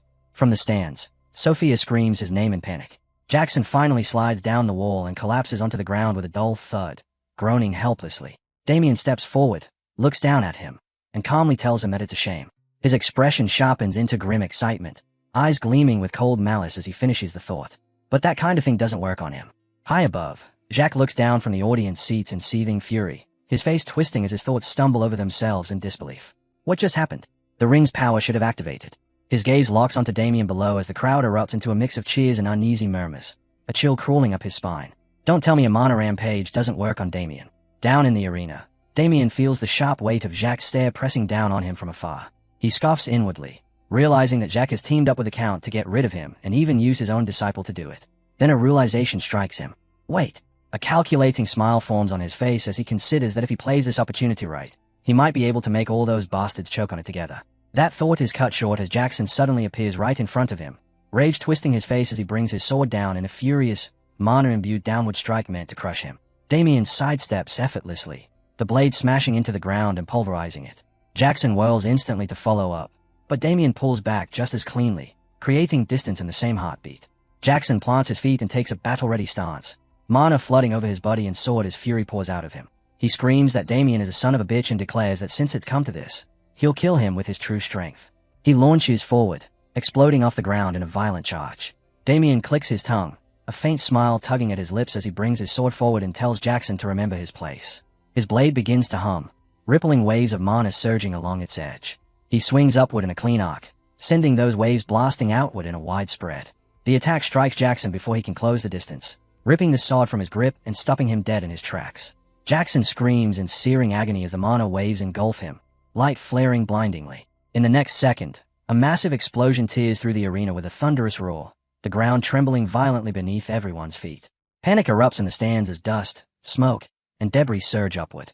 Spectators scream, shielding their eyes and shouting in confusion, demanding to know what's happening. Jackson crashes down onto both knees. He clamps a hand over his mouth, gagging as if about to vomit while dark mana begins leaking slowly from his body. Then, all at once, he throws his head back as a torrent of black energy bursts violently from his mouth. The audience freezes in horror, every familiar face staring with eyes wide and mouths agape. Jackson collapses face first onto the ground, unconscious. Damien stands calmly, looking upward as the dark energy drifts through the air like thick fog, spreading across the arena. The atmosphere turns heavy, suffocating, and deeply ominous. Someone in the crowd feels it first and shouts in dread that this black energy is unmistakable, and in the next instant voices erupt all at once. Black magic. The Count jolts in sheer terror, fists clenching as panic ripples through the stands. Shouts explode from every direction, questioning how a knight could possibly be using black magic and whether this should be reported to the church immediately. The Count trembles, teeth grinding together as sweat pours down his face. Damn it. Why did this have to happen in my domain? He whips around just as his butler rushes toward him in panic, shouting his title and demanding to know what they should do. He warns that the crowd is growing restless and that at this rate, word will reach the church before they can stop it. The Count's mind races wildly. Then, all at once, He strides forward and orders the butler to stop the match immediately and silence everyone before this spreads any further. Meanwhile, Damien calmly opens his subspace and returns his sword, thinking that for now, everything is proceeding exactly as planned. A flicker of suspicion rises, and he shifts his gaze toward where the Count should be sitting, only to find the seat empty. He scoffs aloud, calling him a rat bastard and accusing him of trying to run already. Elsewhere, the Count rushes through the estate grounds with his guard knights, hurrying toward the carriage he had prepared in advance. Frustration boils over as he curses Jacques Noir, calling him a crazy bastard and snarling that he trusted him, only for Jacques to smear black magic all over him. As he reaches the carriage, he clings desperately to hope, convincing himself there's no proof tying him to any of this. If I play dumb, everything will be fine. Just as he moves to step inside, Damien's voice slices cleanly through the air, asking where he thinks he's rushing off to. The Count jolts violently. He and the guard spin around to see Damien standing there with his hands in his pockets, wearing an easy, almost relaxed smile. The Count forces himself to calm down and stutters out Damien's name, asking what the matter is. Damien tilts his head and asks why he's pretending not to know, stating plainly that the Count must have something to say to him. Panic detonates inside the Count's chest. No way. Does he already know? He rejects the thought immediately, insisting it can't be possible. Still struggling to maintain composure, he stammers that he has no idea what Damien is talking about and hurriedly claims he's busy, suggesting they speak later. Damien hums thoughtfully and asks if that means he's going to play dumb. Then he says that in that case, he won't have much of a choice either. Fear cracks through the Count's voice as he demands to know what Damien is doing and orders him not to come any closer. The guards tighten their grips on their swords, raising their free hands to stop him. Damien's fists crash into their faces before they can even react, blood spraying as they collapse instantly. In the same blink of an eye, his fist punches straight through the carriage door beside the Count's head, splintering wood and making the Count shriek in terror. Damien stands right beside him now, that carefree smile still in place. In a dark, almost playful tone, he asks what he thinks. His eyes sharpen as his voice turns grim, and he asks whether the Count remembers what he needs to say now. The Count nods frantically without hesitation, trembling as his thoughts completely collapse into panic. Inside the chamber, a furious shout suddenly erupted as Chester demanded to know if Olivia was responsible for what had happened, and the maids, startled by the explosive tone, quickly slipped out of the room while murmuring to each other that everything had descended into utter chaos. Standing there with her arms folded, Olivia paused for a moment before calmly admitting to her father that she was indeed the one who had informed Sir Damien. The answer instantly ignited Chester's temper. Grinding his teeth, he pointed at her and roared that she must have lost her mind, accusing her of betrayal after all the years he had raised and sheltered her, and demanding to know how she could dare to turn against him. Before his tirade could continue, Damien abruptly slammed his heel down onto the table, the sharp impact echoing through the room. The sudden movement startled Chester so badly that he instinctively pulled back, lowering the hand he had been pointing with as his voice died in his throat. Damien fixed him with a cold, cutting stare and warned that he was still in the middle of speaking. Beads of sweat began forming on Chester's face as he nervously replied that he understood, then cautiously asked how far the situation had progressed. With a quiet sigh, Damien explained that investigators from the cult would soon arrive, then shot Chester a mocking look and stated that they would inevitably uncover the fact that Chester had attempted to arrange his assassination by striking a deal with Jacques Noir. Continuing without pause, he asked Chester what he thought would happen once the cult learned about that arrangement, especially considering that the scheme had even involved the cult's most forbidden practice, black magic. Panic immediately seized Chester, and he hurried to protest that he truly had no idea Jacques would go as far as using black magic, insisting he had never imagined anything like that. Damien merely scoffed at the explanation and asked whether Chester seriously believed the cult would accept such an excuse. Realizing how desperate his situation had become, Chester pleaded with Sir Damien for forgiveness, openly admitting his mistake while begging him not to report the matter to the cult. After taking a brief moment to think, Damien responded in an indifferent tone that even if he personally stayed silent, Jackson Cutter would reveal everything anyway. He then reminded Chester about the horrific methods of torture used by the Inquisitors and asked whether he had ever heard of them. The mere mention of those interrogations caused the color to drain completely from Chester's face. Watching his reaction, Damien narrowed his eyes slightly before straightening his posture and announcing that there might be another solution. He explained that he possessed certain connections inside the cult, and that protecting a single Count would not be especially difficult.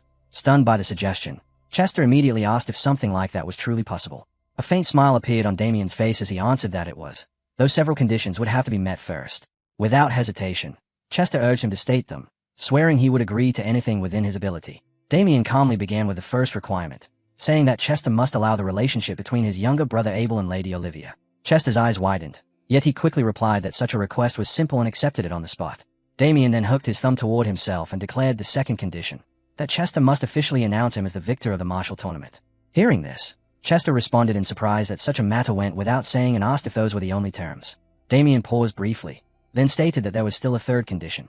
At that moment, Olivia suddenly spoke up, stating that as compensation for the entire incident, Chester must pay 300 gold to Haxon County. The number alone made Chester cry out in disbelief, clearly shaken by the amount. Damien shot Olivia a startled look, silently realizing that this demand had never been mentioned to him before. Yet after a brief pause he turned back toward Chester with visible interest, remarking that the proposal sounded excellent and suggesting that it should be included as well. Chester's hands tightened into fists as resentment surged through him, but despite the anger burning in his chest, he reluctantly agreed. Olivia, however, was not finished. She continued calmly, announcing that there was still one last condition. Chester immediately snapped in irritation, demanding to know why she kept interrupting and what new demand she intended to make this time. With unwavering resolve, Olivia declared that before the year came to an end, Chester must transfer half of the territory to her. The statement stunned Damien for a moment, leaving him silently wondering if he had heard her correctly. Chester's expression darkened as he asked her to repeat what she had just said, and when the words were confirmed, he slammed his palm against the table and exploded in fury, accusing Olivia of being completely insane and questioning why she was the one constantly imposing terms. Olivia answered him with chilling calm, explaining that she had personally witnessed the entire matter from beginning to end and therefore stood as the key witness. The response left Chester speechless for a brief moment before he accused her of attempting to abandon her own father. Without the slightest hesitation, Olivia confirmed that this was exactly her plan, declaring that she would take the portion that belonged to her and walk away from the suffocating family that had bound her for so long. Chester stared at her in stunned disbelief, barely able to form words as shock overwhelmed him. Still composed, Olivia continued speaking, stating that throughout her life he had treated her as nothing more than a tool, and at this time she would be the one to use him as her tool instead. Chester's teeth ground together as blind fury overtook him, and all he could manage was a trembling accusation that she truly dared to push things this far. Nearby, Damien stood momentarily stunned, realizing inwardly that he had never imagined the situation would escalate to this degree, and that Olivia was far more terrifying than he had originally thought. At the same time, another thought crossed his mind as he quietly wondered whether Abel would truly be able to handle someone like her. Olivia then gently turned toward Damien and asked if he had any additional conditions to add. With a warm smile, Damien replied that the existing terms were already more than sufficient. After hearing that answer, Olivia cast Chester a cold, indifferent glance and stated that if her father had no objections, she would interpret his silence as agreement. The words made Chester tremble with fury, yet in the end he had no choice but to swallow his rage and endure the humiliation. Several days later, a sharp scream suddenly echoed through the area. The sound made Chester's face turn pale with panic. At that moment, Damien calmly placed a hand on Chester's shoulder and announced that the truth would now be revealed. Speaking in a gentle voice, he declared that Count Copperhead, who was present there, was completely innocent. Chester immediately forced a stiff smile onto his face and repeated the same claim. Thomas, the cult's second-rank holy knight, frowned thoughtfully as he stroked his chin, then remarked that the situation seemed strange because they had already obtained a confession from the criminal Jackson Cutter, who had admitted that he conspired with the Count to take Damien's life. Hearing the accusation, Chester quickly rushed to defend himself, insisting that the supposed conspiracy was nothing more than a facade. He explained that all he had done was instruct those men not to interfere with the outcome of Damien's duel, claiming that he had absolutely no knowledge of what they actually intended to do afterward. At that moment, Damien pressed his hand firmly onto Chester's shoulder and confirmed that the Count's words were true. He continued by explaining that, on the contrary, the Count had secretly come to see him beforehand in order to warn him about the possible danger, even advising him to avoid participating in the duel altogether because the Count himself had no idea what those men might attempt. Still unconvinced, Thomas asked whether that explanation was truly accurate. Damien responded with a friendly smile and assured him that it was, adding that if the Count had genuinely intended to have him killed, there would have been no reason for him to offer such a warning in the first place. He then turned toward Chester and asked him to confirm the statement. Beads of cold sweat formed on Chester's forehead as he quickly nodded and affirmed that everything Damien had said was correct. He explained that after meeting those suspicious men he had begun to feel uneasy, so he had secretly gone to warn Damien himself, and he insisted that if he had known from the beginning that black magic was involved, he would have stopped them personally. Thomas stroked his chin while murmuring uncertainly, clearly still doubtful about the matter. Seeing this hesitation, Damien suddenly adopted a solemn and compassionate expression, then earnestly asked Thomas to trust him, swearing in the name of God that not a single word spoken by either him or the Count contained any facade. Standing beside him, Chester could only force out an awkward, helpless smile. The scene deeply moved Thomas, and tears began to well up in his eyes as he spoke with emotion, declaring that Damien's words must surely be the truth. Clasping his hands together, he murmured that there was no way a devout man like Damien, someone who enjoyed Lady Agnes's absolute trust, could ever speak a lie. Hearing that statement, Damien simply laughed awkwardly while silently repeating the words absolute trust in his mind. Thomas then announced that the investigation would end there and that the Count would be cleared of all charges. The moment those words were spoken, Chester felt an overwhelming wave of relief wash over him, weakly thinking to himself that he had managed to survive this ordeal. Damien gently placed a hand on his shoulder and commented that he truly was fortunate. Then, leaning closer, Damien quietly whispered that he had already fulfilled his promise, and now it was the Count's turn to fulfill his own. The whispered reminder sent a chill running through Chester's entire body, while Damien merely smiled with quiet satisfaction.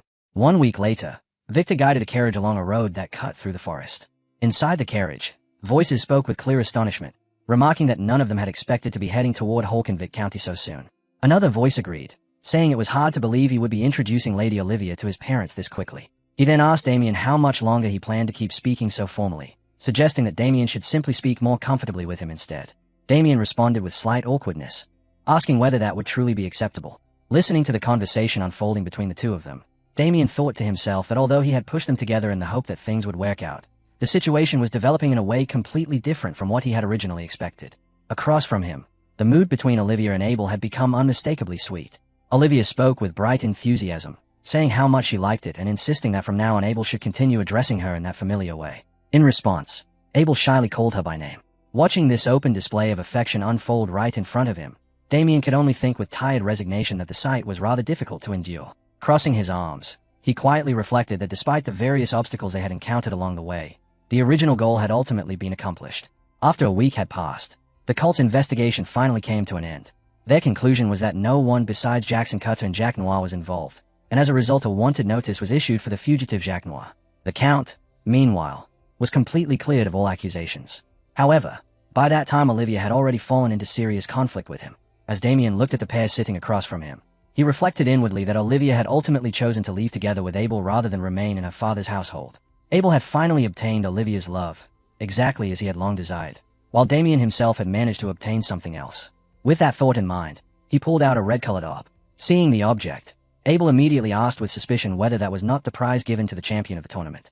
Damien calmly replied that it was indeed the reward.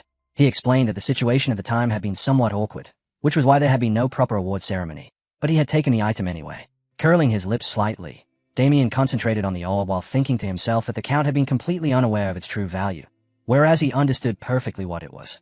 It was a spirit heart, a substance that could appear with an infinitely small decimal probability when a high-ranking spirit died, leaving behind a condensed mass of its power. Damien reasoned that if the mass were melted down and absorbed, it would grant not only an enormous amount of mana but also the power of the spirit itself, making it an incredibly priceless treasure. As he clenched the orb tightly in his hand, excitement surged through him when he realized that this particular heart carried the abilities of a fire spirit. It was the first time he had ever seen such an item with his own eyes, and he concluded that simply absorbing it would greatly accelerate his return to the realm he had once reached in his previous life. Inside the moving carriage, Damien's figure holding the glowing red orb was faintly reflected in the window as the vehicle continued down the road. High above, perched on the branch of a tree, Jack silently watched the carriage grow more distant with every passing moment. His expression was cold as ice, and from him radiated a violent intent to kill. As night deepened, the world around them fell into complete silence. Outside near the campfire, Abel and Victor slept soundly in their sleeping bags, while inside the carriage Olivia rested peacefully beneath a blanket. Then, not far from the campsite, a figure descended lightly onto the ground. His face was filled with murderous intent as he quietly drew his sword. At that moment, Damien, who had been sitting casually on a tree branch above, suddenly remarked that he had almost begun to worry his neck would snap after waiting there for so long. The moment his words ended, the branch beneath him was abruptly cut apart. Damien dropped down with lively enthusiasm and commented with amusement that this must be what people meant by the middle class, because his opponent's reactions were indeed quite fast. Jacques narrowed his eyes and asked whether Damien had known he was being followed. In response, Damien raised the red orb in his hand and, with a faint smile, answered that he had known from the very beginning and had also been aware that Jacques had come specifically to obtain that item. The sight made Jacques, who had been gripping his sword, suddenly freeze in place. In a cold voice, he stated that as expected, the spirit heart had truly been in Damien's possession.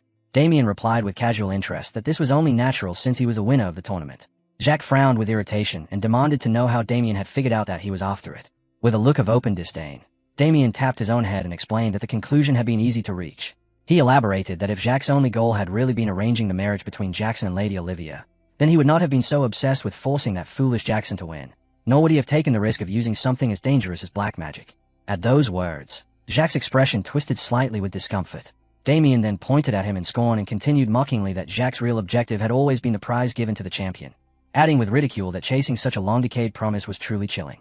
Jacques lifted his sword slowly, his expression dark, and said that in that case everything had worked out well. He explained that with the cult searching everywhere he had assumed sneaking back in would be difficult, But following Damien just in case had proven to be the correct choice because now he could simply kill him and take the prize. Damien responded with a sneer, saying that if Jacques truly believed he could accomplish that, then he should go ahead and try. At the same time, Damien drew his own sword and openly challenged him to take it. Without hesitation, Jacques swung his blade and released a twisting slash. Damien reacted instantly, lifting his sword to intercept the incoming strikes as they came from several angles.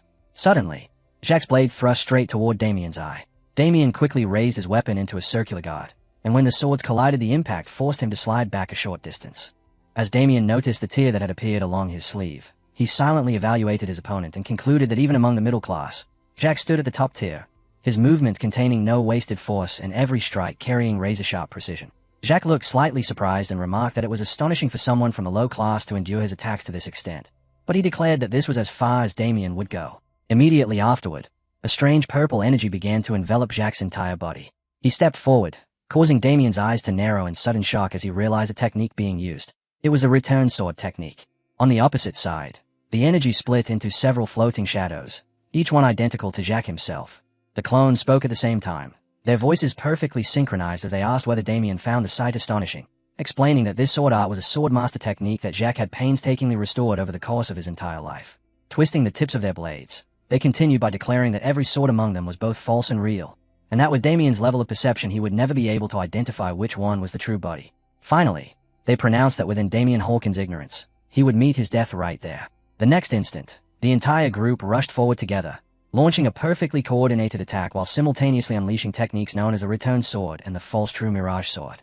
Facing them, Damien calmly tapped the body of his blade with a finger and silently poured energy into it. Soon afterward, a tremendous force began spreading outward from the sword's tip, and using the blade as a center point, that surge of power swept forward and erased every single one of Jacques' clones in an instant. Watching the scene unfold, Jacques stared ahead in stunned disbelief. As the smoke and dust slowly cleared, only two figures remained standing across from each other, Damien and Jacques. Terror suddenly overtook Jacques, and he cried out in shock, insisting that what he had just witnessed was impossible. Deep inside, panic rose as he realized that the technique Damien had just used was the very same one that had once blocked Jackson's blade. Damien looked at him with cold mockery and remarked that Jacques was making an absurd amount of noise over something as trivial as such a simple sword technique.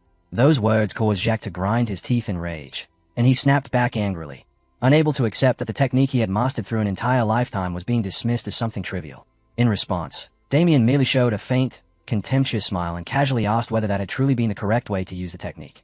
Then Damien stepped forward. The moment Jacques saw that movement, his eyes widened in horror. From the opposite side, shapes began forming in the air, and within moments thousands of figures identical to Damien appeared proudly before him. Trembling uncontrollably, Jacques pointed ahead and demanded to know how Damien had managed to use the false true mirage sword. Damien answered with complete nonchalance, explaining that he had simply tried copying Jacques' technique, and to his own surprise it had worked. Jacques felt his scalp tingle as he shouted in disbelief, asking whether Damien was seriously claiming that he had merely copied it. At that instant, memories began flooding through Jacques' mind. Since childhood he had believed himself to be a genius, but the moment he had once encountered a true genius, that belief had been shattered instantly and completely. As those memories resurfaced, Jacques clutched his chest in pain. In utter disbelief, he cried out that this could not be happening and demanded to know how Damien was able to defeat him so effortlessly. Damien simply glanced upward with an indifferent expression and gave a vague, non-committal reply. That single reaction made Jacques feel as though his heart had briefly stopped. Damien then spoke again in the same calm tone, repeating that he had simply done it, and it had worked. After confronting that reality, Jacques slowly fell into despair, realizing at last that he had never been a true genius at all, but merely someone slightly more talented than ordinary people. Jacques reached a bitter conclusion that this realization was likely where everything had truly begun. In order to make up for his lack of natural talent and somehow catch up with those who were called geniuses, he had searched everywhere for elixirs and master-level techniques, and if gaining strength required it, there had been nothing he was unwilling to do. After more than 10 grueling years of relentless struggle, he had finally managed to climb into the middle class. Thinking back on that long journey, Jacques tightened his grip around the hilt of his sword, his eyes bloodshot as anger surged through him, and he demanded to know how the techniques he had barely managed to master after a lifetime of hardship could be dismissed so casually as something Damien had simply copied. Standing across from him, however, Damien paid no attention to the accusation. Instead, he lazily waved the sword in his hand and complained that the entire exchange had been nothing more than a waste of mana. The sight of that indifferent reaction drove Jacques into uncontrollable fury, and he began screaming hysterically, hurling curses at Damien while shouting with every ounce of strength he had left. In response, Damien calmly walked past him and swung his blade in a single effortless motion, cleanly severing Jacques' neck. With complete indifference, Damien muttered that he had no idea what Jack had been rambling about, adding that by Jack's own logic he had merely imitated something that already existed. As Jack stood there in utter shock while his head separated from his body, Damien spoke again in a light, detached tone, remarking that there was no reason to waste time listening to such a pathetic story. With that, Damien turned his back and began walking away, his figure gradually fading into the distance as he muttered tiredly that he should simply go to sleep. Then suddenly, Damien stopped. He turned back with a provocative smirk and added that when someone defeats an enemy, they should farm them. Beneath the moonlight that bathed the night sky, Damien calmly wondered aloud whether there might be anything useful worth taking. 1 month later, inside a mansion, Olivia carried a wash basin while wiping the sweat from her forehead, letting out a quiet sigh of relief after finishing her task. Seeing her working like that, the maids rushed toward her in alarm and insisted that she should leave such chores to them, reminding her that it was their duty to handle such work. Olivia replied calmly that it was fine and that she was capable of managing at least that much herself. From a short distance away, another voice called out, telling her to let them handle the work and go get some rest instead. When Olivia turned and saw who had spoken, she reacted with surprise and addressed the woman as her mother, then gently asked where she was heading. Her mother answered kindly that she had heard the stableman's wife was pregnant and planned to go visit her. Hearing the news, Olivia's face lit up with excitement as she exclaimed that it was wonderful and suggested they bring along some food that would help with her health. Her mother smiled warmly and agreed that it was a good idea, then asked whether Olivia would like to come along as well. Olivia returned the smile and replied that she would love to. The two of them continued their cheerful conversation as Olivia mentioned that the previous day she had noticed the blades of the windmill were already quite worn, suggesting that it would be better to repair them before winter arrived. Her mother listened thoughtfully and agreed, saying that they should mention it to Olivia's father later. Nearby, inside by the window, Pavel and Damien stood quietly watching the scene unfold. Pavel spoke with clear appreciation, remarking that thanks to Olivia, managing the territory had become far easier. Damien nodded in agreement and added that the servants were also grateful because Pavel handled everything in the territory with such careful attention. Thinking back to the moment when he and his wife had first looked at Olivia in amazement, Pavel spoke with a nostalgic tone, saying that she had adapted incredibly quickly. He reflected on how surprised he had been when the daughter of a count had personally arrived carrying half of a family's territory and boldly declared that she would marry Abel. As he said this, the image surfaced in his mind of Olivia smiling warmly while greeting everyone for the first time. Pavel then continued softly, saying that in just a single month she had naturally blended into their household and become part of the family, adding that she truly was someone extraordinary. Stroking his chin with a rather sinister smile, he remarked that thanks to Olivia they had managed to crush the pride of those people who used to look down on their family during social gatherings, calling her nothing less than a blessing. Watching his father speak like that, Damien could only respond with a helpless and awkward smile. Pavel suddenly called out Damien's name, and Damien immediately answered in a serious tone that he was listening, addressing him respectfully as father. Standing there with his hands clasped behind his back, Pavel casually suggested that Damien should begin searching for a partner as well. Damien froze on the spot and exclaimed in disbelief, wondering why such a topic was suddenly being brought up. Without another word, Pavel reached forward, grabbed the curtain beside the window, and pulled it open, revealing a board completely covered with information. With clear enthusiasm, he explained that it was not sudden at all, saying that Damien had recently become quite famous and that matchmaking proposals had begun pouring in from everywhere, urging him to look through the list. He even asked what kind of style his son preferred. Left speechless by the sight, Damien thought to himself that he had been wondering all morning why his father had called him over, and now he finally realized this must have been the reason. After a moment of hesitation, he apologized and said that marriage still felt too early for him. Pavel immediately reacted with confusion and asked what kind of nonsense that was supposed to be. Shaking his head firmly, he insisted that there might be marriages that happened too late, but there was no such thing as one happening too early. He then launched into a long explanation, emphasizing that above all else a man needed to settle down in order to achieve stability. As he spoke, he even reminisced about his own younger days, claiming that he had rejected countless noble ladies before ultimately choosing Damien's mother, and after clearing his throat he concluded that Damien should also find a good partner soon. Finally, he added that if Damien's younger brother ended up getting married while Damien himself remained single, it would not look good in the eyes of others. Faced with that situation, Damien could only remain silent while forcing an awkward, stiff smile. Suddenly, Pavel called his name again, this time with clear irritation in his voice. At that exact moment, Damien smashed straight through the window and leapt outside, thinking to himself that the holidays were still a long way off. After landing at a spot not far from the mansion, Damien wiped the sweat from his forehead and released a long sigh, muttering that he could not believe his father had suddenly started talking about marriage. He scoffed bitterly at the idea of himself getting married, then sighed once more and admitted to himself that he had never even imagined something like that happening. His expression slowly darkened. Rising slightly onto the tips of his toes, he stared at the dark stain on the ground and reflected that even worrying about such matters was a luxury for someone like him. The memory of his previous life surfaced vividly in his mind. Back then he had existed as a death knight, slaughtering countless people while his sword remained constantly drenched in blood. His thoughts continued drifting as he acknowledged that even if those actions had not been his own will and had been carried out under Dorggo's control, the undeniable truth was that he had still killed someone's children, someone's siblings, and someone's parents with his own hands. For a murderer like himself, he believed there was no way he deserved happiness like that. With hatred rising inside him, Damien clenched his teeth and made a firm vow in his heart that above all else he needed to grow stronger as quickly as possible, because killing Dorggo had to come first. At that moment, a book suddenly appeared in his hands. Flipping through its pages, he murmured quietly that it was the Bolong Jigwang medicine, also known as the Felling Nature Madness drug, a new cultivation method he had obtained after defeating Manhwa. He observed that unlike ordinary techniques, where a practitioner remained seated while absorbing mana, this method was unique because it allowed mana to be absorbed even while the body was in motion.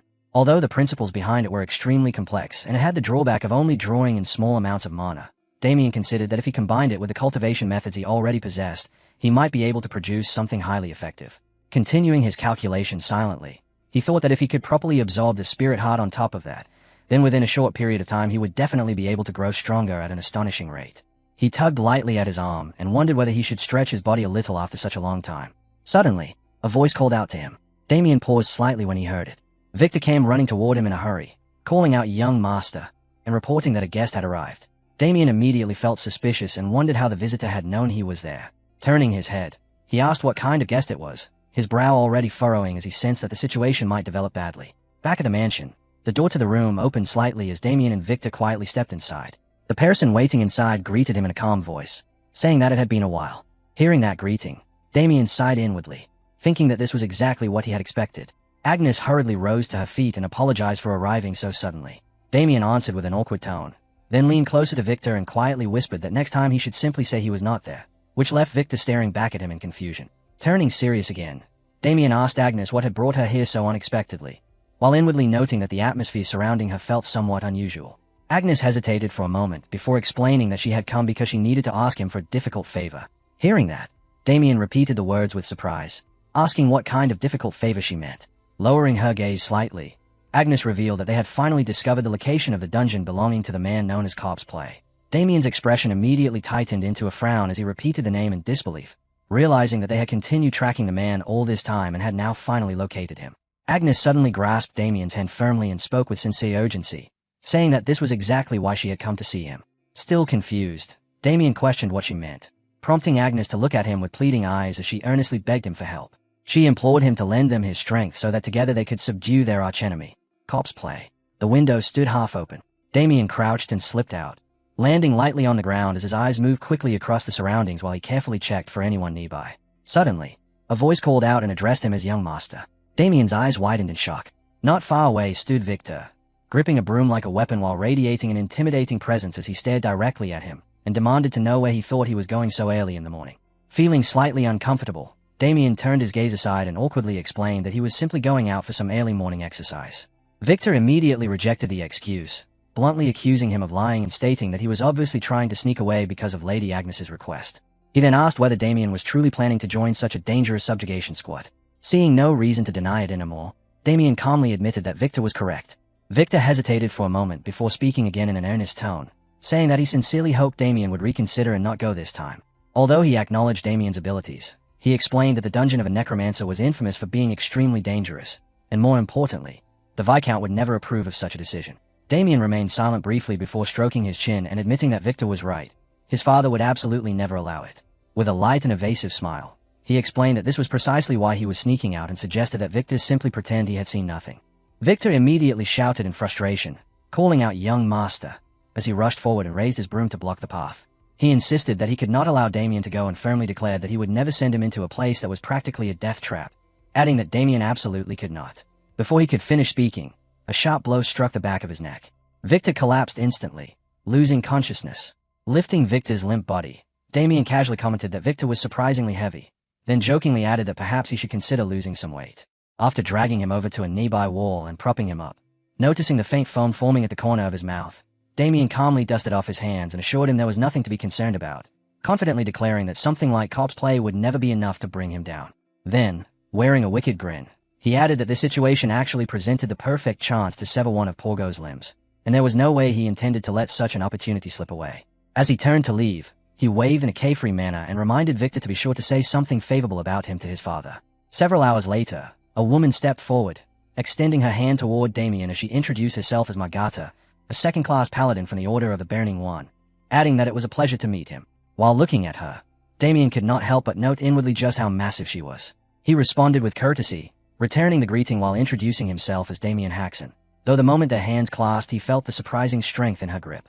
Inwardly, he considered that a second-class paladin possessed combat ability comparable to a mid-tier fighter, and the aura surrounding her was anything but ordinary. Magata spoke in a friendly tone, admitting that this might sound somewhat rude, yet she honestly had not expected Damien to appear at all, particularly since the dungeon in question had been created by Corpse Play. Zeke interjected at that point, explaining that refusing a request from Sir Agnes had not really been an option for him, and besides, he carried quite a serious grudge against necromancers. Hearing that, Magata leaned closer to Agnes with a playful expression and teased that she had been worried earlier since Agnes understood absolutely nothing about men, though it seemed she had ended up choosing quite well after all. Agnes, her face turning red, shyly protested and told her senior to stop saying ridiculous things and just give Sir Damien that already. Magata drew her sword in an easy motion, clicking her tongue as she remarked that it was somewhat wasteful, but since things had come to this there was nothing to be done. She then held the weapon out toward Damien and told him to take it. Accepting it with a blank expression, Damien asked what exactly it was. When he slowly pulled the blade from the scabbard and saw it radiate a brilliant, dazzling light, his eyes widened in unmistakable shock. Magata smiled and explained simply that it was a holy sword. Staring at the weapon in a dazed state, Damien reflected that a holy sword was crafted from rare metal, repeatedly forged and refined by dwarven masters before being imbued with divine power through years of blessings performed by priests, and merely holding it in his hands made the exhaustion in his body feel as though it were melting away. Clearly delighted, he remarked that, just as expected, it was truly incredible. Magata burst into hearty laughter and revealed that Agnes had pleaded with their master to allow her to bring it along, insisting that if Damien was going to participate in the subjugation, then he absolutely deserved a proper reward. Hearing this explanation, Agnes lowered her head shyly. Magata continued speaking, noting that even so, lending a holy sword to an outsider so casually was extremely rare, before teasing that their junior disciple was completely head over heels for Sir Damien. Before she could finish the remark, Agnes responded by delivering several quick, affectionate kicks in succession. Agnes' face flushed a deep red as she leaned closer and whispered that she had already warned Magata to stop speaking such nonsense. Watching her reaction, Magata immediately burst into booming laughter, then admitted that she should probably quit before Agnes genuinely lost her temper. With an easy shrug, she added that although the weapon was not among the highest ranks, it was still an item of immeasurable value, advising Sir Damien to put it to good use. Hearing that, Damien expressed his sincere thanks. Still a little embarrassed, Agnes quietly addressed him as Sir Damien, and said she was once again grateful that he had agreed to accept their request. Damien answered calmly that it was nothing, then asked whether she could explain the current situation in more detail.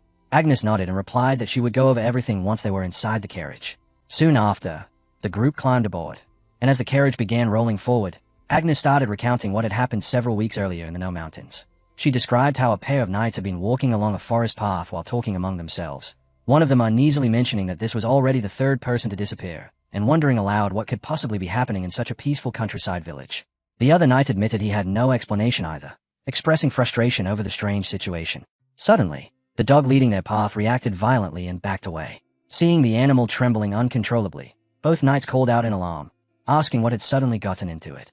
At that exact moment, a pained voice echoed through the forest, repeating that it hurt. One knight frowned and asked the other if he had heard it too, pointing out that it sounded like a human voice. The groaning continued, repeating the same words about the pain, and at the same time a huge, shadowy figure slowly emerged from the direction ahead. The knights froze in stunned silence, barely able to react. Then the creature spoke again, muttering in broken, chilling words about playing with corpses, and both knights began trembling uncontrollably with fear. When they finally saw that its grotesque body was covered with the twisted, suffering faces of numerous people, the two of them screamed in absolute terror.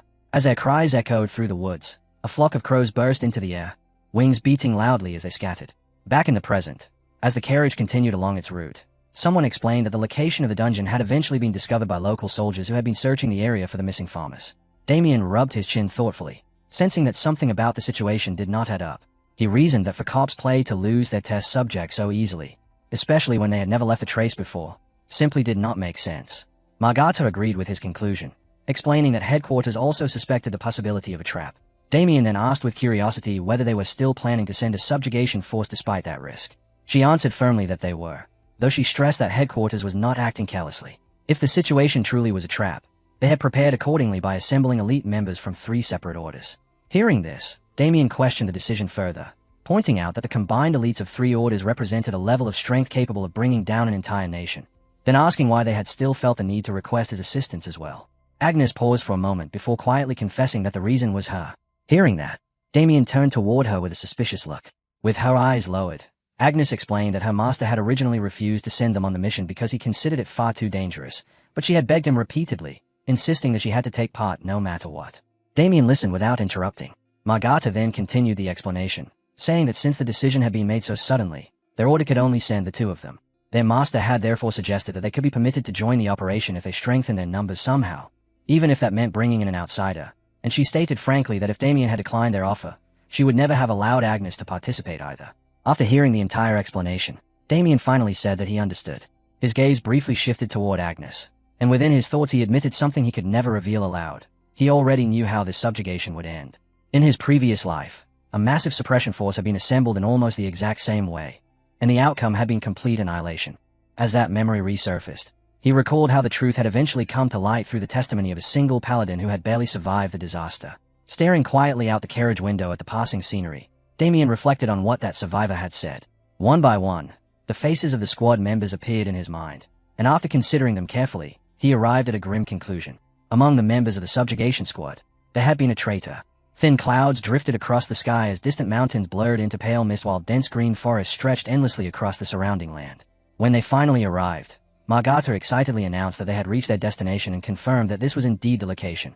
At the encampment of the subjugation force, Damien silently swept his gaze over the knights moving busily throughout the area ahead. As he studied the expressions on their faces, he thoughtfully concluded that most of them appeared reasonably well trained. After observing for a little longer, he also noticed that quite a number of paladins seemed to belong only to the lower class. That realization weighed on his mind, leading him to reflect that the order had clearly mobilized everything they could for this operation. Just then, Margata raised her voice and called out to Damien, telling him to come over. Damien immediately responded and followed behind the 2 women with long strides. Once they entered a tent, Margata greeted the people waiting inside with cheerful familiarity, announcing that they had arrived and adding that it was good to see them again after such a long time. Gamal, a second-class paladin from the Order of the Swirling Blizzard, stood there with his arms crossed as he voiced his irritation, complaining that Margata had shown up late yet again. Dionysio, a third-class paladin from the same order, awkwardly tried to step in and ease the tension. Margata simply took a seat and laughed it off in a reassuring manner, explaining that she had made a brief stop along the way while joking that she would make sure not to be late next time. Gamal responded with obvious skepticism, dismissing it as the same excuse she always used and questioning whether she had any intention of keeping that promise. Margata responded with booming laughter, teasing Gamal by saying that his foul temper was a real issue and warning him that if he kept scowling like that all the time, his forehead would soon be full of wrinkles.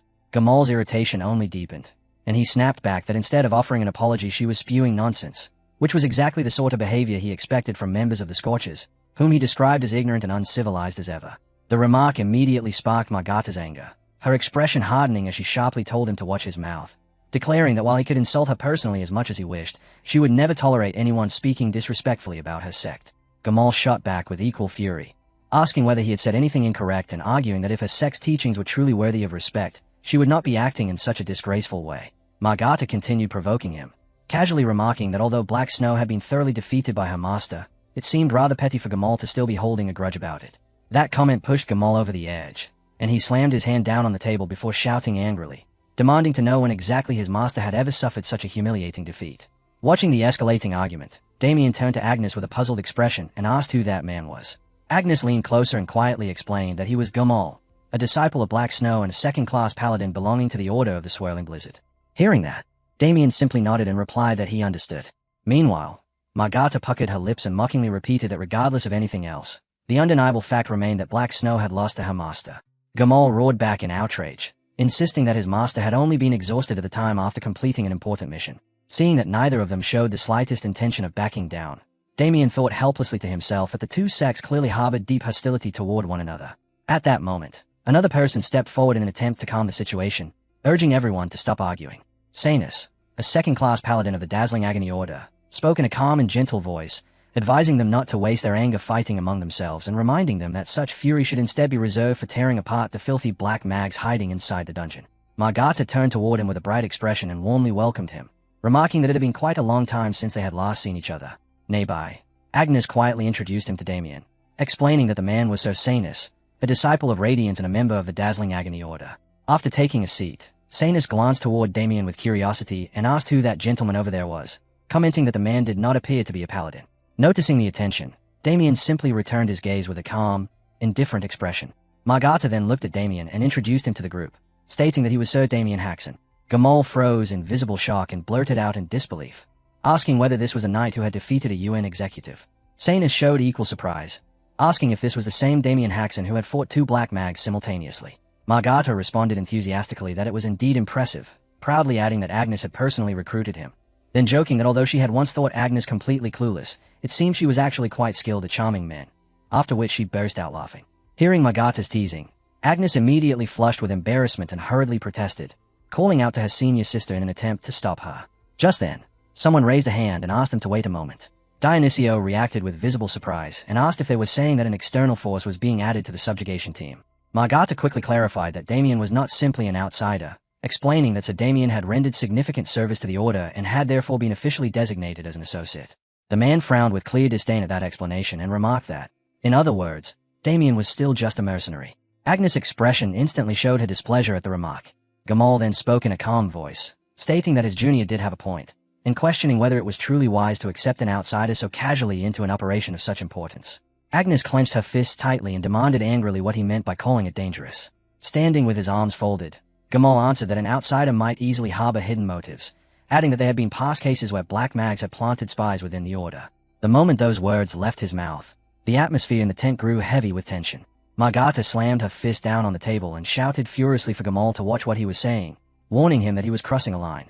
Observing the situation, Damien silently reflected that Gamal was simply exercising caution. Sanus then calmly voiced his own opinion, apologizing first but admitting that he agreed with Gamal, since bringing an unverified individual into such a mission did indeed carry certain risks.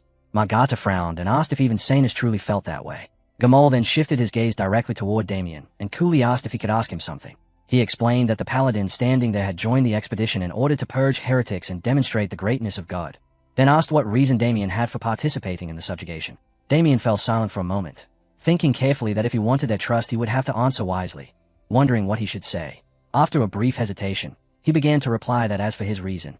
Before he could finish speaking, the tent flap burst open as someone rushed in and shouted urgent news, reporting that the scouts had encountered a flesh golem halfway up the mountain. At that announcement, everyone's faces immediately filled with shock. Elsewhere, a grotesque sight unfolded as the face of a child wailed in despair, crying and screaming while calling for its mother and asking where she was. Nearby, a bald knight muttered a curse under his breath in frustration. The monster continued its mournful howling, repeatedly calling for its mother while complaining that everything was dark, that it hurt terribly, and begging desperately for someone to help it.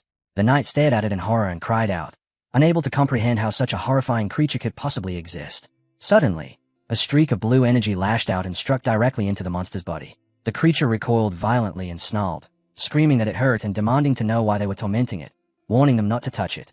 The knight froze where he stood, terrified by the sight. In the very next instant, the monster lashed out and struck him, sending him flying as it screamed that it would kill him. The knight's cry of agony rang out. At that moment, Margata suddenly appeared and intercepted the attack, blocking it while shouting for the knight to get a hold of himself. Gamal rushed forward at the same time and urgently called out to her, telling her to look ahead. Right before them, the monster's body began releasing a strange blue miasma that rapidly spread through the surrounding area, and wherever the vapor passed, grass and plants shriveled and died instantly. Margata cried out in alarm that it was poison and immediately ordered everyone to shield their bodies with holy power. The others reacted at once and followed her command. Gamal cursed loudly, realizing how overwhelming it was, and shouted that the poison was too strong, instructing everyone to concentrate on defense until the attack subsided.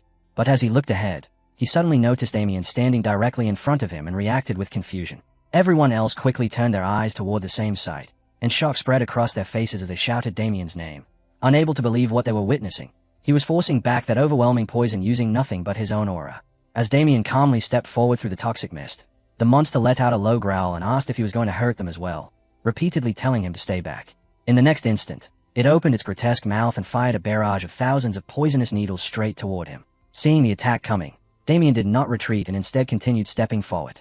The moment the monster raised its massive fist and swung down to crush him, Damien lifted his sword and drove it forward, piercing directly through the creature's hand. With a cold voice, he asked whether this was the answer they wanted when they had asked why he was here. Under Gamal's stunned gaze, Damien continued speaking, explaining that Ajido, that cursed black mage, had once placed a curse on his family's estate and had attempted to slaughter every member of his household. After suffering something like that at the hands of a black mage, he said, killing just one of them would never be enough to satisfy him. As those words left his mouth, Damien pushed his sword even deeper, the blade plunging straight into the monster's core while its enormous hand froze in mid-air. He continued, declaring that until every single one of those black mags was dead, he would never stop. Hearing that, Gamal's expression filled with fear. In the next moment, Damien split the monster apart with a decisive strike and added coldly that he would never stop. Inside a dark chamber where skulls were scattered and human corpses hung suspended from iron chains, Delran sat quietly in front of an enormous mirror. Just then, someone stormed in and angrily demanded to know why he had exposed their location, pointing out that the Order's holy knights were already camped right outside.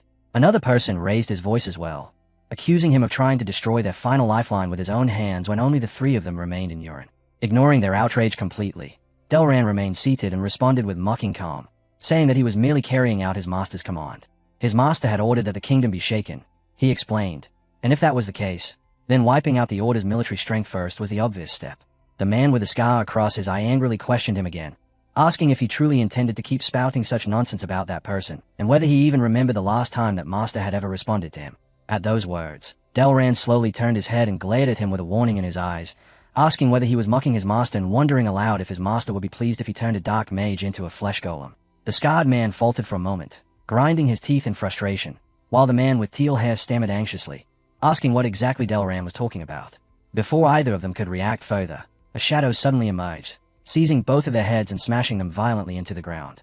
Delran remained completely composed and calmly gave his next order, stating that the procedure would begin immediately, then instructing Kite to take the scarred man up to the chamber on the ceiling and asking if he understood. Without saying a word, Kite grabbed the scarred man by the hair and began dragging his limp body away. Left alone, Delran fixed his gaze on a glowing purple sphere and spoke with mounting excitement, declaring that this time he had to create a true masterpiece worthy of satisfying his master, adding that the corpse of an exceptional holy knight would surely earn his master's response once again. Afterward, he manipulated the monster from the earlier battle by controlling it through invisible threads, forcing the creature to rise once more. Suddenly, Delran's eyes widened slightly in surprise. Through the sphere, he saw Damien standing opposite the monster, his body radiating a blue aura, and he muttered in astonishment that there was someone among them who was not even a holy knight. Moments later, the scene of Damien's sword piercing straight into the monster's core appeared within the glowing sphere. Watching that moment unfold, Delran exclaimed in disbelief, marveling that Damien had managed to locate the core and pierce it in a single strike. He voiced his amazement that someone who was not even a holy knight had dismantled the trial he had prepared so effortlessly. Raising a trembling hand, he covered his face in trembling excitement while wondering aloud what kind of exquisite material Damien must be. Then, waving his hand eagerly, he declared that he wished to be granted a little time, promising that he would certainly capture Damien and turn him into the finest material imaginable. As he gazed at Damien's reflection within the mirror, Delran proclaimed with excitement that Damien would become the greatest masterpiece of his life. The following day, deep within a forest, Gamal stood atop a large rock and called for everyone's attention, telling them to listen carefully. Leaning against his spear, he spoke with seriousness, stating that if they wished to succeed in this subjugation, every one of them had to carry out their assigned role and responsibility without fail. He then laid out the battle plan, explaining that he would personally lead the charge while the blended snowstorm division would cut open the path ahead. The burners division, he continued, would remain at the rear in order to guard against any ambush from behind, while the blinding pain division would move through the center, supporting both the front and rear lines through their divine authority. Watching this arrangement, Damien silently reflected that it was a well-structured deployment that took excellent advantage of each sect's unique authority, and he found it quite impressive. Nearby, Agnes clenched her hand and remarked bitterly that it was unfortunate she had been assigned to rear support, insisting that she should have been positioned to the vanguard where she could personally execute heretics. Just then, someone stepped forward and declared that he would handle the minor enemies and clear the path ahead. Recognizing him immediately, Agnes called out in surprise when she saw that it was Dionycio. Dionycio simply extended his hand toward her and told her to save her strength for the greater battle ahead. Dionycio then turned toward Damien, placing a hand over his chest as he praised Damien's performance from the previous day, calling it truly remarkable. Damien responded politely, saying that Dionycio was flattering him. However, Dionysio's expression soon hardened as he warned that even though everyone else seemed to acknowledge Damien after witnessing that display, he himself was not completely convinced. Hearing this, Damien quietly noted to himself that Dionysio's gaze carried an unnecessary level of wariness. Dionycio frowned and continued, cautioning that an outsider would always remain an outsider, and added that he intended to keep watching Damien closely until the very end. Damien lowered his eyes with indifference and simply replied that he would keep that in mind. Agnes, clearly displeased with the exchange, abruptly ordered Dionycio to stop his idle chatter and return to his position. The two of them quickly fell into another argument, with Dionycio insisting that he was only concerned about her safety, while Agnes sharply criticized him for remaining immature no matter how much time had passed. Watching the scene unfold, Damien allowed a faint smile to form as he reflected that before capturing the corpse puppeteer, hunting down the traitor hidden within the order might actually prove rather amusing. While this thought lingered in his mind, he turned and gently asked Agnes whether they should set off to hunt the corpse puppeteer. When he noticed her expression darken slightly, Damien found himself wondering if, along the way, they might also uncover the true reason behind Agnes' seemingly endless hatred. Sometime later, a creature was seen trapped within thick layers of blue ice, its warped face screaming from inside the frozen prison. In the next instant, Dionysio and Gamol rushed forward together, thrusting their spears as they carved through the monster's body even while it remained encased in ice. They continued their relentless assault, cutting the creature apart again and again until its body was reduced in numerous scattered pieces. As soft snowflakes drifted slowly through the air, Damien extended his hand and watched them fall, absent-mindedly thinking that no matter how many times he witnessed it, the power was still fascinating. When a snowflake settled on his palm, he quietly acknowledged that even he could not replicate such an ability, recognizing it as the divine authority possessed by the Order. At the same time, Damien silently recalled that each sect's authority carried its own unique nature, and that in the past he had once clashed fiercely with the 5 saints who stood at the very peak of those powers. Just then, Sanus casually approached and leaned closer, asking what Damien thought while remarking that the blended snowstorm was considered one of the strongest sects within the Order. Casting him a meaningful glance, he added that although their pride tended to be excessive, perhaps it came from the fact that they were still conscious of what had happened the day before and the suspicion that had surrounded him. Damien replied in a relaxed tone that he did not particularly mind.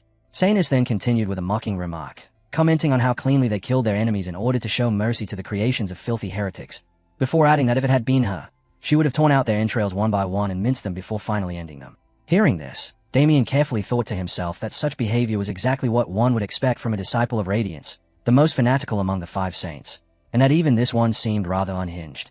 Sanus then calmly added that when she had witnessed Damien's skill the day before, along with the expression in his eyes, she had immediately known with certainty that his hatred toward dark mags was genuine. Her eyes suddenly lit up with excitement as she added that their blinding pain sect always welcomed individuals as sacred and powerful as he was.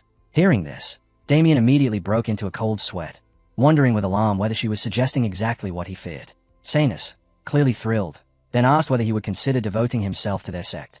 Damien remained unmoved, standing firm like a wall as he calmly replied that he would have to decline. Looking disappointed, Sanus asked why he would refuse, arguing that if he became one of their holy knights he would serve as the most faithful servant of the glorious god. At those words, Damien shifted his gaze aside and let out a quiet sigh of tired frustration, thinking to himself how many more times he would have to endure this same pattern whenever he dealt with holy knights. Sanus continued speaking, insisting that above all else, even Damien's limited mana capacity would be solved.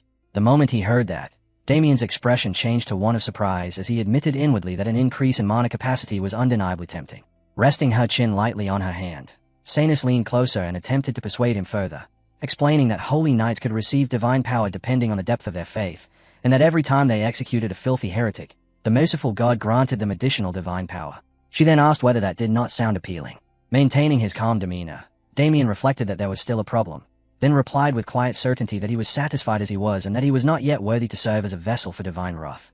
While speaking those words aloud, he was simultaneously calculating in his mind that his shortage of mana capacity would be resolved once he completed the mana circulation method and fully absorbed the spirit's heart, and therefore he had no intention of becoming the Order's hound for such a trivial benefit. Afterward, as they continued walking together, Damien added that for now he wandered the world simply in pursuit of the footsteps of God. Seeing this, Sanus covered her face in admiration and exclaimed that he possessed an exceptionally noble heart and spirit. Further ahead, Margata turned around and teasingly called out to Agnes, telling her to look and suggesting that at this rate they might end up losing Damien to them instead.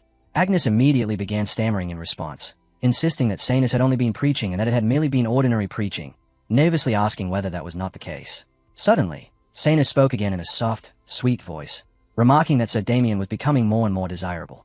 Hearing that, Damien felt a wave of pure horror wash over him. Sanus then added in a low, coaxing tone that failing to obtain something she desired was simply not to her liking, and suggested that perhaps the two of them might slip away together later. As she said this, she slightly parted her clothing. Damien saw the gesture and remained completely silent. Then, without a word, he slowly raised his hand and summoned his sword. In the next instant, he lunged forward and slashed straight through Sanus's body in a single decisive strike. The sight caused Agnes and Margata to freeze in shock. But as Damien rushed forward with the strike, the truth of the attack revealed itself. Sanus stood frozen while the blazing, icy soul energy surging from Damien's blade tore through the chest of an invisible monster that had been standing directly behind her. After the strike landed, the creature let out a piercing shriek of agony. Sanus turned around in astonishment. Staring at the empty air, she wondered aloud whether a golem capable of concealing its form actually existed. Damien stood ready with his sword drawn, frowning as he remarked that the creature's armor was unexpectedly durable and that he would finish it off. Before he could continue, Sanus suddenly lifted the book in her hand and waved it once. In an instant, a violent surge of power erupted directly from the monster's body. Maintaining the same pleasant expression, she calmly explained that she was currently in the middle of proselytizing and politely requested that he refrain from interrupting. Watching this unfold, Damien was momentarily stunned, realizing that she possessed enough divine authority to subdue a high-tier flesh golem using nothing more than a single book. At that moment, Agnes and Margata rushed over, shouting almost simultaneously that an enemy raid had begun from the rear and that they were moving to respond, while also calling out for Sanus to return to her assigned position. Hearing the urgent report, both Damien and Sanus turned around in surprise. After the monsters had been subdued, Sanus spoke in a leisurely tone, remarking that it was rather unfortunate and suggesting that they find time to continue their discussion on another occasion. Not far away, Agnes stood watching them with an intense gaze. Meanwhile, Sanus cheerfully raised 3 fingers and mentioned that their sect also offered a 3-month intensive scripture program specifically designed for outsiders. Damien responded with a polite refusal. Yet under Agnes's watchful eyes, the atmosphere between the two seemed strangely tinged with a faint pink mood, causing her to purse her lips with quiet bitterness. At the same time, Margata landed beside them and immediately asked with concern whether Sir Damien had been injured. He calmly assured her that he was fine and added that he would assist as well. Margata placed her hands on her hips and glanced toward the approaching enemies, confidently insisting that they could simply leave it to her. At the same time, Agnes slowly stepped forward to stand opposite the incoming monsters. Noticing the overwhelming presence radiating from her, Margata casually remarked that it seemed they would indeed have to lower the blood pressure back at their estate afterward. Stopping in front of the group of monsters, Agnes gradually gathered blue energy into both of her fists, and the creatures visibly recoiled. Watching the scene unfold, Damien calmly reflected that she had once been the foremost disciple of the Azure Flame. Moments later, Agnes's eyes gleamed brightly as she clenched her fists and charged straight forward. Blue energy exploded around her arms, shaping itself into razor-sharp slashes that tore through the monsters. Their eyes rolled back as several heads were cleanly severed from their necks, and blue flames immediately engulfed the remains, reducing their bodies to ash. Looking at Agnes standing within the glowing blue light, her slender frame filled with undeniable power, Damien reflected that among the 5 great saints, if Luminance had been the most troublesome opponent, then Azure Flame had unquestionably been the strongest. Before long, the cave returned to its former quiet stillness. Gamal suggested that they should sweep each entrance together, but before he could even finish explaining his plan, Margata immediately objected, arguing that such a method would be far too inefficient. Sanus supported Margata's view and added that the better option would be to divide their forces and advance separately. As the debate continued without resolution, Damien watched them with clear boredom and finally remarked that the discussion was dragging on. Noticing that the wait might take some time, Agnes softly suggested that she go and bring back some food. Yet just as she finished speaking, someone approached and calmly remarked that there was no need for that. Agnes and Damien immediately turned toward the voice, only to see Dionysios stepping forward as he presented what he carried, explaining in a gentle tone that he had already prepared a meal for his sister. Agnes accepted the food and politely thanked him, but when Dionysios turned toward Damien, his expression shifted into clear displeasure as he coldly remarked that Sir Damien should take one as well. Damien gave a half-hearted reply of thanks, and with the food handed over, Dionysios quickly turned and left, though not before throwing a sharp, resentful glance back at the two of them. Meanwhile, Agnes sincerely reminded Damien that a major battle lay ahead and urged him to make sure he ate properly. Hearing this, Damien asked if she was referring to corpse revelry, and she answered firmly that she was, stating without hesitation that they had come all this way to kill him. As Damien watched Agnes angrily bite into the meat, he fell quiet for a moment, then asked with curiosity why she seemed so fixated on corpse revelry. Agnes immediately widened her eyes in surprise and, flustered, remarked that he asked about personal matters far too casually, adding that he seemed strangely indifferent and even questioning whether he was a capital T type. Inside the cave, their conversation continued, as one of them remarked that she did not have to tell him, while the other responded that he had come here because she asked and that it would be discourteous of her to keep it hidden. Agnes then gently asked whether she had previously mentioned the village that had been ravaged by corpse revelry. Damien nodded, saying that he remembered and that every resident of that village had been killed. Agnes then revealed with quiet sadness that she had been one of the survivors from that day. Hearing this, Damien was completely stunned and could scarcely believe what he had just heard. Agnes continued, bitterly recalling that on that day her older brother, who was a holy knight, had returned home while on leave, and whenever he came back, she would always stay up through the night listening eagerly to his stories about the Order, but that day they had never gotten the chance. At that time, Agnes's brother had been standing inside the house, slightly opening the door as he watched what was happening outside, where the entire area had already been overrun by undead wandering through the neighborhood, pacing back and forth and refusing to leave. Inside the house, her brother placed his hand gently on Agnes's head and urgently told her to hide there. warning that she must not come out no matter what happened and asking if she understood. Feeling uneasy, Agnes nervously stammered as she called out to him. But he repeated his warning, telling her that until someone came to open the door for her, she must never step outside and must not make even a single sound, once again asking if she understood. Agnes then explained that this moment had been the last time she ever saw him. By the time the Order's subjugation squad finally arrived and rescued her, both the village's corpses and the undead had already been burned down to ashes, and after the Order later informed her that the one responsible for the incident that day had been corpse revelry, she decided that she would become a holy knight herself. As Agnes spoke, it was as though her past self and present self overlapped in that moment. And hearing the story, Damien quietly reflected with bitterness that she carried such a painful past. Just then, Margata approached with her usual bright energy, cutting into the heavy mood as she cheerfully asked whether they had been waiting long and informed them that the meeting had only just ended. Damien replied with quiet understanding, remarking that the matter must have been a delicate one.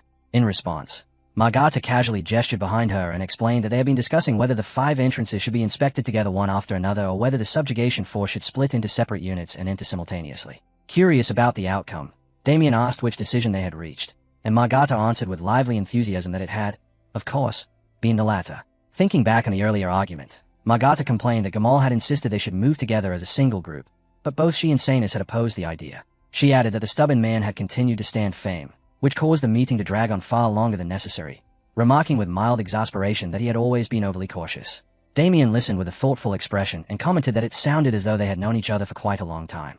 Margata simply grinned at that and replied that it was something like that before letting out a laugh. Not far away, Gamal stood silently, staring in their direction with a focused gaze. After a moment, he raised a hand to cover his mouth and gave a light cough, then lifted his voice and called for the units to assemble, announcing that from that moment forward the subjugation force would divide into 5 squads and advance. Hearing the sudden commotion, the 3 of them quickly turned their attention toward him, while Dionysius and Sanus also turned their heads to listen. Planting his spear firmly into the ground, Gamal loudly ordered that each unit was to break through at maximum speed and join with any squad that began to fall behind, declaring that today would finally become Urin's last day. In that very instant, the cloak behind him suddenly flared upward. Sensing the overwhelming aura that erupted at once, Damien's brow tightened slightly. The one wielding the dark sorcery revealed a chilling grin, and the ground beneath everyone's feet fractured violently before shattering apart. In the next moment, the entire area collapsed, sending everyone losing their footing and plunging straight down into the abyss. As the ground split open and the collapse began, Damien remained completely calm, sliding his hands into his pockets while lightly kicking off the falling chunks of rock to gain momentum as he descended. Looking straight down into the abyss below, he observed that the drop was incredibly deep and vast. Turning his gaze to the side when someone nearby screamed in panic, he quietly noted that the fierce gale unleashed by the sudden detonation was scattering everyone in different directions. Watching them tumble through the air, he mockingly thought that holy knights were as persistent as cockroaches and had probably managed their own landings already. His thoughts then shifted more seriously as he considered that hollowing out an entire mountain to create a trap would explain why the dungeon entrance had been positioned halfway up the slope. A sinister smile slowly spread across his lips as he coldly mused that corpse revelry had prepared quite a magnificent grave for himself. After finally landing, Damien noticed Dionysius sitting ahead of him in meditation, which caused a flicker of confusion to cross his mind, and he called out with uncertainty, addressing him by name, Dionysius. Startled by the sudden voice, Dionysius spun around and exclaimed in shock that it was Damien Haxon. A moment later he shut his eyes and focused, drawing divine power through his body as a radiant aura wrapped around him. Watching this, Damien shot him a look of open disdain and silently thought that this was exactly why he called him cockroach-like. Self-regeneration fueled by divine power. Meanwhile, Dionysius' body trembled as he cursed under his breath, angrily muttering that of all the people he could have fallen with, it had to be Damien Haxon. Damien immediately noticed the change in tone and coolly observed that now that only the 2 of them were present, Dionysius had conveniently dropped the honorifics. With complete indifference, he suggested that if Dionysius hated the situation that much, he was free to go his own way, since Damien himself intended to move forward regardless. Saying that, he gave a casual wave of his hand and turned to leave. Seeing him walk off, Dionysius panicked and quickly gripped his spear, his blue eyes flashing beneath sharp lashes as his gaze tightened with resolve. In the next instant he buzzed forward at blinding speed, the radiant blue spear slicing through the air in a brilliant thrust. Yet the strike was not aimed at Damien, but at an invisible creature floating directly in front of him. Without lowering his guard, Dionysius warned Damien not to relax his vigilance, reminding him that they were inside the dungeon of a dark mage where acting alone was dangerous, and insisting that they move together instead. Damien lowered his eyelids slightly, reflecting in a leisurely manner that he had left Dionysius alone simply because he was curious to see how the man would behave, and he had never expected Dionysius to act for his sake. With faint curiosity, he asked whether Dionysius did not hate him. Dionysius immediately turned his face away, resting the spear over his shoulder, and bluntly admitted that he did hate him. However, he declared that if Damien died, Agnes would be heartbroken, so he intended to keep him alive. Momentarily taken aback, Damien fell in step behind him and teasingly remarked that Dionycio must be fond of Dame Agnes. The comment made Dionycio jolt violently, his face turning bright red as he shouted at him to shut up, snapping that he should stop talking nonsense and just follow. Turning his head away, he muttered through clenched teeth that he truly could not stand him. Watching the reaction, Damien quietly thought that for some reason Dionycio reminded him of that bastard Ale. Suddenly, Damien sensed something and his expression hardened. Above Dionycio's head, a terrifying red-eyed head slowly materialized. Dionycio froze instantly, cold sweat running down his back. Just as a massive punch came crashing down, Damien moved in a flash and yanked him backward. Stunned, Dionycio stammered in disbelief and asked what that thing was. As the dust settled and the silhouette became visible, Dionycio hesitantly wondered whether it was human. Damien dismissed the thought at once, telling him to look carefully, explaining that it was one of Corpse Play's creations. As he stared at it with a frown, he reflected that the more effort its creator invested in shaping a flesh golem, the more human it appeared. A humanoid flesh golem, what Corpse Play proudly referred to as his masterpieces. The moment the creature lunged forward, Dionycio charged ahead with his spear, his face twisted with disgust as he declared that he would purify it through the power of God. Filled with fury, he drove the spear straight into its body. Yet the instant the blade pierced the creature, the ice coating around the spear shattered apart.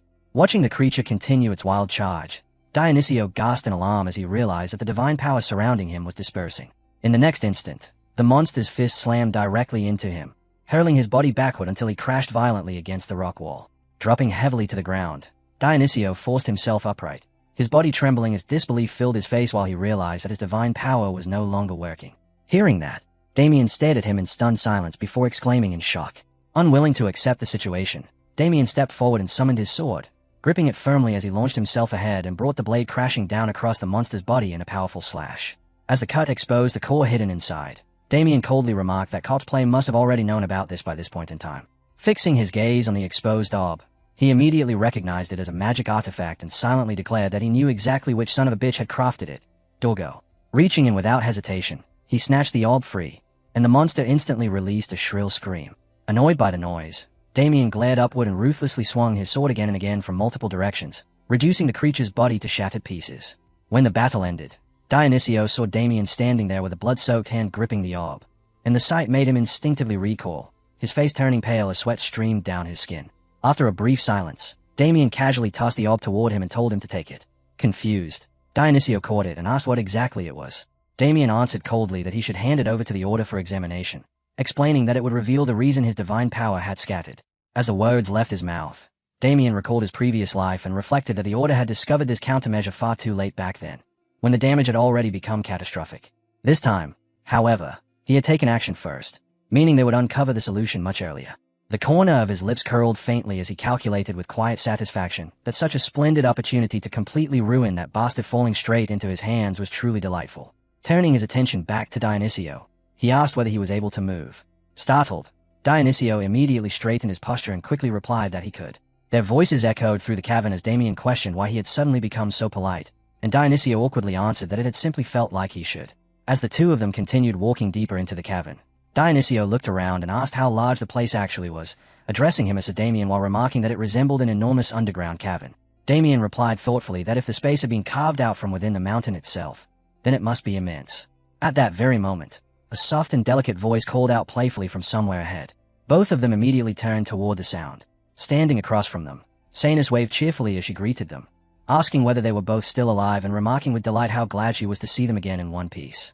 Dionycio stared at her in shock, while Damien calmly addressed her as Lady Sanus and remarked that she had managed to arrive safely. However, his tone quickly turned cold as he asked about the object she was holding in her hand and demanded to know exactly what it was. Gamal, whose neck was tightly gripped by Sanus, struggled painfully as he gasped for breath. Seeing this, Dionycio cried out in alarm for Brother Gamal. Fixing Sanus with an icy stare, Damien demanded that she explain herself. Elsewhere, Agnes gently touched the badge resting on her chest and activated a divine power, allowing the sacred energy to spread and envelop her entire body. From ahead of her, Margata turned back with concern and anxiously asked whether Agnes had fully recovered. Agnes answered wearily that she had recovered, addressing Margata as senior before asking what had happened to the others. Margata could only shake her head, her expression helpless as she looked toward the body scattered among the rubble, explaining that it was useless and that the regular holy knights were already dead.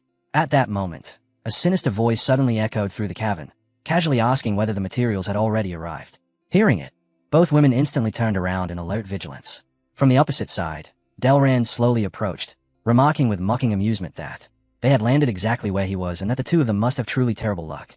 With a smike, he wondered aloud whether the other man had fallen somewhere else.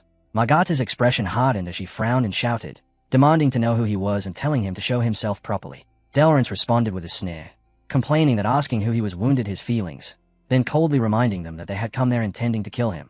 Had they not? At those words, Margata's voice rose with suspicion as she asked whether that meant he was. The man gave a crafty smile and introduced himself without hesitation, confirming that he was the one they called Playing Dead, and remarking with clear delight that it was a pleasure to meet his new materials. Hearing this, Agnes clenched her teeth in fury, her eyes blazing with anger. Meanwhile, on the other side, Dionysio cried out in alarm the moment he saw Gamal being strangled, calling out urgently to Senior Gamal. Damien, however, kept his gaze fixed coldly on Sanus and demanded that she explain what exactly was going on. She simply raised an eyebrow with indifference and replied that Sir Gamal had been ambushing members of their sect while everyone had been scattered, so she had subdued him. Dionysio immediately stepped forward in protest, insisting that such a thing was impossible and asking why his senior would ever do something like that. Sanus answered coolly that she had no idea, adding that a traitor appearing in a hellhole like this was a cliché anyway. Dionysio quickly insisted that it must be a misunderstanding, but Sanus provocatively asked whether Sir Dionysio was perhaps involved as well. He denied it at once and urgently argued that if they truly doubted them, they could arrest them and bring them before the Order's trial. While the exchange continued, Damien glanced aside and silently thought that something about the situation was wrong. In a cold voice, he pointed out that two second-class Holy Knights, both at the middle-class level, had supposedly fought each other there, yet the surroundings were not completely destroyed. He added that compared to Gamal, Sanus looked far too unharmed. Observing that her body carried neither injuries nor even the grime of battle, he narrowed his eyes before firmly declaring that the real traitor was her, Suze. She responded with a smile that was both embarrassed and sly, admitting that she supposed she could not fool him after all. Dionysio, confused and alarmed, demanded to know what she was talking about, but before he could react further, she suddenly turned and drove her fist straight into his face, sending him crashing violently into the rock behind him. After striking him, she calmly remarked that it should already be obvious she was ambushing them like this. Releasing her grip from Gamal's neck, she added lightly that both he and Sir Gamal were terribly weak, and that weaklings like them had no business representing the Order's main sect.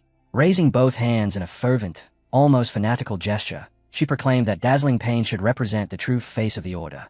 Damien asked coldly what she intended to do after becoming the leading sect. With clear disdain, she replied that the current Order had grown far too soft, sneering that the so-called heretic Inquisition had become nothing more than a joke. Swaying slightly with a sinister air, she continued that heretics deserved nothing but immediate execution, declaring that they would correct the Order and restore the glory it once held in the old days. Damien casually lifted the hand holding his sword and asked whether that meant she would kill her own comrades for such a cause. She answered calmly, saying, "Of course not. The subjugation team simply died in battle inside the dungeon, and with that, our sect would naturally become the heart of the Order, since we would be the only ones left possessing real power." The moment her words ended, the subordinates behind her drew their weapons and advanced. Damien lowered his stance and frowned, thinking that everything she said was complete nonsense, and recalling that even this so-called grand betrayal of hers had ended in total annihilation in his previous life. At that instant, two attackers rushed him simultaneously, one swinging an axe while the other charged with a shield. Seizing the brief opening between their movements, Damien released Crushing Wave in a swift motion, driving his sword forward in a single decisive slash that cut them both down at once.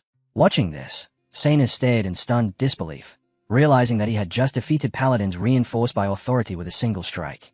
In the next moment, Damien dashed forward and appeared directly before her. The tip of his sword pressed against Sanus's throat as he unleashed Sword of Calamity, yet the instant the blade merely grazed her neck, Damien's expression twisted with sudden horror.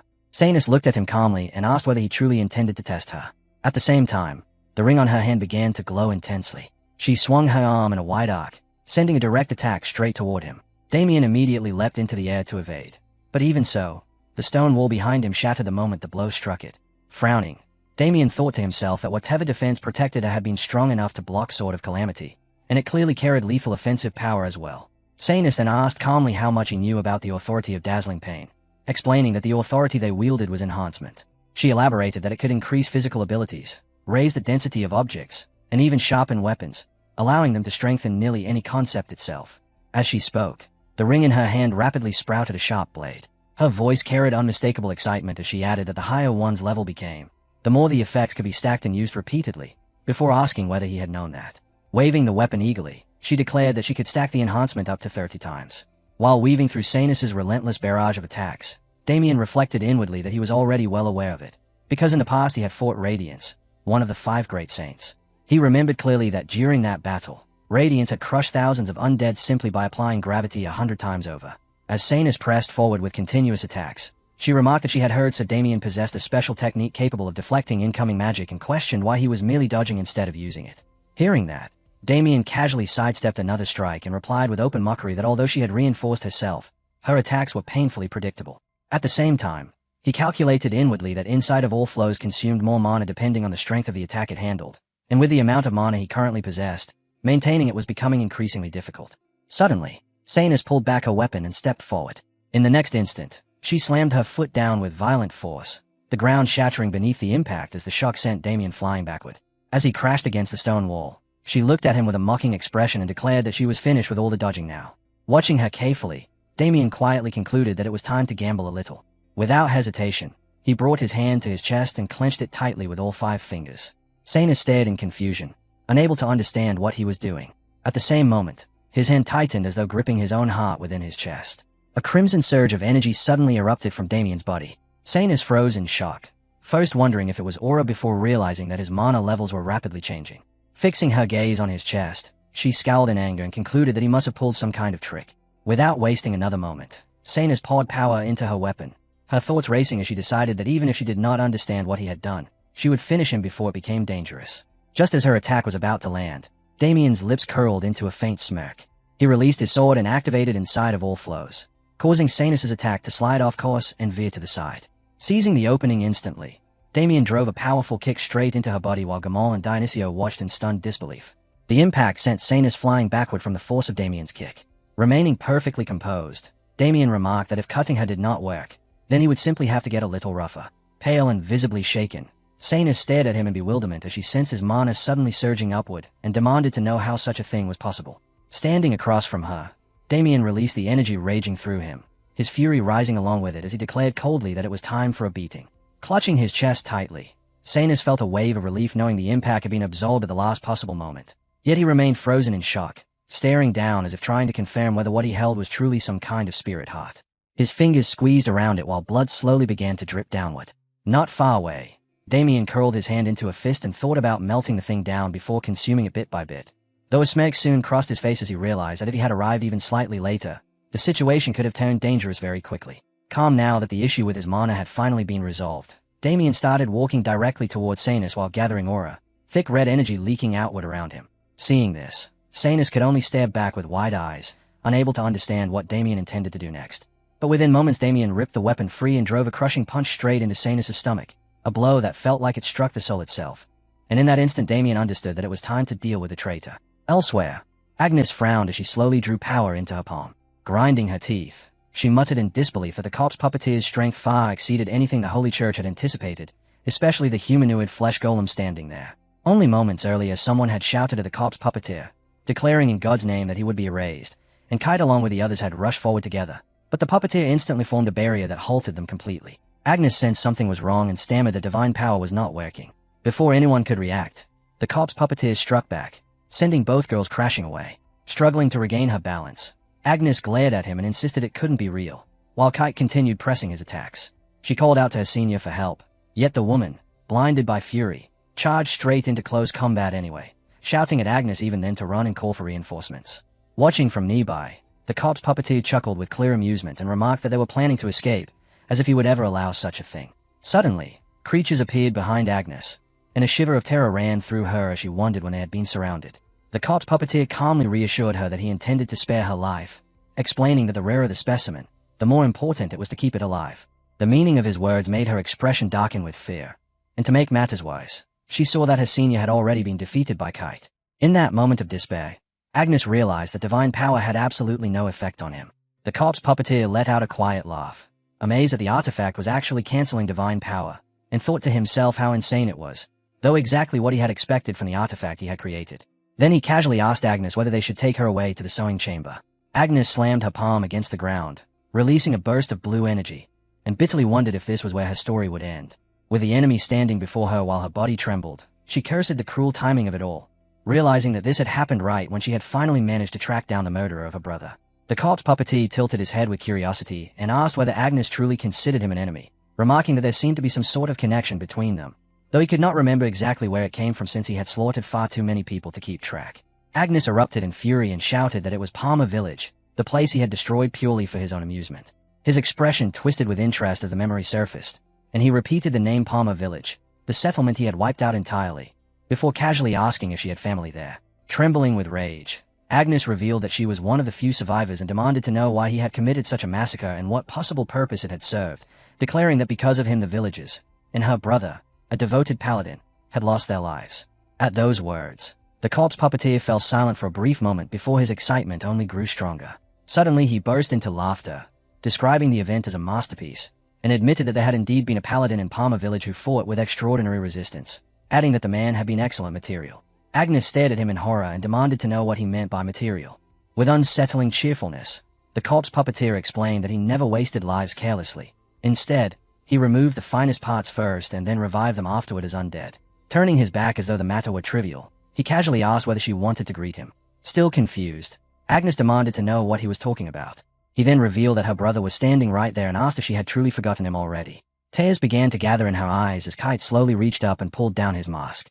The sight before her felt impossible, leaving her able to do nothing but gasp in disbelief. Inside her mind flashed memories of the gentle face and bright, cheerful smile of a younger brother. And now, standing before her, Kite's face was unmistakably that same brother. She collapsed to her knees and screamed, while behind the scene the corpse puppeteer leaned back laughing, remarking how delightful the sound was. He began recalling that day, saying that watching Kite struggle alone had been so remarkable that even God must have noticed and placed a mark upon him. The corpse puppeteer added that he had nearly lost every flesh golem he had brought there and then asked if she wanted to know how he had solved that problem. At that moment, a voice suddenly interrupted, declaring that it was enough. Tyranny turned and saw a massive monster looming behind him, demanding that if he wanted the surviving villagers to live, he should surrender himself. The villagers cried out desperately for rescue, while a woman bound to a pillar screamed and begged to be saved. Tears streamed down his face as he struggled to hold them back, power beginning to gather within his palm, while the corpse puppeteer simply sat there watching the chaos unfold with a twisted smile. He commented that just as he had expected, Kite truly had been exceptional grade material. Returning to the present, the corpse puppeteer grabbed Kite by the face and praised him as his finest masterpiece, calling him her elder brother while wondering aloud what should be done with Agnes, whether he should craft sibling flesh golems from them or perhaps fuse her together with Kite instead. He mulled over the possibilities for a moment, then finally pointed toward Agnes and ordered his monsters to seize her, and they immediately began advancing. Yet something in Agnes suddenly shifted. Through the tears running down her face, she swore that she would never forgive the corpse puppeteer and demanded that he give her brother back. In the next instant, an immense force erupted from her body, energy surging outward as a blinding radiance flooded the cave, followed by a thunderous explosion that shook the entire space. A cross-shaped mark appeared upon her forehead as the power she had long kept hidden finally awakened. The corpse puppeteer stared at the sight with wide eyes before breathing out in awe, calling upon God and tearfully thanking him for blessing him with yet another piece of supreme material. It was then revealed that stigmata was a state granted to those who received extraordinary favor from a god, allowing them to wield overwhelming strength, and Agnes had just unlocked that terrifying power. Agnes frowned deeply and declared that the corpse puppeteer was the one person she could never forgive. Instead of fear, the corpse puppeteer burst into excited laughter and remarked that it sounded fascinating, suggesting that perhaps it was time to begin the second round of tests for his masterpiece. He immediately ordered the monsters to attack her. The creatures rushed forward together without hesitation, but flashes of light erupted as Agnes tore through them, smashing them apart with blows so powerful that brilliant streaks of light trailed behind every strike. Watching with clear delight, the corpse puppeteer exclaimed that the power of stigmata was truly astonishing and noted that the stigmata itself was a form of divine power. Margata was suddenly thrown toward Agnes, and she caught her instantly. At the same moment Kite charged toward them, declaring that they were facing power granted by him. Agnes quickly moved Margata out of harm's way before rushing forward and delivering a devastating punch that slammed directly into Kite.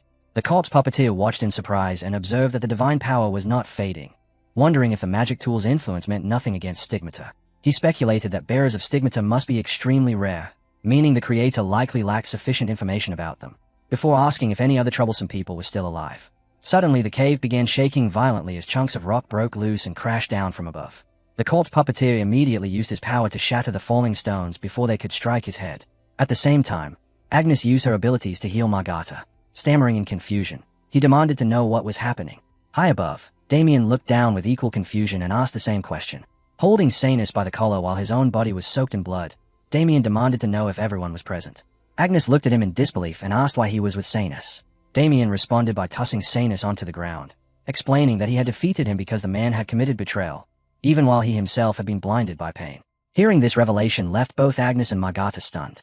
Damien then noticed Agnes's condition and called out her name, quickly realizing that she had gained a new power and asking if she had awakened his stigmata. Dionio loudly confirmed that it was true while calling out to his sister. Gamal then addressed her as Sir Agnes, remarking that her appearance was unbelievable. Damien smiled faintly and asked Sir Gamal whether he wanted to escape first together with Sir Agnes, saying that he himself would handle the corpse puppeteer alone.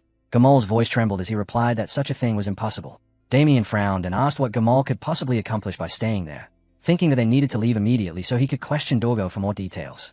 With no room left to argue, Gamal was supported by Dionio, who stated that Sir Damien was right. The two of them then lifted Sonny's and began carrying him away, apologizing as they said they would leave everything in Damien's hands. Watching them go, the corpse puppeteer smirked and asked who had given them permission to take his subject away. His body began to shift as he called out to Kite. In response, Kite transformed into a monstrous form, and the corpse puppeteer ordered him to release his strength and drag them all back. The sight left everyone staring in stunned silence. Breathing heavily with nervous tension, Gamal muttered that there was no chance, noting that the aura now radiating from Kite matched that of a high-tier being. Sensing the danger, he shouted a warning. At that moment, Agnes stepped forward and drove a powerful punch into Kite, the shock of the impact cracking the ground around them. She ordered everyone to follow Sir Damien's command and leave immediately. As Damien struggled to stop Kite's incoming fist, he smiled faintly and remarked that, just as he had expected, he would not need to interfere. Agnes then called out to him and asked Sir Damien to leave this fight to her. Damien questioned the golem and asked if there was a reason. Tay slid down Agnes's face as she answered that it was because Kite was her brother. Damien froze in disbelief at those words and repeated the word brother. Realizing that her brother's body was trapped inside that golem, he muttered that the corpse puppeteer was just as disgusting as ever. Meanwhile, the corpse puppeteer watched with amusement and ordered Kite that, if possible, he should capture them all alive. Gamal seized the moment and shouted that this was their chance, telling Dionio they were useless in that fight and urging his sister to run as fast as possible. Seeing them flee, the corpse puppeteer's mood instantly turned furious as he demanded to know where they thought they were going without his permission. Complaining that he had only a few flesh golems remaining, he crushed an egg that had a human mouth, and from the opening a horse suddenly emerged. Mounting it at once, he ordered Kite to take responsibility and drag those two to the sewing room, especially that man no matter what. Damien watched the scene with confusion, wondering what exactly was happening, but when he attempted to follow the others, Kite blocked his path. Agnes immediately rushed in and kicked Kite straight in the head, the impact smashing his skull into the ground as she told Sir Damien to go. After a brief pause, Damien said he understood and that he would meet her later, then dashed past Kite. The creature roared in fury while Agnes clenched her teeth and continued striking him to keep him pinned down. Even as Kite tried to push forward, she planted her feet firmly and used her body to hold him in place. Pouring every bit of strength into her stance, Agnes drove her feet deeper into the ground and whispered an apology to her brother. Her eyes squeezed shut as she bit down hard and admitted she had come too late, hadn't she? Meanwhile, the corpse puppeteer was already closing in on Gamal's group, laughing loudly while shouting for them not to escape. Damien leapt across the rocky walls and rapidly caught up to him, and with a single clean strike he sliced through the horse's legs, sending the corpse crashing heavily to the ground. Stepping forward, Damien slammed his foot down hard onto the corpse puppeteer's chest and said that now they were finally alone, there was something he needed to say. With a blade pressed against his throat, the corpse puppeteer showed clear excitement and remarked that Damien had actually managed to get past Kite, his ultimate puppet, then laughed as he added that Damien truly was the rest.